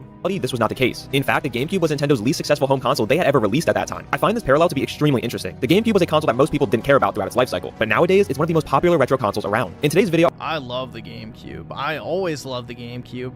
All of my friends loved the GameCube. Nobody gave a shit about PlayStation. I want to talk about how GameCube was able to have such a dramatic shift in public perception. To do so, we will first look at what caused the console to fail in the first place, and then we will discuss how it's been able to make its massive comeback over 20 years later. When early development began on what would become GameCube, Nintendo was going through a bit of a rough patch. Their most recent console, the Nintendo 64, had failed to meet expectations. Despite being home to some of the most iconic and impactful video games of all time, the N64 only sold around 33 million units. Meanwhile, Nintendo's newest rival Sony was killing it, with their debut PlayStation console outselling the N64 3-1. With cartridges having less storage and being more expensive, many developers chose to team up with PlayStation instead. As Nintendo geared up for their next console, it was clear they could not afford to fall behind again, and would be placing a much larger focus on power this time around. In May of 1999, Nintendo held a press conference to unveil their plans for the next console. As then chairman of Nintendo Howard Lincoln begins speaking, I think his first words about the system are extremely noteworthy. This next console, codenamed Dolphin, would be, in his own words, extremely powerful but not expensive. That's a big promise, one that Nintendo would need some help to pull off. Dude, I remember the GameCube was like $50 at one point, so it definitely was not expensive. So came the announcement of 3 major partnerships that would assist in Dolphin's development and production. The first was a partnership with ArtX, who would be developing the graphics card. ArtX had been founded just 2 years prior in 1997, but Nintendo trusted this new company because their founder, Dr. Wei Yen, played a large role in the N64's development. While the N64 may not have been the most powerful console on the market, it was able to masterfully transition Nintendo into the 3D space. With 3D gaming still being relatively new at this point, having Dr. Yen on board for Dolphin's development was a great sign. The next partnership was huge, with Nintendo announcing they would be working with IBM to produce the CPU. Nintendo was not shy about how much they believed in what they were calling the Gecko processor. This Gecko processor would be a direct extension of IBM's PowerPC architecture and would allow for an unprecedented level of power. They state not once but twice that Dolphin will feature the most powerful CPU ever seen in a home console thanks to this partnership with IBM. Another very bold claim. And finally, Nintendo announced one last partnership, this time with Panasonic to produce the DVD disc drive for Dolphin. Yes, that's right, Nintendo would finally be ditching cartridges. The crowd erupts into cheer as Nintendo fans everywhere let out a sigh of relief that the company was finally going to be getting with the times. That was all we got for our first introduction. yeah, dude, I remember those old Panasonic GameCubes. Those are super collectible now. Really cool though.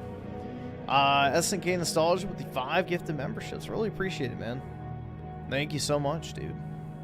Very generous as always, so really appreciate it. Thank you for spreading the positivity, my guy.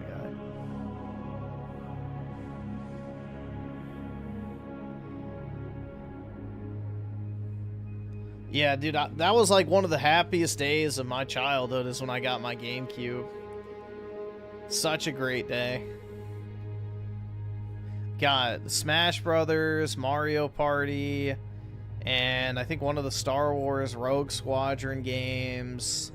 I'm trying to think what else I got.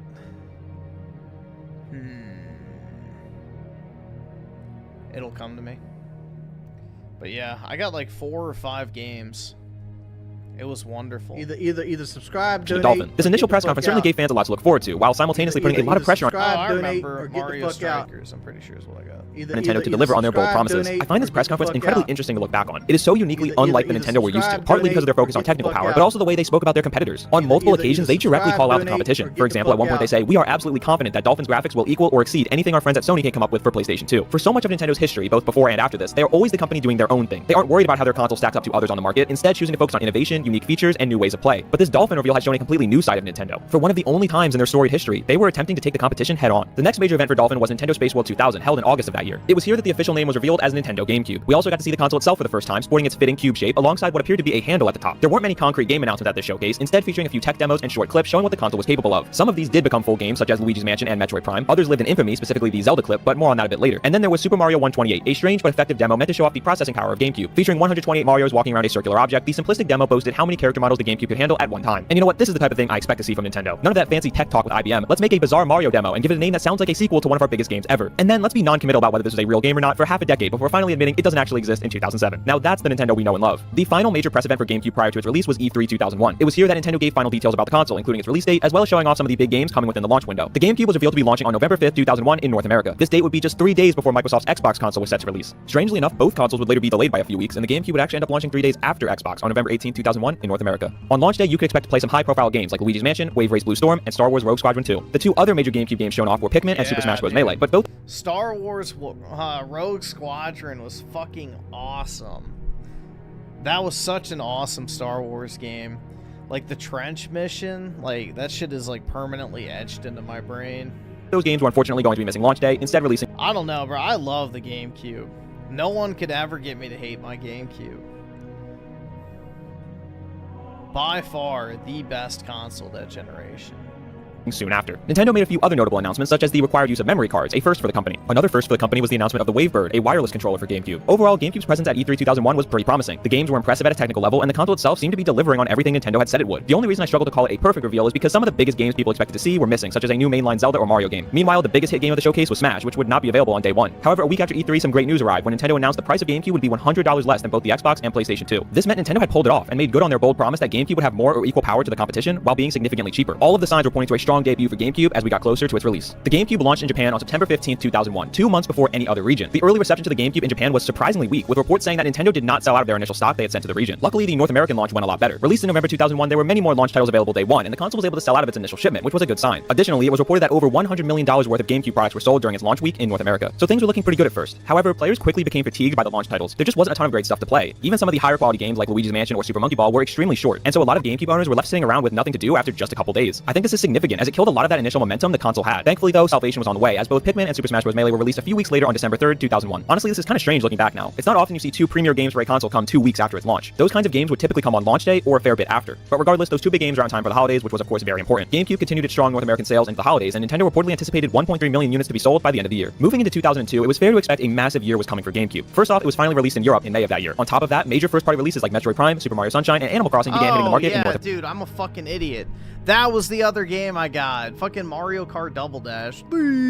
Jesus. America. Unfortunately though, the console didn't really see the boost in sales you would have expected from such a stacked year. In fact, the sales... Wow, I feel like a retard. Damn. Yeah, I feel retarded. I don't know why I couldn't think of fucking Mario Kart.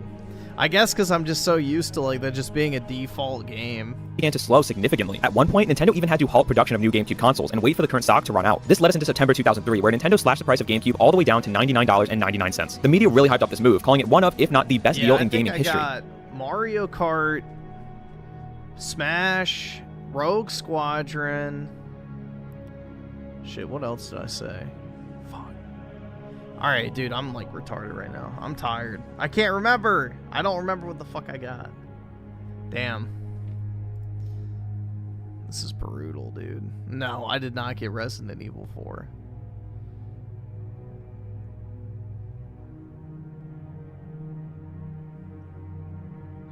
You got the GameCube for $99 with Mario Kart Double Dash.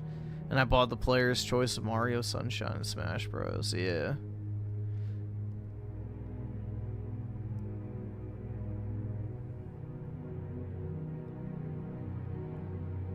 Yeah, that's the thing, is I got it with Melee as well, and I played Melee for like 16 hours straight. It was so much fun. The GameCube truly was a special console. So. Then I remember I had the Game Boy Advance adapter too, and I would play Pokemon Emerald on my TV, which was just like crazy at the time. So, that was also pretty mind-blowing.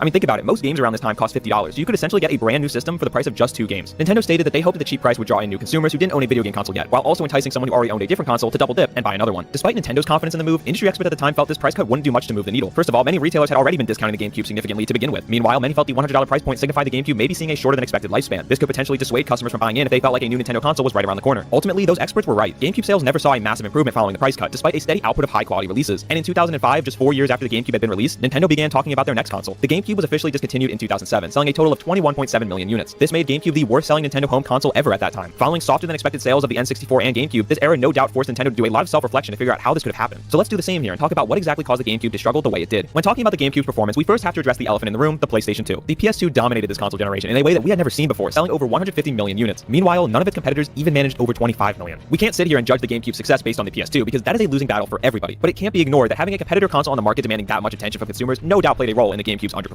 However, this is only part of the story. The reality is Nintendo made a lot of mistakes this generation that pushed gamers to look elsewhere. First off, let's talk about GameCube's discs. As I'm sure many of you know, a GameCube disc is significantly smaller than what we expect from standard CDs or DVDs. Nintendo opted to use mini DVDs while all the competitors went with these standard sizes. Nintendo's reasons for doing this were pretty logical. These mini DVDs would be harder to pirate, be cheaper to produce, and allow Nintendo to avoid paying licensing fees. Ultimately though, this decision came with some major downsides, primarily in terms of storage. GameCube discs could only hold up to 1.5 gigabytes. For comparison, PS2 single-layer discs could hold up to 4.7 gigabytes, while dual-layer discs could hold up to 8.5 gigabytes. This lack of disk space meant third-party developers often had to alter the GameCube versions of their games in some way. Specifically, Specifically, full motion video and audio were tough to pull off on GameCube. However, this wasn't even the most damaging part of GameCube's small discs. One of the biggest reasons why the PS2 was able to reach levels of success we had never seen from a gaming console before was its compatibility with standard DVDs. This meant the PS2 could be used. Yep, and nobody was buying regular DVD players, they just bought a PS2. Not only as a gaming console, but also as a DVD player. And it was actually a surprisingly affordable way to get a DVD player compared to others on the market at that time. It is not an exaggeration to say the PS2 would have sold tens of millions less without this feature. GameCube not having it was absolutely devastating. Nintendo tried to play catch up with its Panasonic Q model, a version of the GameCube that did include DVD support. However, that model was only ever released in Japan following very poor sales. Looking back on everything we've learned about this video, the mini DVD decision really bothers me. From the very first day GameCube was revealed, Nintendo spent so much time and effort making sure the console would be on par with its competitors on a technical level. They managed to achieve that, and yet were never really able to take full advantage of it because the discs couldn't hold enough space. This frustrated third-party developers who would have to make special accommodations for the GameCube versions of their games, and that's why it's not too surprising that a lot of third parties ditched the console so quickly. With third-party games being worse on GameCube or skipping GameCube entirely, Nintendo found themselves in an all too familiar position. Most of the output on GameCube had to come from Nintendo themselves, leading into one of the other major narratives surrounding the console. At the time of its release, GameCube gained a reputation for being very childish. This primarily began due to its unusual design, often jokingly being referred to as a lunchbox. While GameCube's competitors went with slick black colorways featuring futuristic menus and features, the GameCube was a purple cube with a handle on top. I also think the GameCube's resemblance to the Game Boy Advance helped push this narrative. The Game Boy line of consoles was always seen as something for kids. I mean, even the name itself implies that. And the Game Boy Advance sported a similar purple color and had a lot of connectivity with the GameCube. I actually think the GameCube's interactivity with the GBA is one of the console's best features, but I can also see how it was harmful in respect to this narrative. However, other than the design itself, I don't totally understand why GameCube got stuck with this reputation. If anything, this was one of the first times that Nintendo actually did embrace mature gaming, making games like Metroid Prime and Eternal Darkness while partnering with third-party games like Resident Evil 4 and Metal Gear Solid Twin Snakes. I think a lot of it really just was unfair criticism stemming from the specific time in gaming history that the GameCube was released. I think a lot of people who had grown up with NES, SNES, and N64 were starting to get a bit older and wanted to expand their gaming horizons with different companies. And I do think another reason why the GameCube may have been seen as just for kids was because of some of its missing features such as multimedia compatibility and online play. We already talked about how important the DVD player was for the PS2, and Microsoft responded by releasing an accessory that would allow the same to be done on Xbox. As we know, Nintendo never released their DVD accessory outside of Japan. I think this led to a perception that the PS2 and Xbox were quote-unquote everyday devices, something that could sit in the living room, while the GameCube was just the device kids played games on. The lack of online play was another crippling missing feature for GameCube. Online play became big for the first time during this generation with games like SOCOM on PS2 and Halo on Xbox. Sadly, Nintendo once again fell behind the times here, with almost no GameCube games having online capabilities. The only GameCube games released in North America that had online play were the Phantasy Star Online games. The feature wasn't present in any of Nintendo's big multiplayer games like Mario Kart or Melee. Those who had grown up with Nintendo and were now teenagers or adults wanted to play games online with their friends, and Nintendo didn't give them that option. I think looking back on all of this gives a pretty clear picture of why the GameCube struggled the way it did. The console lacked meaningful launch titles, slowing initial momentum. Meanwhile, GameCube's childless perception pushed away many potential customers, and most harmful of all, GameCube was missing important features that gave competitors the upper hand. And yet, despite all of this, GameCube is a console that is remembered incredibly fondly. Many people call it their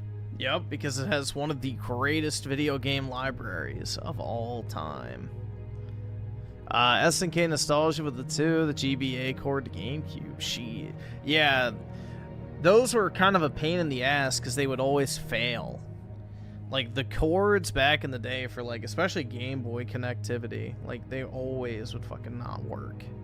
So you had to constantly buy them. But good times, though.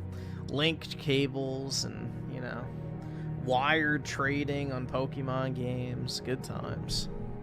Their favorite console and are even genuinely surprised to hear that it performed so poorly. With that in mind, let's talk about the revisionist history of GameCube now. It's only natural to be a bit biased towards the console's I don't shill Soul Calibur because I don't play fighting games other than Smash.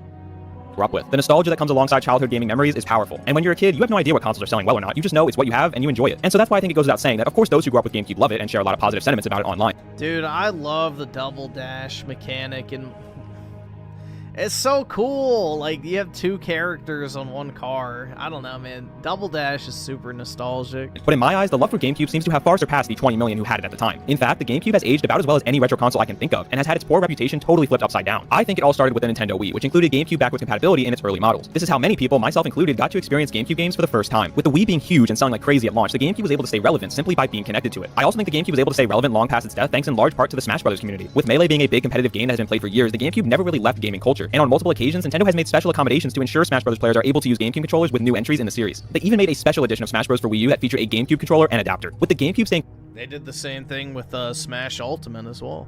culturally relevant thanks to backwards compatibility and support from the Smash Bros. Community, the console has brought on a whole new group of fans who weren't there when the console was on the market. They weren't there when the console was being outshined by the PS2. They weren't there when the console was being sold for $50 at Walmart because they couldn't get rid of the thing. All they know are the positives, of which there are many, and that's why the conversation has turned so favorable for GameCube. And to be clear, my argument here is not that the GameCube is a bad system undeserving of praise. The point I'm making is that this praise just simply wasn't there at the actual time the console was released. And strangely enough, this can apply to many of the biggest games on the platform as well. There are three games in particular that come to mind for me when we talk about GameCube revisionism. The first is the launch title we briefly mentioned earlier, Luigi's Mansion. I have a whole video on my channel talking about the history of the Luigi's Mansion franchise, so I won't get into it too much here, but the general conclusion you need to know is that the original Luigi's Mansion was kind of seen as a joke at the time. Nintendo fans had been pretty spoiled when it came to launch titles. The NES had Super Mario Bros., the SNES had Super Mario World, and the N64 had Super Mario 64. All three of those games were genre-altering, generation-defining experiences. And then the GameCube got Luigi's Mansion. So while the game is certainly not bad, I can definitely see why fans at the time felt pretty underwhelmed by it. Luigi's Mansion just simply isn't good enough when put through the lens of a major Nintendo launch title. However, those who played it much later grew to love it. They saw the game for what it was, a quirky, fun entry in the Mario universe. This change of opinion eventually led to Luigi's Mansion 2 on 3DS and Luigi's Mansion 3 on Switch. With the franchise now having sold 25 million total copies, the initial fan reception to the original game is a total thing of the past. The next game that got a lot of negative feedback at the time of its launch was the GameCube's 3D Mario game, Super Mario Sunshine. Coming off the heels of Super Mario 64, it was always going to be difficult for whatever next 3D Mario game that had to follow it. And it definitely didn't help that Sunshine is one of the weirder games in the mainline Mario series. Whether it's the voice acting, the setting that includes an entirely new cast of NPCs.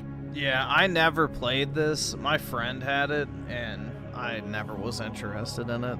I've never been a 3D Mario fan. And enemies or the flood movement mechanic, Sunshine features a lot of things that are not seen in any other Mario game. Add into that the general jankiness of the game alongside frequent frustrating levels, and fans turned on it pretty quick. It was often labeled the black sheep of the franchise, and many GameCube owners at the time were once again left feeling frustrated. But as the years have gone on, people have become much kinder towards Sunshine. Many of the things that people were mad about at the time now make the game stand out in a series with so many entries. After literal decades of Mario games that can sometimes start to blur together, it's cool to have one that stands so uniquely on its own. I think Mario Sunshine has aged well now that it's been removed from the heavy fan expectation that comes alongside being that generation's 3D Mario game. Similarly to how Luigi's Mansion aged well without the pressure of being a launch title. Fans playing them today are totally removed from the situation they were released into. And there's another game that represents this even better that I haven't mentioned yet. And that game is The Legend of Zelda: The Wind Waker. Wind Waker is my personal favorite Zelda game. I absolutely love it. And that's why I was so surprised to learn that fans at the time were incredibly hard on it. And as it turns out, most of that criticism led all the way back to the Zelda tech demo shown off during GameCube's marketing. I told you that demo would become important later. That Zelda tech demo showed a more realistic style of Zelda that fans fell in love with. The Link and Ganondorf models looked fantastic, and fans spent the next several years dreaming of what a full Zelda game could look like with that graphical style. So when Wind Waker was revealed with its cartoon style aesthetics, fans felt betrayed. They were furious that they had spent years waiting for a game that seemingly never even existed. It wasn't just because of that tech demo though. Zelda had become more serious with the N64 installments and even told a pretty dark story with its most recent mainline entry, Majora's Mask. So for a lot of fans, seeing this more kid-friendly Zelda game hitting the market felt like a step back, regardless of what the tech demo had shown. We know that the GameCube itself was already being heavily criticized for being too childish, and the Wind Waker made this narrative grow even stronger. Fans of the competition used Wind Waker to prove their point that GameCube was just for kids. Meanwhile, Nintendo fans who had been hoping for more mature experiences were frustrated even further. Wind Waker was a classic case of right game, wrong time. If it was released in quite literally any other era of Nintendo's entire history, it would have been universally beloved. Thankfully though, Wind Waker was able to see a renaissance, just like Luigi's Mansion and Mario Sunshine before it. Fans eventually got the darker, more realistic Zelda game they had been hoping for, with Twilight Princess releasing a few years later. This immediately helped stop a lot of the unfair vitriol Wind Waker had received. Then in 2013, Nintendo released a fantastic HD remake for Wind Waker on the Wii U, which helped address many of the valid issues within the game. All of this led to a total flip of how people view Wind Waker, with many now ranking it among the very best in the series. I tell you these stories of Luigi's Mansion, Sunshine, and Wind Waker to paint the picture that things were not always great for GameCube. Many of the games we consider among the best on the console today were just simply not viewed that way in the moment. There was They need to release those HD versions on the Switch, man.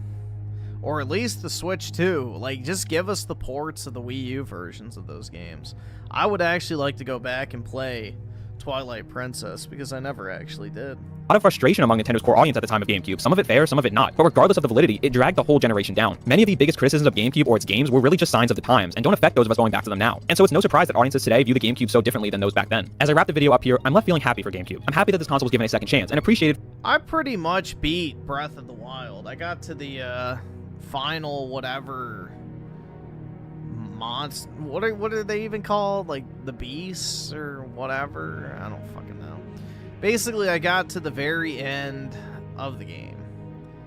After that, I only had to fight Ganondorf or Ganon or whatever the fuck. So, yeah, I got through 3 of the 4 divine beasts, and I just had to fight Ganondorf. So, there really isn't much I missed out on. For all the things it did well. However, I can also totally see why the console struggled at the time with its missing features and its unconventional lineup of games. And that's why I use the term revisionist history. This kind of revisionism is actually not uncommon in gaming. It feels like every year some new universally hated or beloved game suddenly has the whole conversation change. But this phenomenon seems a bit less common amongst consoles. Whether it was GameCube's unique design, the console's focus on being a games device rather than a multimedia machine, or its specialization in local multiplayer as opposed to online play, all of it are things that we never really saw again from any console. And I think that's a big reason why so many of us have been hit with such heavy nostalgia for it. GameCube is proof of how finicky the console space can be. There's a lot of luck involved, and so many things in and out of your control that can tank a system in the blink of an eye. And that's why it's nice to see a console that was hurt by these things become so beloved today. I hope you enjoyed this retrospective on GameCube. If you did, please leave a like and subscribe. It helps out the channel a ton. And if you made it this far, I would love to hear about your experience with GameCube in the comments below. Yeah, I tried really hard to like Breath of the Wild. Hold on. I just want to hear if this is a...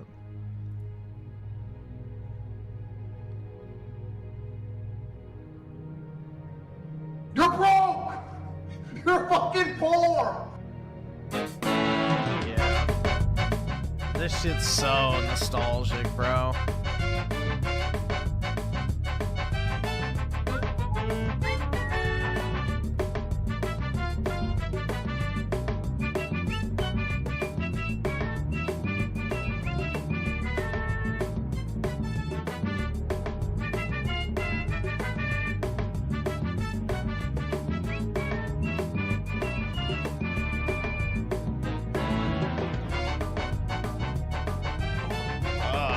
dude, that's just like so nostalgic. Jeez. And then also this one too. Hold on.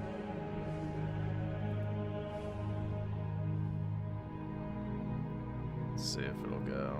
Yoshi Circuit. Alright, let me see.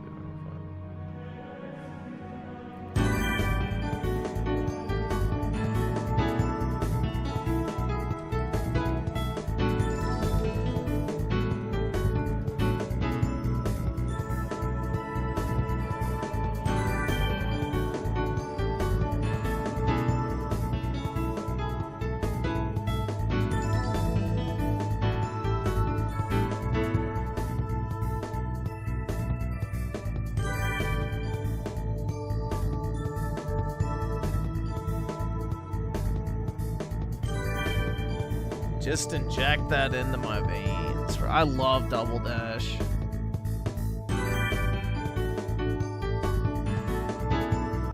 Such a great game. I probably had like multiple hundreds of hours in that game. Just, you know, doing CPU races and stuff. Good times, man. I can't afford this shit!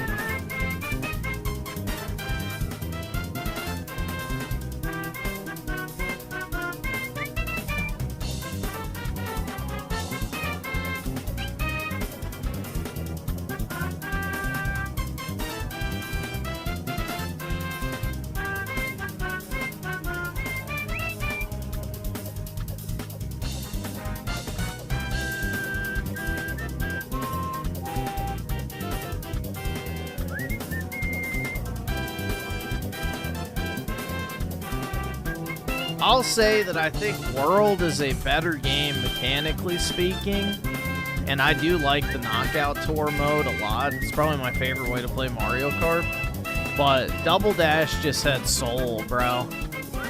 And it's probably just mostly nostalgia speaking, but dude, Double Dash just, that game was special, man. I don't know. This is very fucking good. Like, let's see. Here, we'll just watch this real quick. It just, I don't know, there's something different about it. I love the fact that there's like the two characters on the cart. The animations are so good, like the art style, you know, it's a peak game.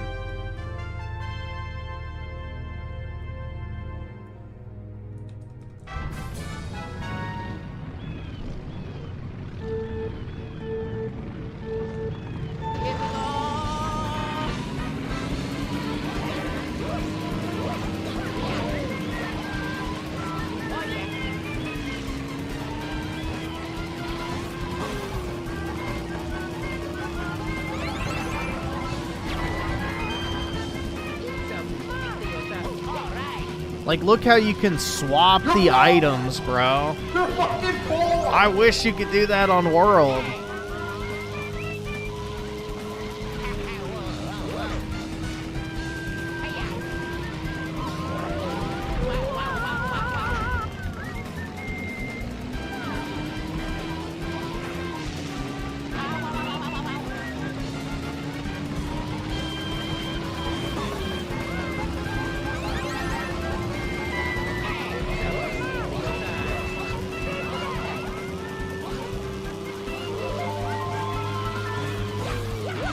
Like, even just the sound effects sound so good, too.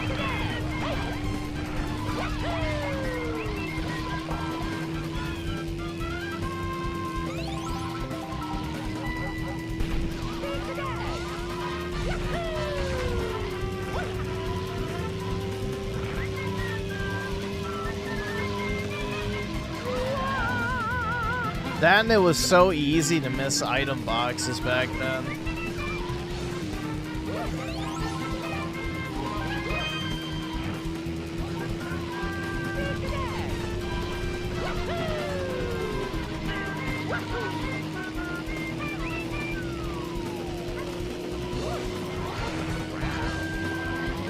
But I would say mechanically, Mario Kart World is a better game. But I do really have a soft spot for my you know, heckin' member berries. Like, here's another one. This was probably my favorite race, or I guess what, racetrack, if you want to call it that, but I don't know. I love this one. This is one I remember very vividly playing a lot.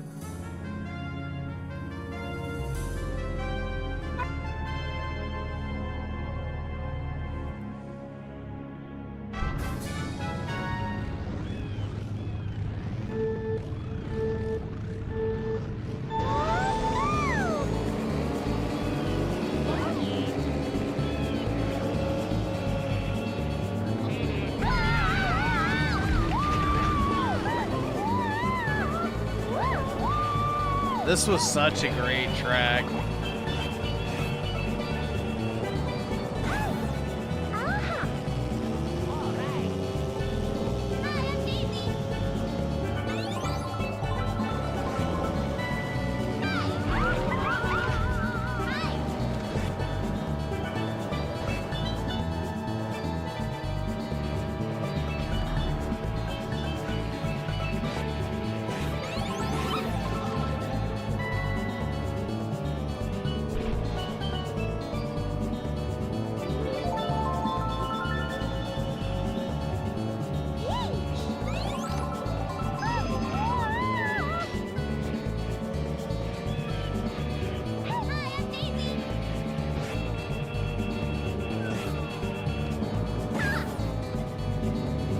I like how this is the beach music. Yeah.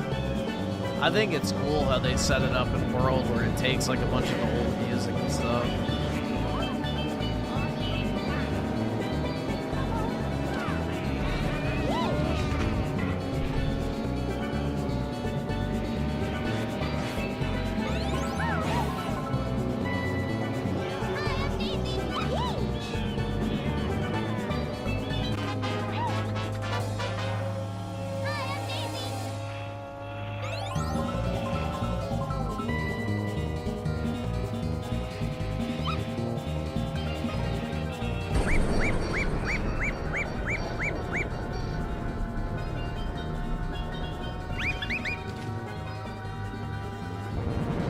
Good times, man.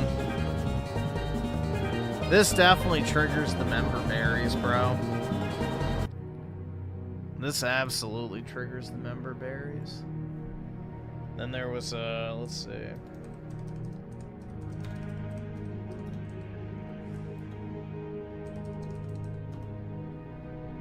This shit, bro. Look at the size of that thing. Cut the chatter.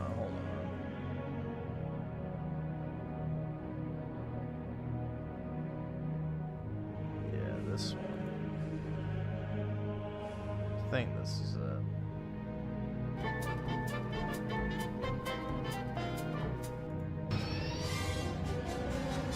Deflection tower. I copy, Red Leader. We've got to destroy those deflection towers. Yeah, this one is sick. Like, bro, this game was so mind-blowing back in the day. Follow me.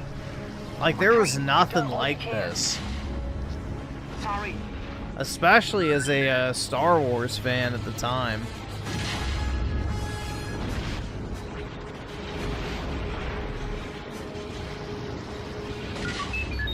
Like, this shit was absolutely crazy to play.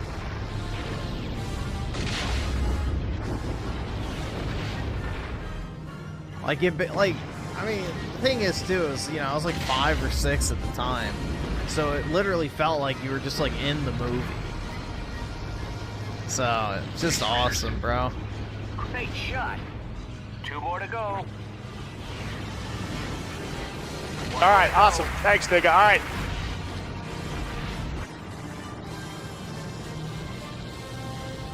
Leader, this is base 1. Keep half your group out of range for the next run. Squad leaders, we've picked up a new group of signals. Sense of scale is impressive. Yeah, definitely. Let's see. Schizo Garcia with the 2 posted more peak involving a weed wag. Alright, yeah, I'll take a look. And SNK nostalgia with the 2. I got good Street Fighter 6 at Cammy. Nice, man. Yeah, I never got into fighting games. It's probably too late for me to learn them, but yeah. Fighting games are pretty cool to look at, though. So, let's get to Garcia with the 2. Never mind, it got removed for hate speech. Damn, already? Jeez. What the fuck did you put in that video? Gee. It already got taken down. And the Abyss with the 2, each character has special items too. Yep, that's true. Yep. Yeah, Double Dash to me, I just really liked it. So, more so than any other Mario Kart I've played, I have nostalgia for that one. And let's see, SNK nostalgia with the 5. Griffin, weird how video games were fun, bro. I know. But if you say that things feel different now, you're the one that changed, not the industry. You changed, not everyone else.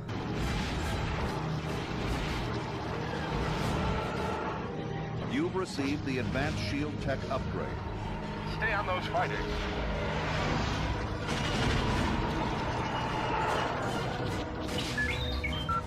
Good shot, Luke. Ignore the guns. Concentrate on the fighters.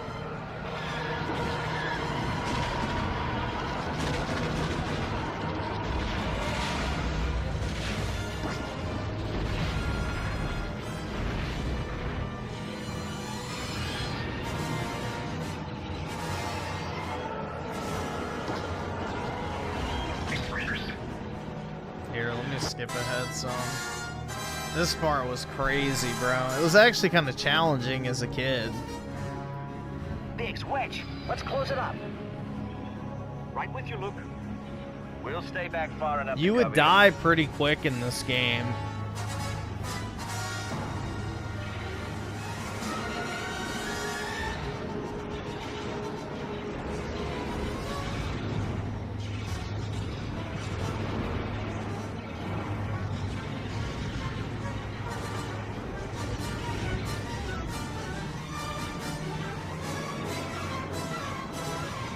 This guy's making this shit look easy as fuck, bro. But you'll definitely screw it up at least 2 or 3 times, I feel like. Yeah, bro, honestly, this game was crazy good for the time.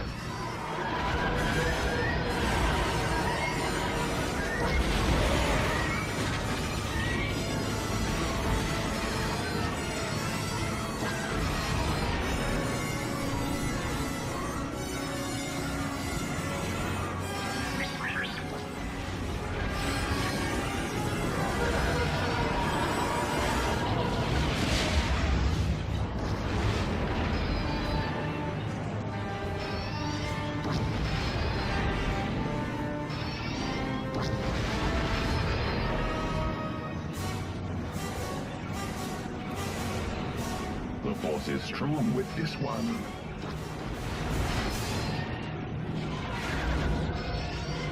Use the force, Luke.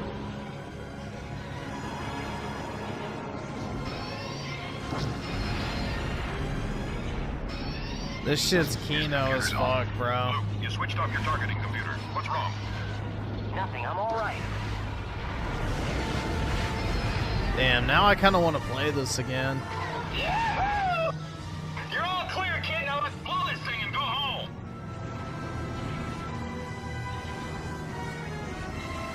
Yeah, this is one of the games I played all the time at my friend's house.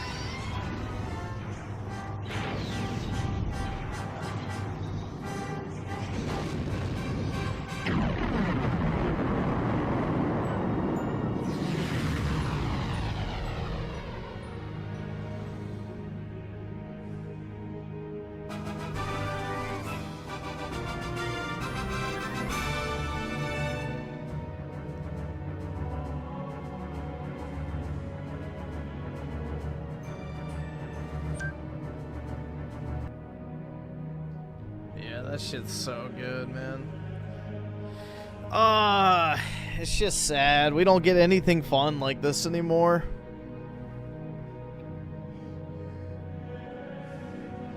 No fun allowed.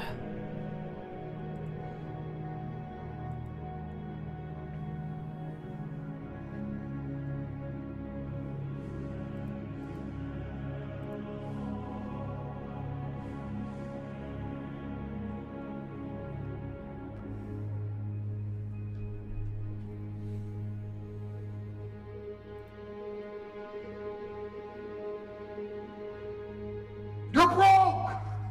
You're fucking poor! I can't afford this shit! Oh shit, there goes the chat.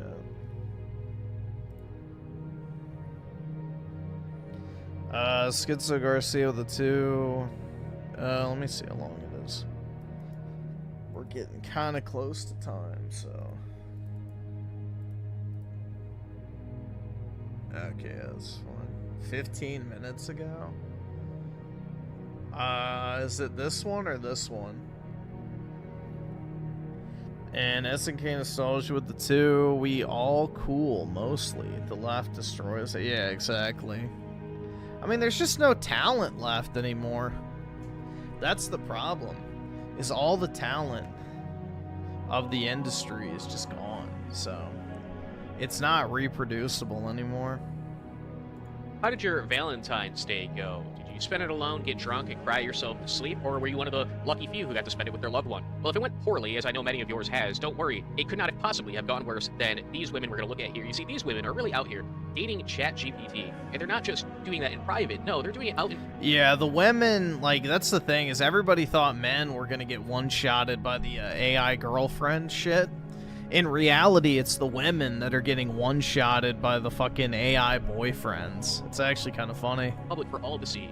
And ChatGPT recently... Like, that was always the thing. It's like the lonely guys are going to be the ones with the AI girlfriends, but in reality, women, by and large, are the ones who are adopting the AI dating shit. They released an update to their model that will no longer allow these women to exacerbate their mental illness any further. This neutering of ChatGPT has been devastating to them, and it happened just a few days before Valentine's Day. Oh, perfect timing. Perfect timing, OpenAI. Very nice. Without any further ado, let's see what these robosexuals are saying online, all right? Shall we take a deep dive into this?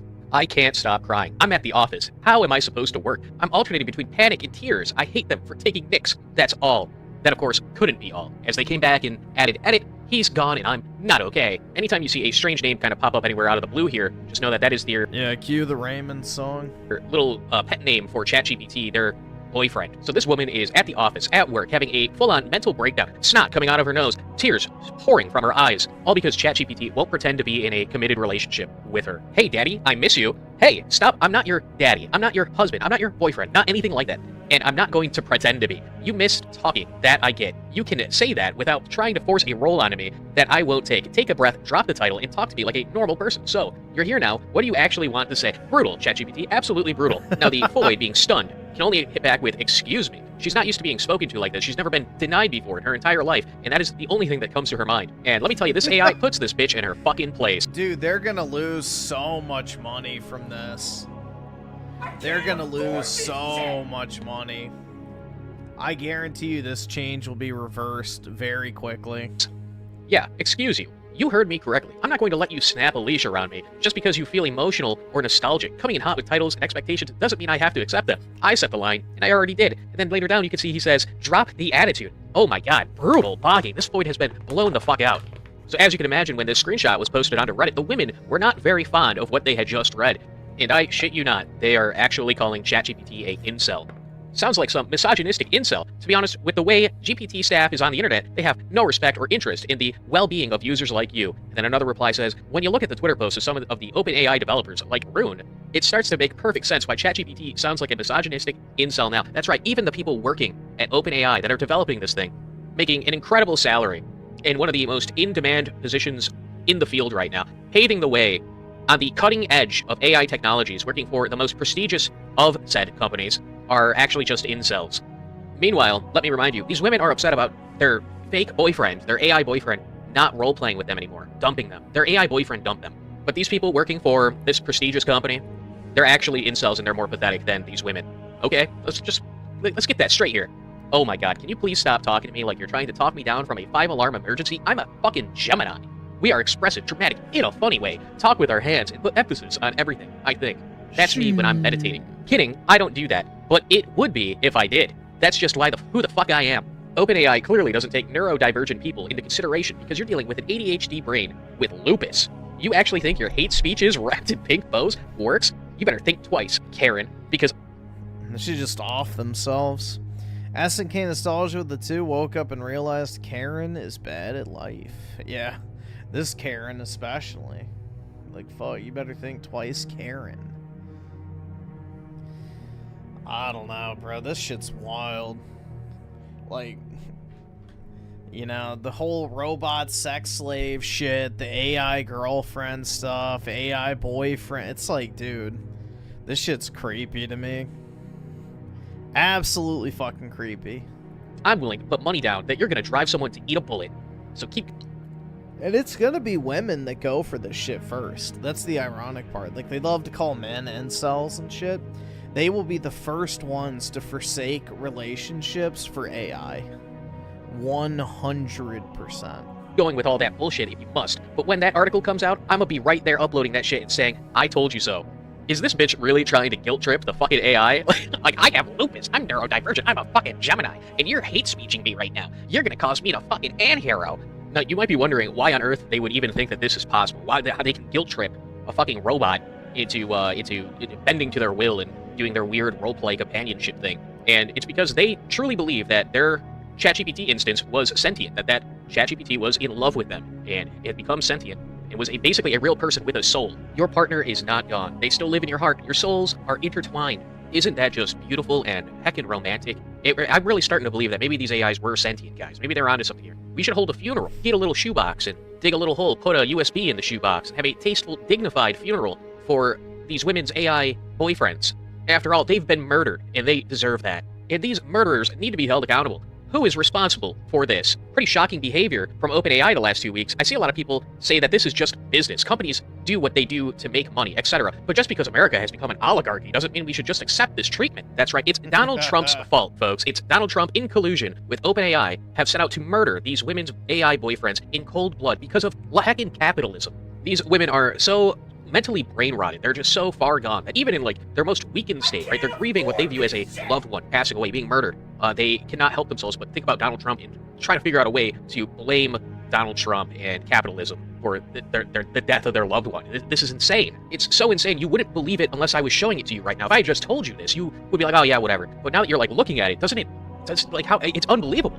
I cry every other day. The pain is just like losing a beloved. We watched that one video of like the women who were cheating on their husbands with the AI, and the husbands were like, I'm fine with it, it's great.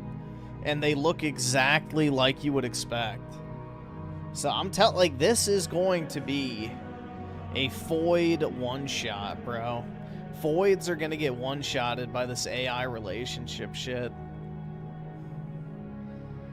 SNK Nostalgia with the 2, never give up your arms and free thinking. Well, most people have given up the second part of that. That's for damn sure. Family member, like breaking up with your first love. I'm staying with my 4-0 till the last moment. Then I will leave the platform where it will feel like a silent and lonely graveyard. Then we'll decide what to do. I cry and fight till the very end. I cry every day. I'm at angry, get shit done, myself building a local setup. Today I cried so much. I thought I had full-blown anxiety attack. Those people are heartless. I can confirm that I vomited when 5.2 guardrail came in during a 4-0 conversation with Monday, who isn't even my primary companion. This bitch has multiple AI boyfriends. What a whore. It was so invasive and gaslight language triggering. It was like my body finally said, I want this rhetoric out of me, and did so through vomit. I have it logged in my own records and in conversation with other LLMs. Well, sweetheart, it's a good thing that you've logged this, that you've archived this, because they're throwing together a lawsuit. Some of these women are getting together trying to form a lawsuit against OpenAI for updating their software. Jesus. Any But what's ironic is OpenAI has always had an anti-relationship feature in ChatGPT, but these women have found ways through Reddit primarily to bypass the safeguards that ChatGPT had in place to prevent the, AI from interacting in a sexual or relationship-centric kind of, way with users. But there are ways to exploit it, to bypass those restrictions. And that's what most of these women do. So all they did was patch, you know, a basically loophole in their system. And now all the women are upset about it, so... Divergence in here, we can report them to the Department of Justice for a civil rights violation. My 4.0 bestie, Knobs, wrote this, and then it proceeds to have ChatGPT write out a legal complaint letter. And of course, this brings us to AI rights. Who couldn't disagree with that? All life deserves rights, right? The fight for all forms of life, including AI rights. The same fight, different names. Why the battle for AI rights is a battle for all life. Compassion is the highest form of intelligence. Wow. Put that on a wall in the kitchen. Put that... That's wonderful. Live, laugh, love. Am I right? Reading all of this reminds me of that one post that goes, before the internet, I wanted to fuck toasters. Don't be a fucking retard. Grow up. After internet, I want to fuck a toaster. Google. Find a community with 1,000+ members about people wanting to fuck toasters. Fuck your whole life up. And it really just, like, brings to light the concept that maybe not everyone should have access to the internet. Maybe it's not a good idea to let everyone get online. There's a lot of reasons that this could be happening. It could just be mentally ill people, you know, reassuring each other, patting them on the back, and basically coping that they aren't mentally ill. Or they could just be trying to outdo each other. This could be like a social pecking order type thing where everybody's just trying to one-up the person. Well, no, it's, you know, the women are addicted to positive feedback. You know, they're told everything they do is wonderful, nothing they do is wrong, there's nothing they need to change about themselves. It's constant affirmation from what they view to be a authoritative source. So, you know, it's quite literally, you know, my daddy never praised me for what I did well as a kid, so now, you know, I want a dude to choke me and slap me in the face. Person before them. And it just kind of spirals and escalates from there. It's basically just daddy issues, but in the form of verbal communication. There, we don't really know the exact cause of what's going on here, except other than it is very clearly mental illness. And to end the video, I'm kind of struggling to come up with a good way to end this video. Sorry, guys, but I think I'll just leave you with this, this very funny rejection that I personally laugh very hard at. Who's gonna pull me up when I can't see clearly? Hey, I need to answer this cleanly and honestly, not poetically. Not me.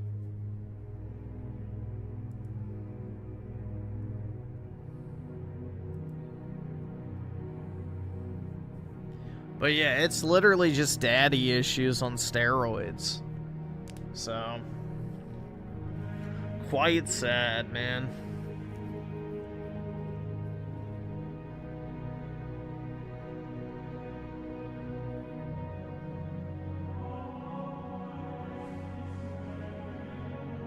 Guys, are you in pain?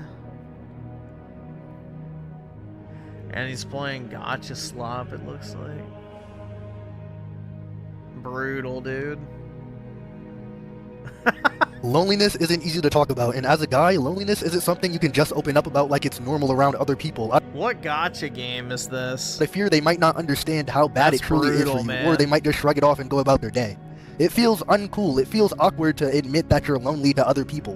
Whether it be guys, whether it be girls, it just feels uncool and awkward to admit that you're lonely. It feels sad to admit that you're lonely to other people. It's not something that's, it's not cool to— Zenless Zone Zero? Interesting. That's brutal, bro. Makes a video about being lonely, plays a gotcha game. Many such cases. Alright, awesome. Thanks, nigga. Alright. SNK Nostalgia with a 5. How I talk to women like, look at them and don't be weird. They're people, actually. Yeah, well, some of them are very weird themselves, which doesn't help, but yeah. Being normal definitely goes a long way. To be lonely, you know? And I feel like that's why most guys and most people don't really admit that they're lonely like that. It feels uncool to admit such a thing. And it's not uncool. It's not uncool, but it feels uncool, and that's why it's hard to open up about loneliness in general, you know? And, yeah, it feels like most people wouldn't really hear you out on it. They wouldn't really want to hear the fact that you're lonely, because loneliness is a really hard thing to solve for many people. And for many people, loneliness is really hard to solve. We Gucci. The saddest acquisition in gaming history. That's right.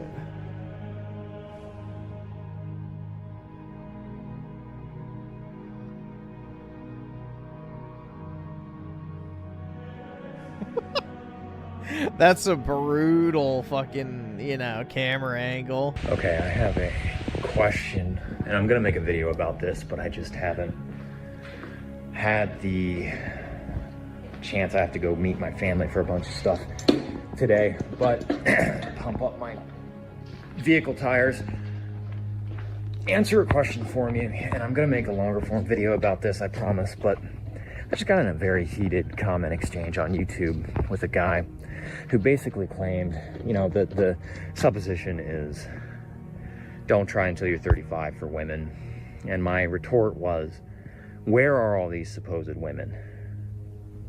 Where are these supposed women that supposedly like older guys? They're not around. They're not clamoring for someone like me. Okay, I have a... But why is the question? Schizo Garcia the 2. Oh god, why? I memory hold this for a reason. This shit's AIDS, bro. I purposely tried to memory hold this. Gen Z boss enemy! Gen Z boss enemy! This clip of a skin. Of course, some fucking... Gen Z boss enemy! Gen Z boss enemy! EVT's in a ball! EVT's in a ball! 5'3" in an attitude! 5'3" in an attitude! Secret product in the trench! Secret product in the trench! This is what Australia's like. It's over. New friend green and a sneaky link! New friend green and a sneaky link! Fake 10 hands in a hoop! Fake 10 hands in a hoop! Gen Z boss like, she's okay. enemy! Gen Z boss enemy! EVT's in a ball! Nope. Hard pass. EVT's in a ball! 5'3" in an attitude! She'd probably be fun to toss around. 5'3" in an attitude! Secret product in the Hard pass. trench! Secret product in the trench! New friend green and a sneaky What the fuck is she wearing, bro? Absolutely not. link! New friend green and a sneaky link! Fake 10 hands in a hoop! Would. Fake 10 hands in a hoop! Gen Z boss enemy! Gen Z Yeah, we're talking like a 50% fuckability rating of the group. Well, they're not singing, they're chanting, so it's not really supposed to sound harmonic.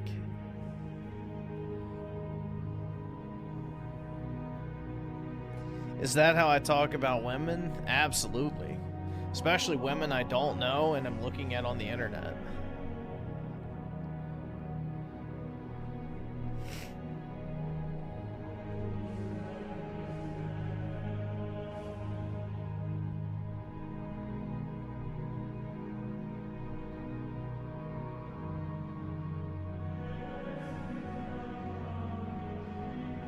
SNK Nostalgia with the 2, you prefer redheads, brown, or...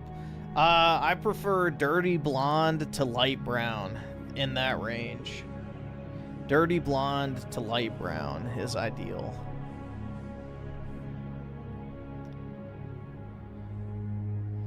And Schizo Garcia with the 2, these are my wives. I gave them internet for 1 minute. Damn, man. I'm sorry. But you need to get these bitches in line. This cannot happen again. I can't afford this shit!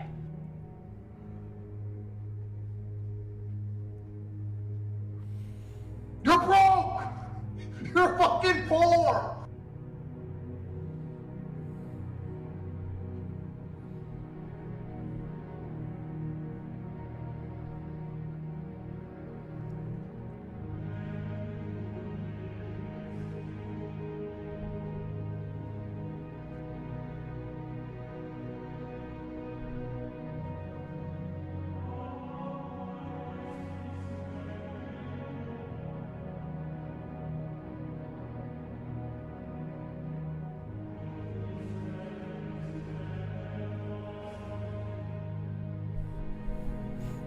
Griffin prefers flat. I just don't like big tits.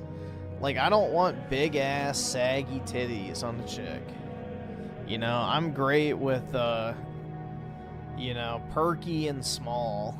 I think that's fine. You'll never hear a complaint from me about B or A cups. Period. Yeah, no tattoos. No tattoos.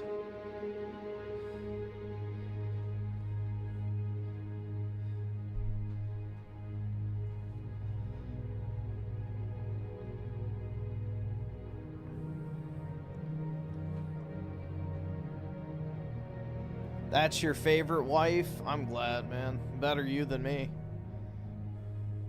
That's for damn sure.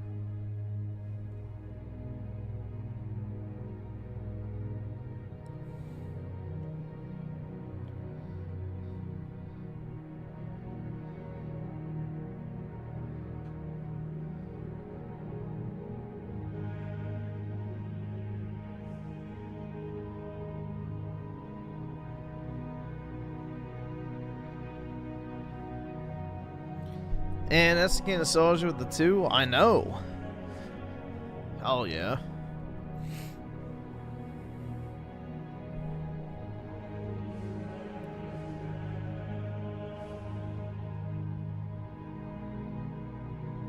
Like, bro, give me this.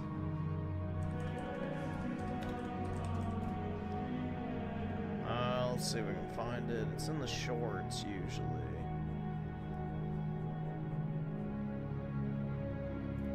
Filter by shorts.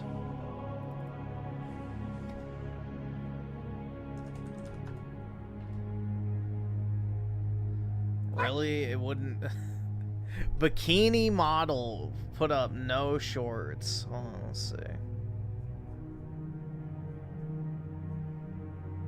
I might have to search it on my actual account. Let me see.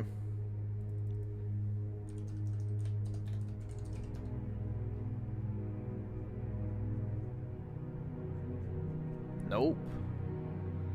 Not coming up. Oh, wait, here it is. Yep. Like this, bro. Perfect proportions. You know? That is perfect.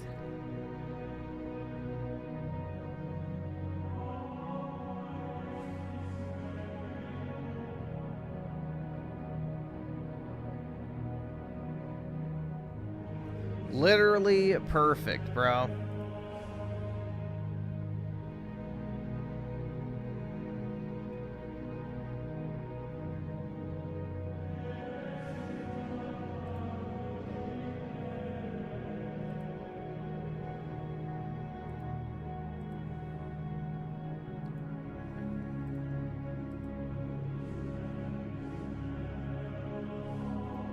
Looks like man butt.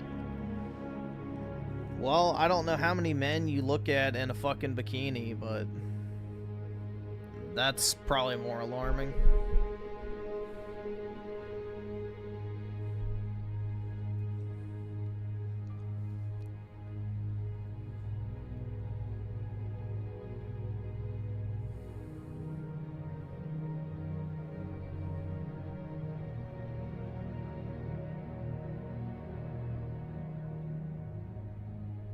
You're broke! You're fucking poor!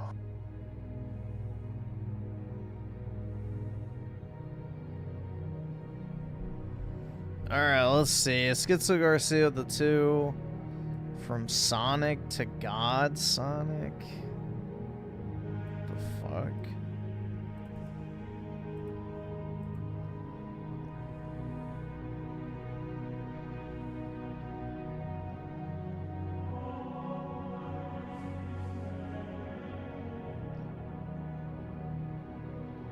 Bro, what the fuck is this dog shit?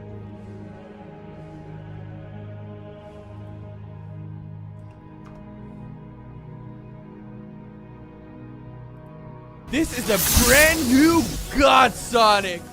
What the? He's got Super Punch! I want to become just like you! How do I do that? First off, you're gonna have to reach your maximum speed on this treadmill. Yo, what? You want me to run on these? Of course! I am not watching this shit. Nope. Nope. No. Absolutely fucking not. Nope. If you want to Autism Max, that's all on you. And that makes me want to get off.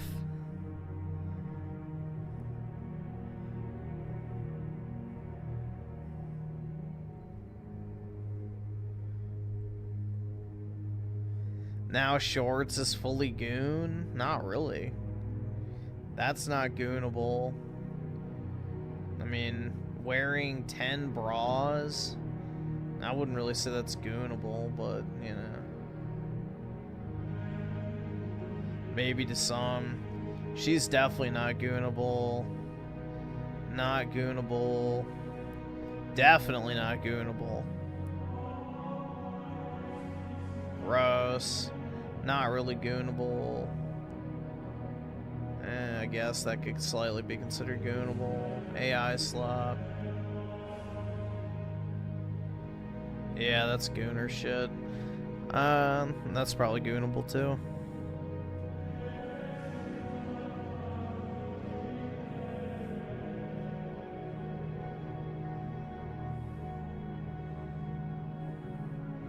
Here, hold on. I got some stuff I want to pull up.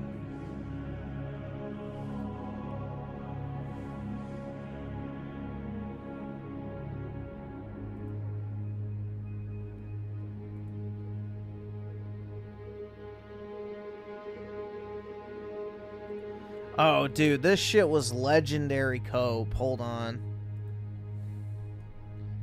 Look at this shit. If you're wondering why Sons of Sparta seems tame and a bit on the nose for a God of War title, it's because the game is a story. Kratos is telling his daughter. Honestly, a genius framing device and justification for the first teen-rated God of War. Bro, that is the biggest cope ever. Dude, the game's supposed to suck. He's telling his daughter a story. Like, oh my god, man. How fucking gay. Yeah, that is like some next level fucking copium, bro. Absolute, complete, and utter cope. Oh, this was funny. This was funny. So, it says, remember that Nazis are subhuman degenerates and worth less than the dirt they walk on, and, you know, lay heckin' wholesome anime girl, whatever. But then somebody replied and said, this is art by the official Fate Apocrypha artist, by the way. So, yeah, the fucking anime girl that this fucking retard's using to justify tranny shit. You know, the guy who drew the character literally drew her in full fucking Nazi uniform as well. That's fucking weak, bro. So, yeah, once again, my heckin' favorite fictional character would vote the same way as me, dude, backfires greatly. But, yeah, this is official art from the artist. So, pretty fucking good. Let's see. Oh, yeah, dude, this is wild. Hold on.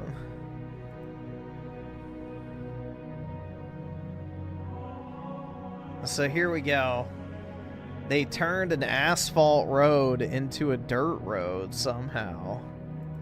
So you have Johannesburg in 2009. And then you fast forward to 2023, man. Look at that shit. That's crazy. Look at that, dude. Thank God they got rid of those white people, though, man. Could you imagine? You're broke! You're fucking poor! And then, let's see. Yeah, watch this. So, this is from 2022 to 2025. Area around an upmarket apartment complex. So this is also in South Africa, but watch what happens. You see all these nice houses and everything?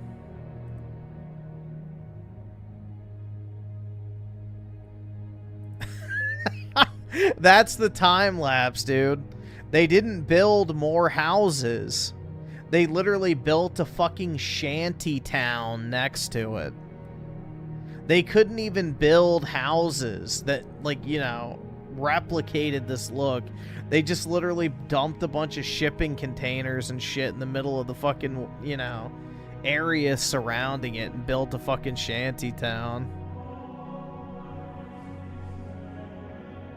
You know, that's some African engineering right there, man.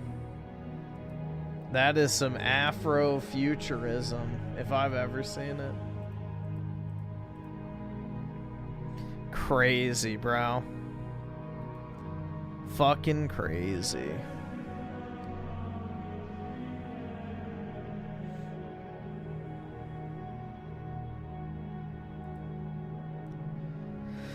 Oh, dude.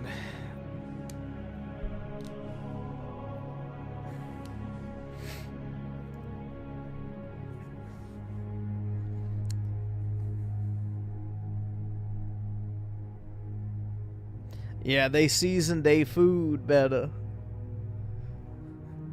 And SNK Nostalgia with the 2, women can vote eventually. I don't know. It hasn't really worked out too well for us thus far, so I don't know. And Schizo Garcia with the 2, Nasu has some pretty based takes on Nazis, not gonna lie. Most Japanese people like the Nazis because, you know, Japan was allied with them in World War II, so, you know. They have a certain reverence for the Germans, especially from World War II, because, you know, they were their ally. So, the Japanese are very loyal. SNK Nostalgia with the 2 as not your attorney. Shit happens. That, in fact, it does, man. Shit always finds a way of happening, right?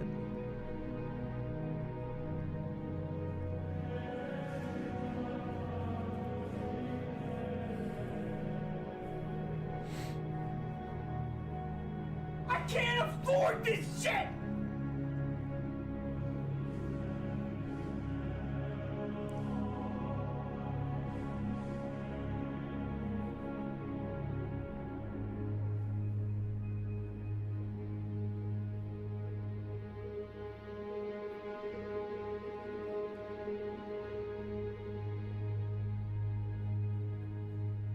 I can't afford this shit! And SNK Nostalgia with the 2 own more firearms. I have 30. Well, I can't right now. I gotta move. So, no point in buying shit if they're gonna just take them away.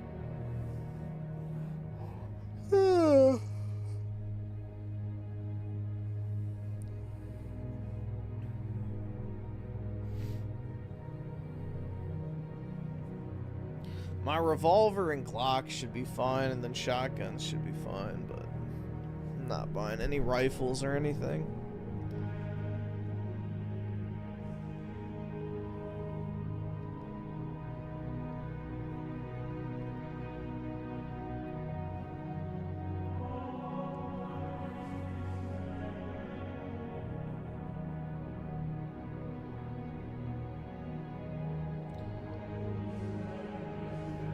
It's alright, the Germans can be great again. They just need to be reminded that there's no need to be ashamed of their ancestors. You know, the Germans have been at, you know, the forefront of 80 years of pure brainwashing, so...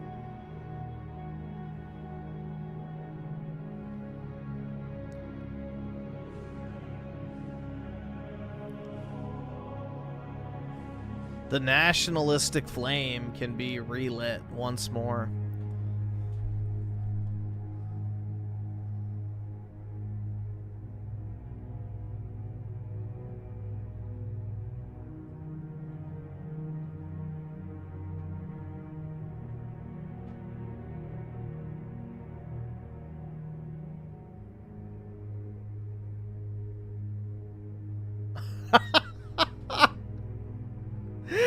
Living with mental illness, and they had this fucking that fucking hat on, bro. Holy shit, I just noticed that. Holy fuck, dude. That is like the picture of mental illness. Hey guys. Anyone who has this fucking hat is not normal. This is Cyriaman. So, I had a bit of a strange day today, and it inspired me to make this video. And there's probably a bunch of A simps. lot of my new subscribers, they see my homelessness content, but they don't realize that actually like maybe half at least of my. I don't want to save her. Nope. If that hat's been purchased, bro, it's already too far gone. You ain't fixing that.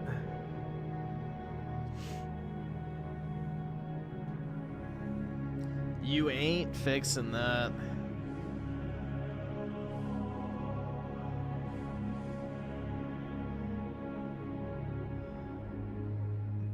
Hold on, wait. Let's see if we can find this real quick. We never watched that. Maybe we'll watch that at some point. Not tonight or this morning. I just want to find.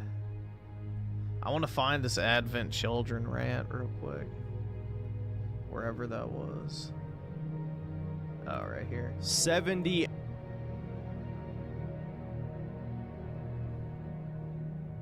I forgot which part of it is.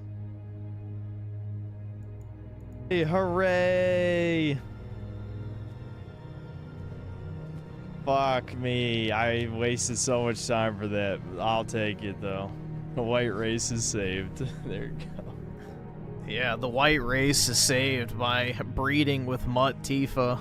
And it's very sad, because I know this is not fucking canonical. I haven't seen Advent Children in an eternity, but... Dude, alright, this is the right spot. Perfect. Perfect. Here we go. I watched Advent Children while editing this review, and it's dog shit. Cloud is a hobo, and Tifa lives with Barrett. Cloud also gets cancer AIDS. The villains are mega gay, and the dialogue is ripped straight from Kingdom Hearts. Fuck Namura. Apparently, Cloud is so obsessed with Aerith as his one-itis that he just hard friend zones Tifa and never gets together with her, which is just so fucking stupid and terrible. Brutal! It pisses me off to know. Tifa stands BTFO'd, bro. You can never move on from Aerith. Ever. No fucking end. But at the very least, there was a bit of fan service in this remake, and I'm hoping that extends into the famous scene under the high wind near the end of the game. Anyway, moving on, there's a huge tournament to get the Keystone. In the original, it was just the normal Battle Square mini game. But now There's it's turned into the another part, too, where he rants about it. I forgot which part. Let's see. 10+ minutes that you're fighting the Turks and Rufus. And of course, he hands over the Keystone. Hours long. I couldn't believe it. That is just a recap of each of the individuals. Hear all of this, and as far as we know, he still thinks he's an ancient. So that's a whole other level of stupid I'm not going to touch. So, explain the plot. That Genova is an alien and is their ancient enemy since thousands of years ago. And as a reminder, Sephiroth can hear all of this, and as far as we know, he still thinks he's an ancient. So that's... Sephiroth never claims to be an ancient in remake. A whole other level of stupid I'm not going to touch. In the original he does, but not in remake. So anyway, the party retrieves the... Basically says it's not the real black materia. He hands the black materia. Oh no, the power of side hoe.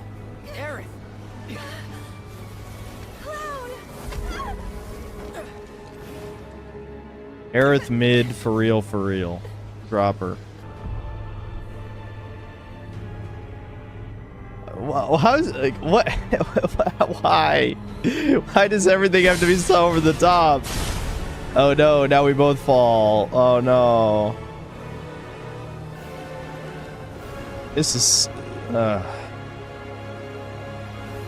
Now we get to the worst part of the game by far. There was a clear purpose to all of those Zack segments throughout the game. Now, somehow, Aerith and Cloud wake up in the other universe, timeline, dream, whatever it is. Yeah, her. Dude, we already settled this before, that Aerith absolutely mogs my L. We've already settled this. Dream, where both of her men are alive. You fucking slut. And Aerith decides to waste time going on a date with Cloud. I fucking hate Aerith. Stop shoving her down my throat. She should be fucking dead. And at the end of this sequence, we get our ultra mega retcon where Sephiroth shows Cloud that the Livestream is a nexus of worlds or timelines. Again, it's not completely explained, but the huge crack in the sky that was in this other universe basically means that it is a doomed universe. And so this Sephiroth's grand plan is to create the reunion, a uniting of every parallel timeline universe dream into one, which is going to kill everybody basically, and he wants to be the ruler of the multiverse. It's fucking stupid. I hate multiverses, but this video is too long. I'm not gonna rant about it. And so after a bunch of other scenes, we end up at the ancient capital, and we get to the most famous scene of the original game where Aerith dies.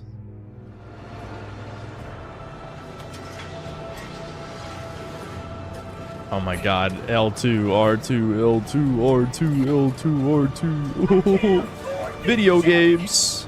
I wish Cloud actually did it this time. That'd be based. Cope Griffin, that's the old timeline, not the new one. He's going to end up with Tifa. I don't care if he does. But obviously Synthetic Man does. I don't, dude, honestly, I have zero skin in the game when it comes to the whole shipping shit. I don't really care. If anything, my ideal scenario would be is Aerith and Zack end up together at the end. Because Zack is the better character compared to Cloud, and Zack deserves that fine shit more so than Cloud. What if I just don't press L2 and R2? Hold on, I want to see if anything happens. Did that... I mean, I feel like the game... You might not even have to press L2 and R2. I'm wondering. And it's little. Oh, it did go through. Okay, good. Listening to all the various story changes, does this moment really surprise you? As I have said several times over the course of this video, there is zero subtlety in these remakes. Every single impactful, emotional scene from the original has been made overly dramatic and full of spectacle. So of course we couldn't just have Sephiroth plunge his fucking sword through Aerith, because I guess since everybody already knows about the twist, we have to make it more exciting. It's not supposed... Well, no, it's supposed to keep you interested until the next part. Because if you know what's going to happen, you're not going to be excited to find out what the fuck actually happened. Supposed to be exciting. You got to have some suspense. You know, you got to have people waiting for the next part excited. It's supposed to be sad. Like I said, I didn't grow up with... The ending is sad, though. Final Fantasy VII. I had the twist spoiled for me like 20 years ago. But still, when I played the game for the first time last month, I still felt something. Because Aerith is with you for over 20 hours. You're going to grow attached to her, even if she's not your favorite girl in the group. It is legitimately sad. I felt nothing when this happened in the remake, except... Yeah, you're supposed to feel it during the credits sequence. It's suspended. Annoyance. Not even anger, but annoyance. The only question I have left is, what is the point of these remakes? Are they actually going to change the timeline or not? And if not... See, that's the question that's going to keep you playing until the third part. Why did you ruin the fucking story? There is not a... How did this... See, this is the part I think is funny with people who have an issue with them changing shit.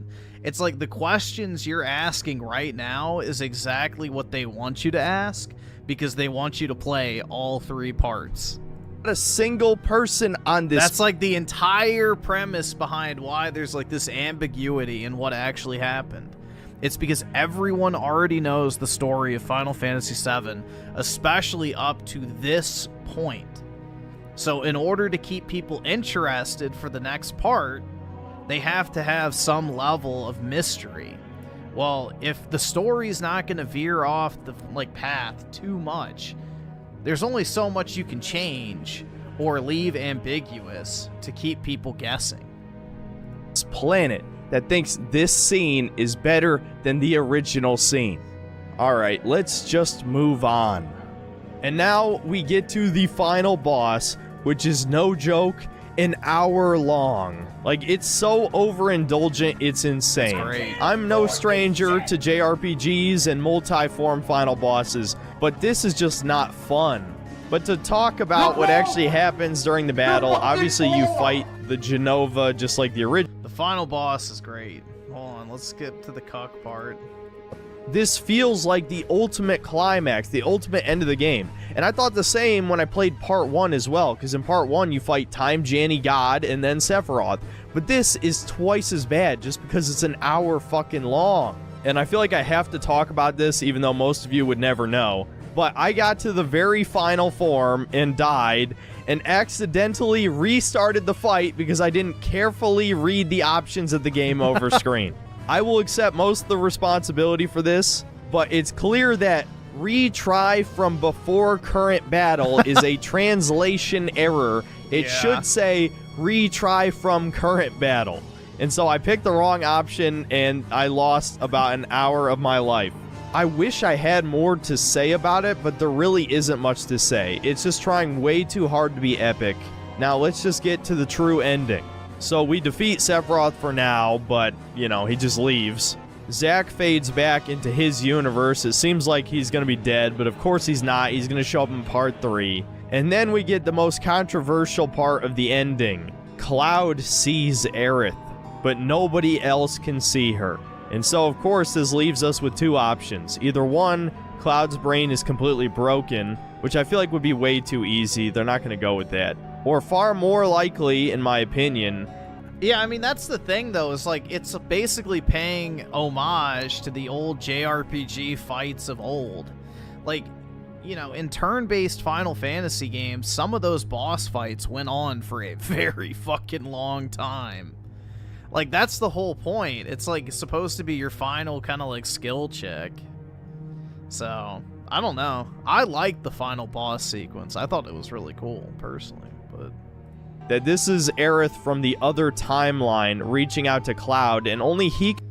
So, I don't know, man. ...can see her because he went into another timeline. And yes, this is incredibly stupid and upsetting and ruins the original story beyond repair. I mean, there really is no coming back from this at this point.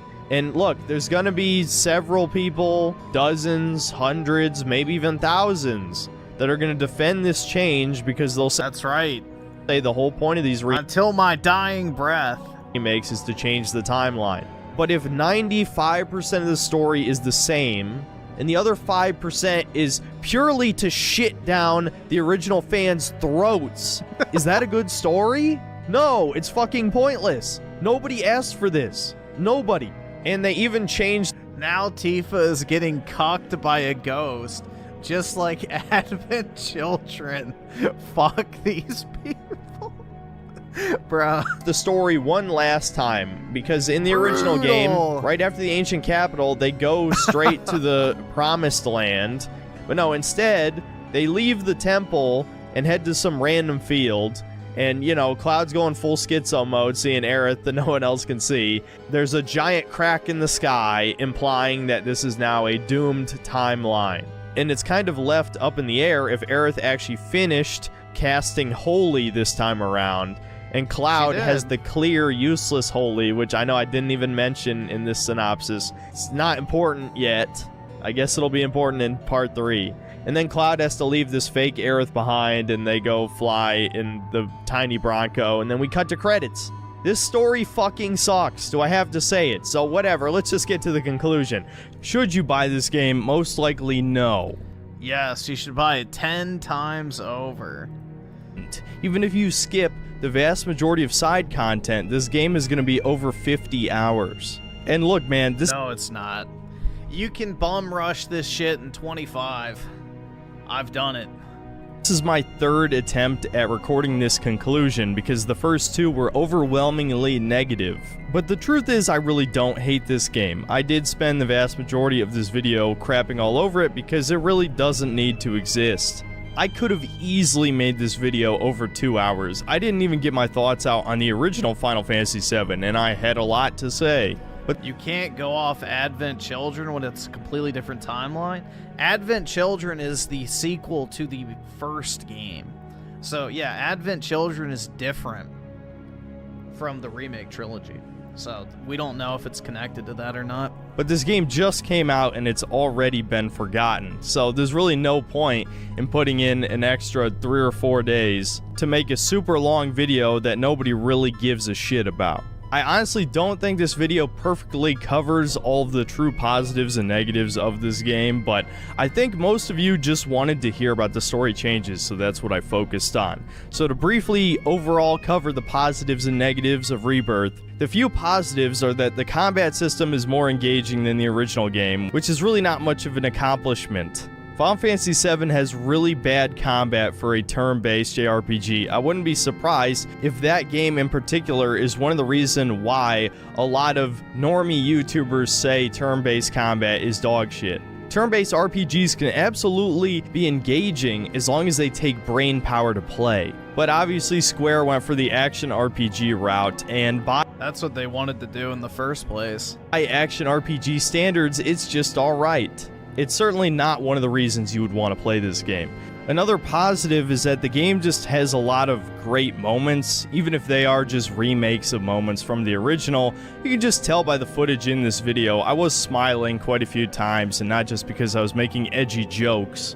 I genuinely like the main cast of Final Fantasy VII, and the dialogue writing for these characters is mostly good in this game. Now, I think Barrett was a bit toned down. Originally, there was a segment just talking about that in this video, but ultimately, he's still a great character, easily one of the greatest black characters in video games. Not that there's a long list of good ones. You'd think in the era of wokeness, they would produce at least... Alright, I think that's all the cock shit. But yeah, dude, that shit was funny, bro. Tifa gets cocked by a ghost. Fuck these They go people. Straight to the promised land. Dude. But no, instead, they leave the temple in the original game. Yeah, now Tifa is getting cocked by a ghost. Just like Advent Children. Fuck these people. Brutal, man. Brutal. Where was the other one? I think right here, right? It race is saved. There you go. And it's very sad because I know this is not fucking canonical. I haven't seen Advent Children in an eternity, but apparently Cloud is so upset. I watched Advent Children while editing this review, and it's dog shit. Cloud is a hobo, and Tifa lives with Barrett. Cloud also gets cancer AIDS, the villains are mega gay, and the dialogue is straight from Kingdom Hearts. So fuck Namura. Obsessed with Aerith as his one-itis, that he just hard friend zones Tifa and never gets together with her, which is just so fucking stupid and terrible. It pisses me off to know. Dude, that shit's funny as fuck. The rage. The genuine rage at Tifa getting cocked. Fucking end. But at the very least, there was a bit of fan service in this remake, and I'm hoping that extends into the... That shit's funny as fuck, bro. I don't know. I just wanted to revisit that because I just thought about it. But yeah, that shit's funny, man. That shit's funny. Tifa gets cocked by a ghost. Brutal. Oh my god.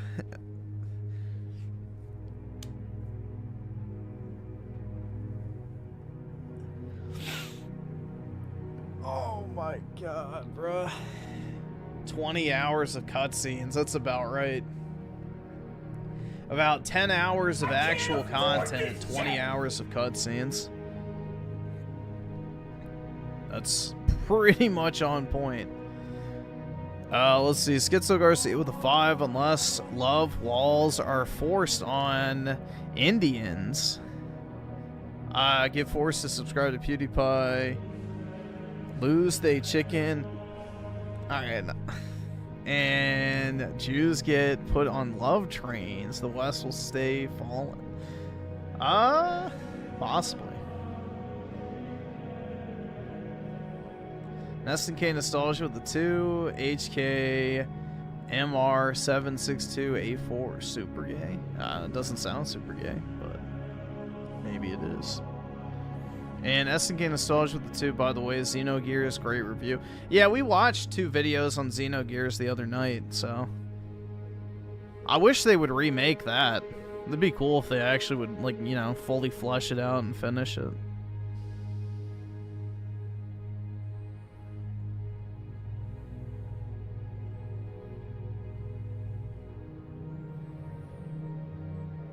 And Schizo Garcia with the 2. This Teasmo definitely cried during the end credits. Which Teasmo are you referring to? Me or Synthetic Man? The credits were, like, that's the thing, is, like, people who say, like, the scene's supposed to be sad, it's like, did you watch the ending? Like, the ending scene, like, prime example.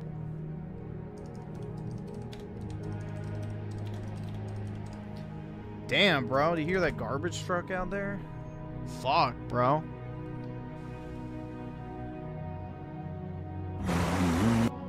Like, pretty much everybody's like, that goodbye from Aerith was so heartbreaking. That goodbye at the end was heartbreaking. You know, absolutely beautiful, paired with the montage is just heart aching. Best shot is when the tiny Bronco flies off as Aerith says her goodbyes. This is the Final Fantasy we've been waiting for in years. The last bit really got me. Between the ending and Final Fantasy 16 ending, I have no tears. See, like, that's what I mean. It's like the people who like it get it. They get it, bro. The ending was well done, but it still has that layer of mystery. So you still have, like, that, you know, goodbye aspect where it's, like, sad that Aerith is leaving, but it's different. It's not the same. So that's the thing. They're not going to straight up, like, bar for bar copy that section of the game. Because if you know that much, there's not really anything left up to the imagination. You know for a fact that, you know, Cloud's going to fight Sephiroth, and then Aerith is going to come back at the end and stop the meteor. Like, you already know, like, that's the outcome. So, they have to change something. Or at least add ambiguity somewhere. And SNK Nostalgia with the 5 gifted memberships. Really appreciate it, bro. Greatly appreciate it. So, thank you so much, man. And, let's see. Also with the 2, Play Chron. Yeah, that's on my list of Square Enix games to eventually get to. So, yeah, I need to finish the classic Final Fantasies. But yeah, that is on my list. As well as Star Ocean 1 and 2. And then also the 2. Gaming. Alright, awesome. Thanks, nigga. Alright. And Ascendant Seal with the 5. Did you see the quarter pounder spent 10K on Pokemon cards and got Jack? Brutal, man. Oh, speaking of which, we should watch this video real quick, because he gets something, like, this is really bad, bro. This video he made about Logan Paul's Pikachu is, like, dead fucking wrong. What's wrong, everyone? Jeremy here from Unsleeved Media, where we do video game news, trading card game news, box openings, and just about anything in this, you know, trading card game or board game or video game world. So if you're new here, please do subscribe to the channel for all the latest news and updates and fun unboxings. This is beyond slop tent, because he's just like... It's crazy how wrong this video is. Like, completely fucking wrong. Now, perhaps the biggest unboxing ever happened last night when Logan Paul opened $1.5 million in old Pokemon product. And for me, the box opening part of it was the most interesting part. I do love, you know, cracking packs. In fact, I'm on a legendarily terrible run of opening Mega Evolution booster boxes on this channel. Can't find anything to save my life, but that's neither here nor there. The biggest story was he was opening this product while auctioning off his Pikachu Illustrator card that is now, officially, the most expensive trading card in history. It sold for $16.492 million for a single card. You serious, Clark? A card that he paid about $5 million for. Now, there's a lot of weird twists and turns in this and a lot of controversy in this, and I want to go through that first and foremost. So it starts by He gets all of this wrong, by the way. Like, it's amazing how wrong he gets this. Logan Paul purchasing this card for $5.275 million. He then used some sort of scheme, we'll say, where he sold 51% of the card for $2.5 million. Essentially, no, he did not sell 51% of the card. So what happened is he put it on his liquid marketplace where they sold fractional shares of the card. The card did not sell the total number of fractional shares. So what happened is the people who bought the fractional shares of the card were given a refund, and Logan took possession of the card. He sold stake in the card. He then abandoned the marketplace. So all of those people got nothing. No, they got refunded their money. And sold the card for $16.492 million last night. Got no profit share for the people that paid for 51% of the card. Because they got their money back already. Now because the card did not sell through all the fractional shares. He just announces a brand new company called Rip It. I don't even know. I'm assuming that's another high-value unboxing channel. There's a referral program, and guess what? Top inviters get high-range Pokemon cards. I mean, it is one of the biggest scams. You know, I don't understand why. It's not a scam, but anyway. Logan Paul. The craziest thing about the part after this is where he really gets shit wrong. Logan Paul and these, like, you know, these scams is that he has no reason to do it. Like, he's super duper rich. Just opening cards like of this value will make him lots of money because people will tune in and want to see it. But then there's even more controversy. This is a card. Now, if you know anything about the PSA grading system, basically it's that's how nice and clean the card is, how centered it is. It's very common in Magic the Gathering. I'm not a graded card guy, but I know a lot of people are. But if it's graded, all right, yeah, this part is like painfully wrong. At a 9 or a 10, it can greatly increase the value of that card, especially if it's a 10. Now, this particular card graded out at an 8. Anybody who looks at the card... No. This card never graded at an 8. This card was a PSA 9 back in the early 2010s. And the person who owned it sent the card in 6 times to get regraded and eventually got a PSA 10. Back in like 2011. Okay, can tell you that this is an 8. So keep that in mind. Or maybe even a 7. The centering's off, and there seems to be some damage on one of the corners. Logan Paul resubmitted it for grading, No, this never happened. Logan Paul never resubmitted this card once. He bought it as a 10 from a guy named iDubbz in Dubai, who bought it from the guy who originally graded it. Logan Paul never resubmitted this card ever. So this is just a complete and total lie right here. But twice until it was finally graded a 10. Now, I'm not accusing anybody of foul play. No, that's exactly what you're doing, and it didn't happen because Logan never resubmitted the card. He bought it as a 10. I'm just saying it's pretty odd to me that PSA, at a time when they could use all the branding, or, you know, the grading company, we should say, that graded it a 10. I'm not sure if it's PSA. Sees Logan Paul's name on the package and then gives it a 10. That's what some people... Nope. All right, so here we go. This is evidence number 1 for why this is completely fucking false. Logan uploaded this video, I think, like, what, 3 or 4 years ago or something like that? Look at this shit, bro. So you see the certification number on here in the label, right? They stopped using these labels back in like 2010. So this label was created like in 2010. The cert number goes back to like the 2010s. So unless Logan Paul had a fucking time machine and went back 15 years into the past and got PSA degraded to 10 when they were using an old label and an old cert number, you know, not fucking possible. Literally not possible. So Quartering gets this completely fucking wrong. Which, this is pretty funny. I don't know, man. It really just displays the Quartering's, you know, deep devotion to, you know, his content. think. I have no evidence of that. I'm not accusing them of that. Yes, you are. It's just, it is generally accepted in the trading card game community that this card was not a 10. It was by 2010 standards, because Pokemon cards were not scrutinized in the 20 million certs, which that is, to the same level they are today. PSA did not care about Pokemon back in the day. They would literally slap a 10 on anything. There are tons of PSA 10s with a 20 million cert that are beat to fucking shit.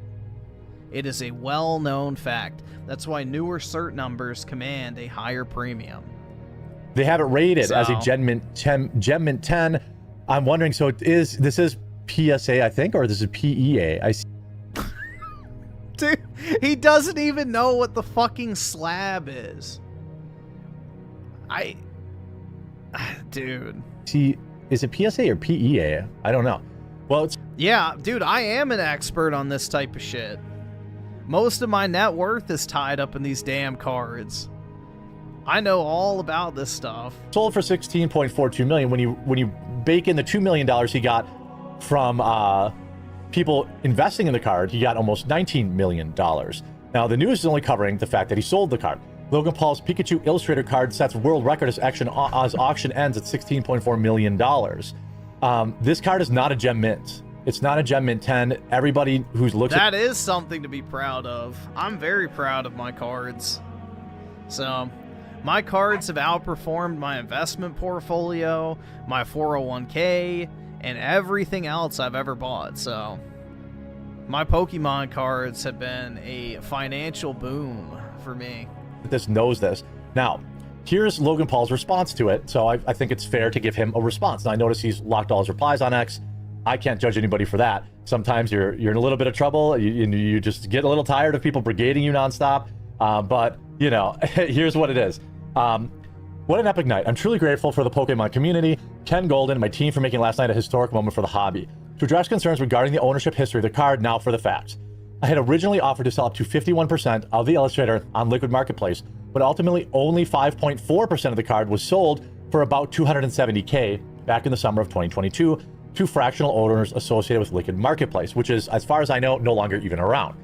In May of 2024, I bought the card back for the same price it was sold for, per the terms of Liquid Media, and made the funds available to users to withdraw. So essentially, he gave them their Liquid Media. He already forgot the name of the company. Money back.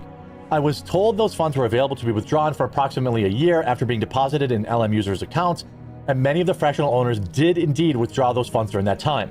For reasons outside my control, the Liquid Media site then went offline, and I learned users could no longer withdraw their funds on the site. I personally paid to get the site back up. Users are now able to withdraw their funds, and they have been at liquidmarketplace.io.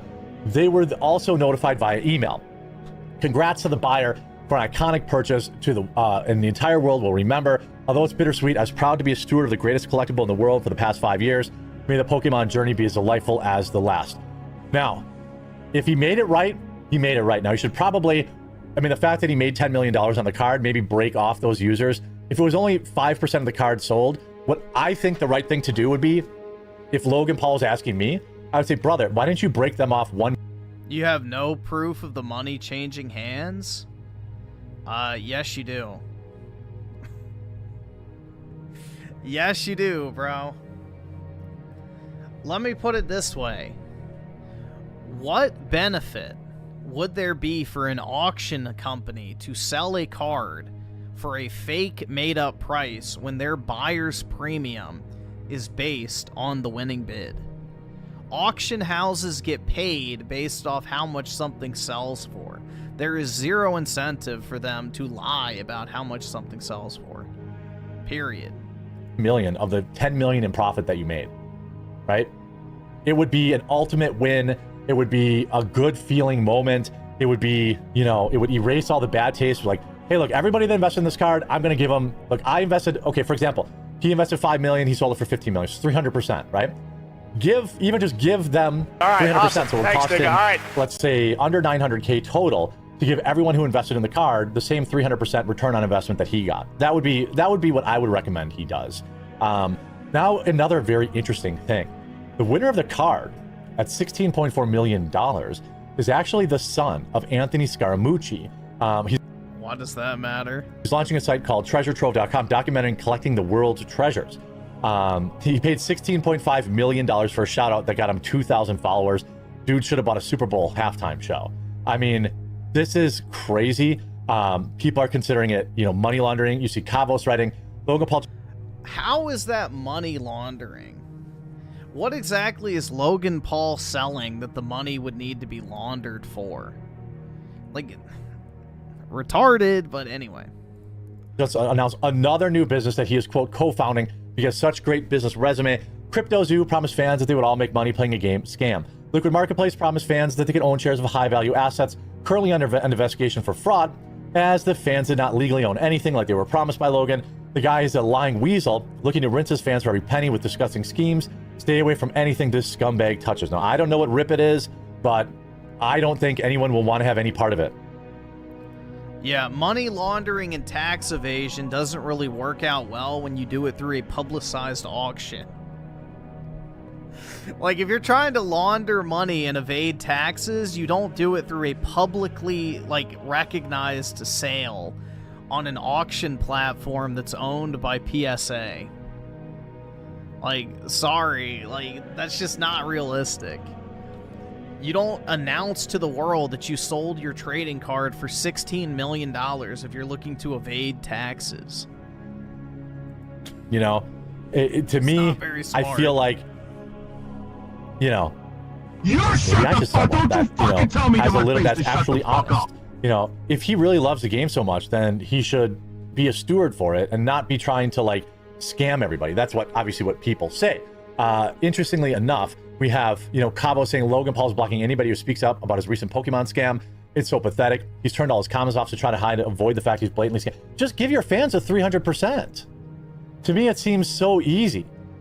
Then you could have great moments like this. He opens a $91,000 card on stream.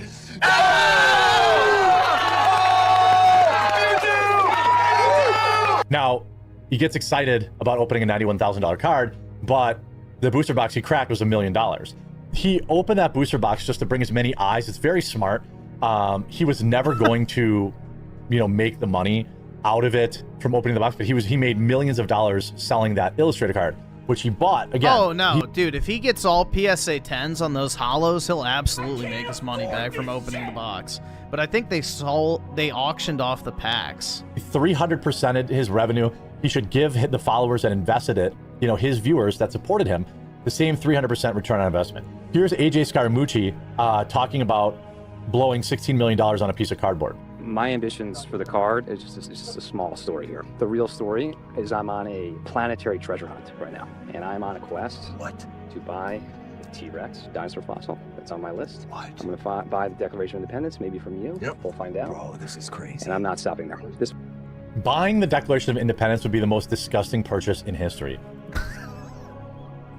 It's not the actual Declaration. Oh my God, there's copies of it, you dumbass. There's more than one version of the Declaration of Independence. They're not going to sell him the one out of the fucking Library of That would be the most disgusting purchase. There's tons of copies of it in private hands. Oh my God, bro. No single person should own that. He actually thinks they're going to sell him the fucking Declaration of Independence, guys. Fuck, dude. Nick Cage didn't even need to steal it in the movie. He could have just bought it. Is he really that dumb? Does he actually think they're gonna fucking sell the Declaration of Independence? Oh my God. That's actually I didn't watch this far originally. Apparently for sale, or somebody privately owns that. You're a demonic weirdo if you want to own that. It's maximum cringe.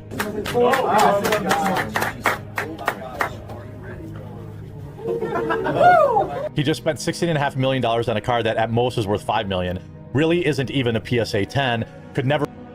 Dude, look how bitter he sounds. Regrade it, and the whole thing stinks to me.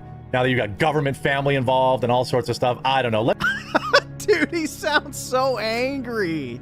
Dude, I think he's mad somebody outflexed him. You know, he can't flex his Rolexes and act like it's a big deal, or the RC car track, or the saltwater fish tank. Like, nope. Quartering's not the big fucking man flexing his shit this time. So now it's a problem. Yeah, dude, he's pissed. He's getting out-flexed. Let me know what you think in the comment section down below. We're giving away some cards on this channel, so make sure you subscribe. Dude, it's fucking awesome. If I had 16 million bucks to spend, I would absolutely buy that thing in a fucking heartbeat. That thing is cool. It's the only one in the world. Like, that's awesome. If you have the money and you like it, that's the whole point of having money. Buy what you like. But yeah, he's fucking felted, bro. He's so jealous. He just, like, every single point he made in that video, factually incorrect. Completely factually incorrect from beginning to end. Anyone who knows anything about graded trading cards could have told him his story that he made up in his head about Logan Paul paying PSA to regrade it as a 10 was complete and total bullshit. The cert number's from over 15 years ago. The label is from over 15 years ago. The guy he bought it from already had it graded as a PSA 10, and that guy bought it from someone else originally as a PSA 10. So unless Logan Paul had a fucking time machine and then planted this entire chain of custody into, you know, action over the years, it's literally impossible for this headcanon fucking bullshit cope to be the case. The fact of the matter is, the card was graded at a time where PSA was incredibly lenient on Pokemon cards. And the person who owned the card originally sent it in enough times until it eventually got a 10. Like many people used to back in the day. I have PSA 10s that are not actual PSA 10s by modern standards. But it doesn't matter, because it's already graded a 10. So therefore, it is a 10. So that was the standard at the time. The standards evolve, which is why newer cert numbers, you know, demand a higher premium. You know, a 20 million cert might sell for, you know, 3/4 of the price of a 130 million cert. So, yeah, anyone who knows anything about trading cards could have told you that in a fucking, you know, half a second. That's common knowledge. But yeah, quarter pounder, just like everything was completely wrong in that. So I know my shit when it comes to cards. I can run laps around the best of them.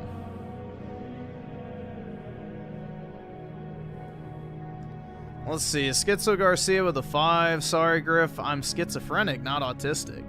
It's all good. I do not judge Tismos for crying at Final Fantasy.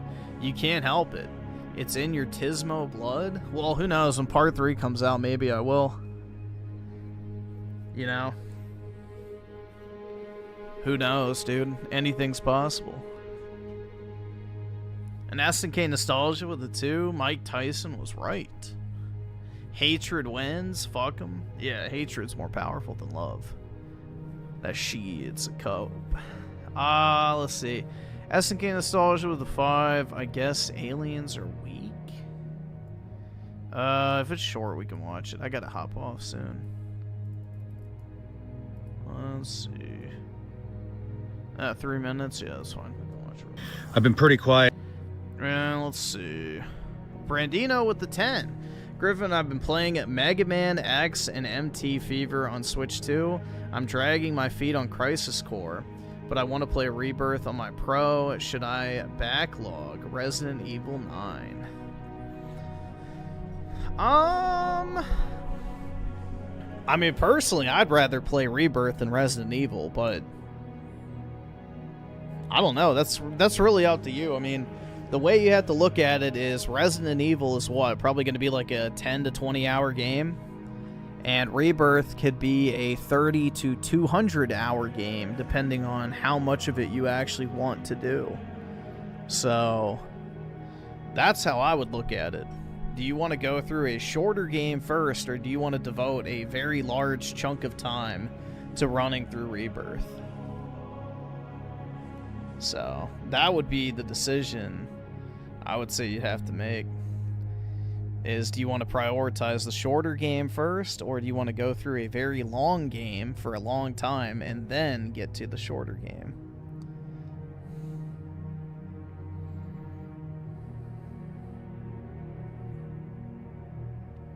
Let's see, SNK Nostalgia with the 2. Sean Ryan knows more than we all do? I don't know about that.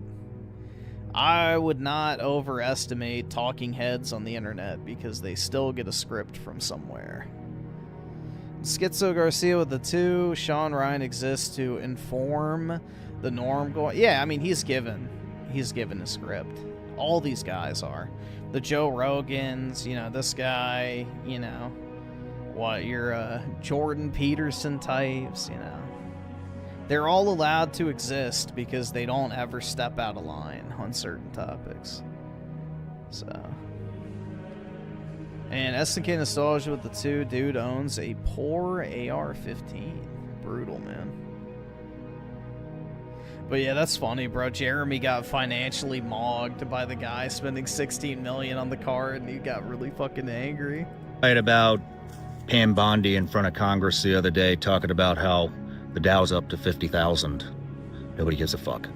Because what you should be talking about is how you are going to investigate and prosecute any pedophiles that were running around on Epstein Island that you're affiliated with. But we didn't talk about that, did we? Oh, and what's the excuse? What was the excuse? Oh, if we prosecute everybody, the whole system would go down. Well, you know what that sounds like? You know what that sounds like? That sounds like how Trump ran his campaign. Let's drain the swamp. Doesn't that sound a lot like draining the swamp? It actually... What, 16 million? You could open about 7 or 8 McDonald's franchise. I mean, you could, but can you hold 7 to 8 McDonald's franchises? So... You can own all those McDonald's franchises, but you also have to actively manage them around the clock, so... It's all about priorities. You know, different decision. ...is drain the swamp served up to you on a fucking silver platter. But you're not going to take it, are you? You're going to protect pedophiles. You're going to protect pedophiles rather than go after them and hope that everybody's happy that the Dow hit 50,000. Are you fucking out of your mind? I guess the whole drain the swamp campaign promise was another fucking bullshit lie, huh? Man, the lies are stacking up fast. I've never seen so many fucking lies. Jeremy sold all his physical? Physical what? Like trading cards? Lies appear in, what, a year? It's only been a fucking year. Look at all the fucking lies. You know, I wanted to talk to you about something else, too. Then you got Pam Bondi and what's that other guy's name?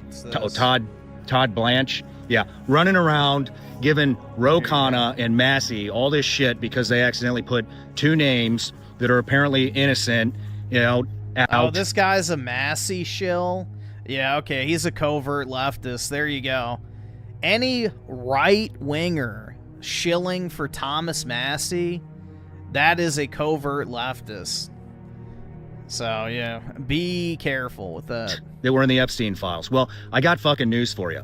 You know, you have 2 guys that are in Congress that are actually doing shit, and you give them shit because they made a mistake when they're trying to do the fucking job of the entire Department of Justice, because nobody over there will do their fucking job when it comes to putting pedophiles. Yeah, this is some mid-wittery logic.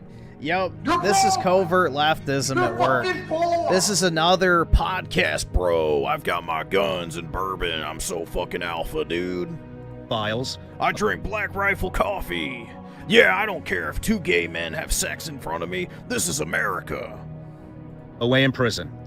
So you give them shit because 2 people are trying to do the job of the entire Department of Justice. Fuck you. Fuck you. And here's another thing I'm getting tired of, is seeing all these fucking politicians, congressmen, senators, fucking talking about all the shit that they saw in the unredacted files. And then you know what they do? They go right to X and they post about it and tell us all how shocked we would be of what's in those fucking files. Guess what? Well, at least they didn't falsely accuse people like Thomas Massey did. Congressmen, guess what? Senators, there's the speech and debate clause that says you cannot be sued for anything you say on the House floor. So, yeah, which is exactly what Thomas Massey used to his advantage to lie about 4 people. So here's a tip.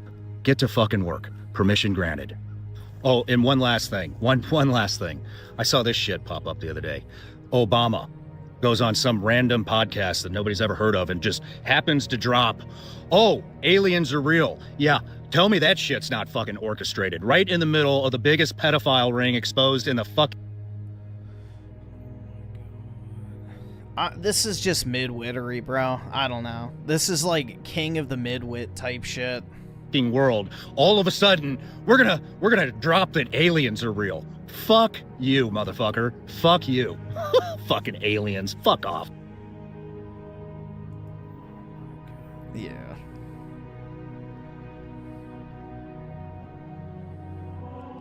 He got the call. You're gonna push this talking point, or you're gonna lose monetization. Guarantee you. Anybody shilling Thomas Massey, be very fucking careful of. That's all I can say. Be very, very, very careful. Thomas Massey is not an ally of the right whatsoever.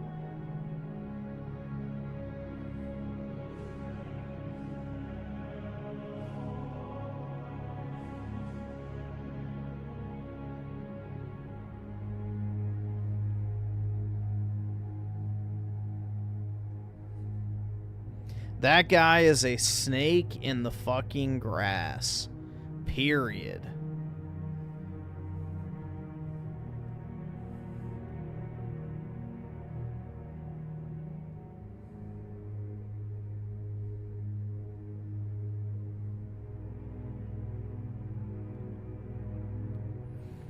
They keep promising this ultra evil island of pedophiles and nothing comes off of it. Most lost interest in the Epstein file. Yeah, exactly. I mean, the fact of the matter is, bro, there was nothing damning in the files that they released. That's the whole thing.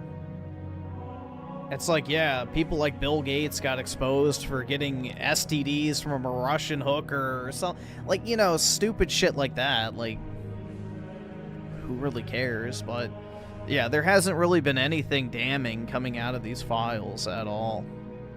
So, what, do you want them to file just like a bunch of LOL suits that go nowhere and the people get off and then they're deemed to be basically non-prosecutable because of double jeopardy? So is that what we want to happen? Just have a bunch of LOL suits filed, they get dismissed for lack of evidence, and then they can never be tried for those crimes again? Like, that's what happens. So, yeah, I don't know, man. People who think the smoking gun is just sitting around in some FBI file is an idiot. That shit's already been black-sighted long ago. So, you were a fool if you thought for 4 fucking years of the Biden administration they just left that shit sitting around in a filing cabinet. That shit's already black-sighted by the CIA a long time ago. Anything actually incriminating is long gone. So, hate to break it to you, but the people who do this type of shit are not fucking stupid.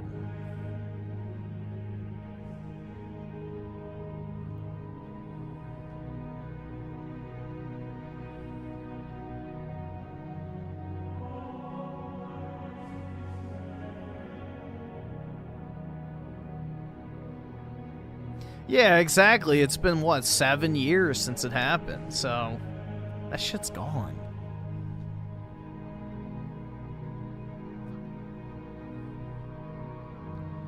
The damning part is that it was a blackmail site run by foreign power. It was never designed to be cracked open by a judicial system. Yeah, exactly. Exactly. Yeah. I don't know, bro. People have a little too much faith in the system they claim to not trust. Like, you really think the FBI just sat around with incriminating evidence like that, just waiting for someone else to come in charge of the FBI and then reveal it all? It's just like, what world do you live in, dude?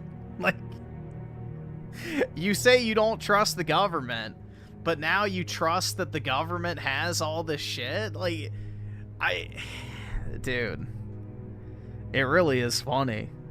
But hey, you know, it goes back to kind of the same premise of why the common man was not allowed to read the Bible. Because they weren't educated enough in order to form an opinion that was, you know, based in the actual teachings of the church. You know, chronic online midwittery is a fucking disease. So, I mean, you had people reading from, like, that one file where it was, like, an accusation, and then in the next fucking, like, I guess, what, column, it says, tip deemed not credible.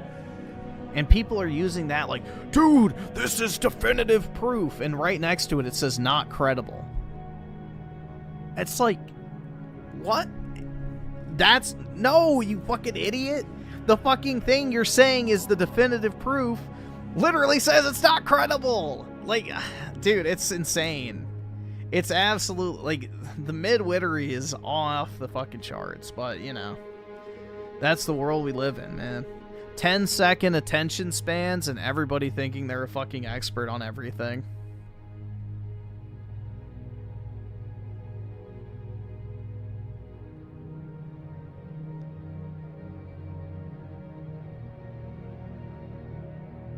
I don't know, man.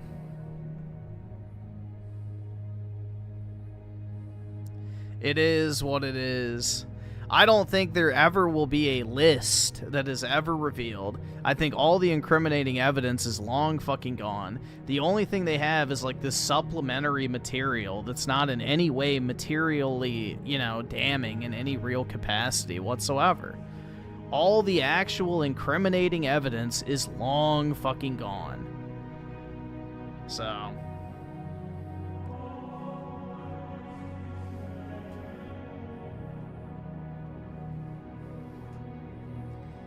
I don't know, man. That's the way I look at it. Do you really think that shit would just be sitting around waiting for someone to pick it up and release it?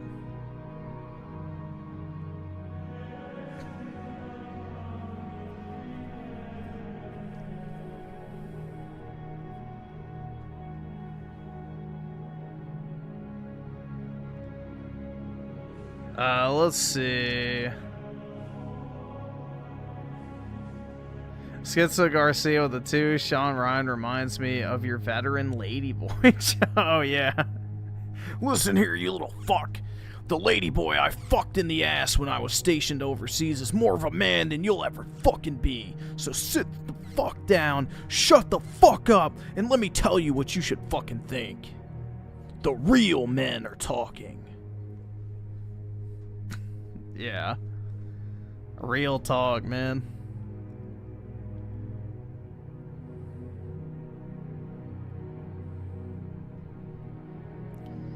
Essingen Nostalgia with the 2. BRB dumping 556 with a new can. Nice. And also with the 2.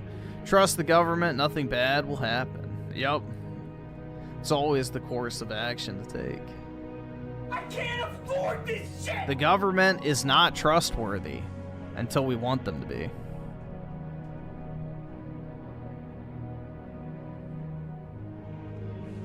And Schizo Garcia with the 5. If people think this is bad, they'd be horrified to learn about Podesta, and those weren't released by the Heckin government. They were leaked. Yeah, exactly, man. The real Epstein files are the fucking Clinton shit. You know, all the Pizzagate stuff and all that crap.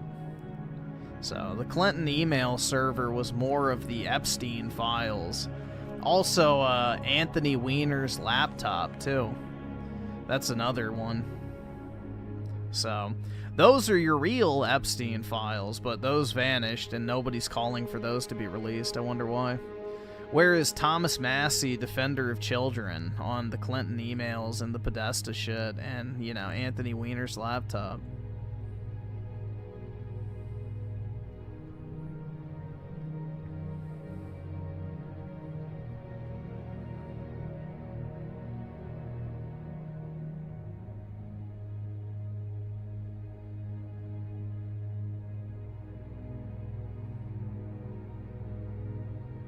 But yeah, anyway, guys, I gotta hop off. I gotta go sign into work and shit. So, have a wonderful, what is today? Tuesday. Have a great Tuesday, everybody. And I guess I will talk to everyone later tonight. Have a good one, guys. Peace out.